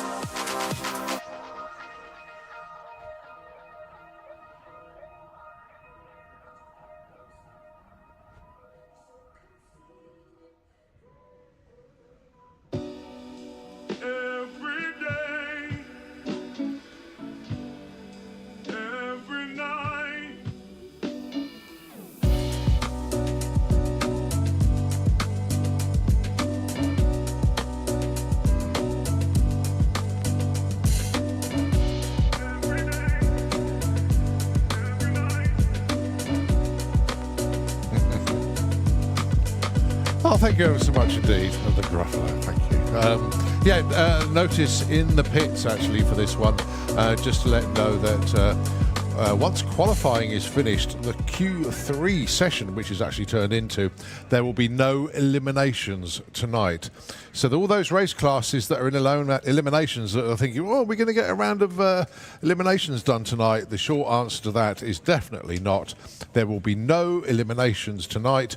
The basic plan is to finish off our pro session here with the funny cars and Super Street Bike and go into the rest of qualifying. We've got a top speed automotive street eliminator to run, and then they can go on their cruise and then finish off all of our other sportsman classes, and then it will be into eliminations tomorrow. So those classes that were umming and ahhing, are we going to run tonight, are we not going to run tonight in eliminations, the answer is no. You can basically get yourselves ready for dinner and get your cars and bikes ready for eliminations tomorrow. We're not that far away from getting things going on the track, so don't go anywhere. But Nitro FM, if you can just take it back, and as soon as we get the signal to fire the funny cars up, we'll take it back in the tower.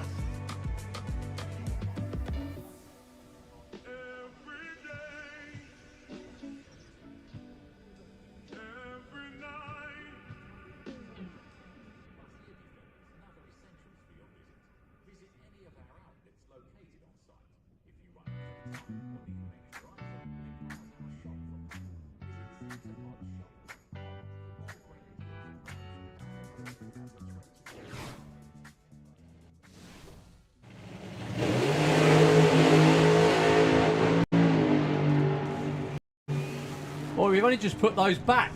609 at 224 for Tony. I think he doinked the blocks with the headers. Plan is, but we're about to find out. Car squatted and headed for the wall, launched really nicely. Licensing procedure in drag racing is progressively getting further down.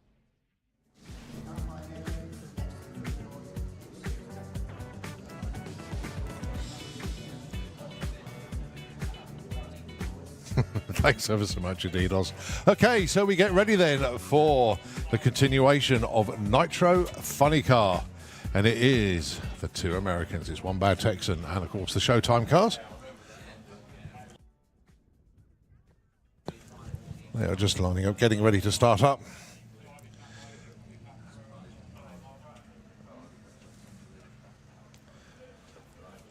Track crews are out there. This should be fun. This should be fun.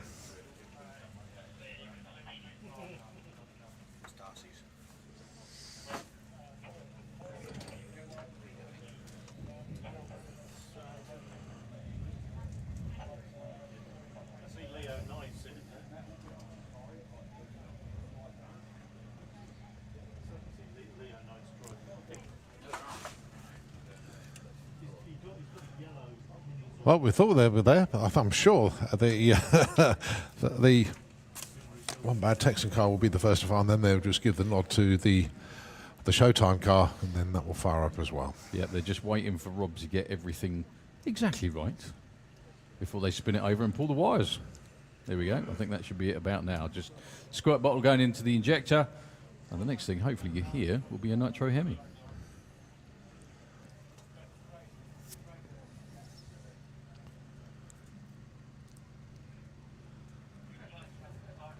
Well, they're working on the mag system that provides a spark. I don't know whether they're trying to fire it and it's not happening. But Rob is just down there right now, fixing on it. Super Street Biker right behind, ready to go, as are Street Eliminator 2. They've got to go on their cruise this evening as well.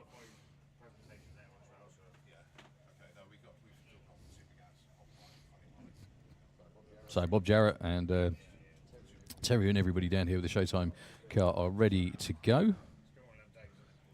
Rob is just adjusting something on the mags. Hopefully this time will be the time that the car springs into life. They don't have forever though. They've got to, the race director has an event to run. And obviously we have a show to put on for you.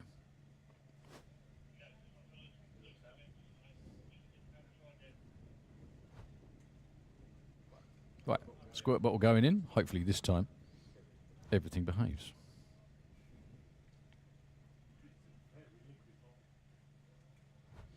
Yeah, they're the best way sometimes. Yeah. It doesn't matter. It's, you know, not an exact science. If you notice, the squirt bottles on a lot of them are just like they are, just bottles with a little nozzle on the top. There we go. The one-bag Texan car comes to life. Whatever the issue was, solved expertly by the crew and the car owner and the tuner. Going to spin over Terry Haddock's car. I wonder if John Hale and Terry have raced each other many times on the other side of the pond.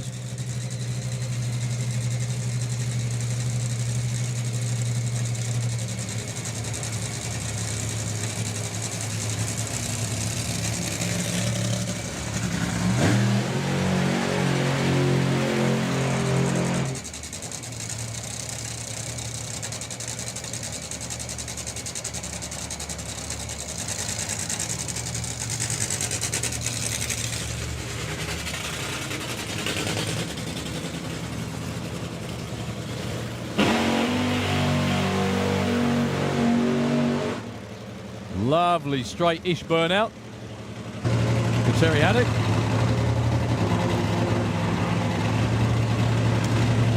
John Hale is already back. Terry Haddock won't be long. They just have to go through their usual pre-flight checks. Well, there's hopefully no flying going on.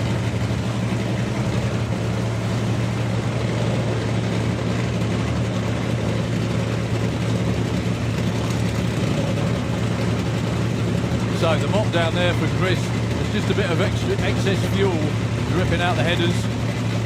Nothing to be too concerned about. It's certainly not going to stop John from running.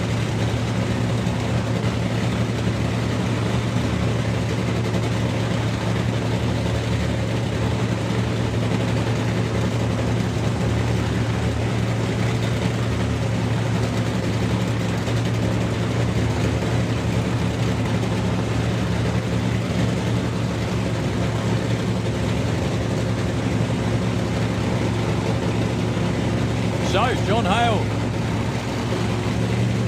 and Terry Haddock, both from Texas, racing here in the UK.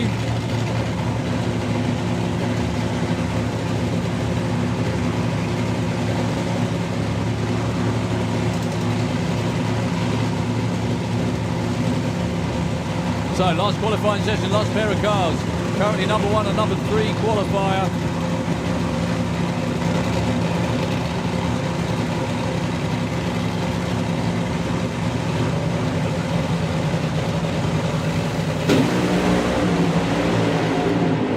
Look at that run from Terry Haddock, almost all the way through.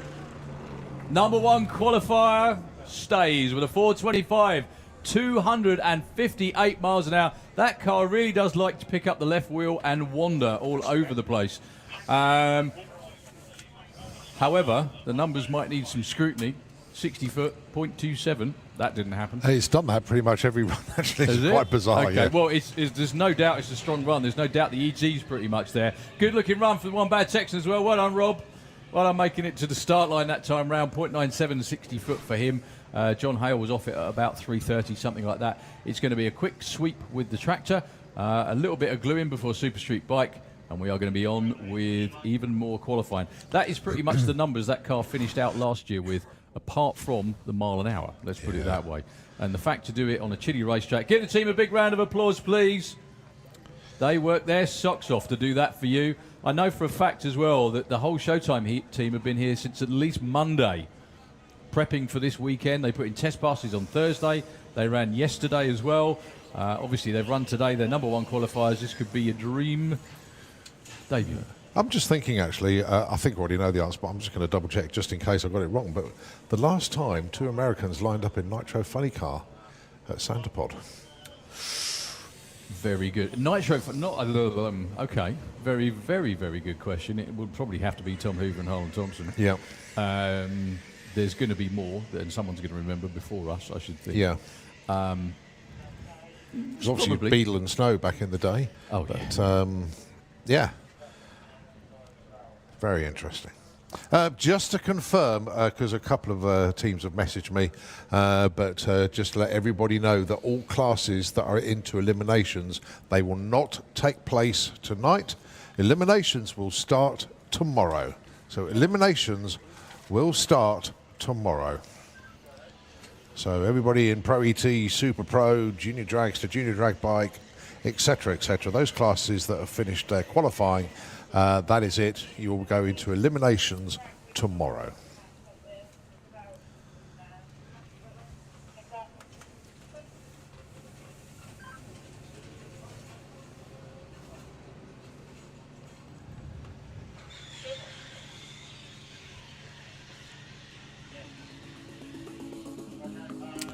Okay.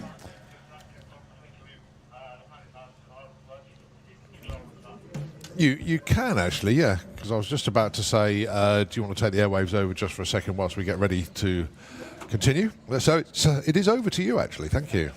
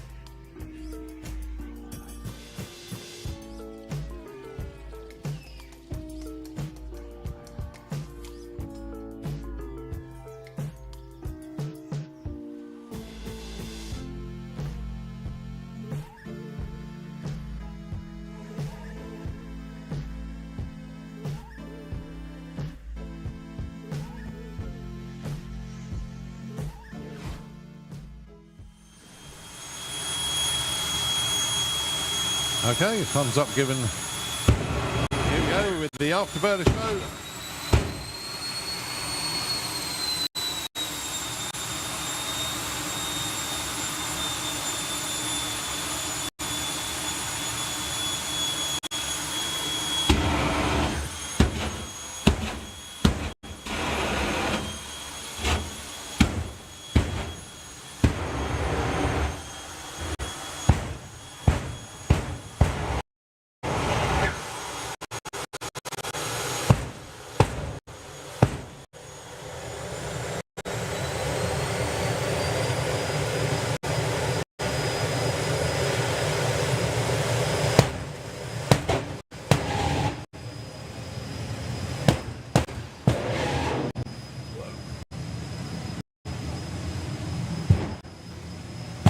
Sounds significantly more vicious than earlier. I thought that was a bit fierce, to be honest. I know that because it nearly sent everything in the tower flying. So Martin has now brought Fire Force up to the pre-stage beams. He just needs to roll forward just a little bit more, bring up the RPM on the turbine, and then off he'll go. Fire Force 3, Martin Hill.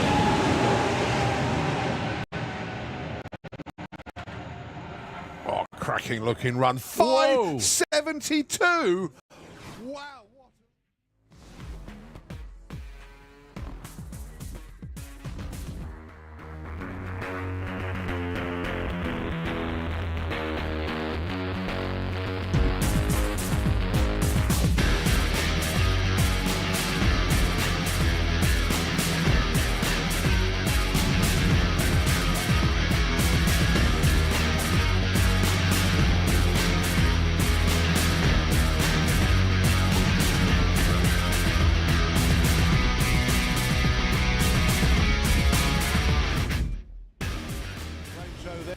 From Firestorm.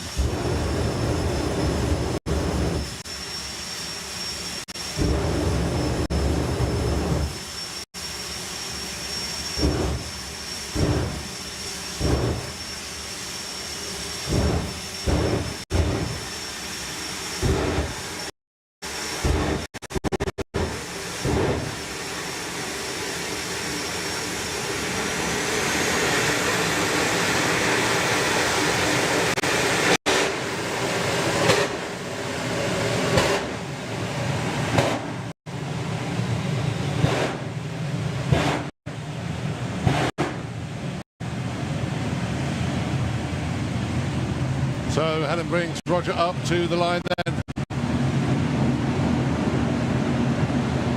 A low 6, possibly even a high 5 coming up then for Firestorm.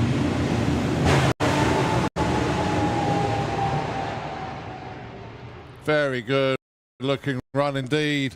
It's a 6:07 at 200.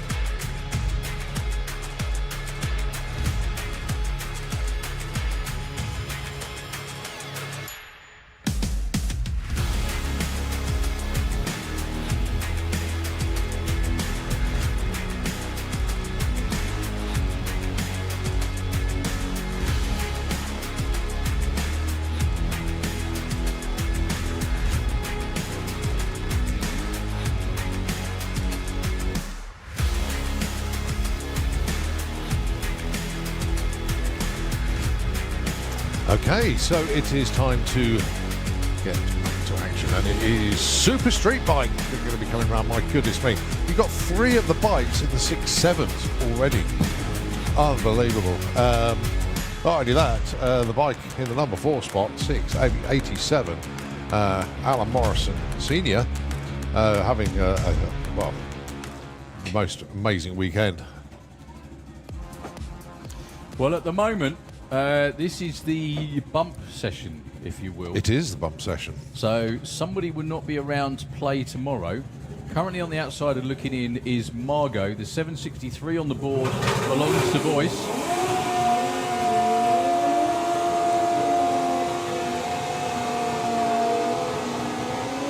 However, Jack Shook, who's coming out in the Kestrel lane, is not safe. He's currently number 7 with a 742.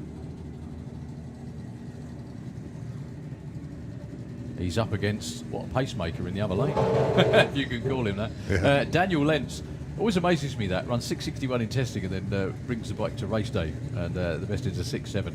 Not that that's slow by any stretch of the imagination, and he's only just number 1 as well by 7 thou.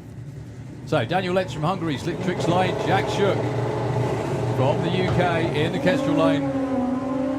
Oh, wow! The quickest 60-foot ever on a Super Street bike, 1.16, and it's a 664. Check out the speed, 227 miles an hour. Only somebody named Morrison Jr. has been faster. Unbelievable. Oh, I read the reaction. Yeah, I was going to say, but even so, that didn't compute to the 120 60 foot. Well, maybe it just made different power sticks. curve. Yeah, absolutely. Different power curve. Jack Shook did a good job. Thank you for not hitting the blocks. We've had a few of those go today. Martin Hallett and Chris Reed. Chris is on the bump at the moment. That's his number on the board. To be safe, he really needs to run something beginning with a 7.4. The bike can do it. We know boys can do it. In fact, the rider would do it way quicker than that, but, you know, it doesn't work.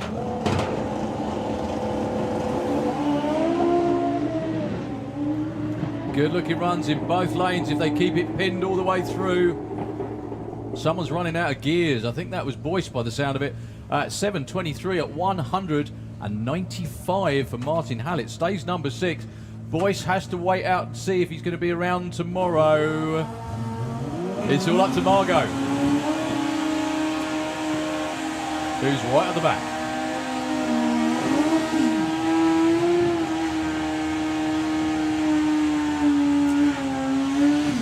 So, Alan Morrison, who smashed his first ever 6-second run, skipped the 6.9s completely, went 6.87 at well over 200 miles an hour, taking on Kostas Giannopoulos, team bike with Jake Michel. Kostas went 6.94 again, way over 200 miles an hour. I think that could have been his first ever 6-second run. Funny thing was, this time last year he wasn't even on 850, was he? No, he had to do 2 850 bike class events before he could be eligible to run a Super Street.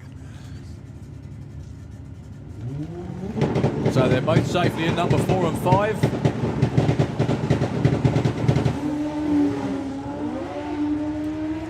Kostas with a good looking run. That was a 1:16 60 foot. 6.92 at 212 miles an hour. You heard that right. That's, I didn't get that wrong that time. 60 foot, 1.16. Instant Incredible. spin for Alan Morrison. I think Sadly, they loaded it for everything they had. Yeah. And yeah, the track just couldn't hold it. Well, we know the track is fast, but will Jake Michel have a response to that 6.64 from Daniel? If anyone can, Jake can. Well, we know Jake has had the number of the devil a couple of times. He's run 6.66, but he could do with one of those plus a little bit more now to see if he can get that number 1 spot back. Yeah, he needs to be the neighbour of the beast, not the number of the beast. That was terrible. But anyway, here we go. You know what I mean. 180 to 60. Looking good. Goodness me, that thing flies. 677 at 223. He didn't have a reply. Well, that is one of the fastest speeds Jake's ever run. The bike used to front half really quickly, but not back half. It looks like Jake's worked the back half out as well. So this is crunch time for who's going to be racing tomorrow. Margot Smith all the way from the Netherlands, or will it be Chris Reed from the UK? However, I think Margot's got problems again, unfortunately. A very trying weekend for all of them.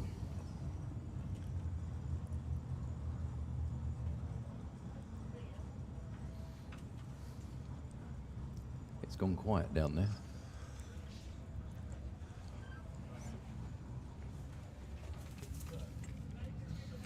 settings and we can't see. Mm-hmm. Oh, there we go. They'll give her a certain amount of time, but not forever.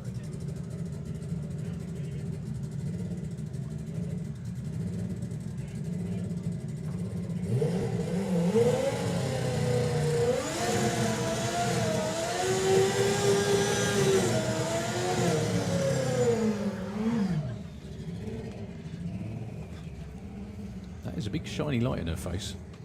See that, especially in the dark. So Margot has a 6-second bike, but she needs that 6-second bike to show up now. Otherwise, she will not be in eliminations. The number on the board, 7.63. That's the bump spot, the last spot in the qualified elimination ladder. If she runs quicker, she'll race tomorrow. If she doesn't, very straightforward, she won't. Stacey, Chris's daughter, down on the start line holding her breath to find out whether her dad will be running tomorrow or not. Good luck, Margot.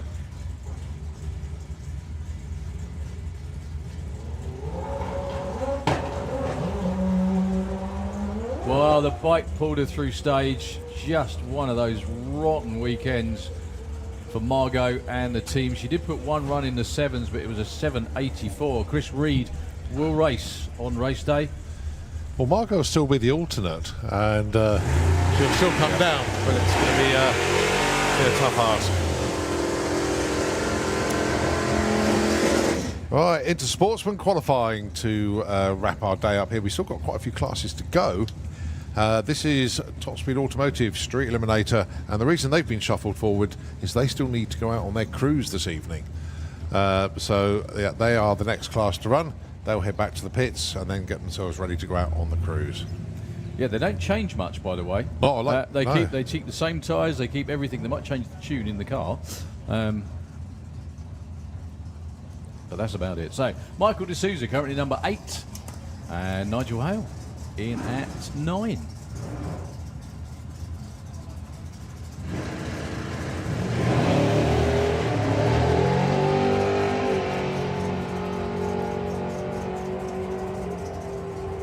Lots of tyre spin for Michael off the start line. That won't be an improvement. 10.56 though, at 1:35, when Nigel Hale actually pinches the number 8 spot.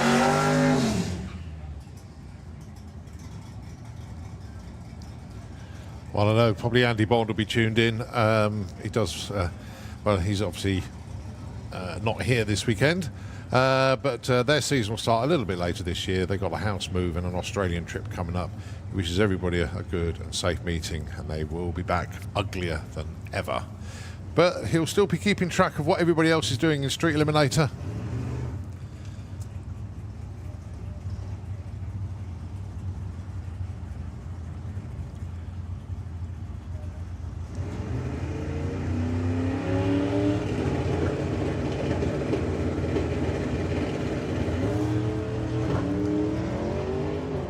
So the Boost Monkey Buick heading down Broadway. Goes 770 at 192 miles an hour. Nicely done. Thumping speed. Your new number 1 qualifier so far. Well, unfortunately for Rob, that's another 14. So subject to clarification by people that know way more than we do. Yeah, I think he needs to go, I don't know if it's 1450 or 1399, but I don't think that's quick enough. They've had some fun though. Right, let's have a look then. Graham Smith and James Murray. James blew the tyres off on his previous run, but then he is running in the mid-9s now with the Cortina estate. Graham Smith though, 8.56. The car has been 8.0s. Love to get it into the 7s.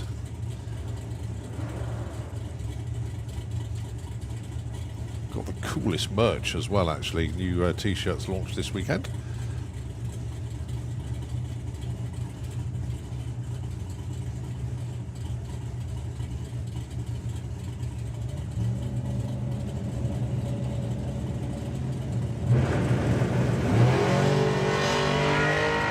James taking a little wander off the line once again, but good, straight and true for Graham Smith. It'll be an 8, but how low? It's an 8.22 at 161. Stays in the number 3 spot. And 10.01 at 142, James Murray stays number 6. Well, everybody's stepping up in this final session. Can these two do the same? Joe Baxter taking on, only qualifying of course, the reigning champ in Street Eliminator. That's Tony Higgs, with sponsorship from Hilsey Tyres and his kitchen, or not Jenny's kitchen that she didn't get as well, obviously. I suppose he hasn't had sponsor logos made up for Jed's kitchen, actually. That's what it should be called. Yeah.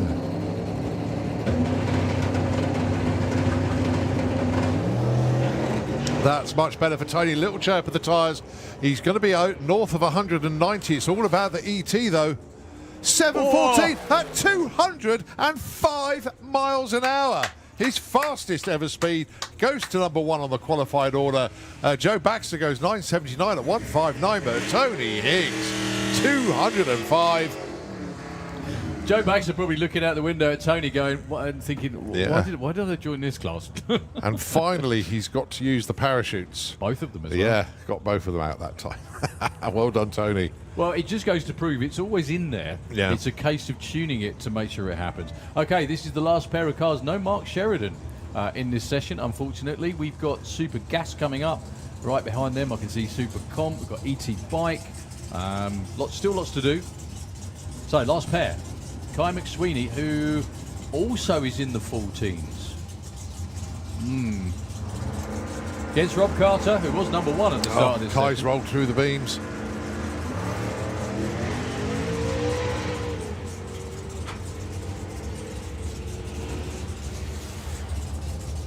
Percy goes 795, 79 miles an hour.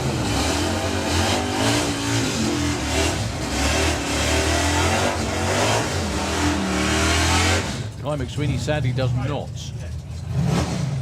So again, we do need to double check whether they will be around for elims tomorrow. They've also got to go on the cruise to qualify too.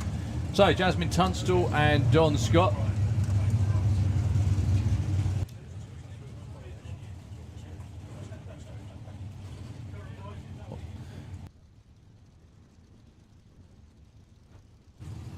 Okay, Jazz Tunstall and Don Scott, 12 and 13 at the moment.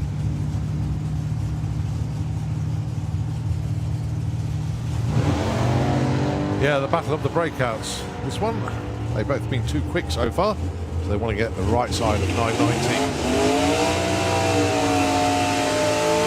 And they both didn't. 983 for Don, 980 for Jazz. So Don stays 12, Jazz stays 13. Everybody else is the right side of 990. So Vic Parsons and Mark White. I had the pleasure of having a morning jog with Mr. Dan Page down there, who's helping Mark. And he said, yeah, the car has moved. It normally moves around a little bit, but nothing like as lively as it has been the last 2 days. They hope they've cured it, and we're about to find out. Mark White is going to be test pilot. Vic Parsons is number 2 with a 92, 10.49 is the best number so far for Mark White.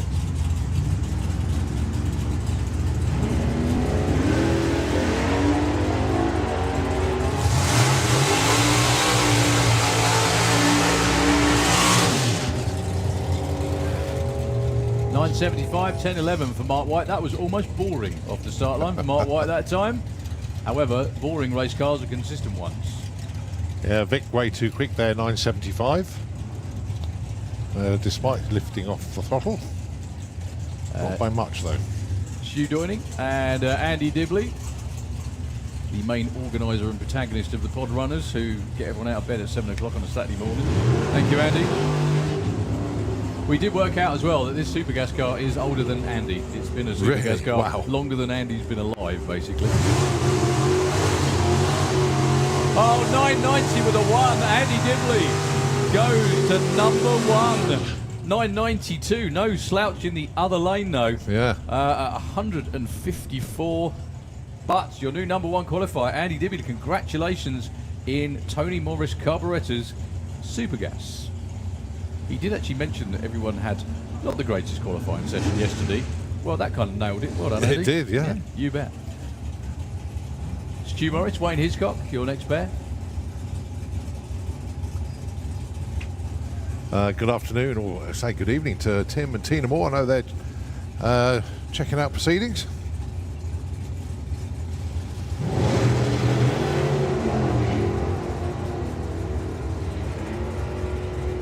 So it'll be a speed difference at the stripe between these two. Yeah, 152 and 124. The trouble is, they both went in the 9.8s where they wanted to go into the 9.9s. It was a double breakout, so no help for those two. Right, the previous number 1 qualifiers slipped back to number 2 due to that great run from Andy Dibley. It's Bob Molden. White Noise at 205 has already been 9.903. Dave Cherrick, currently number 8 on a 10 flat.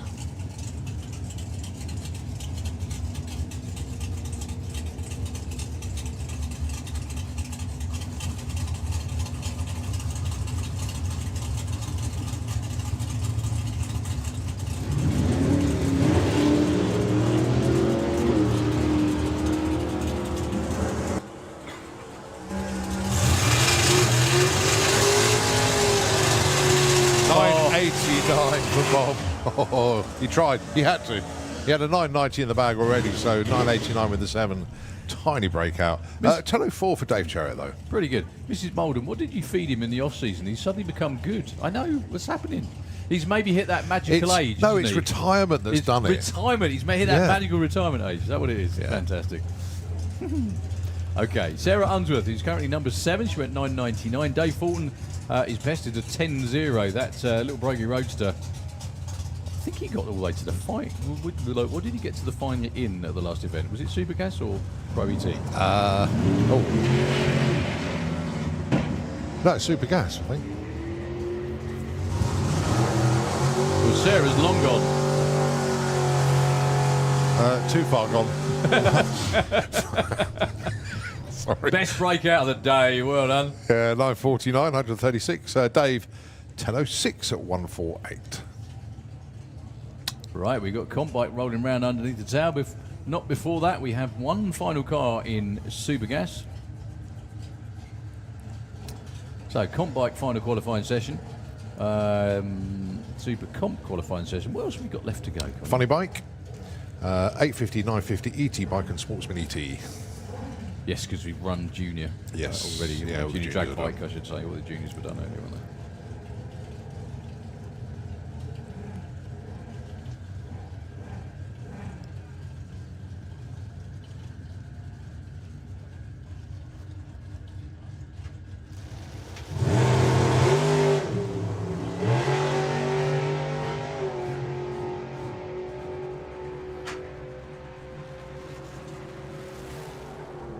$9.92 with a 1. Moves up from number 10 to number 4. That's the final shuffle of the deck in Super Gas. So they get eliminations tomorrow. Okay, it is Comp Bike final qualifying session. We have 13 bikes qualified. I'm sure they'll all run because we run a 16 ladder. But that's not up to me.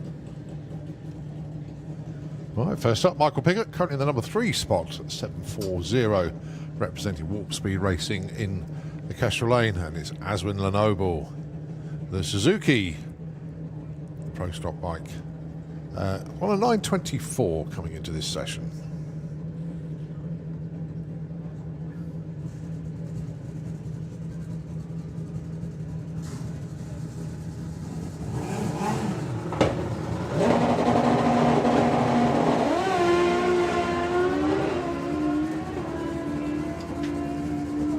So Mike Piggott went 740, 729.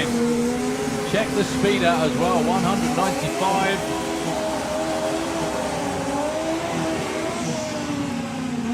Now your number 2 qualifier behind this man, Danny Cockrell. In the Slick Tricks lane, great to see Dan back enjoying himself at the drags. He's running a lot of classes over the years, Dan. Had one of the world's most mental Ford Pops, as I'm sure you all remember. Just really funny. I said to Dan, what happened to that car? He said, some bloke bought it and put it on the street, of all things. Exactly, that's what I mean. 7-second. Anyway, whatever. You know it works. So, Graham Dance in the other lane as well. Both these car bikes previously in Super Street Bike. Good looking launch for Danny if he can keep it pinned. He's already run a 7.1. 7.02! 207 miles an hour. Knocking on the door of the sixes. And the team go wild. How about Graham Dance? 7:36.191. That moves him up to number 3 now. So they're both making moves, but it was the extension of that number 1 spot for Danny Cockrell that was really the number that everybody took If you can notice hear of. us down there, the old fella's still got it, hasn't he? Deary me. I think that's the quickest Dan's ever been on a bike, actually, that might be.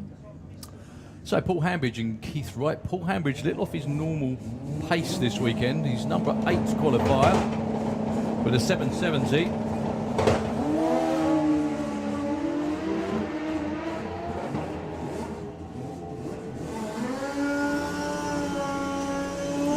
Another 7.7, 776 at 173. No help for either. Keith Wright off the power, not far off the start line.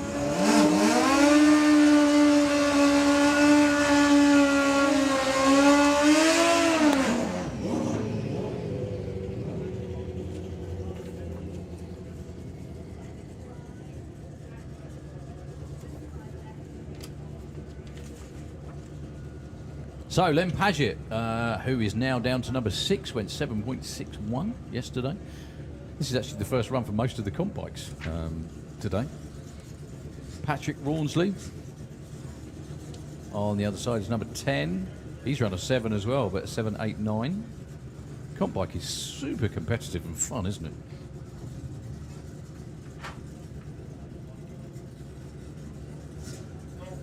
Yeah, top 9 in the... No, top 10 are in the 7s. One of them's almost in the 6s. Yeah. Well, problems in both lanes. Lots of spin and shake for Len. Patrick gathers it back in, but it won't be a quicker time. 8.04. Big speed. 183 mile an hour. And Len trickles through to a 14-second run.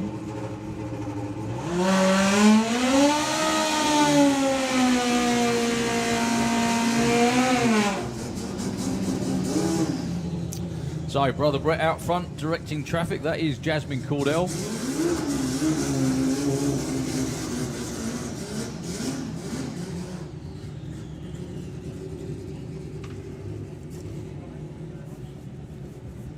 With the nitrous-assisted engine in that machine. Quickest she's been so far in qualifying. She's currently number 4, 7.40. On the other side of the track, Pete Slater with the big CC machine.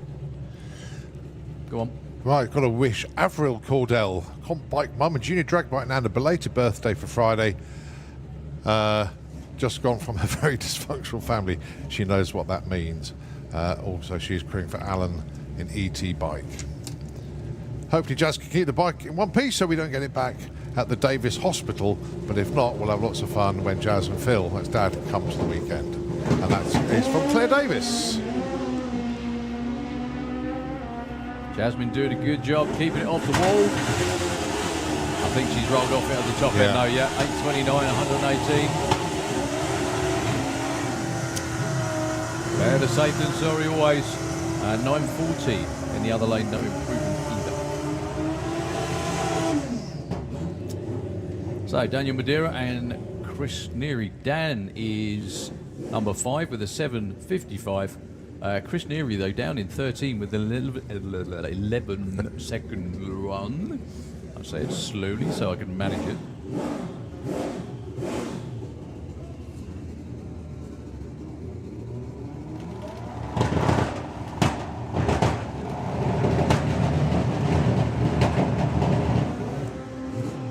Problems again for Chris.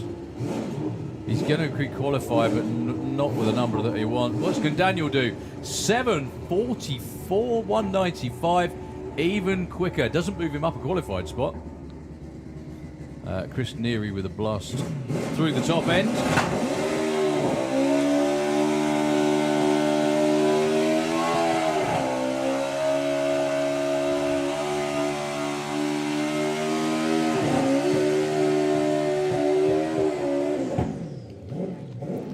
Okay, last bike in comp, I think, before we move on to funny bike.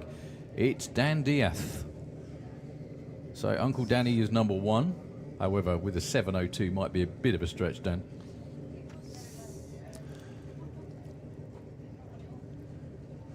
I think what Dan Diaz wants to do is avoid the same side of the ladder as Uncle Danny.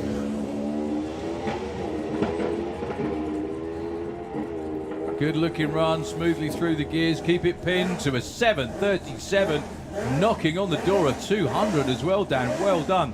198 miles an hour. Was he number 2? Because I didn't see the screen. He goes change. number 4. Number 4, beg your pardon. Okay. Well, what a way to wrap up comp bike qualifying.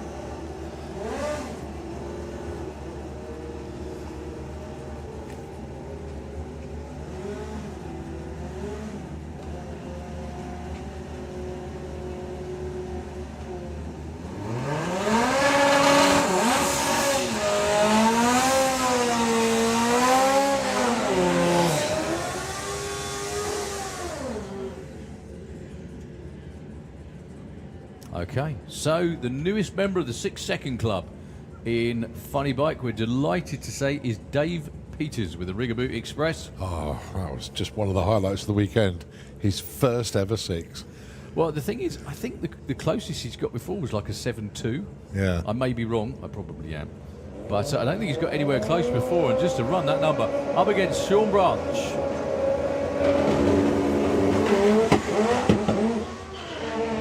Yeah, that didn't go smoothly for anyone. Sean with issues off the start line, and no backup for the 6 second run, unfortunately, with an 8.78. They're both qualified. They both will race tomorrow. So that's Funny Bike. A couple more under Still the tower. a couple more to come, yeah. Martin Zylstra and Eric Richard. Could we have another 6 second bike? Because Martin, again, this was testing back on Thursday, I think, but he ran a 7.0.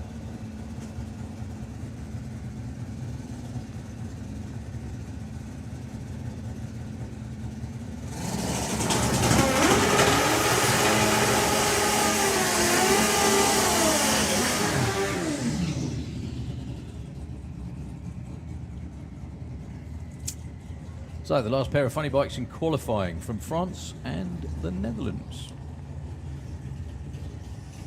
Eric Richard, let you guess where he's from, and Martin Zylstra. Again, lucky guess which one's from which country. Me just being lazy, really. So Eric, current number 1 qualifier, went 6.53. He can go quicker than that.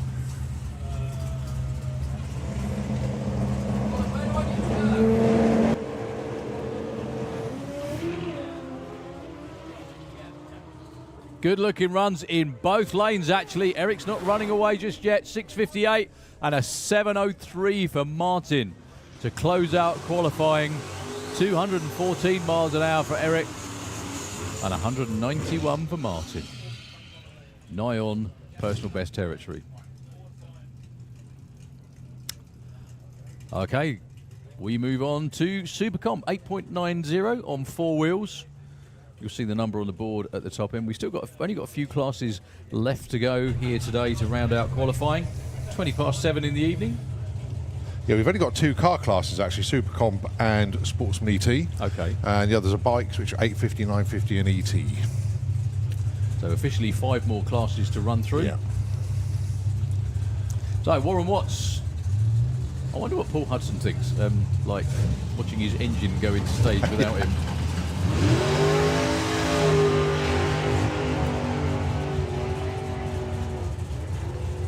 Well, Warren's having a bit of a wander around. Nathan Hulk's in the other lane. He's your current number 1 qualifier. And, yeah, that wasn't smooth for Nathan. 9.44 at 1.47. 9.02 for Warren. Actually moved him up to number 3, would you believe?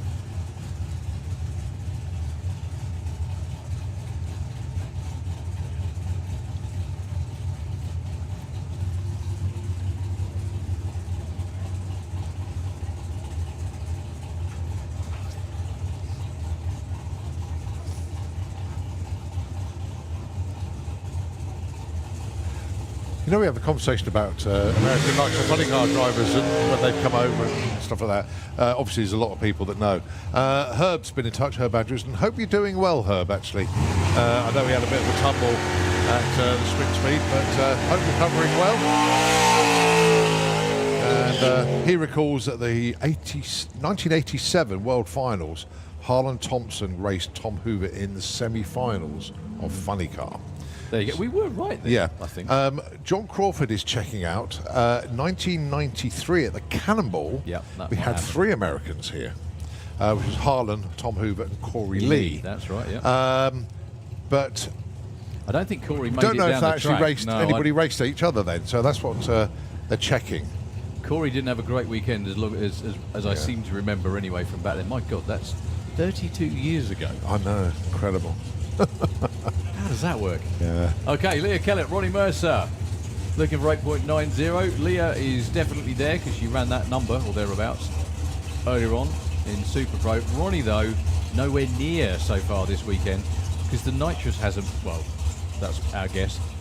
He's purged the nitrous, but the car hasn't run with it. Make sense of that if you can.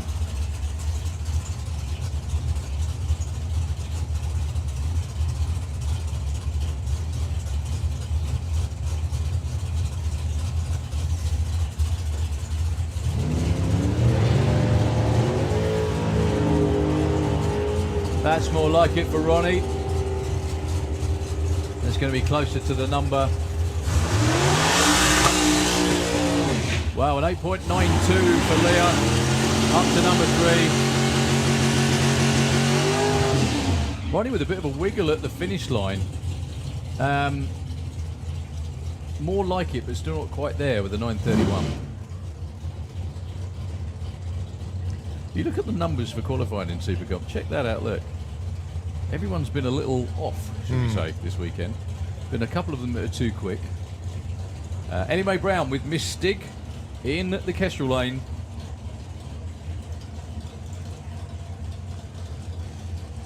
Going up against Brian Pateman, the newest driver in the class, against possibly the oldest driver in the class. Although I don't know whether Brian Pateman's run Supercomp for that long, but you know what I mean. Ellie just getting started. Brian started a long time ago. Thing is, though, these newbies doing rather well. Obviously, Nathan Hogg's great introduction into class. Making it look year. too easy. Yeah. However, eliminations is another thing. Yeah. Well, Ellie left before the tree was activated, so she won't get a time. Still going to cruise through the top end.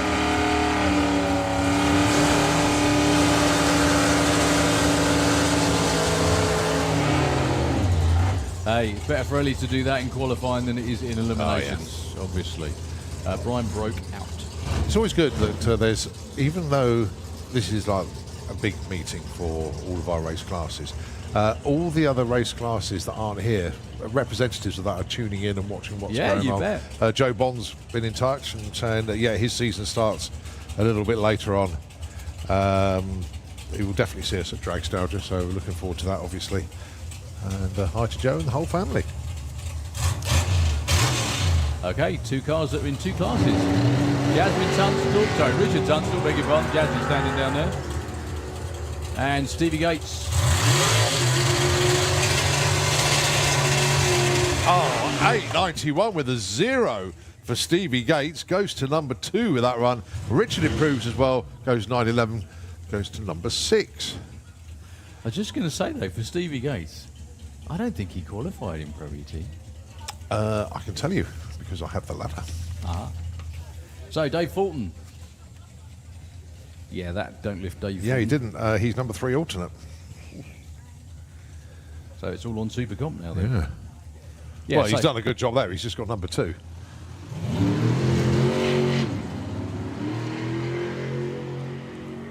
So what's Dave Fulton got for us then? He needs to improve on the 9.39, but no quicker than 8.90. It's a 9.28. Well, it does move up a spot from 8 to 7. Bit of a head scratcher for Vix and Dave when we get back to the pits. Right, so I believe that is a wrap for Super Comp. We've got some bikes to come at you now. I believe it is 950. That's what the score. That's what the computer tells us, and that's what I can see out the back window. And it's Dave Hall alongside Thomas Cook-Abbott.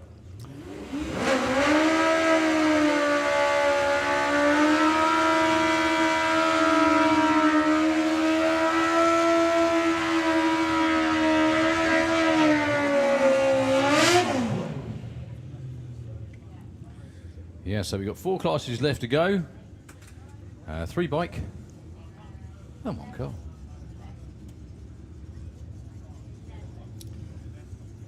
Oh, isn't that cute? Scott Collier's come round to watch Thomas run. And not only that, you've got Harley Corsell doing all the videography as well. So if Thomas hits all the gears this time round, he has a good chance of running right on the 950 number. Not quite. 976 and a 956 for Dave Hall, though. Moves up to number 3. Yeah, but Thomas's reaction times are pretty good, though. 07. Yeah.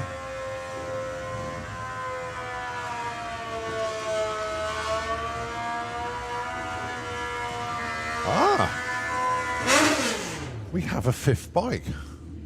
Which has just turned up in the last qualifying session miraculously on Saturday night.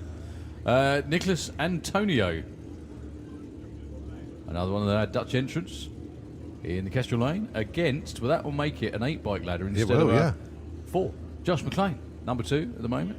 Very tight at the top. Whoa!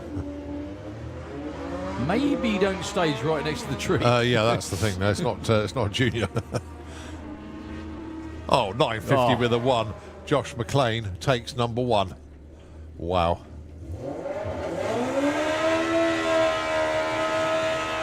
Nicholas goes to number 5 spot, 1194. So, Hayden Michelle, who thought he was cemented in the number 1 spot, isn't. Yeah, he's got to try and find a minuscule improvement to try and get that number 1 back. Well, he hasn't got a very big window to get in, has he? He's got 1,000th of a second.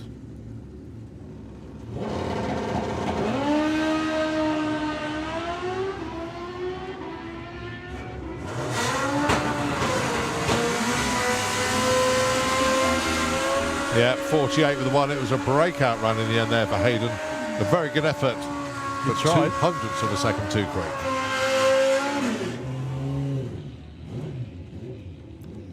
Okay, we're on to 850 bike. Whittling it down to just a few classes.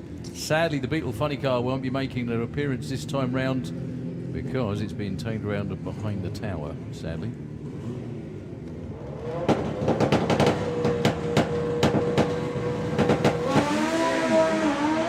So, Patrick Marie to Nana Sasiak.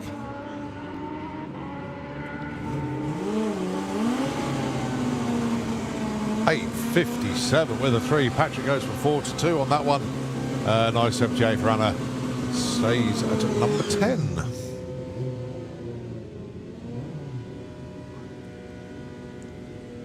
Ralphin Petronilla and Gary Malone.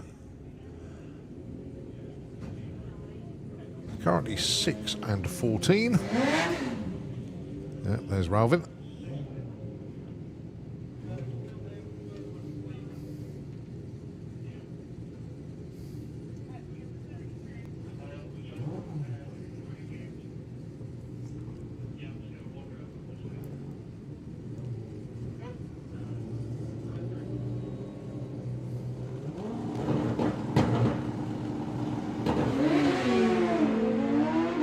Oh, well held, Ralphin. Very well held indeed. Still goes too quick. 8:41 and a 9:41 for Gary Malone. And that was feathering the throttle to bring it down again, wasn't it? Yeah. All right, Pete Wise and Joe Elliott, your next pair. Currently number 5 and 13. Joe's the one that's 5 with an 866. He's in the Slick Tricks lane. And Pete Wise down at 13 with an 833. So he's got to slow it down a bit and try and run the right side of the number. Doesn't have to.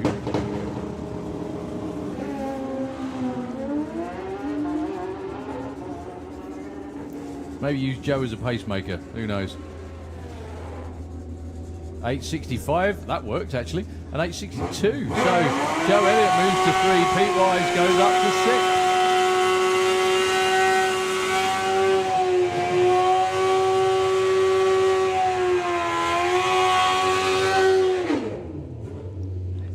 Your next pair, Kev Wright and Jay Rowe, who is currently number 1 with an 8.52. There's still a bit of wriggle room in there. Good news for this session, Carl Thomas has come round again. So we've got 14 qualified bikes in 850.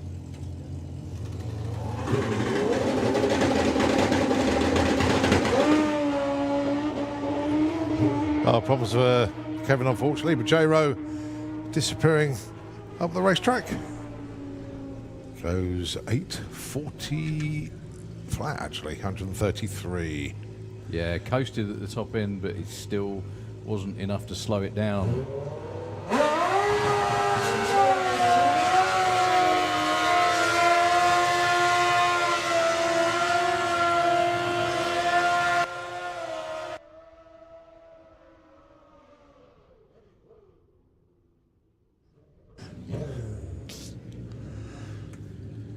And the ambulance is the same colour. We're not stopping, obviously, so...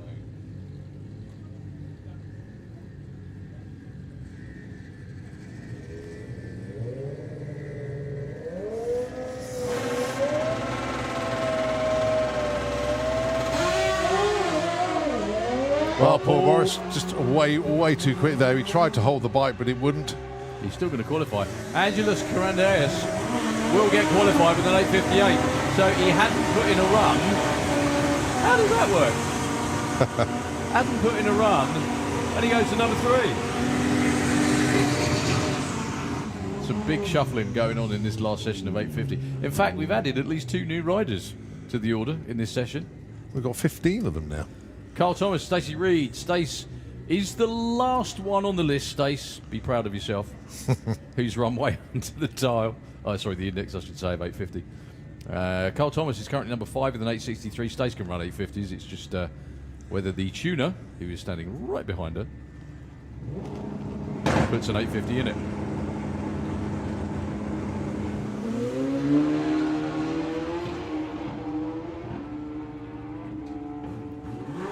I don't think so. 812. 167. Carl 849 with an 8. Oh, how close was that? So close. Boyce with a right grin on his face. What's he doing? Oh dear. Pete Slater. He's currently number 10. 892. The last one that can move up, because that's the end of this session.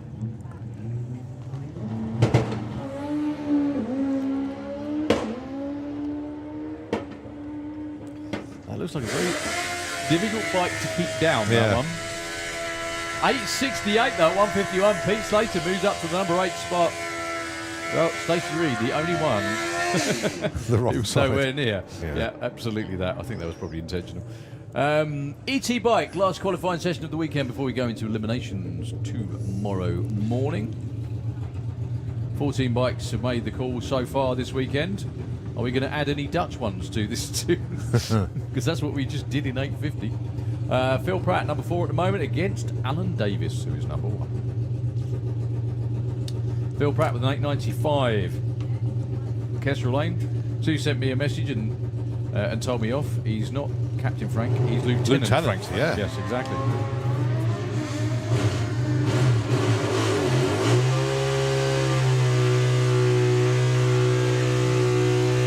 For Phil. That'll work. Stays number 4 though. Wow. Alan Davis stays number 1. There's 77. Not any help on a 57 dial. Okay, Scott Collier taking on someone other than... Oh, he's given up racing, Thomas. Dave Grundy. Remember last year? Was it last year that Dave Grundy lent Scott a bike because Scott's bike broke, if you remember? That's right. This bike broke. 10.50 for Dave, 9.50 for Scott. Almost a whole family down there on the start line. Jerry's down there, obviously, so Sky I'm sure Sharon's not far away.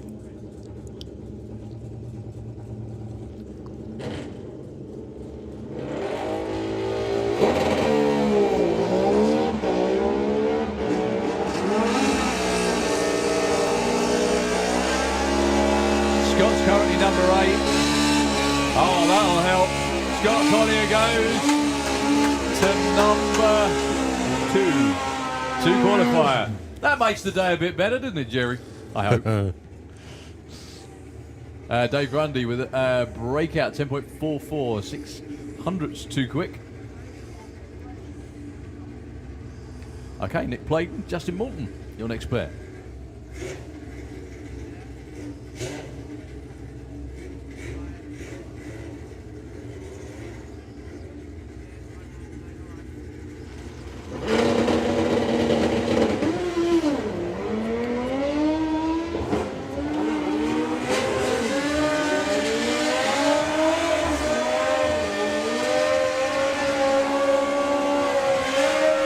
Playden stays number 6 with a 52 and a 48, and the screen cleared too quickly in the other lane.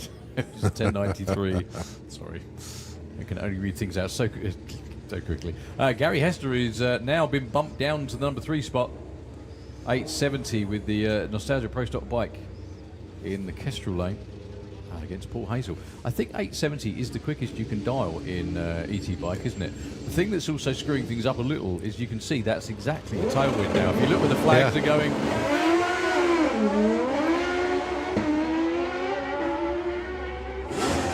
And the windmills.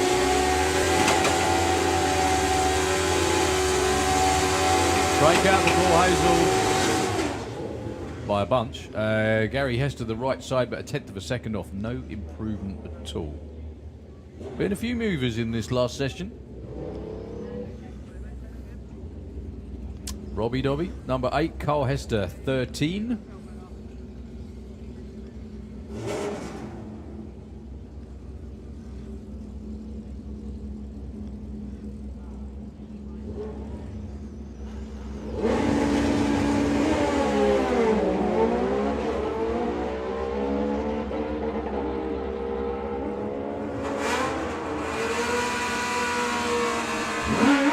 Well, 10 too quick for Robbie. Yeah, big breakout there.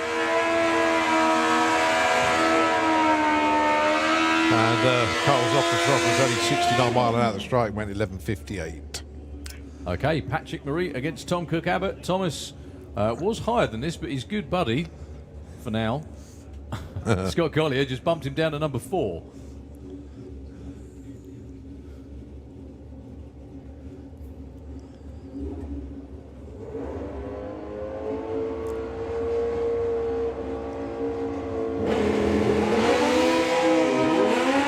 Look at those lights. Thomas had an 017 and he was second off the line. He's sitting up at the top end though. Patrick stays 7. Thomas rolls through with a 10.5 second run. Not the plan at all.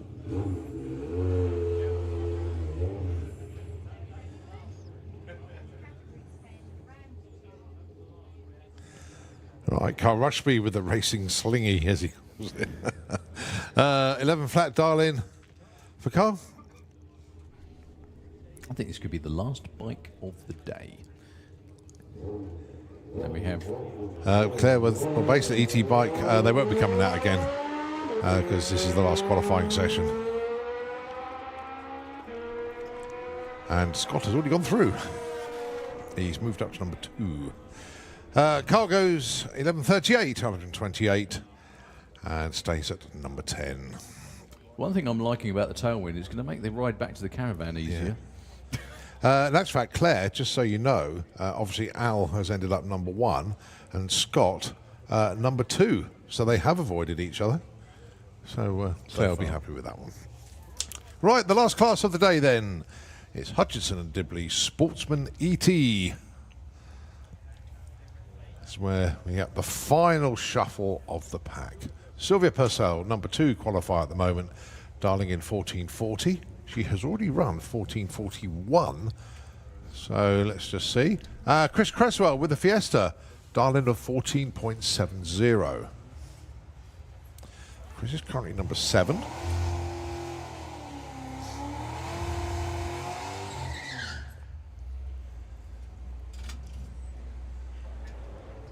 $14.25 breakout, $14.59 breakout. They both stay put.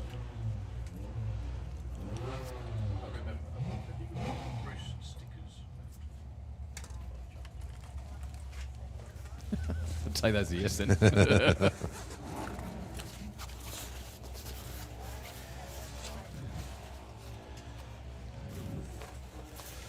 The answer is yes.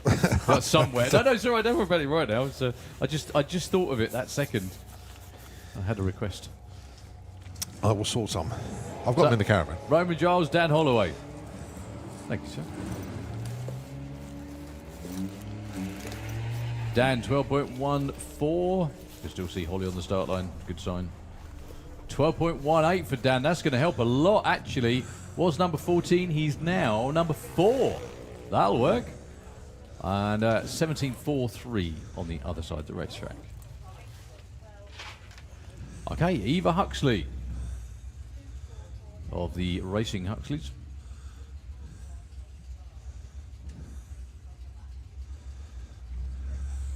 Against Lou Gilbert. Lewis Gilbert, I apologise.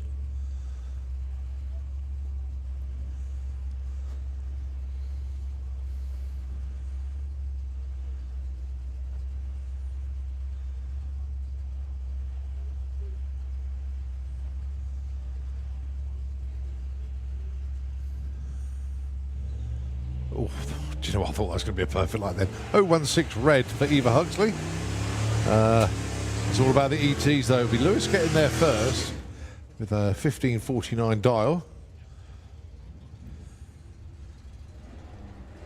That's 15.82. Now then, 18.97, 18.79, the wrong way round. Right. For breakout. Right, let's see who's not, if anyone's not qualified. Yes. Wow. No, we think... Okay. We think she's in actually, because she dialed 12 flat, went 12.02. She did. However, it's not been corrected on there, so Yep. we'll just have to wait and see. Yep. So it might be Kaz Waterhouse and Lorna Collins at the moment on the outside. No, okay. James Grew and Troy Attree. James in at 17, James in at 7, Troy at 18. 12.60 and 12.15 are the dial-ins. It's going to be the Caparo that will get there first.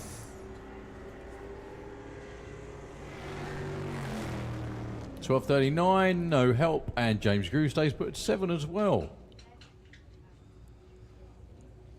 Okay, Harry Redshaw.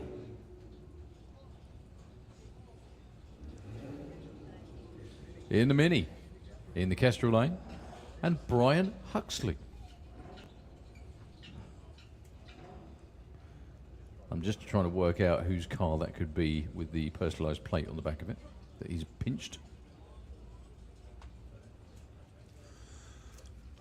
Oh, it's, oh, I do know.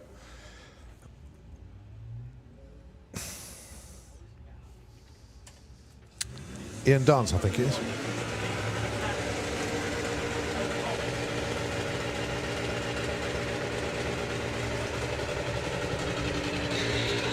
$16.55 for Brian. Breaks out by nearly a tenth. Harry Redshaw, not far off the same kind of thing, really.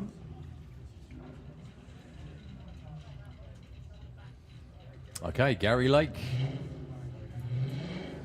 in the Kestrel lane against Debbie Taylor. So there is going to be someone on the outside looking in after this session, i.e. outside the 32 car qualified field. Everything that you see tomorrow will be a race, no more qualifying. We should have actually started eliminations this evening, as per the schedule. However, the weather and everything else had different ideas.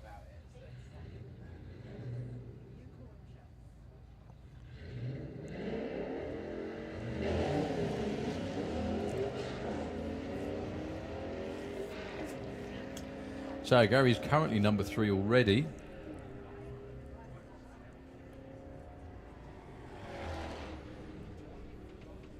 Debbie breaks out, and guess what? So does Gary.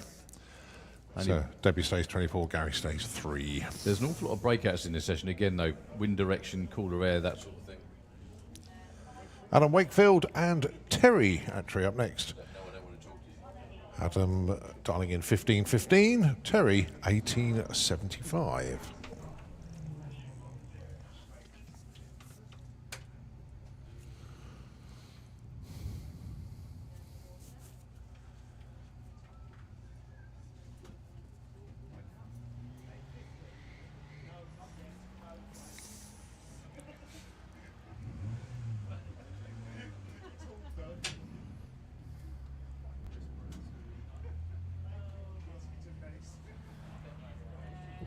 That's a big old breakout. That's 3/10 too quick there for Adam. And 500ths too quick there for Terry. So they stay put. 20th and 15th. Right, Richard Palmer and Alex Pryor. Richard looking for 13.29. Alex with Tony the Nugget. 15.10 dial in there. So Alex is the last qualified, well, not qualified actually, the last on the list. Yeah. So remains to be seen who comes round for round 1 tomorrow. If Alex gets close to that 15.10. Well, Alex missed Q2, if you remember. He said the car was coughing and spluttering, wasn't a happy Metro. So he found out that the coil pack had died in the pairing lanes, but it's all fixed, and obviously he's made it round here. I've learned something I didn't know, so there was such a thing as a happy Metro, but there we are. So Richard Palmer. I don't think he's going to get close to 15.10, unfortunately. No. 16.03, actually, that does improve. Gets him in, yeah. Gets him in, so it is now Lorna Collins, who is the slowest of the qualified order. And the reason I'm saying it like that is because we know that it's not necessarily the way it appears on the screen, is it? So anyway, Lorna is in the slick tricks lane. We think Kirsty, who's lower, is actually higher. So we can check the run logs and make sure that's sorted out. But yeah, Lorna Collins with the MX-5.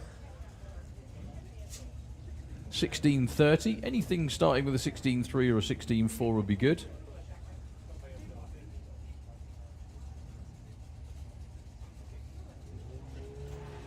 Good looking reaction times for both, actually.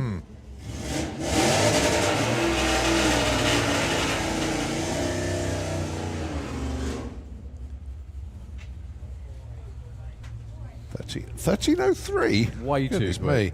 And, well, way too quick for Lorna Collins as well. Half a second. I mean, that's half a second too quick on one side. Goodness me. And nearly 0.8 the other side.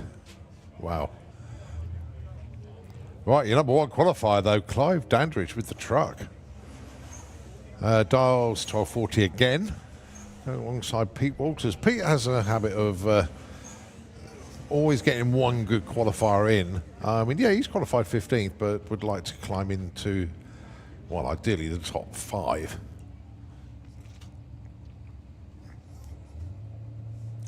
So Pete double classing with different cars this weekend. He's in Super Pro with the Dragster, and here he is with the Camaro.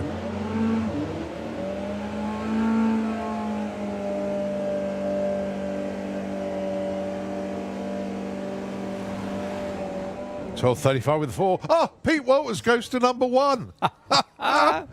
Oh, well done, Pete. Well, his brother-in-law was quite happy. Yeah. Oh dear, oh dear. Close to the top, and Pete's just bumped him down.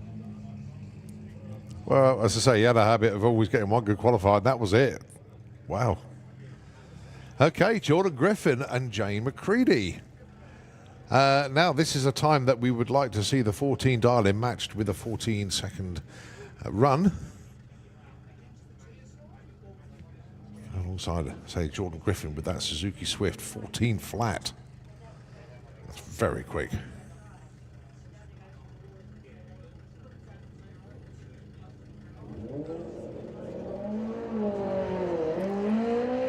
Jane was only just too quick off the line. That was an 0.2 red.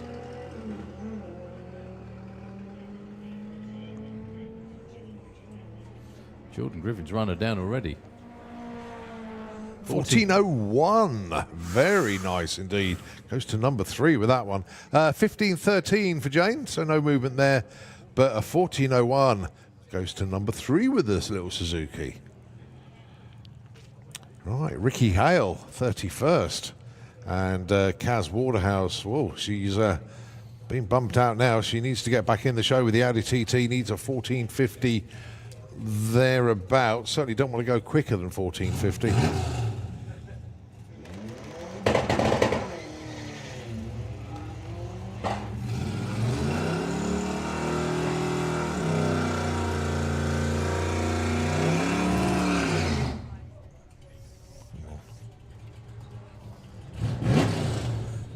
$14.76, that will get her in. At number 20, Ricky Hale breaks out, goes too quick, slips to the bump spot. All right, Kirsty, who's coming up now, we don't think she's 34. We think she ran a 12.02 on a 12 flat earlier on. They still have her pegged down at the bottom of the order. We think she's somewhere near the top. However, a 12 flat, if she can do what she did earlier again, the difference is this time, cool air, tailwind, may make the difference. Okay, 15.70 for Aaron Kent in the other lane.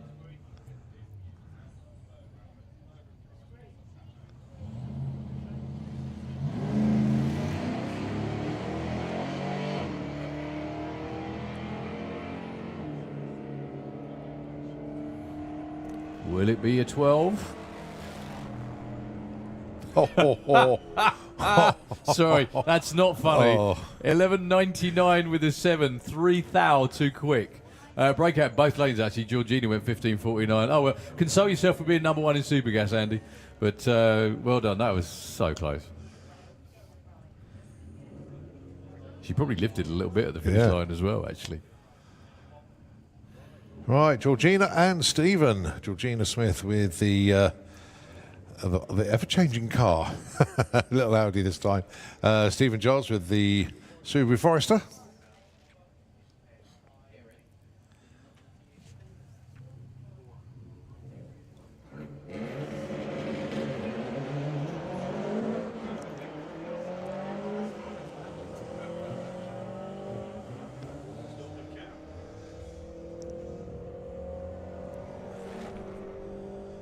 Of 18 for Stephen Giles. That's going to move him up a little bit. Let's see what Georgina does. 18.35 breakouts. But Stephen Giles, 17 to number 5. Right. Matt Holsall not in the show at the moment. He's number 33. Craig Flinders, number 28. So Matt, at 14.35 to around about 14.60 will do. Quite a big window.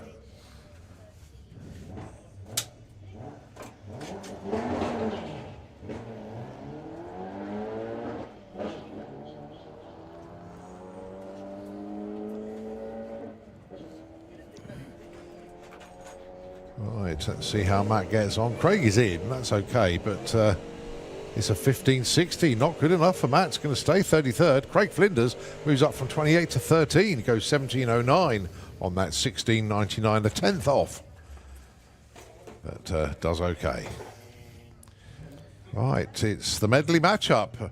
Jill Medley with the Cherokee, Alan Medley with the Mustang. It's 12.49 plays 13.66.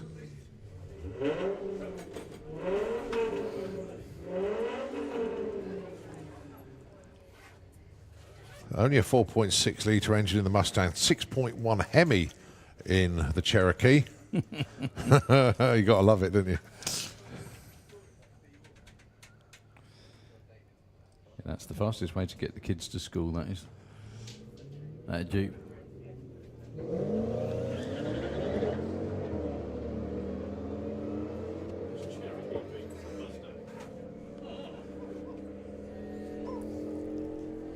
Well, Jill's going to get there first with a 12.47 breakout. Oh, only just 14.09 for Alan Medley. Goes up one spot from 29 to 28. Going way back when, Alan Medley and I did the Darling Day at the same day. Did you? Yeah, we started at the same time. Your addiction, you can peg your addiction to being the same day, yeah? Fair enough. He's done a lot more racing since then than I have. Okay, Steph Pateman and Felicity Gibbs. Actually, Brian, Alan Medley did the Darling Day in that Mustang. But he's still running now. Last pair of the day. Oh, wow. And typically, our track crew spring into action immediately. They're waiting there to scrape the start line for the start of racing tomorrow. So Steph Pateman and Felicity Gibbs, good friends off the track.